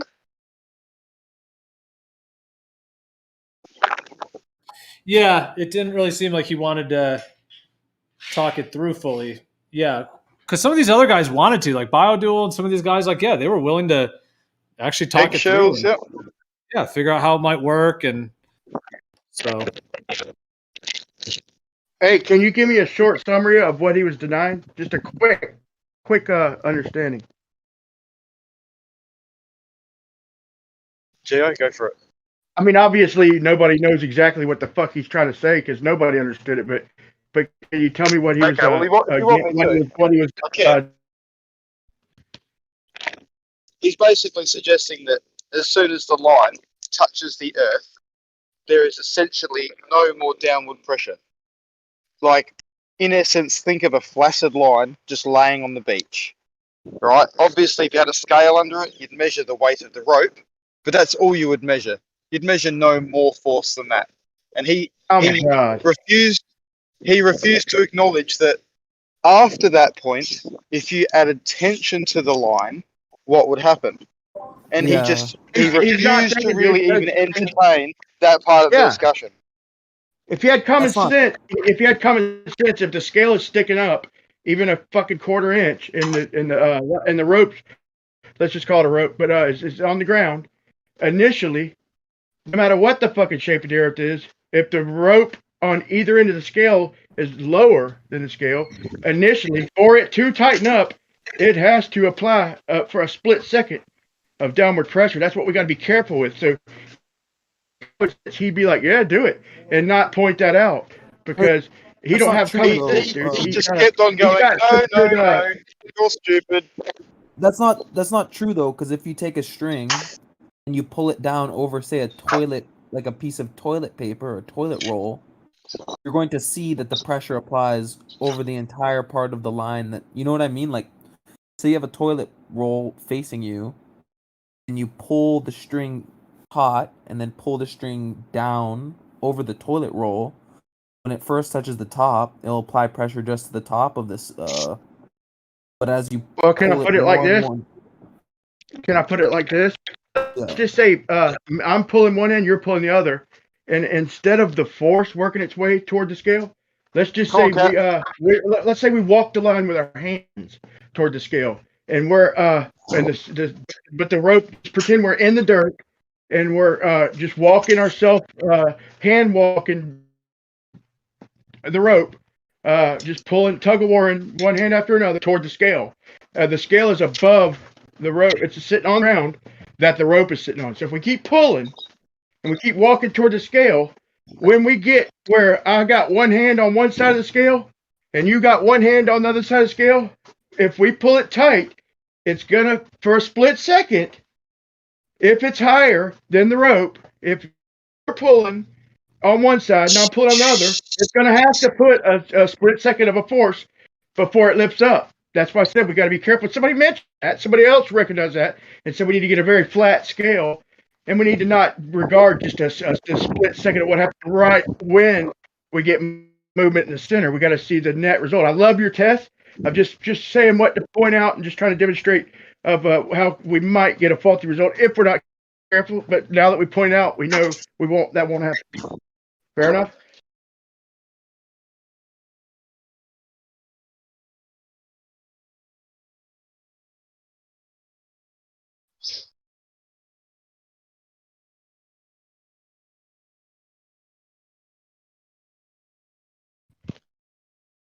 That's the way my brain perceives it. I think it'll work. Man. I just think initially, if the both sides of the rope are lower, for them to get tight. I mean, maybe they'll lift up without the bottom flinching. I guess it's possible, but that's just the way my brain conceives it. It's a fucking hell of a fucking good idea Wouldn't both because sides either be way, higher? they're gonna get a result, I believe. Wouldn't both sides be higher if it was a flat Earth, not lower? At the, Yeah, at that's the how I was. start, Yeah, I agree. everything starts off on the ground. So if it's flat, everything is at the same level. That's why when you put tension on it, you're not going to get any downforce. The only force you may get is some lightening of the rope when it's on the ground, purely because you're removing some of the weight of the rope by stretching it out. If it's curved, there will only be downforces. And if it's flat, when we go up above the ground level, say to 1 meter, we may start to see, if we can get enough tension, some upward forces starting from the outer posts going in. We don't need to get the center off the ground. It'll never lift. None of the posts will read up if it's curved down. Right? None of them, ever. It's not possible for them to actually read like a lighter weight or a force vector going upwards. All the force vectors would have to be down if it was curved. That's why it's at different heights. The ground level, 1 meter, 2 meters, 3 meters. All in an afternoon. Boom. Let me ask you a question, man. I'm starting to see what you're saying. And I've heard this before, but I did have a couple questions about the details. What is it is it a rope or a yarn, like a nylon? I mean, what? It's rope. A quick description? Okay.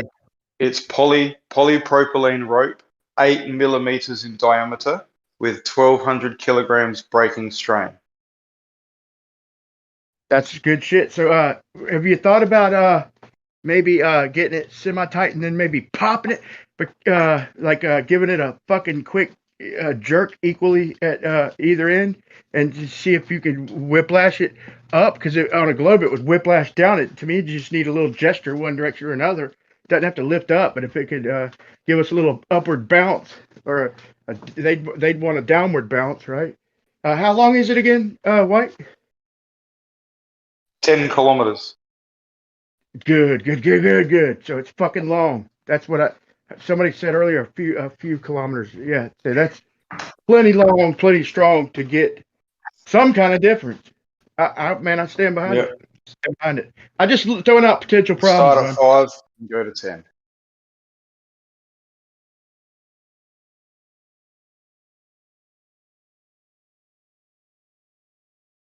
And so the ends of the rope are at what height?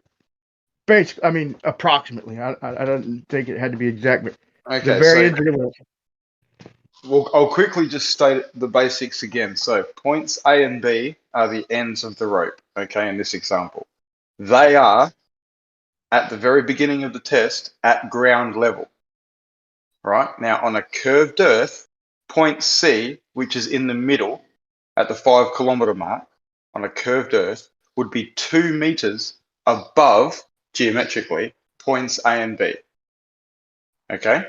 So when we do this test at the start, everything will be pulled along at ground level, laterally, right along at ground level, in an effort. Well, actually, it won't be ground level; it'll be water level, which hopefully is right just above the ground. That's the plan. And so we'll measure literally at ground level are forces down if it's curved, because there's no possible way if it's curved that we're going to get any measurements going upwards. That's just ridiculous. Not going to happen. Right? But if it's flat, obviously everything will be neutral because we're just pulling it laterally across the horizontal plane at ground level. There'll be nothing. The line will just get tension. It may reduce a little bit of weight because we've taken up some tension, and we might see the scales lighten just a fraction, but that will be within the tolerance of the weight of the line, and we'll be able to see that. There'll be no actual forces pushing up. But if we lift it up to 1 meter, like points A and B, if we raise them up to 1 meter off the ground, and then start pulling on it, we'll still have C being 1 meter above, but we'll actually get a different profile of tension. All right. So if we can compare the downward forces, if it's curved, that we measure on the ground, and then we raise to 1 meter, and then we measure the downward forces again, we'll actually be able to start to picture a profile. And then if we went to 2 meters, point C would actually be at a neutral point then. So points A and B would be level with point C if we were 2 meters above the ground at points A and B, right? So that's neutral on a ball. And so if we pulled again, we're not going to be able to get much of the rope off the ground, but we will get some more forces to detect, which will add to the profile. Now, if it's flat, we won't get any downward pressure at all anywhere, and it will only be upwards. Now, obviously, when we're at the 1 and 2 meter points to pull, there is the possibility of the slack creating a sort of downward force in the middle of the rope, which we can acknowledge, that's fine, but we certainly shouldn't be getting upward forces anywhere on the ball model. So this is really a force the curve, and it can really only rule out the curve. It can't prove flat. It can only rule out the curve. Yeah, I agree. I think that just watch out for that initial thing. Like I said, I don't think, I'm not gonna say it will. I'm just saying, just my logic thinks that it is a possibility. Right, now listen to the backup. Yeah, you're probably listen to the probably backup wrong. plan. The backup plan is with the same, like, so let's just say we pull on this line, it doesn't break, and we don't measure any downward forces, and the baller people are right. You know, it's too the geometry isn't sharp enough to actually detect the downward force, and we can't detect it, right? And that's the case. So the backup plan is to put some buoys on the line, right? And if you think about this, in the location, the tide has gone out. We put the line just so that it's in its same spot, and it's just got light tension on it. And with the tide, we put some buoys in the line. And when the tide comes back in, if you look at my diagram that I posted with the curved earth part, and picture on that curved earth, like right now on the diagram, you can picture like sea level being where the curve is. But if you picture the tide coming in, so that curve would obviously go up, and the tide comes in about 2 meters. So as the tide comes in with the buoys, it would want to raise, obviously the whole line with the buoys on it would want to rise with the water as the tide came in. Right? Now on a curved earth, the center of that line that we've got that's trying to form the chord would actually be under tension. It would get under tension really, really quick, because the amount of line between the A and B is like more, because of the angle of the curve, comes under tension quicker than if it was flat. So what we'd see with buoys on the line is, as the tide come in, we'd see the line tighten right up, and potentially even pull the buoys under the water because the line has come up to full tension. Whereas Let if me it's ask you a actually question. I'm flat, with you. I think I'm the with you. tide, But just wait. Yep. If the tide comes in, there'd be enough slack that the buoys would just pop up and float, and there'd still be slack in the line. So if you can visualize that, it's actually I a like very that better. also definitive backup. Yeah, that's a great backup. That could quite possibly be fucking as good or better than the first one. Maybe not. That's arguable in my opinion. But what is the tide to begin with? Is it you're just going to be sitting on the bottom with no water? Like assuming that's like or is it going to be under shallow water? I understand when the tide comes in, it's got to. No, Yeah, I understand. It'll be done with the tide just having left the location. So it'll be on its way out, and it would have just left the location or the point with which I'm going to be doing it. And we'll have, a few hours of it going out and coming back in. That's so interesting, because this is what's so, if you really think about this, everything people says, I think so deep sometimes. So they claim, like, let's say we take a 6 mile basin, a tide basin, where the tide rolls out, and in the middle of it, it's about let's say 6 foot or whatever the fucking chord is. It wouldn't be impossible to find, but let's just say for a thought experiment, and in their world, that concave basin, it's just barely concave. It's only 6 foot deep in the middle, coming up the edges over 6 miles. But in their world, that concave basin is flat, and the water that comes in and fills it up is curved. That's pretty much the premise of your test is thinking deep enough to realize the backwardness of their thought. But in reality, we know that the basin is, you got a gentle curve, bowl in the middle, and the fucking water on top is flat. But in their world, that basin really has to be flat. That is how they get a flat line on a globe, is a fucking basin with curved water on top. So good job. Salute, White. No dramas. Classic.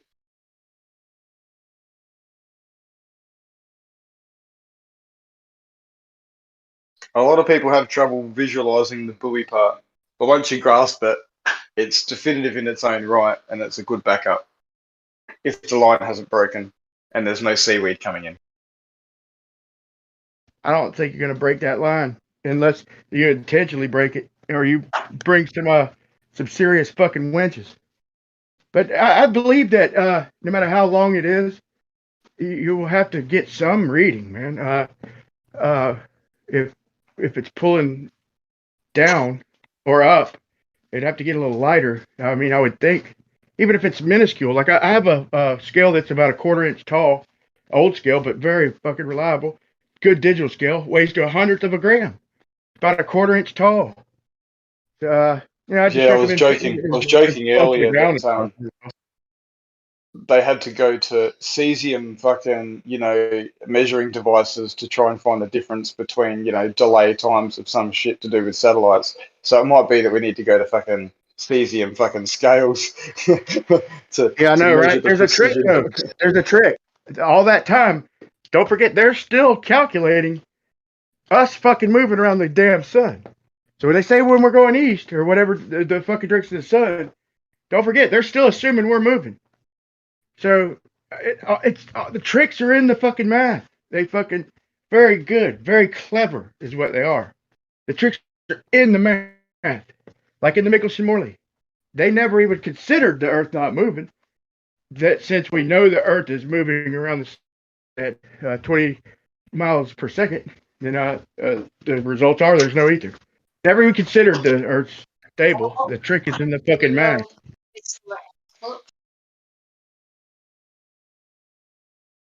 So this is the Xbox.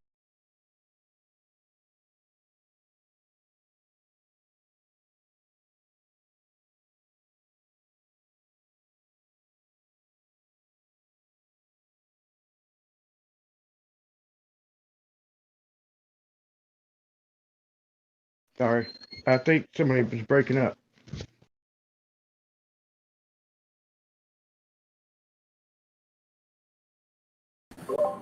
I'm just happy we have a fucking test now. That no one can go refraction. Yeah, something not visual.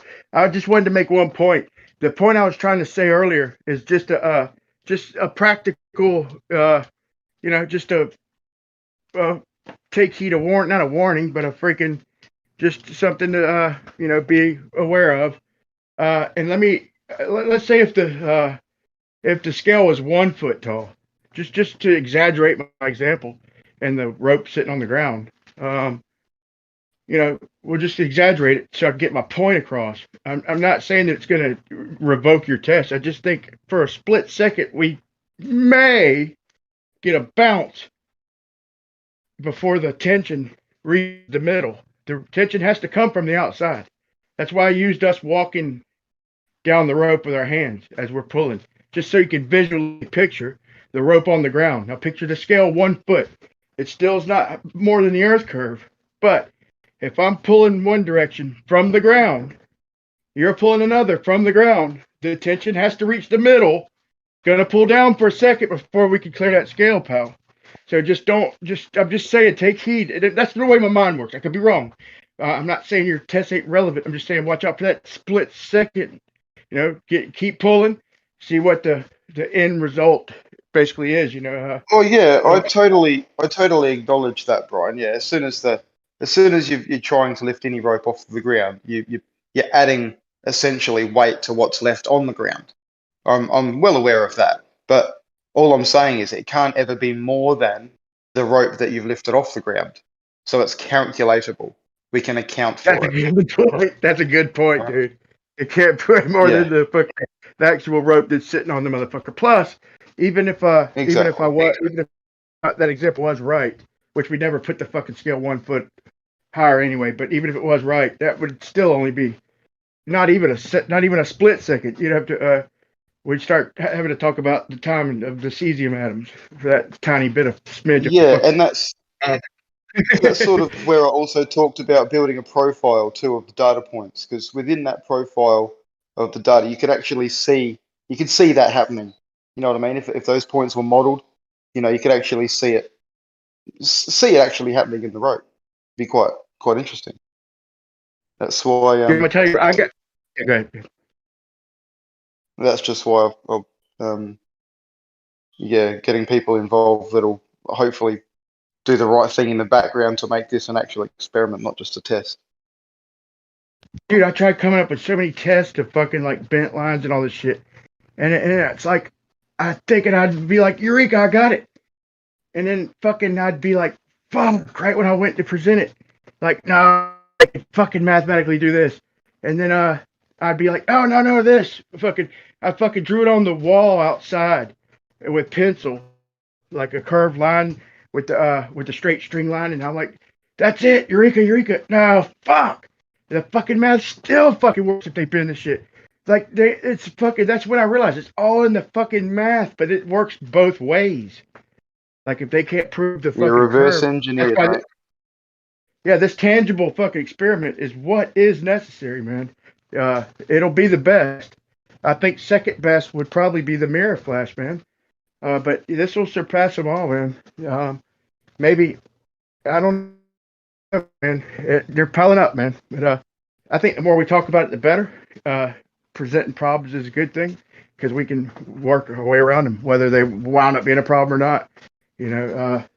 But fuck, man. I think you might have caused all this shit going on in the world. They don't want you doing this test, man.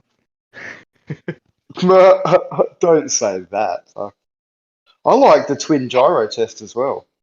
We've got one that's stabilized with a pendulous vane to keep it supposedly with gravity, which is at the center of the supposed sphere, and one that doesn't have the pendulous vane, so that it's just free to do what it does as the fucking car or the aeroplane goes on a trip over said curvature.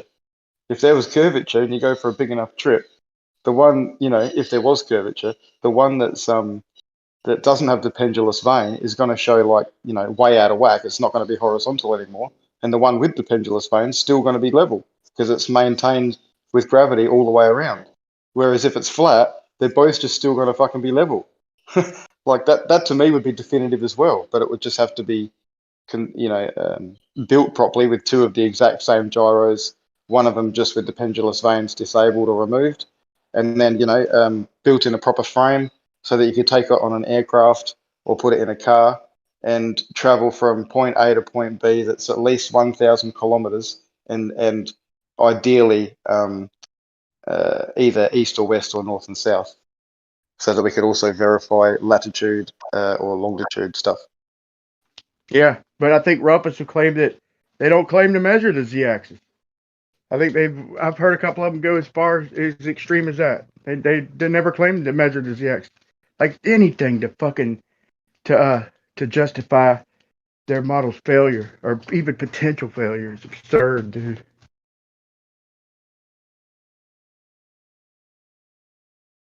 Yeah, they get angry when something comes up that sounds like it might have maybe some sort of result. I like how amongst themselves they can't even really decide.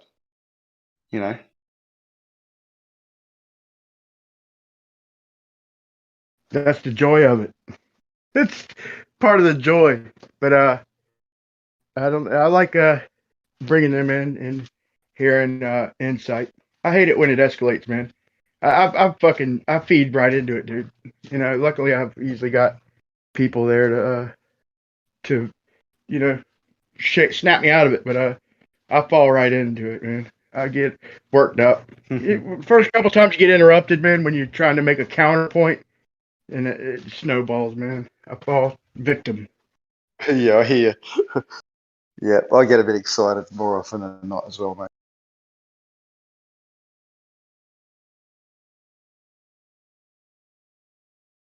They hate the fucking equation, especially Payne as a shill. He hates like, man, you can't use 3959.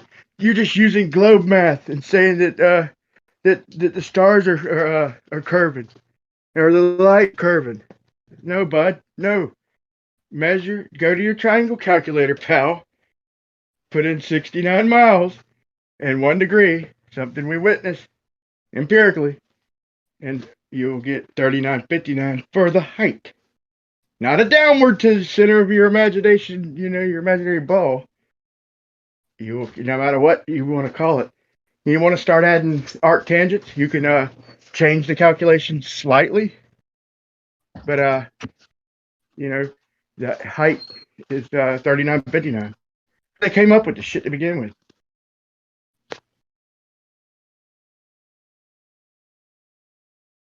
Yep. Too many coincidences, man. Oh, definitely, mate.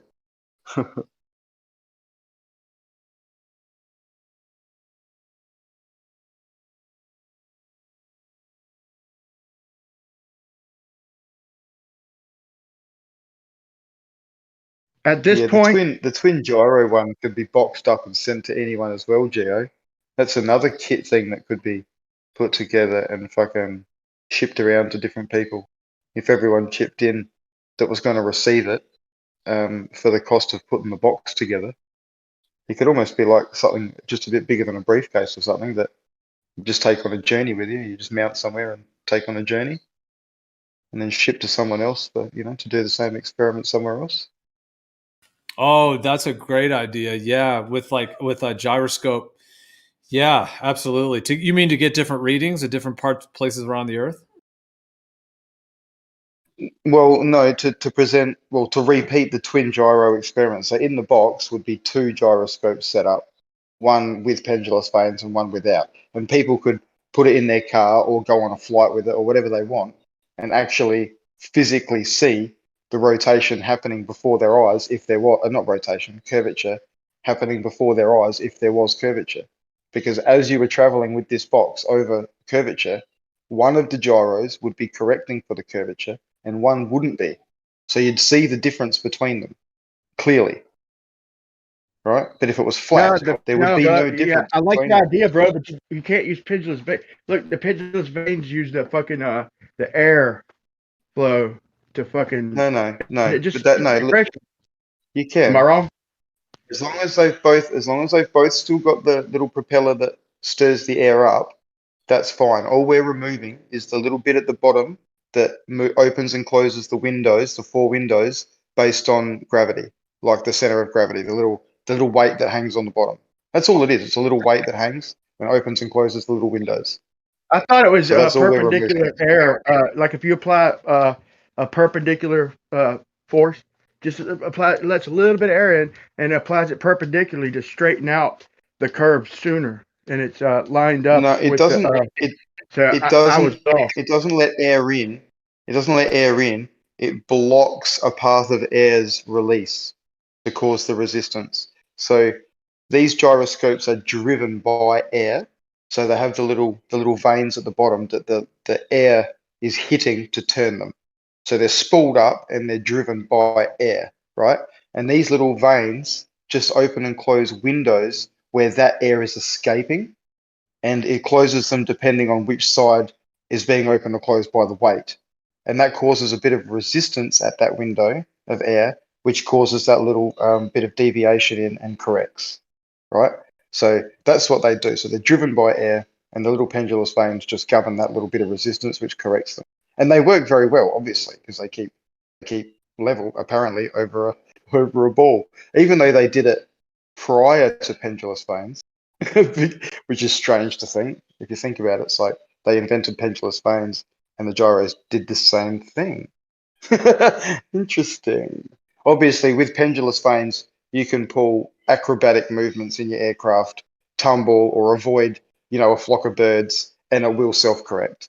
Whereas without pendulous vanes, if you were to quickly maneuver in your plane, it would throw the gyro out and it wouldn't be level anymore, and you wouldn't have, you know, an instrument to use anymore. You'd have to turn it off and reset it, which is a bit hard to do while you're flying. So yeah, that's why they are really put in. But boulders will say, oh, it corrects for curvature as well, which of course they've never been able to prove. It's just one of those, oh, mathematically, of course it does, because the center of gravity, blah, blah, blah.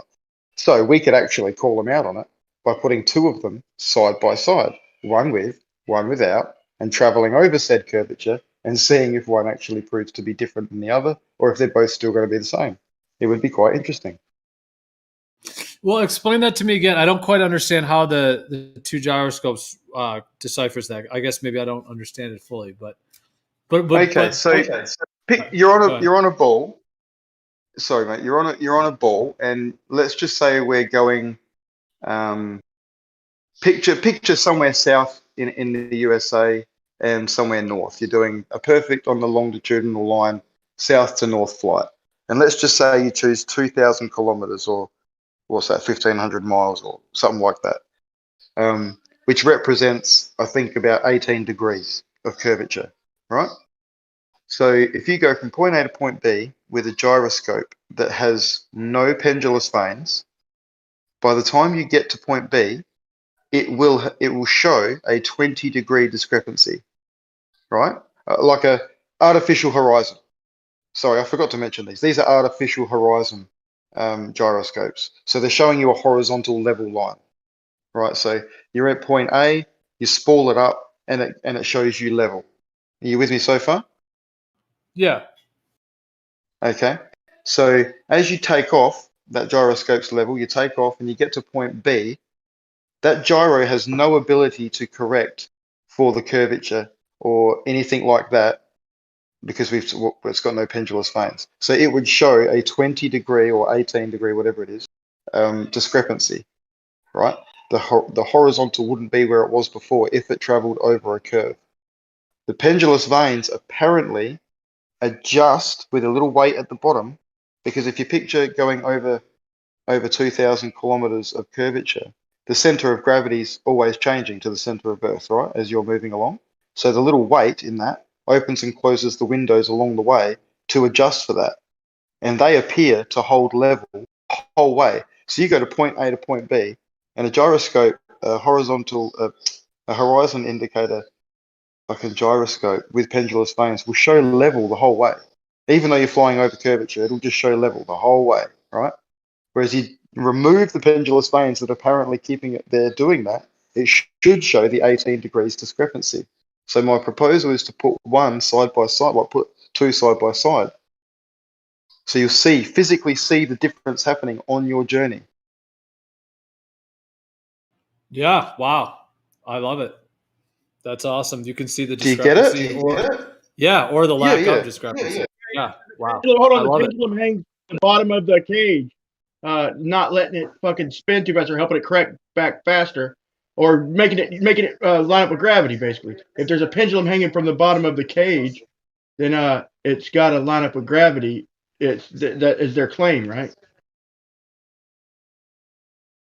That's their claim. They're put in there to correct for, evasive movements or acrobatic movements and things like that. So even if you flipped upside down or your engines failed and you had to dive and then you rolled upside down and then you corrected, with the pendulous vanes, it'll always find true level again.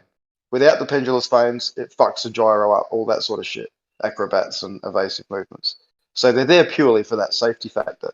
The claim from the ballers, especially Wolfie fucking 2060 or whatever his name is, he claims that they also correct for the curvature along the way. And I've straight away, as soon as he said that in his video, I was like, well, let's remove the pendulous vanes in one and let's compare them side by side, shall we?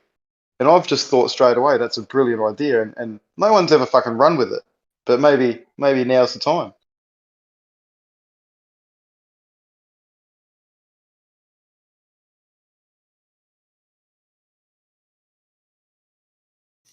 Yeah, it'd be awesome to do that, and in different, like you said, latitude, longitude arrangements. So yeah, you were saying like if we had one of those devices or more than one, like people could because that would be something that would be more advanced to where like it's almost like you'd be renting it, you know, like you would rent it for a week and then you'd ship it back and then someone else could use it for a week, you know, that kind of thing, because it's like a more expensive, you know, setup to where it wouldn't just be If enough disposable. people chipped in, if enough people chipped in, you could buy the gyros and build the unit, and then it's owned and could be shipped around to different people that chipped in for it, if they wanted to do the test, or give, you know, they could have the prerogative to give it to someone they know who wants to do the test. Like, it could certainly be quickly funded and built, because it's aircraft material. Like you'd go and buy an aircraft horizon indicator, get 2 of them, and mount them in an aircraft aluminium case, and be easy and not that expensive, in all honesty. White's word. I have a question about Yo. your other test with the rope. Sure. Yeah. So, to my understanding, it's that you have all of the equipment and you're basically ready. It's just the law that's actually stopping you, or am I incorrect about that? No. Yeah, you're incorrect. I've got a few things still to build and get together. So, yeah, I'm 6 months away from probably giving it a go. Yeah. Okay. And is there a say 6 months come? Is there like a way? Say 6 months come and the law doesn't change. I don't know the law in Australia. I don't know how. I've seen some videos. It seems very restrictive. Is there a way you could like even snake to the beach and do it, or like, are they really like? Because isn't Australia pretty big, right? Like the police can't be patrolling. It's currently got nothing to do with the pandemic. The reason I can't do this, and the reason I haven't like really got together all the other equipment, is because up until this point, and even now, I'm really not allowed to do it. I haven't been given the green light, purely because there's 2 kilometers of this beach that I need to use that has these like rare endangered birds nesting, and they come from somewhere in Europe every year, and they fucking lay their eggs all in this fucking beach. And like people aren't allowed to walk on it, like it's fucking a big deal. People fly in and take photos of these fucking birds, and yeah, so the council are like, there's really only one time a year that we're going to let you, and it happens to be a busy time of year for fishermen, so there's also that side of it. But they're pretty good. They're not going to fucking interfere with it. But at the end of the day, yeah. So 6 months time, unless the pandemic fucking ramps up and there's other laws, I'll have a window where I can do it. So yeah. You have to wait for the birds basically to leave the nest. Is what Pretty you're much, telling me. mate. Yep. Until there's only a few left that I can kill, not the whole flock. Why don't you use Something a different like that. beach? It's one of those situations where if you can. Well, look, I put this challenge to you. Go on Google Earth and have a look where you can find a nice straight stretch of 10 kilometers of beach, and then look to see if there's any population near it or an airport where you can land or anything of the sort to get gear and people to do it. All right. So there's that. I happen to have a stretch that's pretty close, which is why I even entertain the idea, because otherwise I've got to fucking fly somewhere and all the other bullshit. So, Oh, you can't repeat there's a bit this. of destiny in here, I think. Can you not repeat this? Because of the birds. What do you mean? Can you Wait, not?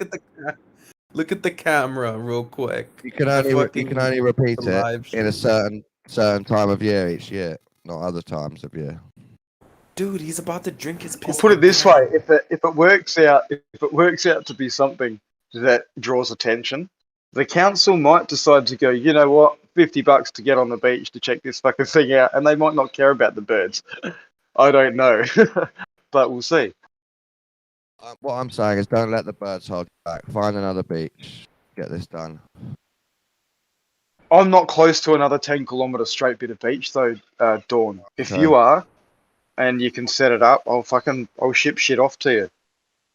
We need to go slow and gentle, Doc. This is this is big. This is a big deal. The entire world. I'm not saying just from his one test, but from all of this that's happening, especially this starting to get into more of these physical. Think about how much the world is going to change. So we can't rush this. You've got to take it. I think I might have. All right, if you're all excited, okay. I think I might have a couple beaches not on my island. I'm in Oahu, but like 20 kilometers away, and my dad has a motorboat, and we have a sailboat and shit. There's a like Molokai and Niihau, a couple islands, and there's beaches that are just like kilometers flat next to the water, straight. We don't know. Awesome. Yeah, no people Yeah, but either. no, Like, when I looked, no that sounds like inhabitants. some of the only places that I saw. But yeah, Yeah, so I boat might and actually stuff. have a Yeah, place to do it, but I don't have the equipment, so I'll have to see about yeah. getting Look, equipment. But I could do a corroboratory, like literally, I can go to like drive over, and I can see the other island from like my area, and that I can see their awesome. beach line. I can't see if there's people, but you can see the beach, right? And there's no people there. Like you can't see the people even if you looked with your naked eye, but I know there isn't people over there because we've gone to the other island, like sailed over to the other island, no one. And it's just flat, open beach, just miles straight, open beach, no people, You don't no know. endangered Right, yeah. species. So I Get could do on this Google year Earth, round. right, and I could check do it this out year and see round. if you can find a straight 10-kilometer piece. Get on and do it because we do need more locations, and they are rare. I've already said to other people they're few and far between. But I didn't look at land, so there might be flat pieces of land, that's at sea level, like salt lakes and things like this. There's other places that this could be done. Like think of a frozen lake where you can chip through a bit of the ice to get to the water. You could chip out a little canal like Jeremy keeps talking about, and you could have your little area of fucking chipped out, fucking water. Might not be 10Ks long, of course, but The other yeah. night, White's word, I told my mate your test. Yeah. His reaction was that on a beach you won't know the actual sea level table of the beach. It could be humped in multiple ways with sand dunes, and you'll just be assuming that it's flat enough to do your test. But once you drive 10 kilometers apart or 5 kilometers apart, all you're doing is pulling the rope down onto sand dunes. That's what he said.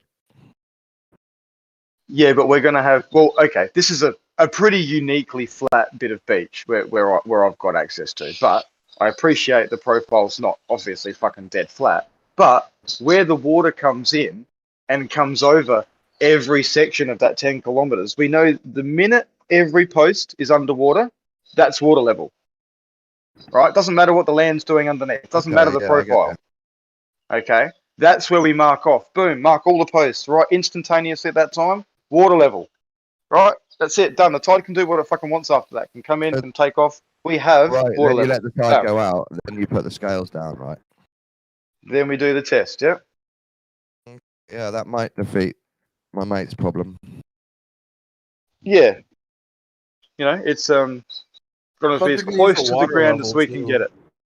I thought you're gonna use the water level too to make sure it's like flat. Didn't I say that? And water level may not be flat. Water level may be curved. That's what we're testing here. Hello. Okay, I'm gonna take a picture of basically where I'm on my island and the next one over, and like you'll see that there's a lot of straight I can literally look and see. Dude, suss it out. Find the 10K bit. Get it sorted. Take a photo and a GPS, whatever, and send it to me. I mean, I'm never going to be able to get there myself, but I can do it. Everyone needs to find another spot because if I do it and I'm successful, it does need to be repeated. So yeah. My other question, White's word, was on the other test. Do you need an Put it in the airplane? main chat. But like on the No, right you side could do it in a vehicle. Okay, but isn't it hard to do longitude in a vehicle? Well, not in Australia. I could do both. I could go east-west on a big fucking drive. I could go north-south on a big drive. And that's fair enough. You just put the gyros on the front seat with you, next to you. Well, not just on the front seat. You'd have to mount it so, within the car it can't move around. And a little bit more fucking sophisticated than just whack on the seat. Won't you be getting all the hills and the valleys measurements? Yeah, as well? but that's okay. The gyro's just going to correct, isn't it? Well, I'm saying you're going to get a big wiggly line instead of a curved line like a plane. Yeah, but it's not a wiggly or a curved line. All they do is hold horizontal. So you'll go up over a hill and down over a hill. As soon as you level again, they'll be level again. If there's curvature and you're slowly going over a curve, you're going to get hill deviations in the pendulous vane gyro, the same as you would correction deviations of a plane flying around Earth. no, because it's only forward and back. If it was all the axis, then yes, we would. But we're just looking at one specific one, forward and back. But that's the same axis as a plane, forward and back, flying right over a curved Earth. Yeah, well, exactly. That's the axis we're measuring. The angle of which you're going forward over. Is, in a vehicle, you're going to get a much more nuanced selection of deviations because of all the hills and bumps and valleys. Yeah, okay. Look, possibly there's going to be something, but if we travel 1,000 or 2,000 k's, it's going to be a case of one's going to be distinctly out versus the other, or they're both going to be somewhat close. Well, my That understanding 18 is degrees has to be accounted for somewhere. So if it's flat, just listen. If it's flat, you're right. There might be a 5-degree discrepancy because of nuances along the way. They might be 5 degrees out, but it's certainly obviously not curved then, is it? Because where's the 18 degrees that should have been there as well as the nuance? You know what I mean? I don't know if the gyros even give out this information or data. We've deviated from No. our first You're level, looking at it. You we've just deviated again, and then we've deviated again. I don't even know if they give out that information. no. You just look at them. You physically no, look dude. at them as you're traveling. You're going to stare at the gyro all the way round and watch it tilt, and then wobble back No. to a new level. Like, let's just say we took it on an airplane, and both the airports A and B, north and south, were at fucking sea level.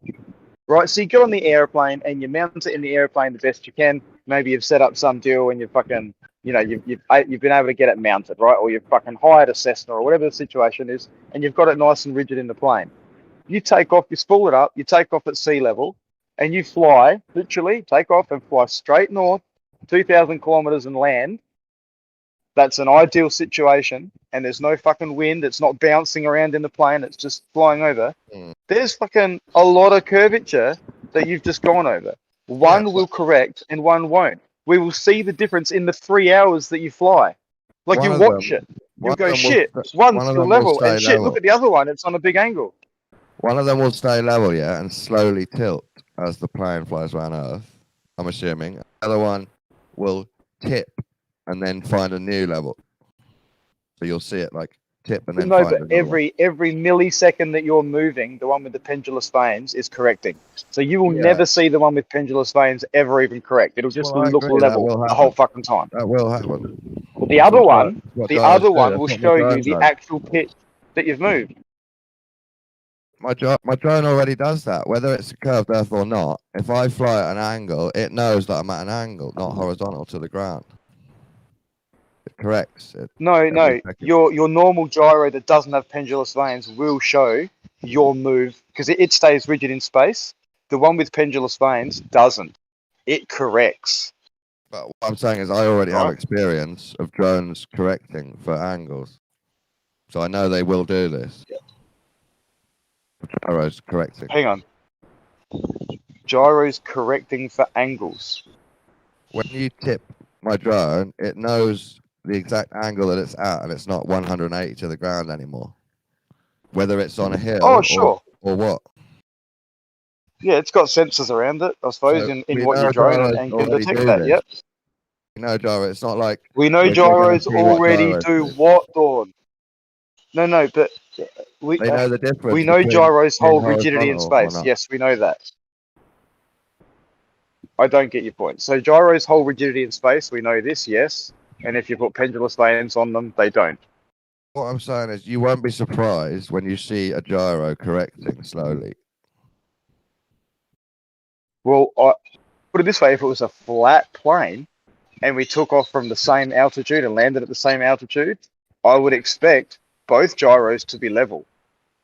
I would not expect one to deviate other than in the motion of going up. Obviously, we're launching and we're going up. We've got to altitude. Now we're at cruising flight. Now we're going to go down. Of course, you're going to see that happen on the one that holds its rigidity, but it will level back out again where it started. This whole experiment isn't collecting data from gyros. It's you looking at gyros and deciding if they've wobbled enough. You could have I'm sure they output data. I'm sure a modern one does that, and you can collect it all. I'm positive, in fact. I agree. But Don't know this what is it the is, but- purpose: is you hop on the plane, and you've got a video looking at the thing, and you can watch it for your fucking self and see it. It's not someone's sending you a data sheet that says fucking 67676743, and you've got to work it all out and go, oh yeah, cool, I trust that data sheet. This is So fucking look at it, definitive evidence of curvature, or not. Would this be definitive if you trusted the guy with the Cessna and how he'd set the camera up and the gyros? One slowly tilts as the plane flies north to south, and the other one gets to a point, realizes it's not horizontal, and flicks back to a new horizontal. Would that be definitive globe proof for you? If look, as I've presented the idea, if it was set up, I've already decided within myself it would be definitive. Yeah. And again, it's just a matter of money to do. Because at the end of the day, there's nothing else that can account for one being 18 degrees out at the end of the trip over a 2,000 kilometer trip versus the other one not. There is no accounting for that. I don't think it There would is be no out. nuance that can account for that. I don't think it would be out, but I think you could collect the data or watch it to see it correct in the amount of 18 degrees over the whole time. No, it would have to be out because the position on a ball Earth, position B, is 18 degrees different than position A. So the one that held its rigidity in space without the pendulous vanes would definitely be at a different angle upon landing than the other one. Without pendulous vanes. Whereas Can I on ask a, can I interrupt real quick? Can I interrupt real quick? Yeah. White's Please. World. So I look like I have a Word. 5 mile a straight beach over here on Molokai. So that's the that's the 5 miles. closest island to Oh, me. not enough, is it? That's not 10 kilometers, is it? There might be more. Let me see. Oh, okay. It's 8 kilometers actually, but that still should be enough to Oh, accurately look, all the measure. math says fucking 10. 10 is where we're going to get some sort of fucking force of going down that we can measure, mate. That's why I fucking lashed out for 10. The good thing about Molokai is probably not a lot of people there, right? It'd be pretty open beaches. I mean, I haven't been to that island, but not that many people live on that island, right? Yeah, and there's a 5 miles of beach basically that's just straight. On the How do you south get side. over there from Oahu? Do you have to fly, or can you take a boat over? My dad has a sailboat and a motorboat, so we could just go over. It would take us, if we go by motorboat, like we could go on the dawn and we'd be there before it's really even, like 10 probably, maybe even 9. So it wouldn't be that much of a problem. It's just a couple hour boat ride over to get there, and then we would need to anchor, probably use a dinghy to bring all the shit to shore off of the boat, and then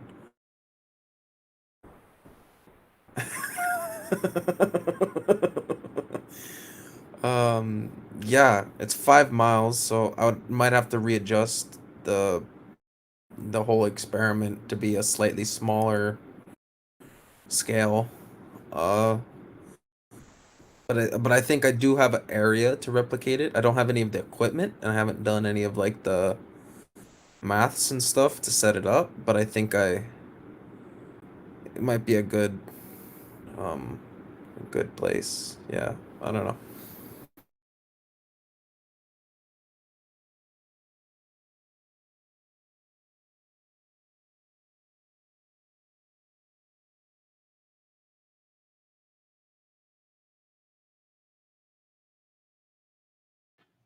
What about a gyro compass, Whitesword? What about using one of those where you can set it? Because that's like those are designed to stay similar to with the pendulous vanes. Like those are designed to stay completely rigid. So I wonder if that could be worked in as well in terms of like in an airplane trip like that.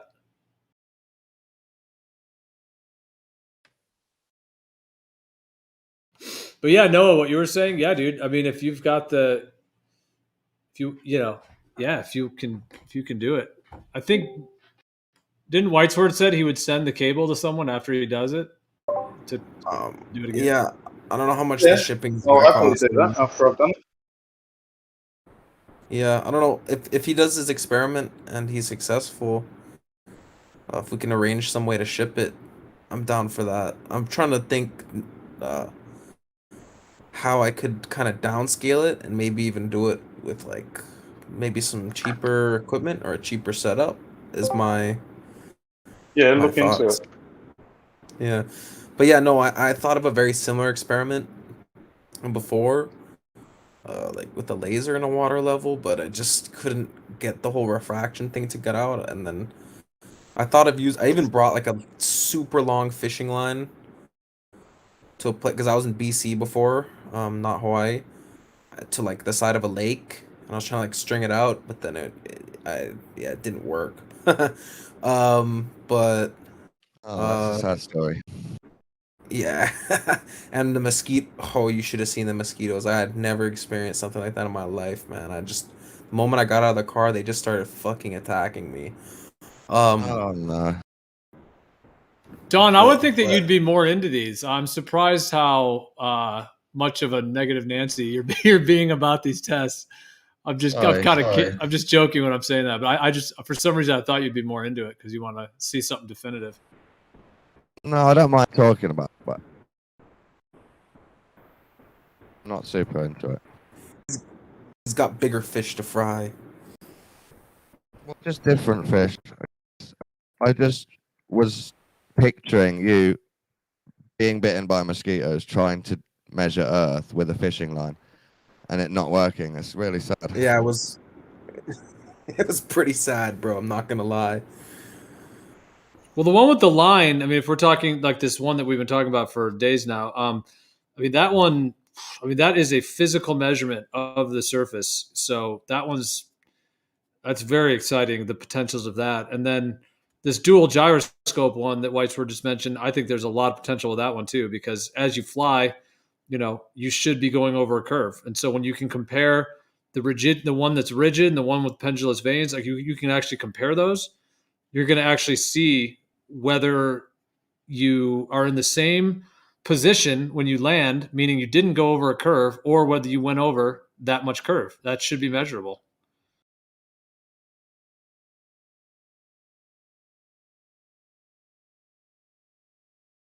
I'm not sure there's ever been one done quite like that with two gyroscopes like that are used in tandem. No, there hasn't. I'm full of them, Gio. Well, now we have two tests, the gyro and the what I heard is that if you set a gyro off, shouldn't it like stay still and the Earth should rotate around it? Since shouldn't the gyro seem as if it's rotating if you just set it there? Due to Coriolis? Like in theory. Yes, but they have stories to counteract that. And they have videos of some people with gyros, like manual ones, spooled up, and it shows apparent precision, right? But then honest people have shown those same gyros at different RPMs, like spooled up to different speeds, and they process at different fucking rates. So it turns out the people that have showed the video of it processing for 3 or 4 hours at 15 degrees an hour, they just fucking experimented with it and got it to a speed whereby it processed for that rate for that time so they could video it. It certainly wasn't over 24 hours, and you can just change the RPM and change the procession. So that's a crock of shit. That's not definitive at all. But like two gyros side by side, fucking is. Like the Foucault's pendulum and the magnetic motor in the bottom. Yeah, it seems like that, doesn't it? Yeah, just fiddle with it until you get it swinging right. Just fiddle with it until it's just exactly right for your latitude, and then pretend it's fucking hell, yeah, what a joke. You know what? Even though I don't understand gyros and I don't know if they give out this data, I assume they do somehow if you get the right ones. Or it is as simple as just pulling parts out of one of them and watching it not move at all, whereas the other one has. Yeah, I like this test better than the rope pull. Well, that's why I was going to say to people before, if everyone's excited and they can't wait for the rope test, let's do the gyro one. Let's put our fucking mutual funds together, even if it's $10, and let's get this thing built. We can have someone in the group, help design a case and how it can all go together, and we'll get this thing built so we can actually ship it around to different people and do some tests. That can happen before I do the rope test. This could happen in a matter of a month or two.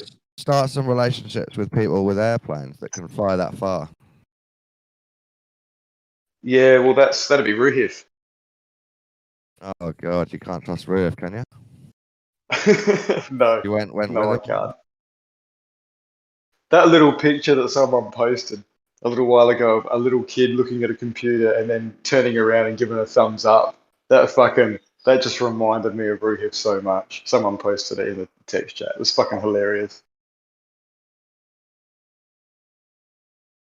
Anyway, but yes, I think we should put our heads together. This is something that could be built. It wouldn't even be that expensive, man. I should probably hold my breath there before I quote an aircraft horizon indicator. So We'll see. he's been asking me for black box gyro information from my drone for ages, just so we can look at it and be nerdy. So I wondered if you could do Okay. long range drone flight. Maybe you could do 5 kilometers out and 5 kilometers back, and then look at all the black box data and somehow figure out how much the drone gyro has moved or something. I don't know. Yeah, well, that is definitely a possibility. I'm not tech savvy like that, so I wouldn't have thought of that. But if someone could manipulate a digital gyro that's in those things to not correct versus correct, you could have two. You could mount two of them in there and actually. I mean, yes, you could get the data technically from the gyros that are already in it if you knew how to fucking look at all that data and work that out. Of course, So they do. But that'd be have questioned. black box data. Yeah. Yeah, but that to me is the same as the whole laser gyro and how when it's stationary it apparently shows drift. Like that could just be in the fucking in the calibration. You know what I mean? They could have just calibrated to do that. Yeah, maybe it's nicer just to have a video of one pendulum turning and one not turning, one gyro turning and one not turning.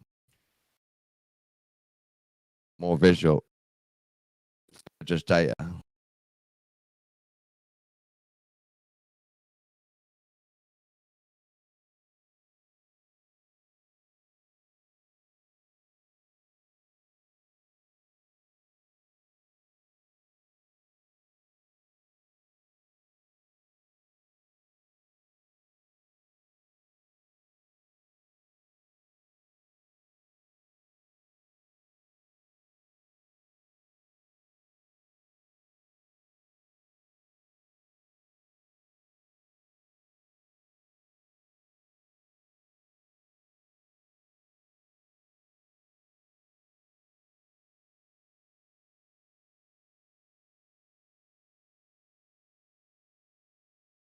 Have you guys ever heard of the concept of like, there's from, based on my research, these people were discussing like how nothing is technically like completely fat, because like once you can realize that the depth of the oceans, right, and how the pressure fluctuates from the bottom towards the top, and how you actually, as you go deeper, it gets thicker and thicker. Like I guess, I don't know if density is the right word. I don't know how this person put it.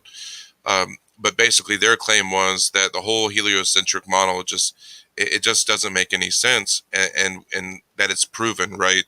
So I think it's very important for people that might be listening, right, that can see these things, that you do look into this for yourself, because it's really profound information, and I think it will really give people a clue, to where they live. So, hopefully, people do come to the truth eventually. But, I'm just humble, and I'm glad that I found this server, because a lot of the ideas that are shared here, are truth. And, I've been kind of quiet. I've just been listening, and of course, but yeah, I've been doing a couple researches on the things that you were discussing, specifically about the gyro compass, and that was really intriguing. So I had never heard that before. So yeah, thank you for the information, and I did want to if anybody's listening, I'm completely new here, and I would highly recommend it. to anybody watching. So yeah, check out Earth Awakenings. It's a great place. So very very friendly and helpful people. Nice one. Agree. People should look into Flat Earth if they haven't, because it's very fun and interesting and might blow your mind wide open.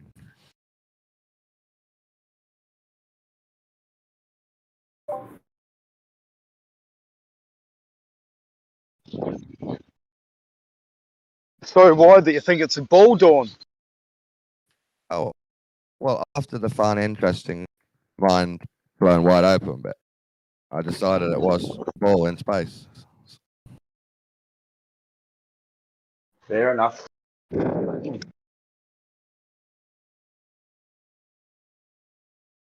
Whatever blows your hair back, I suppose. Really, I'm more into the spiritual field, not the physical material field. Yeah, I'm aware of that. I got that vibe. No pun intended. Ooh, ooh. Off you go. Off you go. Get back. Got a wild animal or a pet you're talking to? Oh, I'm fucking putting all the chickens away, sorry. So half wild, half pet. Yeah. Yeah, we only eat them when they stop fucking laying eggs, mate. Oh, they're eating chicken. That's great. Yeah, I don't eat too much of it, but the kids fucking love it.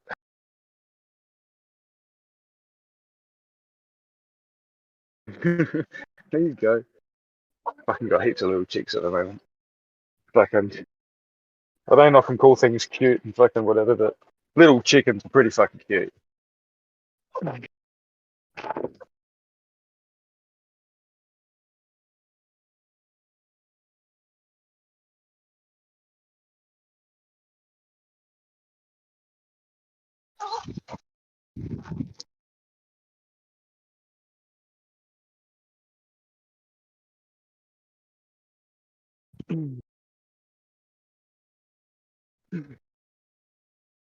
Thank you, sweetheart.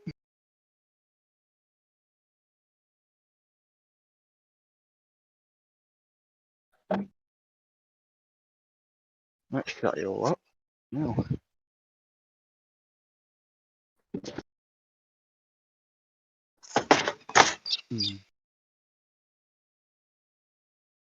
Okay.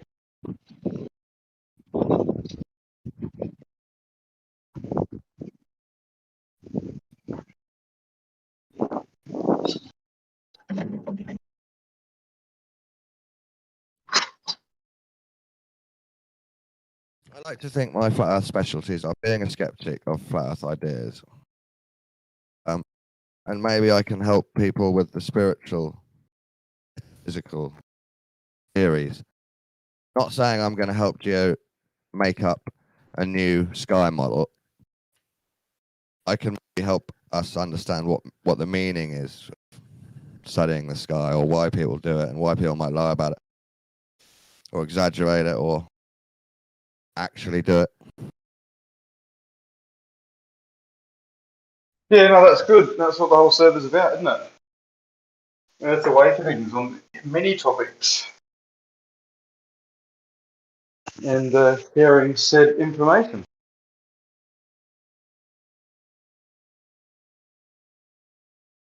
I've got a leaking tap in my kitchen right now, and that's brought in a small frequency of tiny flies that seem to enjoy the moisture. So now I'll get one and it flies across my living room, tiny little one, and I can't get it. And as a symbol, that's supposed to be like Beelzebub, the Lord of the Flies. Maybe I need to get my life in order. I need to sort my leaking tap, like as a symbol.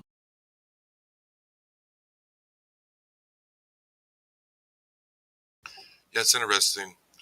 I'm not sure who was talking about the spiritual aspect of flat Earth, but yeah, I mean, I'll be quite honest with you. I mean, I don't believe in flat Earth. I don't believe in globe. I don't believe in anything. But what's fascinating is like in this community, I found that there's a lot of spirituality and a lot of interesting branches that come out of the the quote unquote flat Earth tree, right? So yeah, I'm also kind of in it into the a little bit into the Ayurvedic healing side. So it's just like Eastern medicine. They believe in like natural methods to regenerate the body and ultimately free the mind and unlock the spirit. I mean, there's people that have their own specialties. Everybody's got their like position in the thing, and I think it's perfect. It's a really good setup, So Yeah, it does bring that stuff out sometimes, doesn't it? It's such a big question. Who are you? Where are you? And then it opens up everything else for people to think about.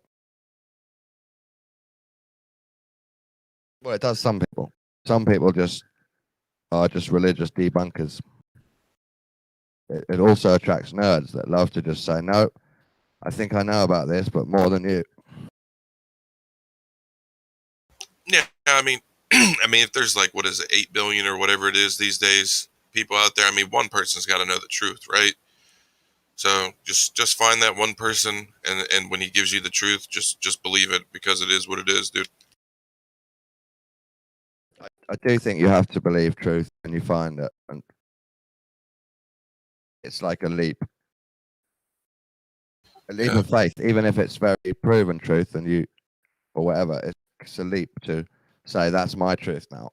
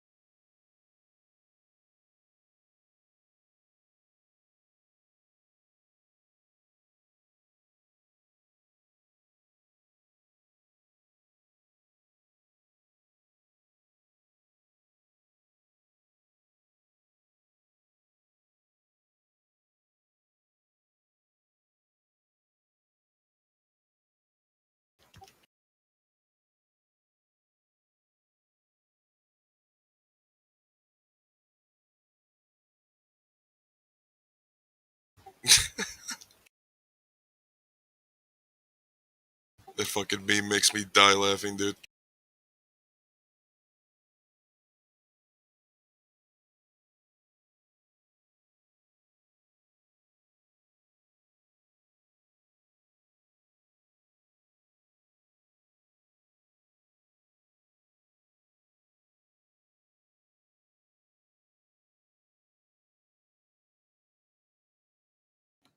So, Don, do you think that the shape of the earth would change your spirituality if it was different than you thought, or do you think spirituality would be separate from it? It would change it, yeah. It would change it, you think, for you? Yeah. Because, well, it would let from exaggerate about heaven and lie a bit about science.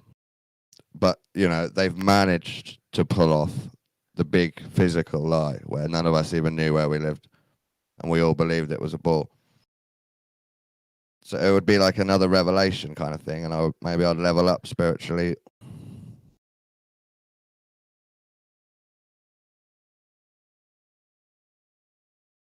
And it would be a confirmation, I guess, wouldn't it? If it ever was confirmed, a confirmation of one way or the other. So you're no longer searching for that truth.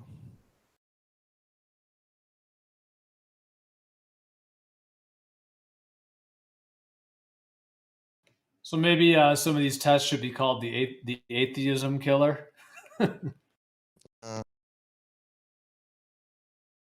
Could one still be atheist? Well, if you get really great results and people trust the whole test, and it shows flat Earth, I think that's just extra ammo on the flat Earth meme for people to think about. You just add a few percent to the convincingness, like a miracle would to Christianity, or what.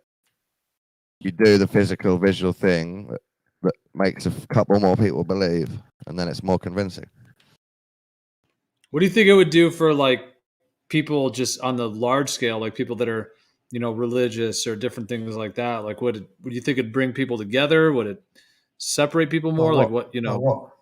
Everyone knew it was flat Earth, and we'd been lied to. Yeah, God knows what would happen. Some people might go crazy. It would have to be accepted, wouldn't it, by all the different religions and groups. Science would be seen as a liar.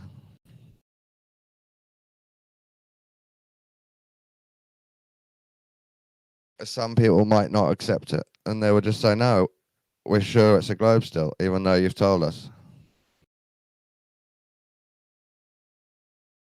Imagine those Christians, those certain churches that hate flat Earth, and they love the globe model because it explains, the shapes of heaven for them.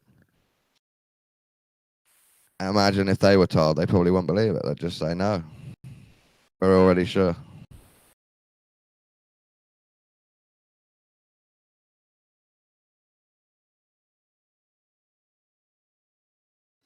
Well, yeah, and the idea that like mainstream science is a religion, that concept, that all of a sudden goes out the door, because if that wasn't even true in the first place, then it was a false prophecy the whole time. So I guess a lot of people would abandon that. That might cement it as a religion more in some ways. As a false prophecy thing, that fits with all other religions. They're ready to control people and lie through ideas.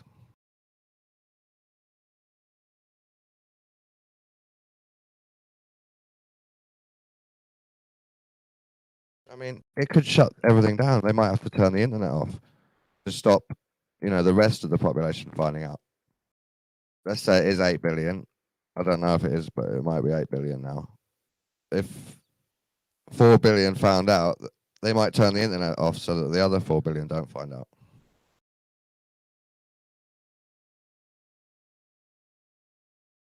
Shut it down, they'll say.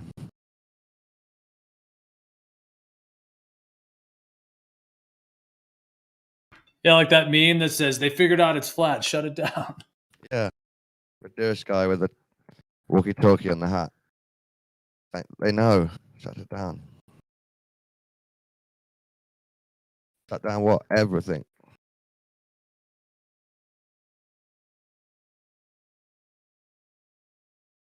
Yeah, I think my final answer is it would be very shocking, but eventually people would work it in their lives.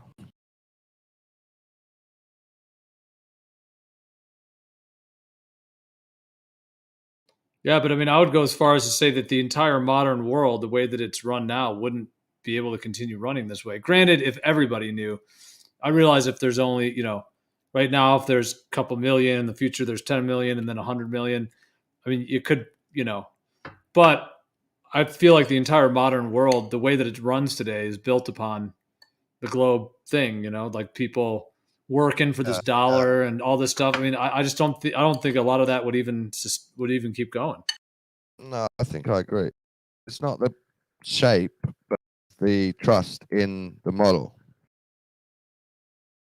And if there's no trust left in the model, people are like, oh, so we are under a dome in a puddle. We have to look at ancient cosmology, and everyone has to think about what the fuck's gone on. Yeah, what happened and who's behind it and why. Yeah. And then once that starts to unravel, those people that are behind it probably won't be able to stay in power, because enough people are going to say, what the heck are you doing? And then the whole thing changes. Then maybe we don't have to work for their dollar anymore, and That could be huge change for humanity. So I definitely see the desire in exposing the truth of Earth, obviously.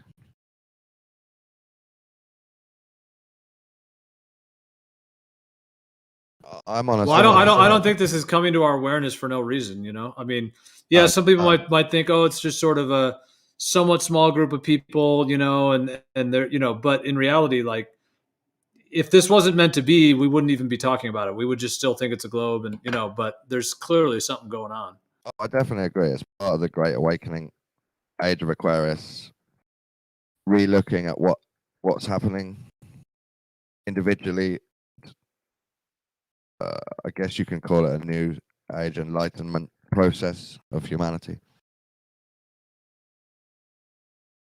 I'm on a similar mission to expose the elites' religions, and fake space would be part of, you know, exaggerated space would be part of that.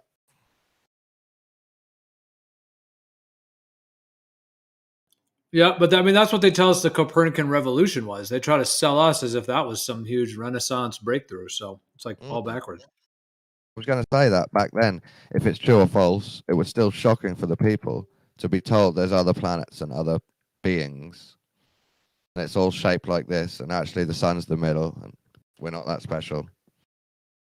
Yeah, this must have been very shocking, and people have to spend a few generations working it out if they agree or believe it, or even if they hate it and they disbelieve it, they still have to go along with it if they're in Rome or something.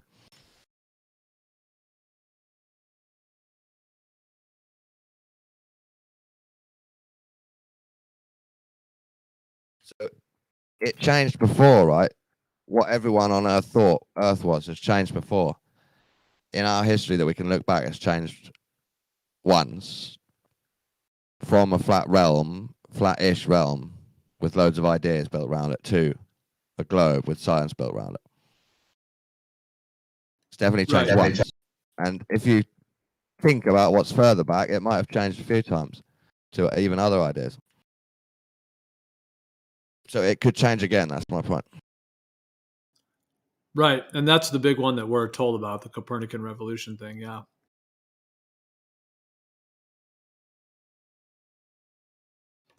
I think the change has already started. I think we're already in a metamorphosis right now. Yeah, me too. If no Copernican revolution didn't happen the same stage as Christ, but it happened in the aeon of Christ. So they started to worship the sun as the center, the idea of the sun as a person, the sun owned by God, you know, the son of God. And Copernican revolution is like the science remodeling of that. But now we're in the age of Aquarius. It could all go upside down. God knows what will happen.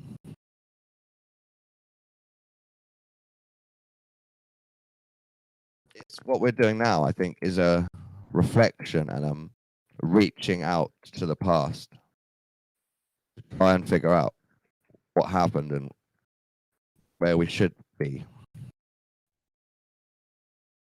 I think that's just your journey, Dawn. No, flat Earth is the journey to reach back to a model from before Copernicus, right? No. Flat Earth is just a journey to truth. That's all. Yes, but truth you're looking for, you believe was there before Copernicus. No, because if it was there before as truth, we'd already have something definitive to use, and I wouldn't be thinking of what I'm trying to do. That's why it's even contentious now, because nothing definitive has ever been done. As much as you believe what you believe and are sure, and Geo might believe what he believes and he's sure, no one's got anything definitive to back either side. We would not be here if that was the case. We decide, each individual decides if it's definitive. I have definitive things, so I wouldn't believe it. But that's not definitive. Definitive is without question. So you can't just me. decide something's definitive within yourself. You can believe it 100%, but that doesn't make it definitive. Well, let me look up the word definitive. I'm not sure it's based on getting others to Your agree personal journey. No, definitive. It's like without question. There's one way to define the word definitive.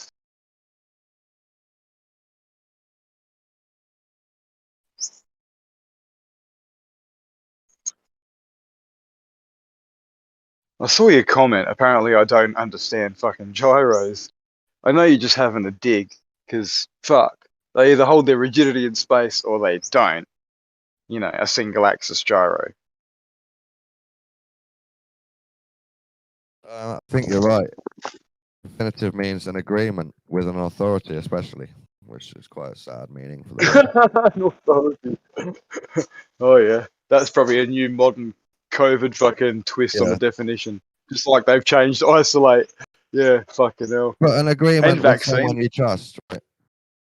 But if me and you could agree something's definitive, and then we can't get the world to agree, so it's still not definitive, right? That's my nuance. Yeah, but an agreement like between you and I, if we were to agree on something, it would be because I've finished asking my questions and you've finished asking your questions, and we come to an agreement, right? And between us, we would have decided, because we have no more questions, that it's settled. It's definitive. Between us, right? but you're talking about the whole world. Yeah, and the whole world is free to question what I do. And if there's questions and I can't answer them, then it's not definitive, Dawn. Oh my god! Simple. So if one person in China says no, I'm not sure about your experiment, it's no longer definitive. No, I'm not sure is not a question, is it?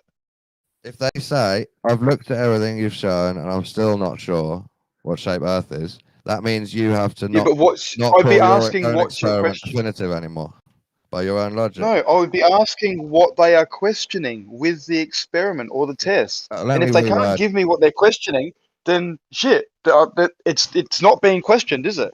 It's My someone point just going, is, you know what? I don't believe it. let's say they ask you a Doesn't cut it. question. If that's your extra logic, they have to ask you a question. Let's say they say, is Earth flat? Even after you've shown them the whole experiment proving it is. That means it's Well, definitive no, for you, the but not experiment everyone. doesn't prove that it is. The experiment does not prove that it is. It only shows if there's curve or not. Do you listen, or do you just make music while we're Wait, in the so you're background talking, and then just come in you and can't say your prove Earth's pieces? flat. No, my test will not prove Earth is flat. No, Oh, I'm but it even will less rule out the interested now. ball.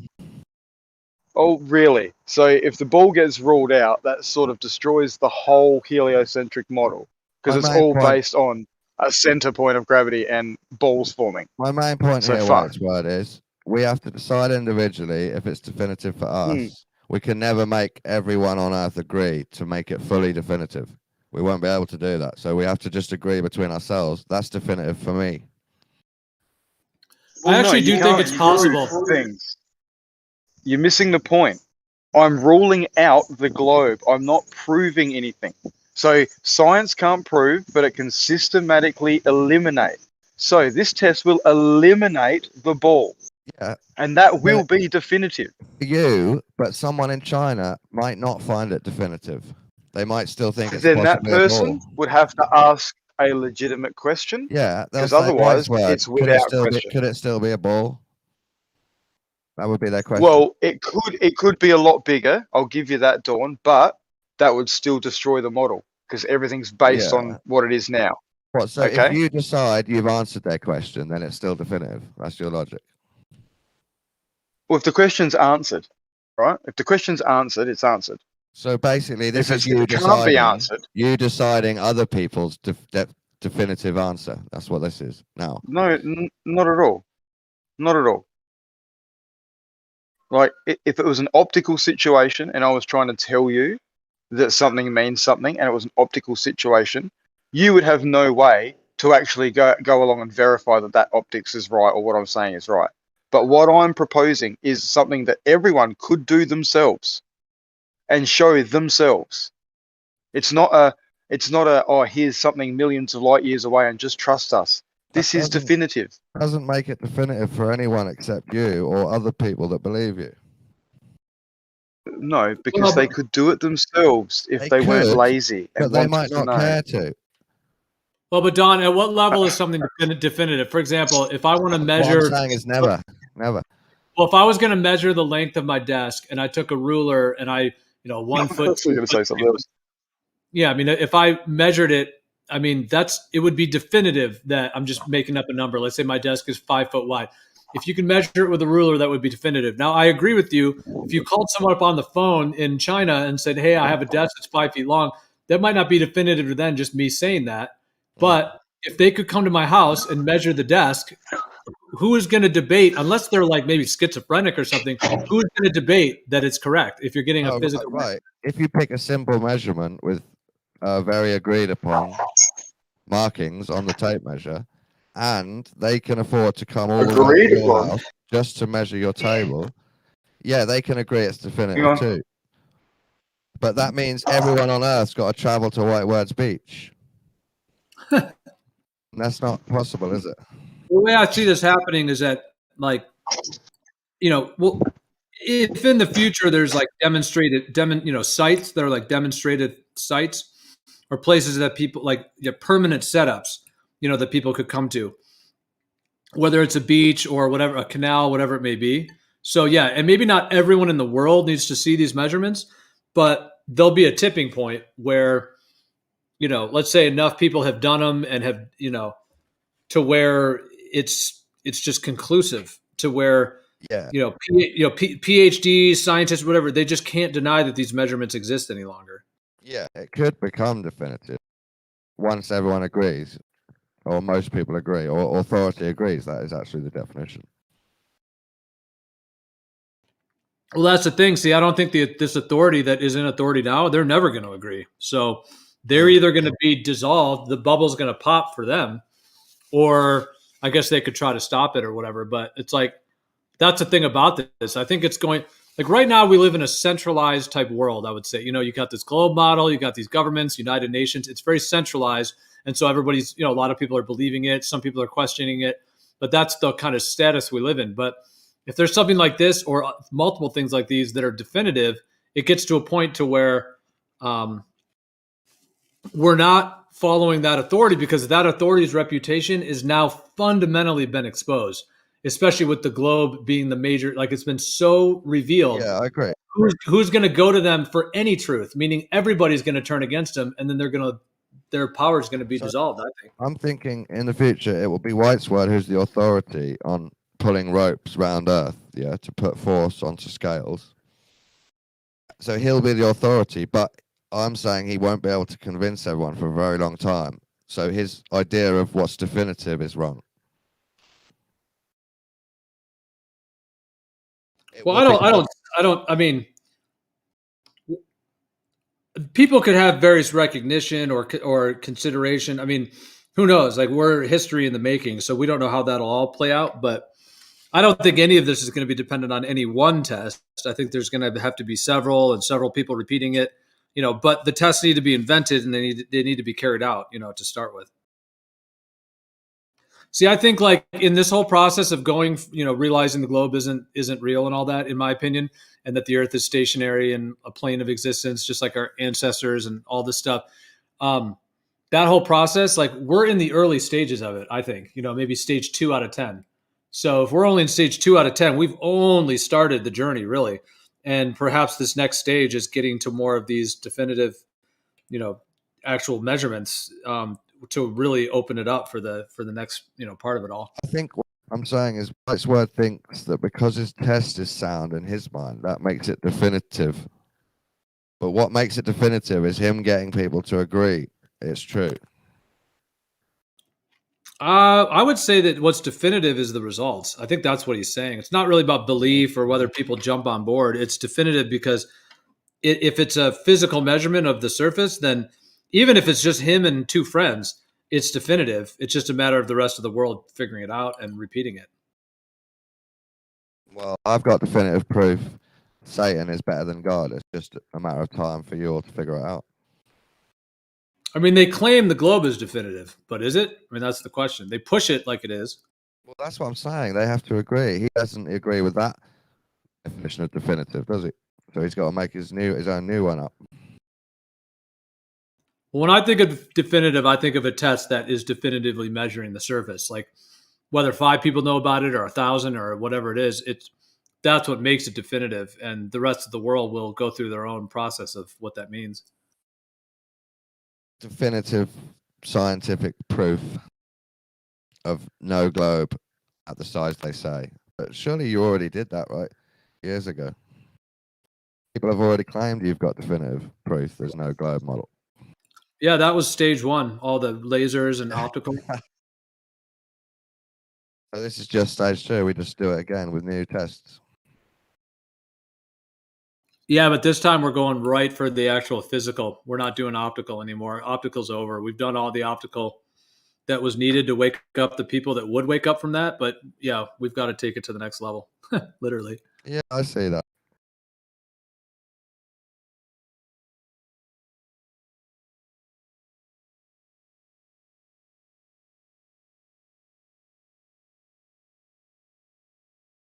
But I mean, if people have to agree with Whiteswade, if they want to agree, they're going to have to agree that he's got all of these posts at water level and they're all the same height. And maybe they have to agree they're in a straight line left to right. So they'll have to look at his footage through all of these angles and then agree that it's a good test.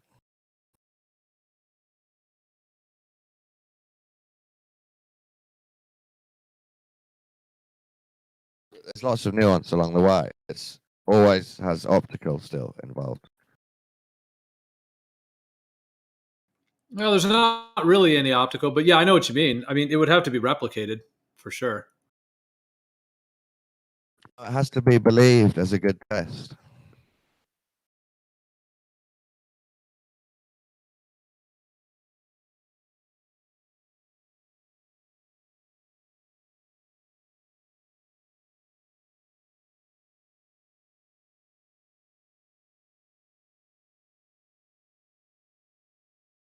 Well, we'll have to see how it all goes down. I mean, they're not going to put it on the mainstream news, so it's going to be interesting. It's probably going to be more organic, but yeah, it'll be interesting to see how that all goes down.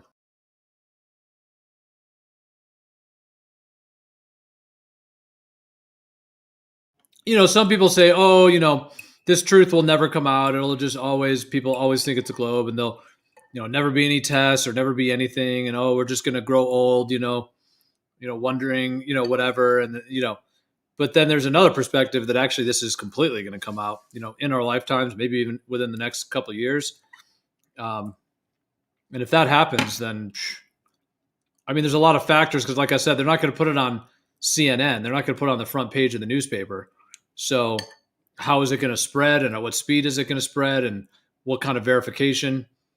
You know, I mean, the idea of flat Earth or the Earth not being a globe and all that, that's already been spreading, but they've also done a lot to slow it down, as we know. Yep.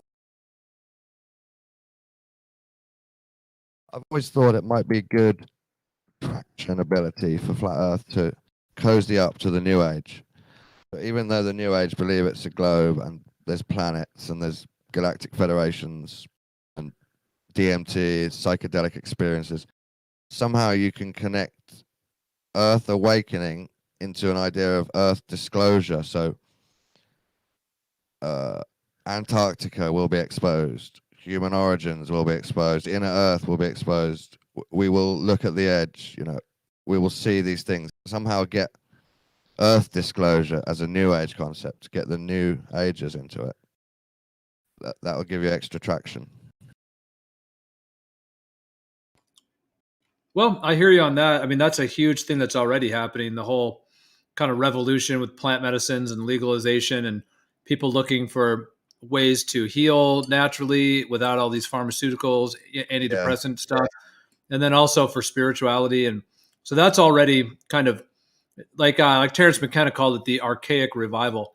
So it's like an archaic, it's like, I agree with you. I mean, if you think about our ancestors and I mean, in my viewpoint, like the idea of that, they were using plant medicines, DMT, all kinds of things. They had flat Earth type cosmologies, meaning stationary, planar, you know, Earth and the dome and all that kind of stuff.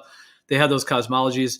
And then, of course, they had like natural food, natural herbs for healing, natural diets, and other, you know, telepathic, spiritual, you know, capacities. Exactly, and it was all interconnected. And so now they've removed the plant medicines, they've replaced it with pharmaceuticals, they've removed the good food and replaced it with GMOs, you know, and they've removed the grass and they've put pavement and highways. I mean, the whole like modern world, agriculture, the whole thing. So I see what you're saying, that in a way, these things all are linked together. And it's also hard because New Age crowd is so into using science to create their own ideas that they are very pretty much stuck to the globe model. So you can't just do a 2-hour lecture at a UFO convention saying you've been lied to about Earth and it's actually flat.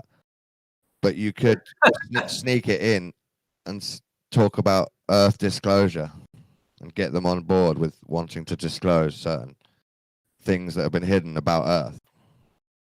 Yeah, and I think dumping the term flat Earth, I mean, that's why I still use it sometimes, but yeah, I think that term has to go because people are, it's like a trigger. It's like a PTSD trigger word for people. Got memed too hard, didn't it? Which was part of the journey, part of the mission statement, part of the journey is to make the meme strong. But yeah, drop the word flat when you need to.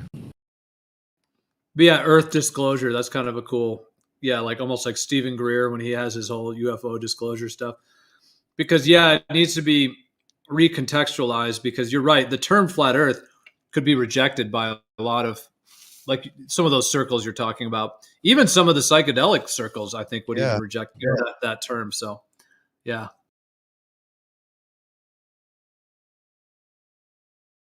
And I wonder if that's sad or if that's just adjusting because people are still so mindless. The Great Awakening hasn't fully happened. And Flat Earth can be a very shocking meme that will either turn someone on or off. So maybe you have to water it down to help people drink it. Well, I think we're just in the process of it. Like, because the term flat Earth was linked in with the globe Earth programming, in my opinion. Like, when they told us it was a globe, right on the other side of that, oh, it's a globe. And, all these ancient people used to think it was flat. Oh, they were just stupid flat earthers, desert wandering, whatever. So they literally put it right in there. It's like two sides of the coin. Like, it's a globe. And then this idea that flat Earth is ridiculous. So once they link those together, now when people hear that, that's instantly what they go to, rather than, the idea that Earth is just nature and what is nature. That's like a different approach. Instead of flat Earth conspiracy something, it's like, no, like just what the Earth actually is, and just the nature of nature, the nature of reality.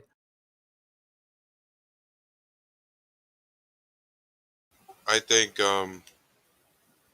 coming to the truth about the Earth is very important, but I think that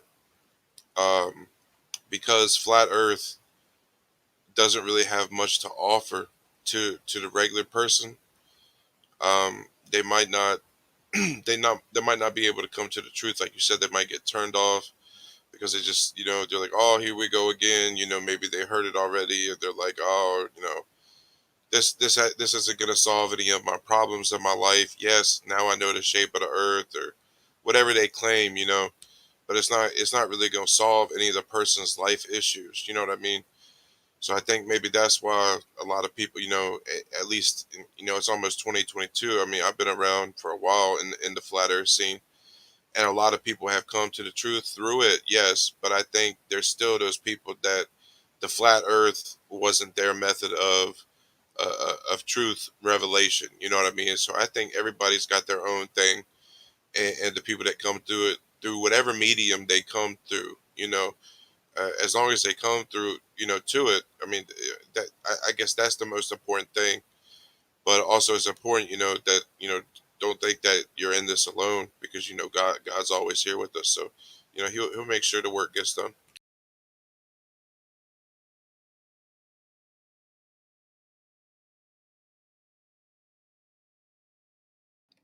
Yeah, that was well said. I definitely hear what you're saying with that. Yeah, like it doesn't have enough like kind of curb appeal, like the idea of flat Earth for maybe certain people. That it's not going to help them. It's not really going to. It can be almost to some people on the surface feel like a rabbit hole. Like, oh, it's a conspiracy and the Earth isn't a globe, and it's just like too much to take on.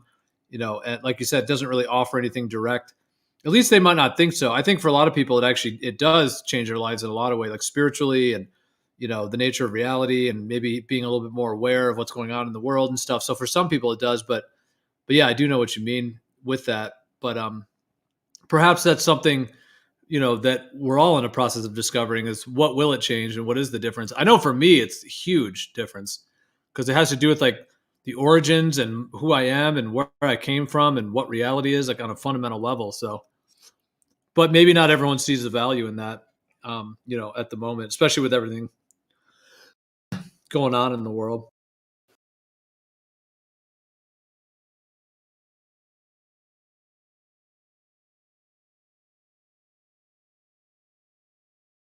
Gio, you hear me? Yeah. Hey, what's up? What's up, Lightwater? Yeah. Let me state a fun thing. You said reality. Reality will become a reality. Sunlight and electricity. That's what I see happening. So re has a repeat in it. We still are very much depending on repeating what others say. That makes it very difficult to communicate. I always, a lot of times I am confronted with when somebody writes something, it puts a kind of charge on me, and I keep too much trying to win or compete or and that is what we are going to lose. I think that's what I see happening. I see slowly growing a little bit more innocence in people. Huh. Yeah, that's an interesting perspective. Yeah, you mean in a positive way, in that way? Yeah, in a positive way. Yeah, no, that's fascinating. Yeah, because like evolution and the globe model, I think it sets up a lot of competition. It separates us from the rest of the universe, and we're just these random, evolving, the whole materialistic paradigm that makes us just these, bouncing atoms that are, making up the world and all that, and it's all random, and the Big Bang and all that, and it creates like a division, and it also creates competition. We're all just on this globe planet, we all have to fight. So you're wrong and I'm right and you're wrong. There's so much of that division. So it's interesting the way you were saying that perhaps some of that competition and need to be right or need to prove or need to have a one up on someone else, perhaps that I could see what you mean. Yeah, that could dissolve and people literally could get along better. I could imagine, but like the way you were saying it, like more innocence and more kind of just like a change within that competition authority complex. Yes, for sure. You can even really consciously say, if you're right, what have you left? So it's so simple. You hear so much thinking in light and darkness as if it's not two components that belong together. But we live in a situation with three sources, while it's really four sources from the divine. The two electric and the two electromagnetic. And I think in the electromagnetic something is coming back. I do not think that the mechanical part is not there, but there is an information stream coming in that connects to us, that helps us, that guides us. Not in a way that it dictates, but it restores the tree of knowledge, which is basically how it comes into our body through our feet upward. And now we have to project our information downward. We are singing the blues. And now the lady is going to sing her blues again. She has been recharged with all our stories. I agree with this. I've heard you say this before in text. Yeah. And I don't want to talk too much about it because it's important that I own it. And own is an anagram for now. And that you really can be in the now when you talk about it, that you don't have to be right. I still hear in myself that I want to be right and I want to help others, but I really have to lay a strong foundation till I really can talk with others, and you have to wait. If I jump now in because I heard something I could react to, so if you understand that, I have not the I can feel I need to help, because it is also going from wanting to needing. What you need is more important than what you want, and it's beautiful how it's how you come across a lot of things. And I don't know if you noticed my text attributions in the chat.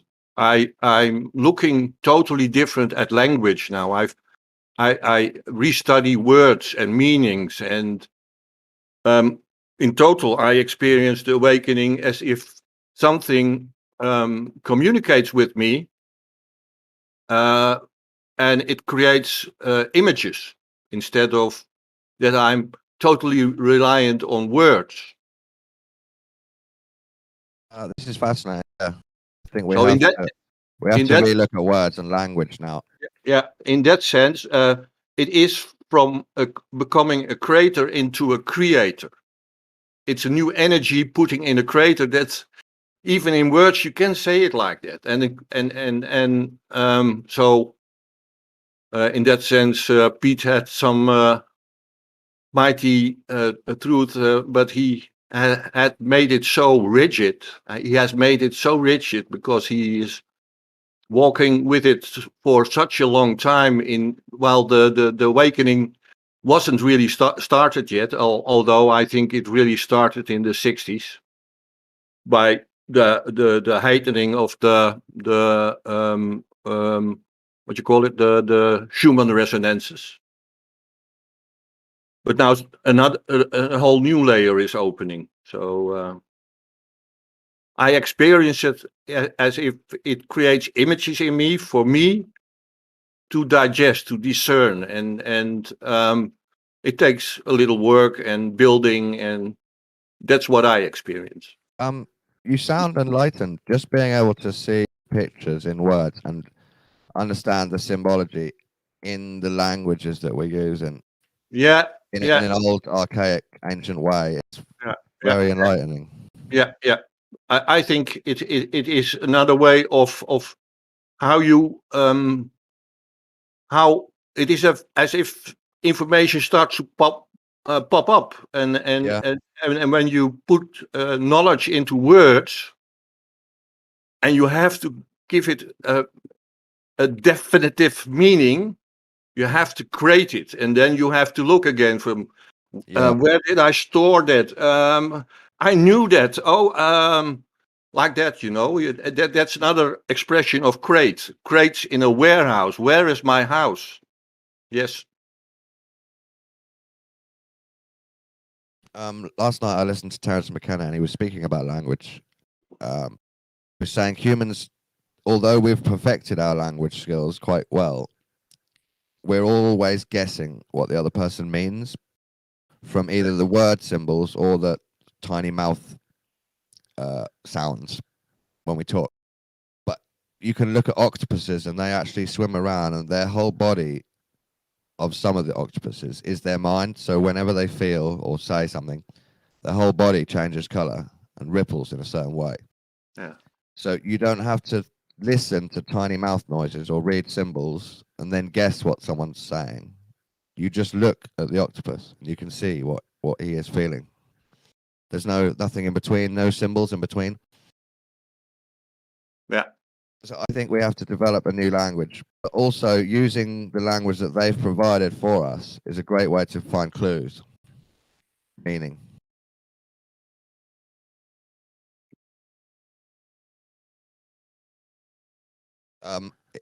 He also mentioned the idea that we call ourselves a member of the public, and we don't really even know where that comes from. Why are we a member of the public?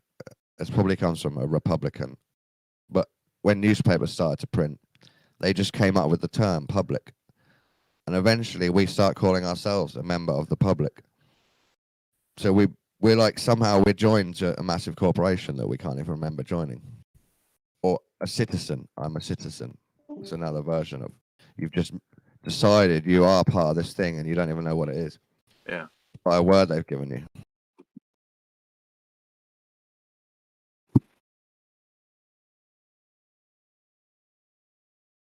So some people will say I'm a man of God. You know? They won't say I'm a member of the public. Yeah, there's a connection with publicize also, Dawn. Yeah. It's projecting words on your inside on your skin or outside of your skin to vent off other opinions to gain a profit, and you can look at profits in that way. Also, you have to look behind someone. Is he doing for a profit only if it's only to be right?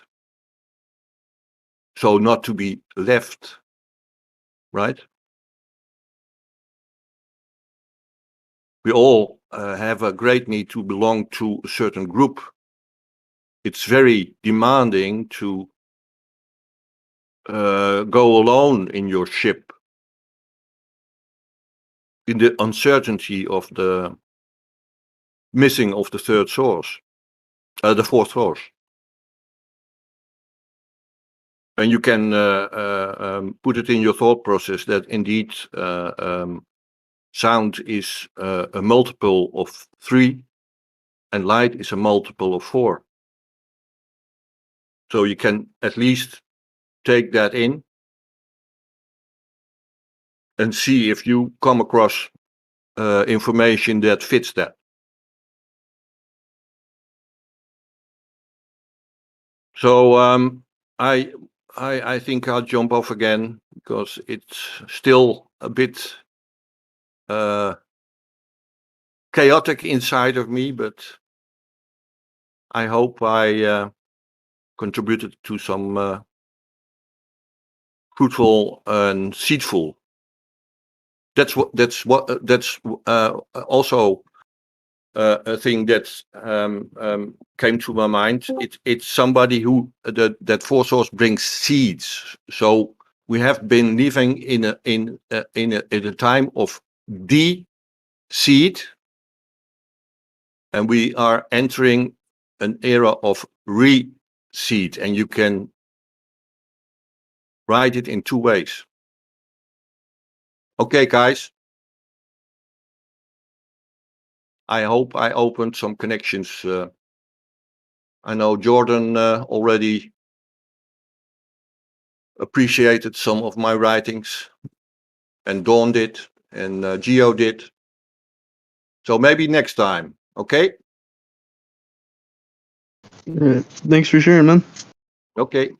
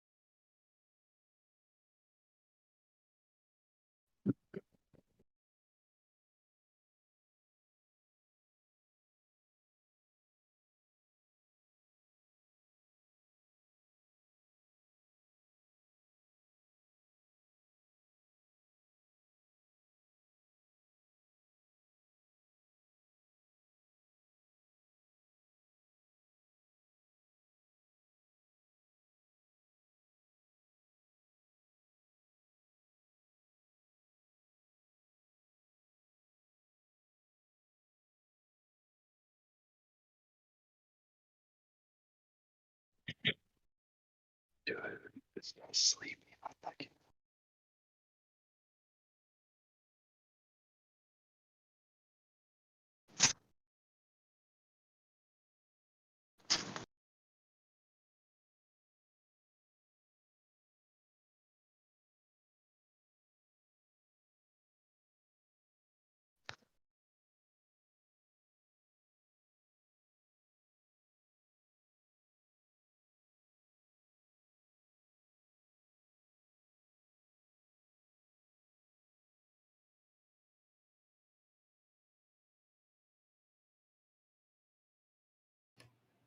Yeah, Don, I like when Terrence McKenna talks about how like language is like it's like a living being.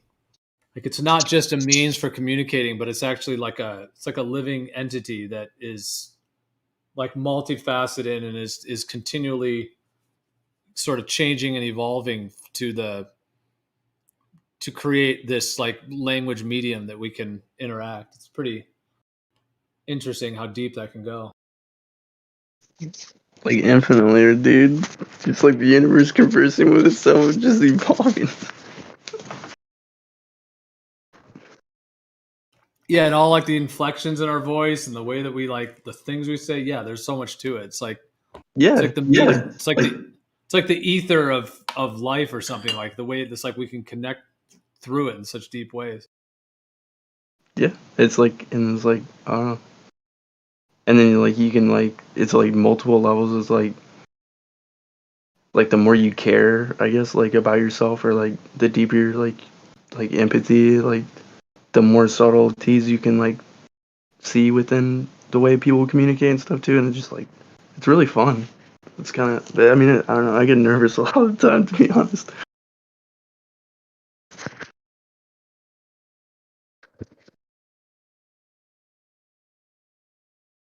Be right back. Be right back.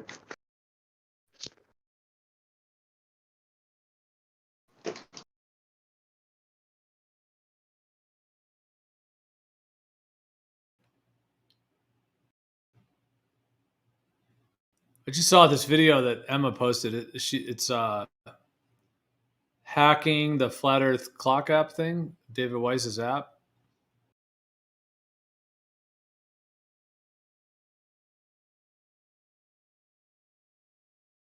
Is this guy saying that that's what he did? He hacked it or something? I guess I'll have to watch the video.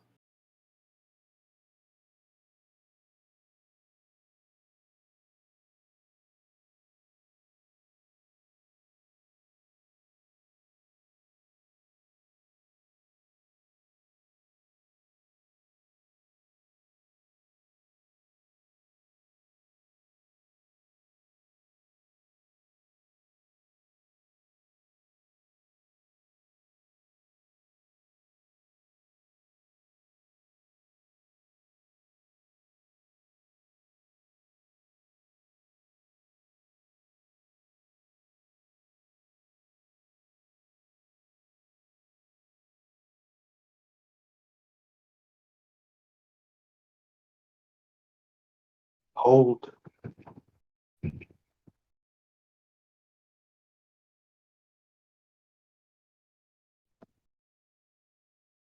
Yeah, I was in a. Who are you talking to? My mate. Cool. How are they? Sounds fine. I was just talking about what happened last night. Last night, I used Facebook Messenger, the app, which is the messaging part of Facebook Meta. Yeah. On a phone. I said to my mum, asked me, "What do you want for Christmas?" And I said, "I like those black trousers that you got me last time." And then she said, "Can you send me a photo?" So I sent her a photo of these black trousers hanging on my curtains. And within 10 or 15 minutes, I'm watching YouTube later on the same phone. And the targeted ad under the video is black trousers, jogging pants. Oh, yeah. So within 15 minutes, Zuckerberg has sold messages from me, private messages from me to my mum, and photos that are taken inside my own flat to YouTube and Google. And they've sent them to a company that sells trousers, and they've targeted me within 15 minutes. So absurd.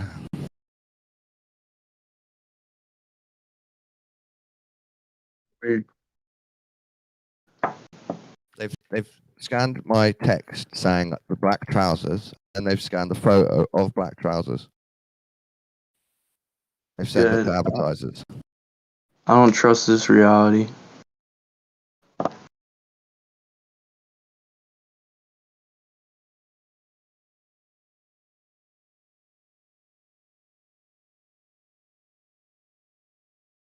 Well, are you going to buy it?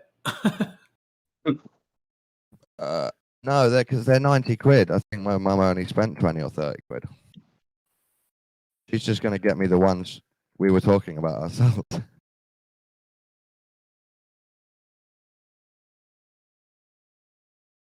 Yeah, JJ, if I was a paranoid conspiracy theorist and delusional, that would be proof I'm a TI.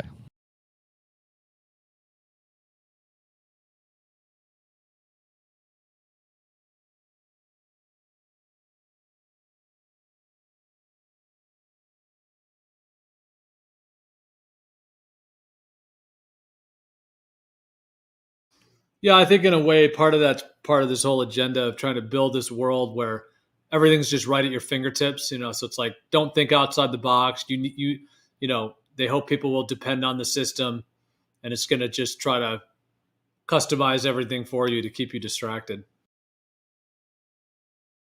They're like hooked up to a machine. They're like, now administering COVID vaccine number 420.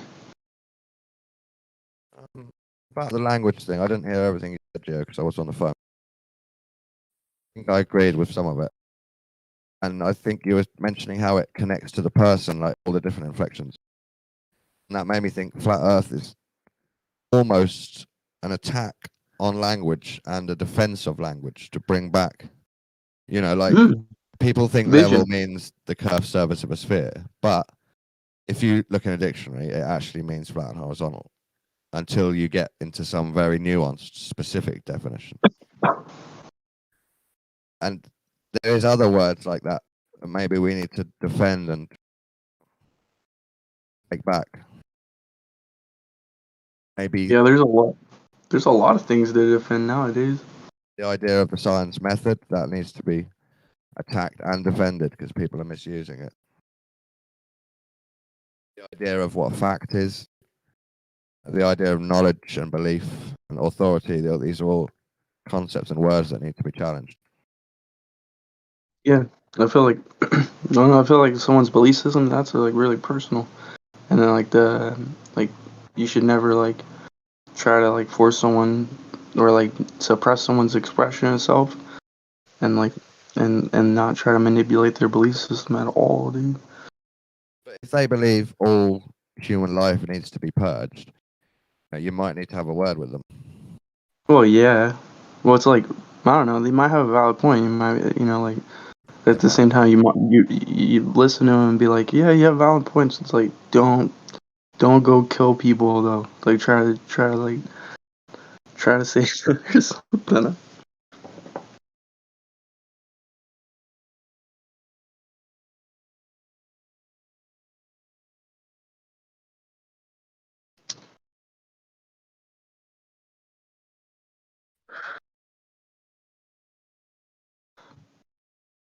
What are you guys up to right now?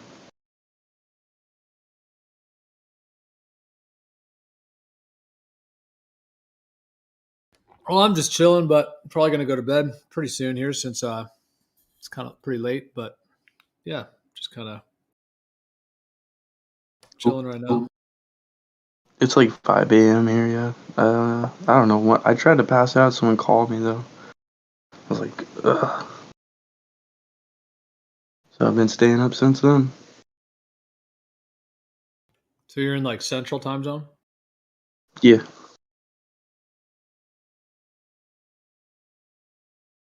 Dude, there's a book called Jihad of the Soul, dude. I kind of want to check it out. Sounds like a weird, dangerous book. Yeah, it's wickedly dangerous.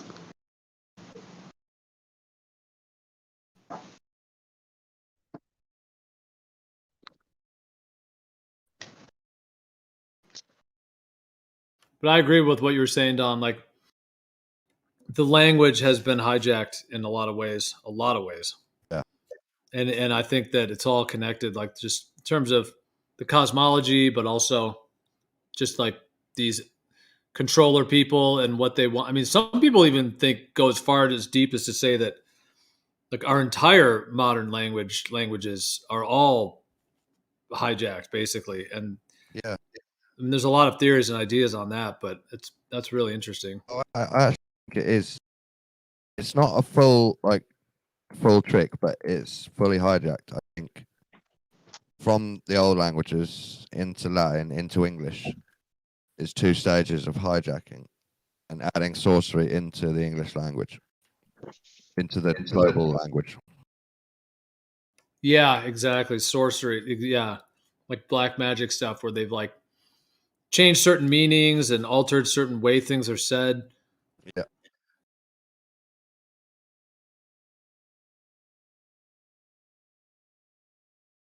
Because we haven't evolved to express ourselves past the language very easily. You know, most art is confused. It's not a big, huge expression. I mean, I think we're still working out how to express ourselves. So a lot of people are locked in language. It's like a prison. I mean, you have to be able to perceive like what they're expressing too. So it's like someone could be expressing like the most beautiful thing, and then like the person perceiving it could be like, okay, this person is just a madman, and just walk off.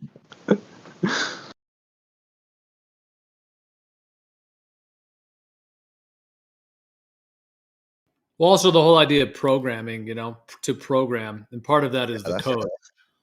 Yeah, like one of the main parts of programming is the actual code itself, and our language is that code. I was just thinking, like, commercials back in the 1990s. Do you remember those commercials? I mean, commercials are crazy now too, but I just was thinking how it's just like the level of programming, just that fast paced, wording and one commercial after the other. It's like sort of mesmerizing. It's just crazy, and like the way they use that language to just instill so much of the way people act and think and behave. No, yeah, it's literally manipulation of like the human condition. Yeah, you can see it clearly. Like when you wake up at a certain moment, you're like, oh wow. You just see it as what it is. Yeah. You're like, wow.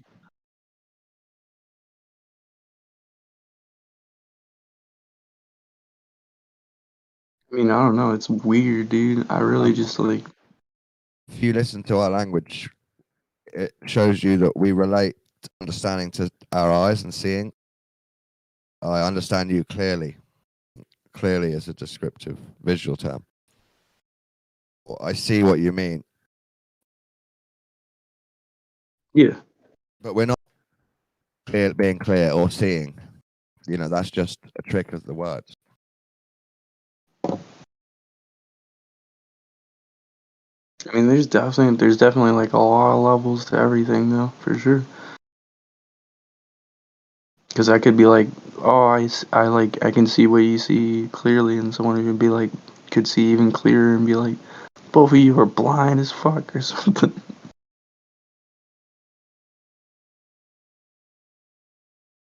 I don't know.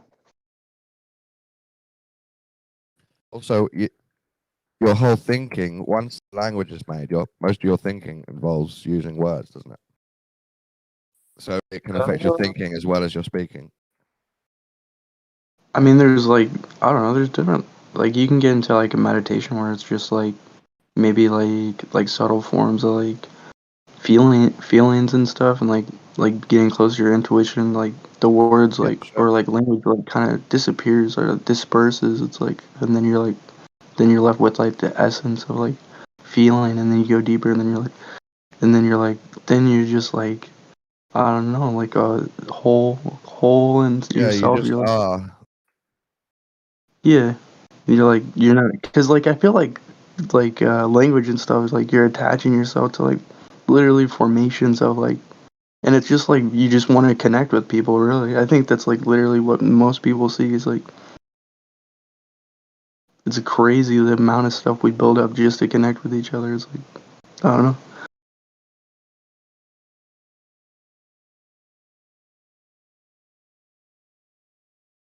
I mean, right now I'm getting reports from the Frog Hive Mind, and then telling me that language is actually an inferior technology, that in the future we will utilize body movements and showing rather than telling.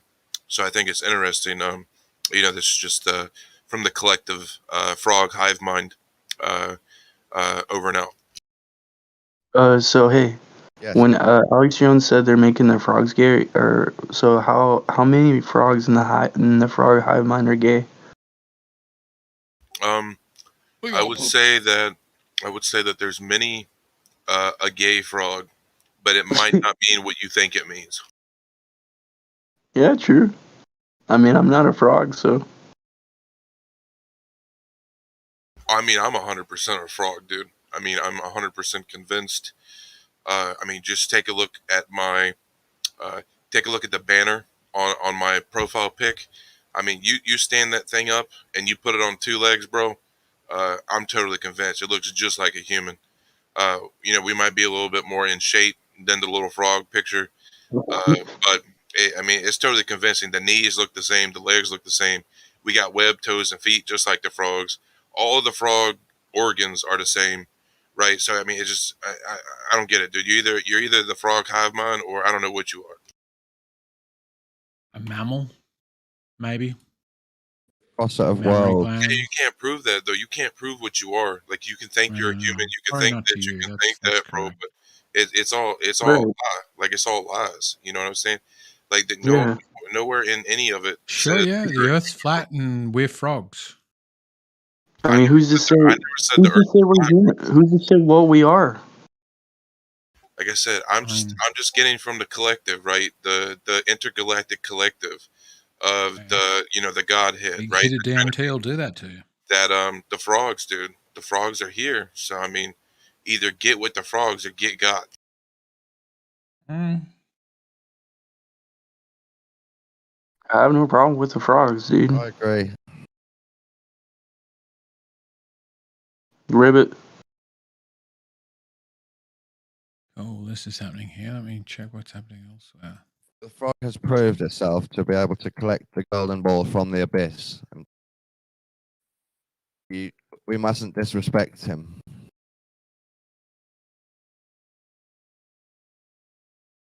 The frog can't possess the Redup. Well said. Well said. It's like those old Super Bowl commercials, bro. It's like the Budweiser or whatever. They're talking about the frogs, dude, because all the dumb frogs are drinking the poison and all the smart frogs are drinking the DMT. Yeah, and some frogs produce the DMT on themselves, dude. Yeah, they've already proven this. You could check PubMed, dude. It's true. They can, You make DMT. they can just lick each other for eternity, like, and have like spiritual waking upon spiritual awakening, dude.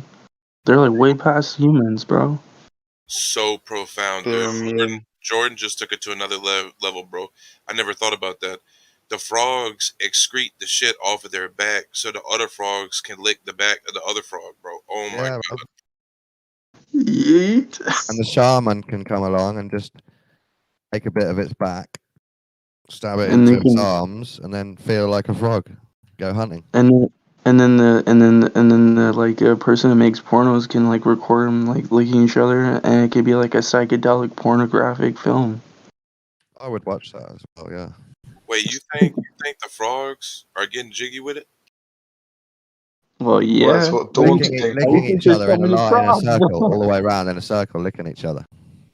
Dang. All those legs.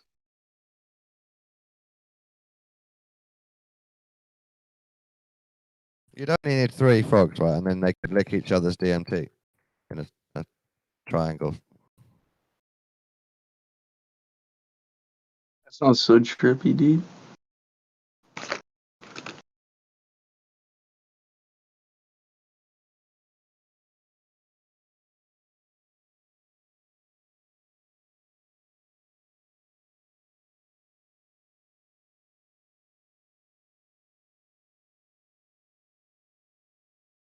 Yeah, I'm like That feeling killed like the I'm conversation.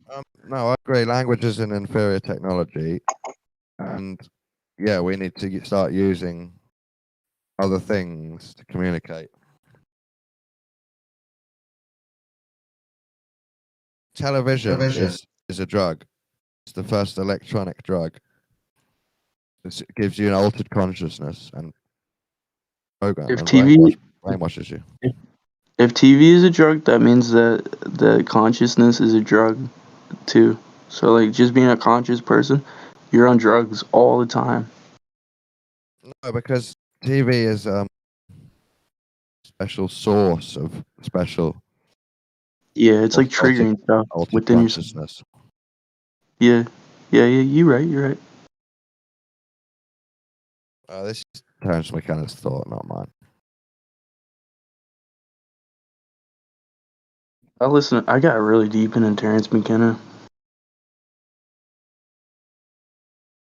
He like went on a trip in like what is it, Capoeira, and he like saw UFOs and like tripped balls, dude. There's like a mushroom that grew natively there. Well, what the hell's going on here? You okay? No man should ever get deep into another man. I don't care what the Why not? situation is. Why not, dude? What are you, homophobic? No, God no. What's wrong with like two men exploring the mystery of self together? No, not that. God, you went down the wrong rabbit hole there. No, you shouldn't be looking too much into what other men think and write about, and their beliefs. Have your own.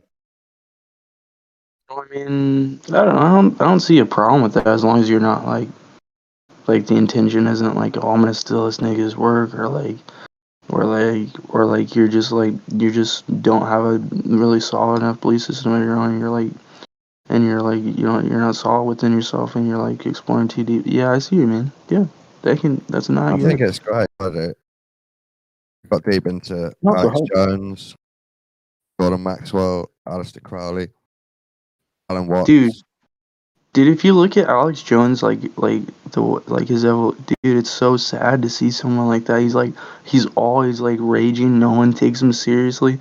He's like, dude, it's really Oh, like, dude, he's I feel Godfather. bad for him. People do take him seriously. They love him. Got his fan group.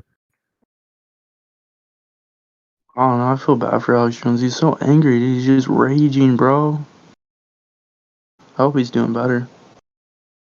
He rages on his show as his character, but he does have nice, relaxing discussions sometimes. Yeah. But no, I know what you mean. Sometimes he bursts into shouting about stuff. He can't hold it in very well.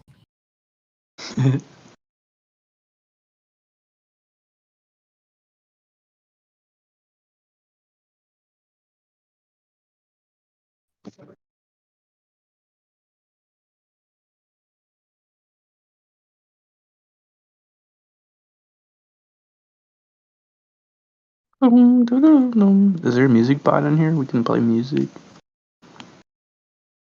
That's a No, live stream, thank bro. God. It's a live stream because I think you could get Oh. DMCA'd or whatever if you play music. Oh shit. Like it can be your own stuff, but it can't be like anything that's got copyright on it. Oh, okay.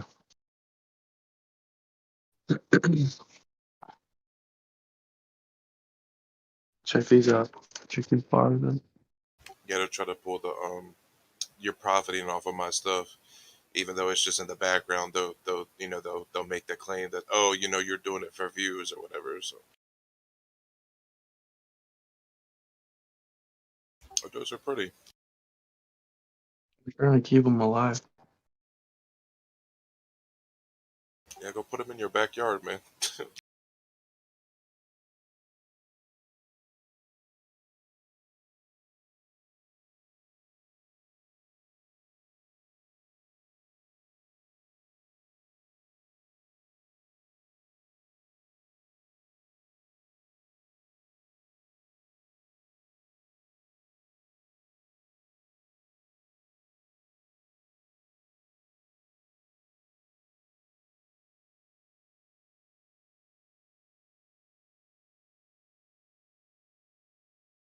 I stabbed this bottle, or I stabbed this can with the knife.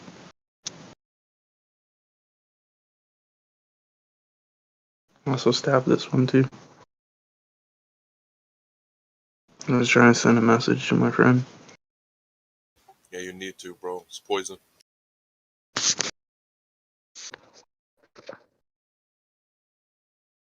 Yeah.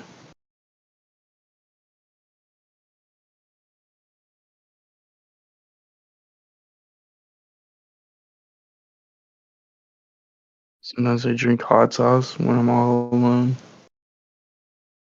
Oh, I love hot sauce, dude.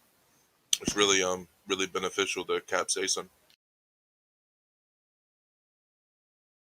It kind of gets me high a little bit, you know. It stimulates my nervous system. Yeah, me too. Like if I get like a little funny in the back of my nose, I'll eat some habanero sauce, and it cleans you right out. Like, and it gives you You like a should really try tingly, snorting it.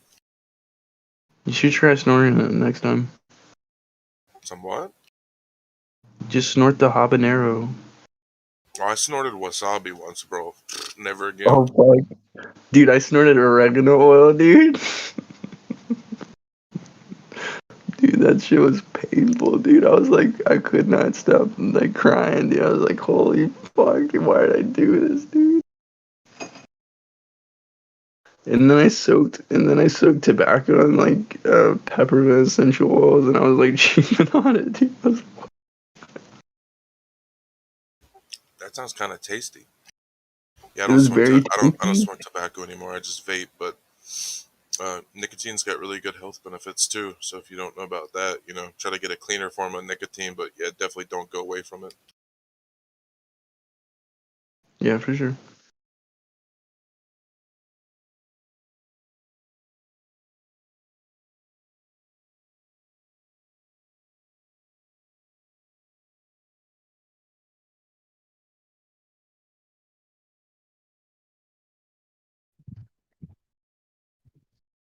What would you suggest would be the #1 health benefit of nicotine?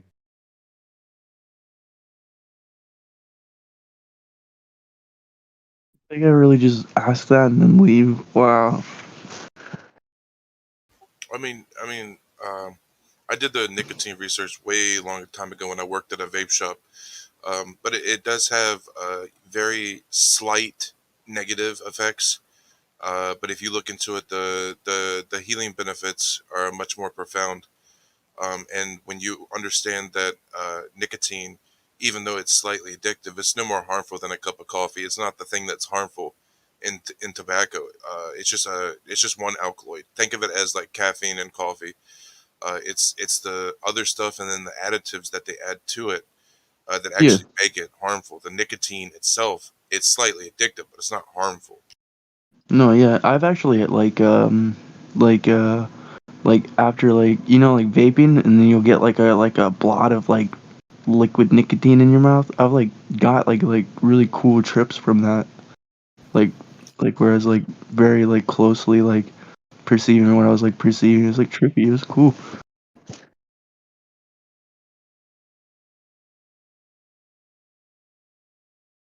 Yeah, but I mean, one of the best healing benefits is it can relieve anxiety and help reduce stress. And I think a lot of people they use it for that, even though they're addicted to the additives. They're not. Right. You might have some nicotine addiction, but mostly they're addicted to the ritual of the use and the Yeah. relaxation and the stress relief that comes from that whole ritual process. So Well, it's like anything that helps people, relieve anxiety and stress, I think, is hugely beneficial. But also you don't want to be smoking like, tobacco with tons of additives and stuff in it.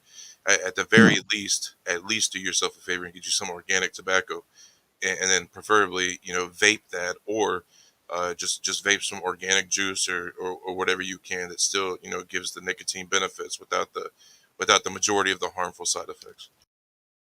I'd say like maybe smoke some like just naturally grown tobacco, dude, is the best bet. Oh yeah, the Native Americans did it for years, bro. They had plenty of elders.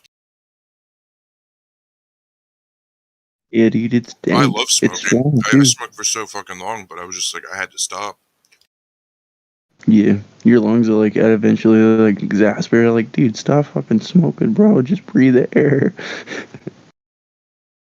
Also, it's like my brain's wired differently, so I just get I get really like wired up, you know what I mean? And sometimes I just kind of have to get leveled out. So I use like cannabis, nicotine, a few things that might have some very slight negatives, but have a lot of positives. So that's what I use, and it's worked for me. So that's what I recommend to people is look into the truth about it, because I mean, everybody thinks, oh, nicotine's terrible. It's not the nicotine; it's everything else. They just want you to think that it's the nicotine, Yeah, it's really weird, dude. They be fucking with their minds, bro. What about it is healing or has health benefits?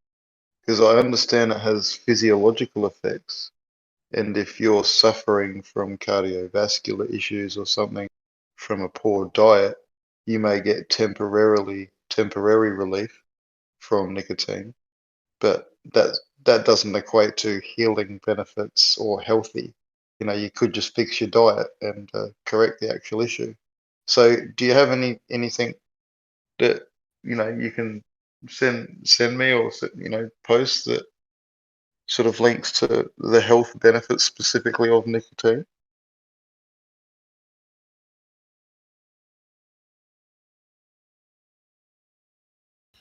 Positive reinforcement, negative reinforcement, reduction of body weight, enhancement of performance, protection against Parkinson's, Tourette's, Alzheimer's, ulcerative colitis, sleep apnea. Also, being someone that's actually schizoaffective bipolar, it's found in the schizophrenic community that up to over 90% of people actually smoke, and it's because of the wiring in their brain. It relieves the overuse of the firing of the receptors and stuff, and it can help ease that burden and that frustration and anxiety, and it can actually help bring it down to a better level. But yeah, the stuff about the Alzheimer's and all this stuff, I think it has to do with things like wiring in the brain, because like as someone that has schizophrenia, or at least schizoaffective, but it's the same thing basically, similar symptoms, just they can't put a label on it.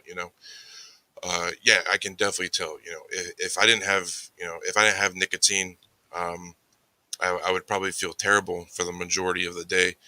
And it's something, like I said, it's just funny that like 90% of schizophrenics smoke. It's just there's something to it. It's kind of hard to describe, but to answer your question, there's plenty of studies that they did on various positive health benefits and stuff.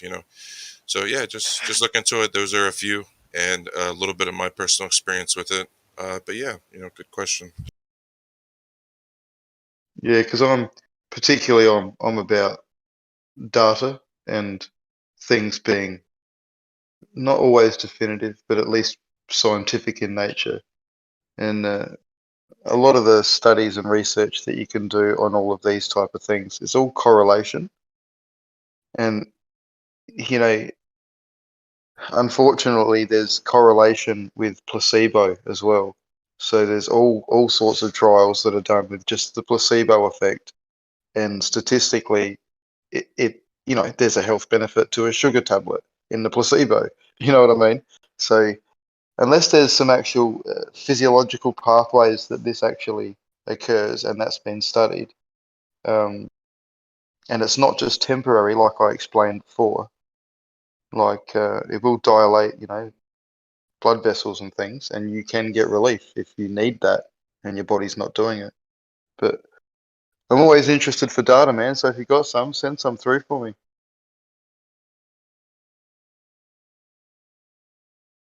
Hey, just give me a minute. I haven't I haven't done a lot of research in this recently. This was more from my past. But yeah, let me see if I Sure. can pull up some stuff for you. Hold on. Yeah, no rush, mate. I mean, tomorrow or whatever, just fucking DM me something or whenever.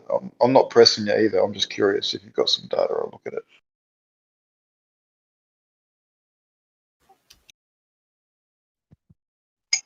It was White's word, yeah.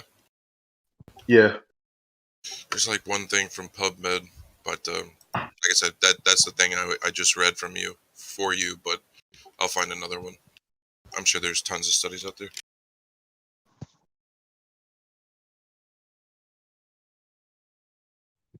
It's funny that that PubMed study, they saw that it could increase your performance. So whatever that means.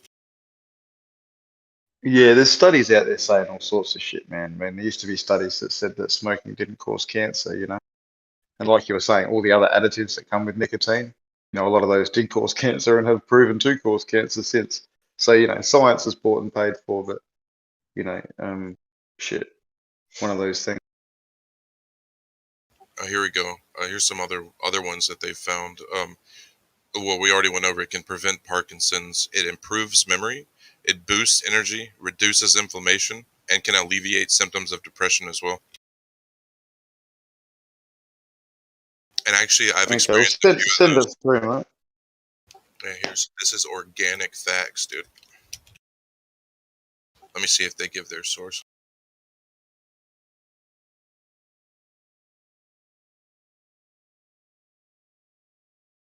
I don't think they have a source for what they say, but I can definitely vouch for personal experience on it. It alleviates depression. I think it's very useful in some situations, not all, but for some people that may experience some minor depression or general sadness, it can help with that. And it definitely makes me more awake, you know, and I feel like more alert, you know, the improved memory and the improved performance, boosts energy. I do get like a little energy kick sometimes. But yeah, the search continues.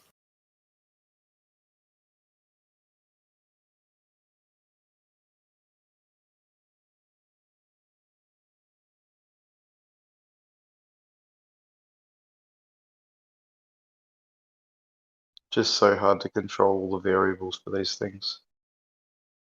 Yeah, well, I mean, if you wanted to be like super anal about it, right, you could like grow your own and then extract it and know exactly what's in it and all that stuff. But I'm not too worried about it. I have the cure for all the negatives, so you know, I just get the benefits from, you know, what I can. I'm not worried about cancer, Parkinson's, or any of that stuff. I got the cure for all that. Yeah, do you guys No, I think mean, I should make coffee?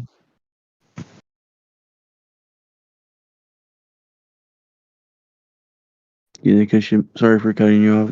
I was just wondering if you guys think I should make coffee or not. What kind of water are you going to use? Tap water. Yeah, I would highly recommend not using that and not making it if that's all you got. Really? Damn. Yeah. It's poison, bro. I don't know where you live, but because of the fluoride. Because of everything. They don't distill it. You know, Mother Nature distills the water. All they do is dump chlorine into it and call it clean. Oh fuck. Yeah, they don't do anything. Like, they add a bunch of shit to it, right? That removes the bacteria and viruses. Yeah, because they're living organisms. Of course, bleach is going to kill them. But that's all they do. They just dump chemicals into it. Oh, here you go. Here's your next serving, right? Oh, yummy. Yeah, dude, jump in your shower and bathe in it, bro. And when it goes through the little holes in your shower head, it increases the surface area, right? And that causes the chlorine stuff to vaporize, and it makes your bathroom a gas chamber. But we're not going to tell you about that.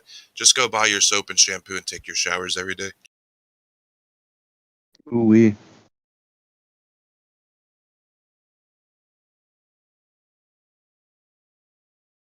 Yeah, I don't know. Now I don't want to shower or make coffee now. What do I do? Eat fruit, vape, smoke weed, spread Make the coffee gospel. with crystal geyser. Who's that? Godric? Your voice is so familiar. What's up? So how do you beat cancer? Huh? How do you beat cancer? You were saying. How do I beat it? I don't have to beat it. They cured it in the 40s. Go look in the British Medical Journal. There's your proof. Can you talk about it? Yeah, of course. What do you want to know? Well, that's like it. I think like 4 out of 10 people get cancer now. So what's going on? Well, how do you prevent it? It's not about, well, to prevent it, first you have to eliminate the things that are causing the cancer in the first place. And that's so much stuff, it's just going to be literally impossible. The best way, you know, to remove the toxins was first, you know, eliminate them from your environment and your life.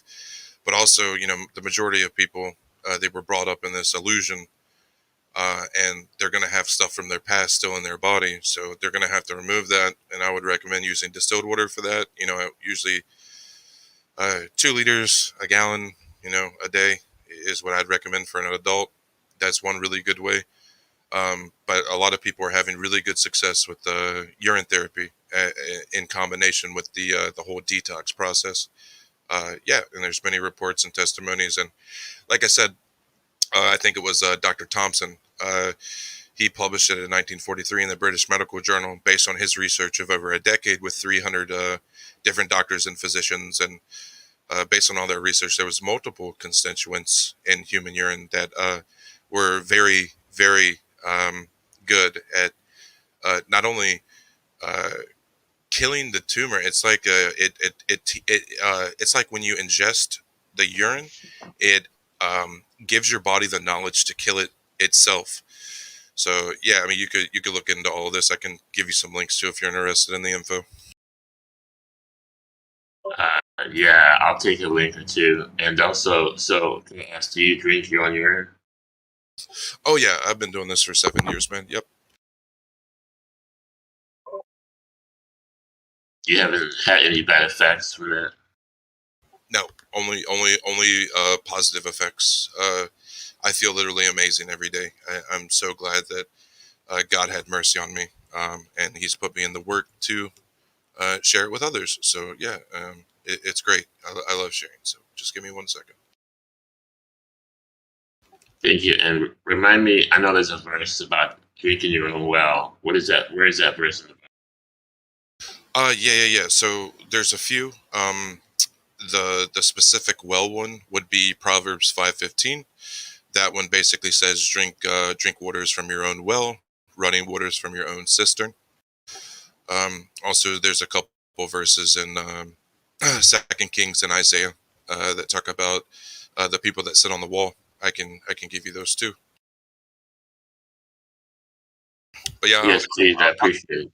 Yeah, I'll hook you up with everything. Yep, no problem, man. You gonna put in live stream or DM me? I'm gonna DM you, bro. Oh, okay, thank you. Yeah, the live streams recorded the text and everything, so some stuff I can't put on the live stream. Are you with the flat Earth? With the flat Earth? I mean, what does that mean? Are you a flat earther? Is flat Earth your girlfriend? Sorry, my friend. I don't know what that is. Are you dating flat Earth right now? Would you make out with flat Earth?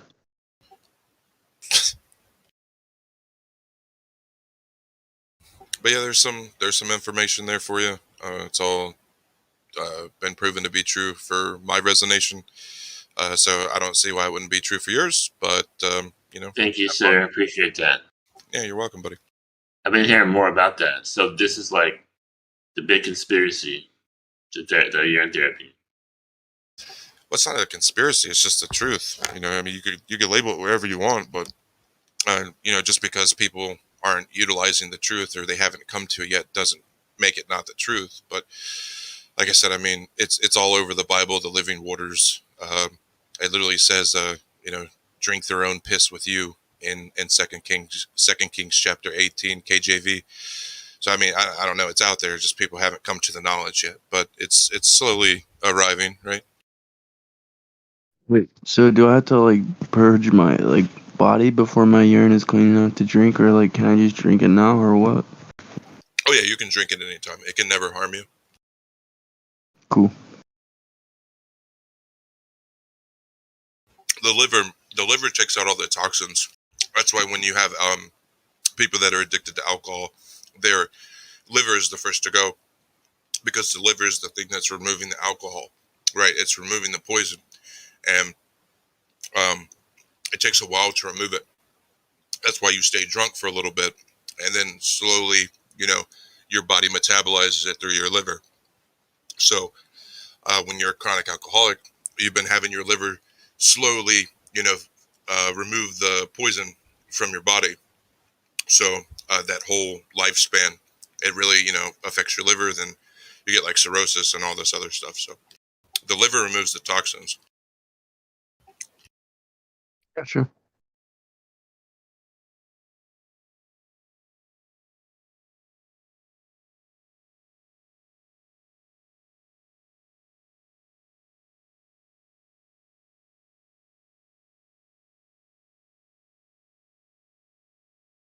Ribbit.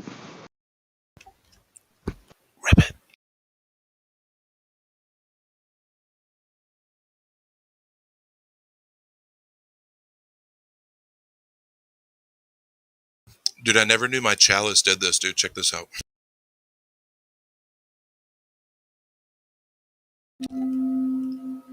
Oh, dude, yeah. Oh, that sound cool, dude. That's dang, dude. Dude, I had this thing for like 7 years. It's really, hold on, I'll show it to you.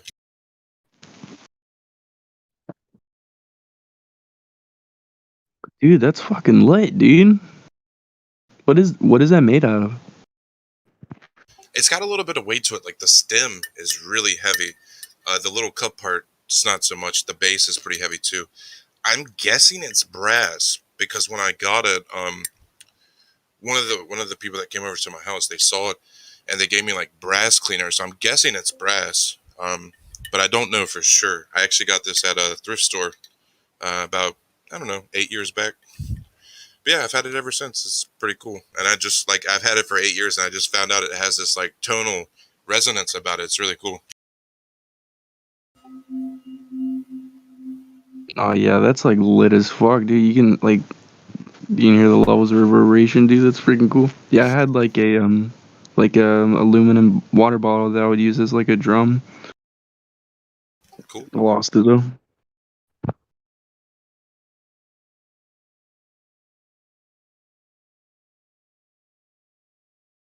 I thought I was going to be able to sleep tonight, but that didn't happen. That's what I thought. Just same here, dude. It's like I get into a state where it's like I feel like I'm tired. I want to go to sleep, but then I'll just lay there awake, like fucking like, and then I'll be up for like a whole day. I'll be like, what the fuck is going on, dude? It's like, wow, I don't feel like I have this much energy, but yet I do. I don't know. Yeah, I've been taking way too much DMT, but I mean, it's never enough. But yeah, I'm just like super trippy on that right now. And then I've been smoking some kratom that I found earlier. That's been really helpful. You can smoke that? Yeah, I never tried it before. I used to take it orally, and I didn't have enough to take orally for like a dose, right? So I was like, I didn't know if I could smoke it either. But I looked online, and apparently that you can. But the problem with it is that when you smoke it, some of the alkaloids are destroyed. So you actually have to smoke more than you have to eat. So I didn't have that much, but I've just been kind of like puffing on it as like a pleasure, just like a little bit of entertainment. And I actually found that the taste is pretty cool. It's a little neat. It gives your tongue little tinglies and stuff. But I wouldn't buy it, just to smoke it. It's not worth it. It doesn't really do much. But it does have a little calming relaxation, stress relief. So, I've been enjoying it. I think it's called kava. It's like I would recommend that instead of like people drinking alcohol and stuff, because it's like it seems like a weaker form of like, what the fuck is that? Really, salvia. It seems like a really like weak form of salvia. It's like trippy, like a kind of disassociative, like Lucy drunkenness. Like it's weird. It's cool. I like it.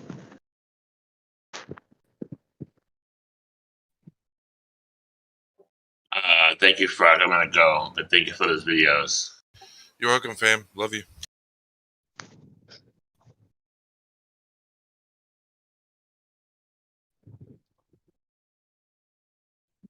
Is that weed? No, this is kratom, dude. Oh shit. This is all I got left. My mom's coming over today for some smoke, Weed? Yeah. I live in Virginia. You can grow here, so. Oh, cool. You grow it yourself? No, my cousin does. You can't sell here, but you're allowed to give people an ounce. Like, you can go to their house and just give it to them for free, and that's completely legal. You're allowed to do that, but if you sell it, they can get you for that. That's just how it is in Virginia. You can grow 4 plants per household, Currently, my situation, if you want to grow, I don't have enough room indoors to grow my plants, but because of the regulations on outdoor, like it can't be visible from the road. You have to have like 2 locks on it. They're pretty strict about the outdoor growing. So where my cousin set up, he has like a barn on, I think it's his uncle's land or something like that. But yeah, he has a little barn set up, and he has 4 plants, and then who is it? The other guy, I don't know who it is, but I know he has 4 plants at his property. Then the other guy has 4 plants at his property. But what they did is they kind of went in together on like the materials and stuff. So they bought bulk, soil and all this stuff like nutrients. They bought bulk, and then they just split it, and then they have their, each person has their little grow up going. So I'm pretty much taken care of. I don't have to worry about it. Cool. And then of course you can get the Delta 8 too here. So I've actually loved the Delta 8. I had just gotten some for the first time here recently. But yeah, I really like it. It's really dreamy, and I love the dreaminess. I like the just really, calming relaxation like mindset. But what I've found is I've combined the two. I've got the Indica Delta 9, and I've combined that with the Indica Delta 8, and that's really nice. I would definitely, if you like Indica, definitely try some Indica Delta 8 and some Indica Delta 9 together. It's a pretty cool combo. I just like THC in general.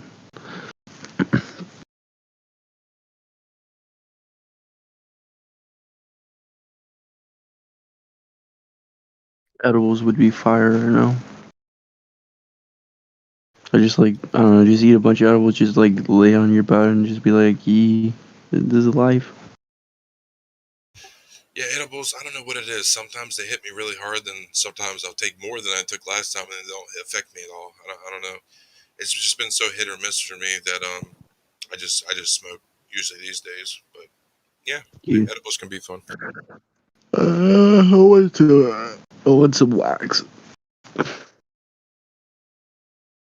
Yeah, I think when I go tomorrow, I'm gonna pick up some Delta 8 as well, and I'm gonna try to find me some kind of oil rig or something, because like when you can put the Delta 8 dabs on top of the Delta 9 flower, right?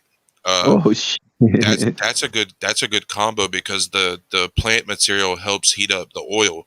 But when, like, what happened to me was I ran out of the Delta 9 flower, and like all I had was the Delta 8 dabs, but I didn't have no oil rig or anything like that. So I was having to sit there and like, keep it lit for such a long time, but it ain't gonna work. I have to find me something tomorrow, hopefully. They've got a little shop that it's kind of like a one size fits all thing, and they, I know they'll have what I need, so I'm just gonna go there tomorrow, or later today. Oh yeah.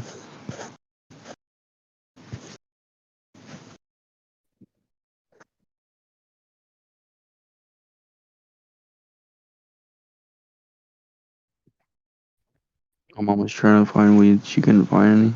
She's like, don't even ask. I'm like, oh, shit.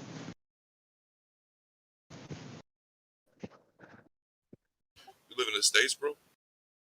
Yeah, Arkansas. Oh, cool. I don't think I've ever met anybody from Arkansas. That's neat. How's life there?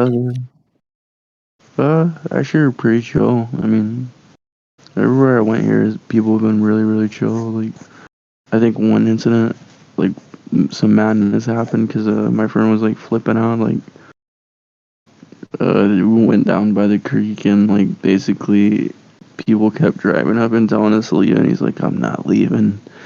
And then eventually the cops came, and then eventually a dude came and tried to like threaten to shoot us with the gun, and then he tackled and they fought, and I was like, what the fuck? And then the cops came and arrested him, and I was like, and I just went back where I was before.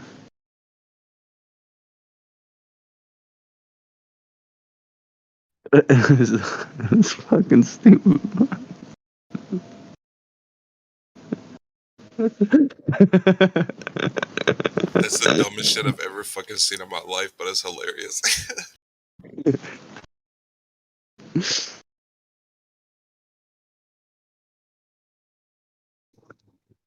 But yeah, my mom, like, we did this whole Thanksgiving like I did this shamanic ceremony for Thanksgiving, right? Like everybody was in on it. They knew what was going on, you know, and I was like, hey, there's going to be like a shamanic ceremony at Thanksgiving, you know, and everybody, you know, they were excited. So basically what happened was I had just met my 12-year-old for the first time, right? So we walked down to the lake and, you know, we were doing whatever and I was messing with him. I said, hey man, if you give me $50, bro, I'll jump into the lake right now. You know, he was like, yeah, I'll do it, but I ain't got $50 on me. I said, if you ain't got $50 on you, I ain't gonna do it. So I took my phone out of my pocket and I threw the fucking phone in the lake, bro. And my 12-year-old, he couldn't believe what he just saw. He's like, did you just throw your phone in the lake? Like, because like everyone, like, it's like this thing right now, right? Is, everybody automatically thinks that phones are expensive. You know what I'm saying? Like, I don't know if you've ever noticed this phenomenon, but all these, you know, smartphones, everybody's like, oh, you know, the $500 phone, this and whatever, you know. So everybody's got this preconceived notion that every phone out there is super expensive. Well, I just had this little shitty fucking disposable flip phone. You know, it probably cost me $10 or something on eBay when I bought it. And like, I just chucked that shit into the water because I needed a new phone anyways, but he didn't know that. So he was like, he was completely dumbfounded that I did that, right? And it was funny because like we walked back up from the lake and we were on the trail and he was like, he was like, hey dad, did you really throw your phone in the lake? I was like, yeah. He said, why? I said, because it won't get you into the kingdom of heaven. And my 12-year-old just looks me dead in the eyes and he says, true.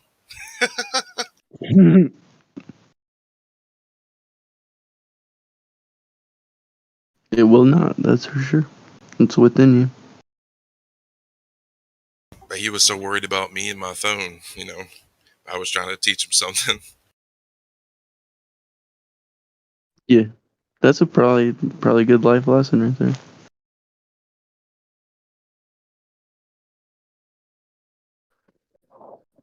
Yeah, my 12-year-old, he's something else, man.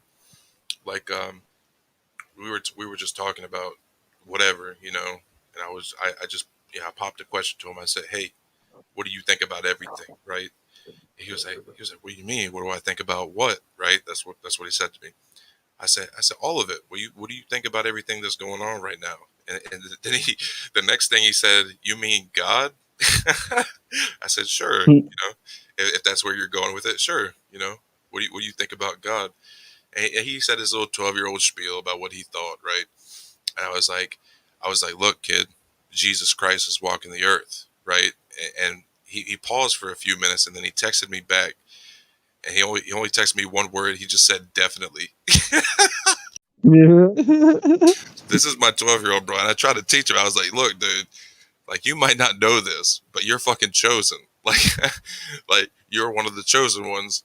Like, people don't just say this shit. Like, there's billions of Christians in the world that will not tell you that Jesus Christ is walking the earth, let alone agree with someone that says it with the word definitely. I'm like, look, kid, just stick with God and go with the flow. You know what I mean? I got nothing left to teach this kid. Like, he's gonna have to walk with God himself, you know? No, yeah, in fact, like you probably could learn a lot from him. Oh yeah, yeah, for sure, dude. Yep.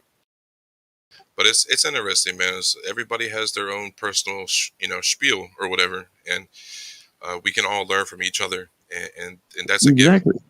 It's like that's like the point of being here, like, is to like literally share and learn from each other. It's like, I don't know.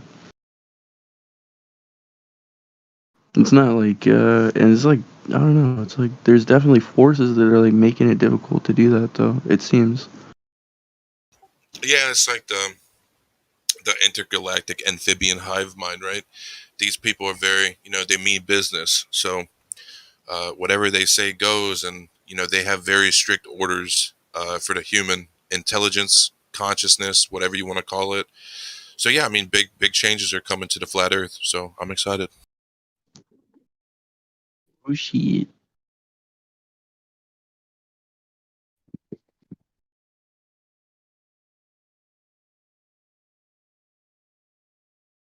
I'm just resting right now. I might. It seems like I'm close to passing out. I don't know. If you pass out, dude, so be it, bro. So be it. The problem with me is, if I pass out, I'm gonna oversleep, so now I gotta fucking stay awake till 12:30. That's going to be a long 6 hours, but it is what it is.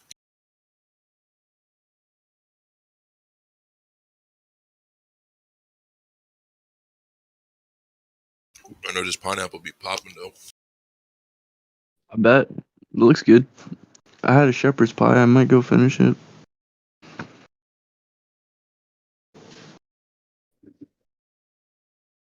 Yeah, pineapple chunks, nigga. Chunks, boy.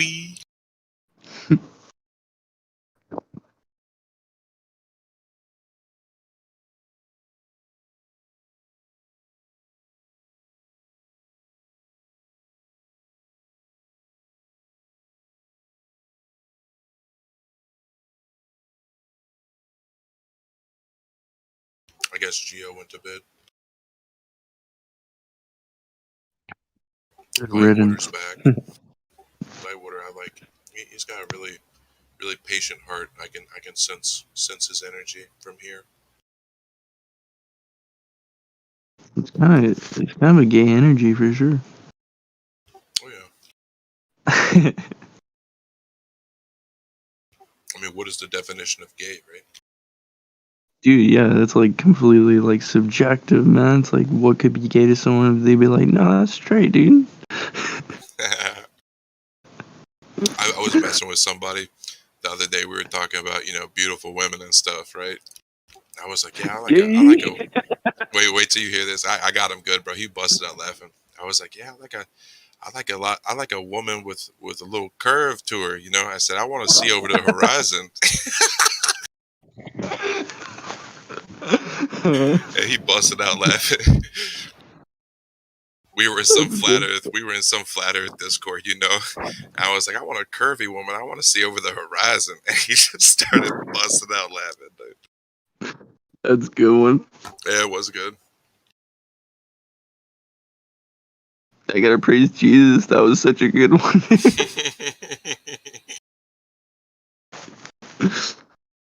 Hey, what did the fish say when it hit a wall? I don't know. You tell me. Damn. That's so stupid. Exactly. I picture that meme where the two black dudes are sitting on the step and they're like, "Damn!" And that's what the fish did when he hit the wall.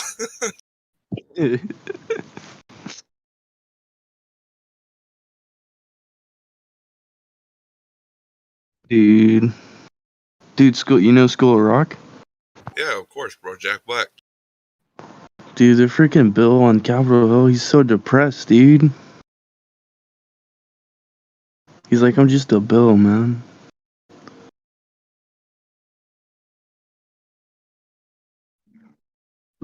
What are you trying to vape? Are you just vaping nicotine?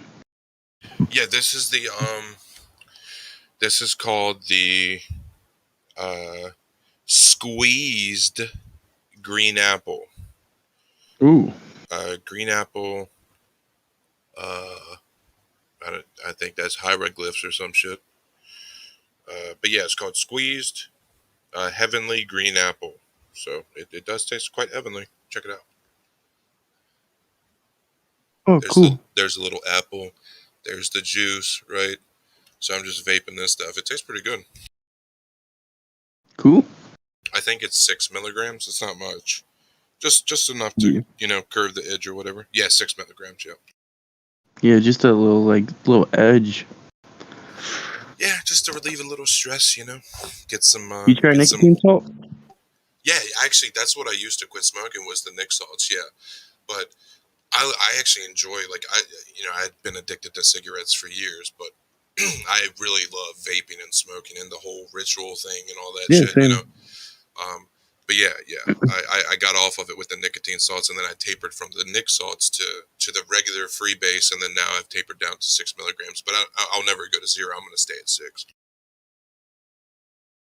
Yeah, it seems stupid to go to 0, really. Then it's like, no reason to vape, really, except for flavor, I guess. I mean, and for, the active smoking. That'd be insane to go to 0, though. Like, I tried it. I think I was like, I just felt empty. It's like, I don't know. Because you expect that nicotine.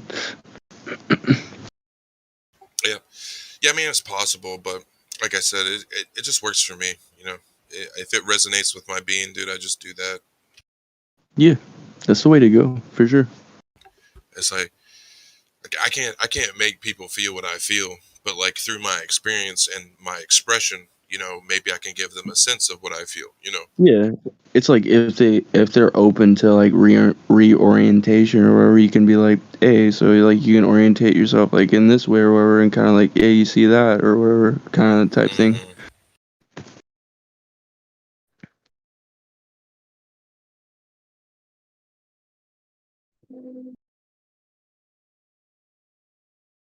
I'm just so bored and depressed, dude.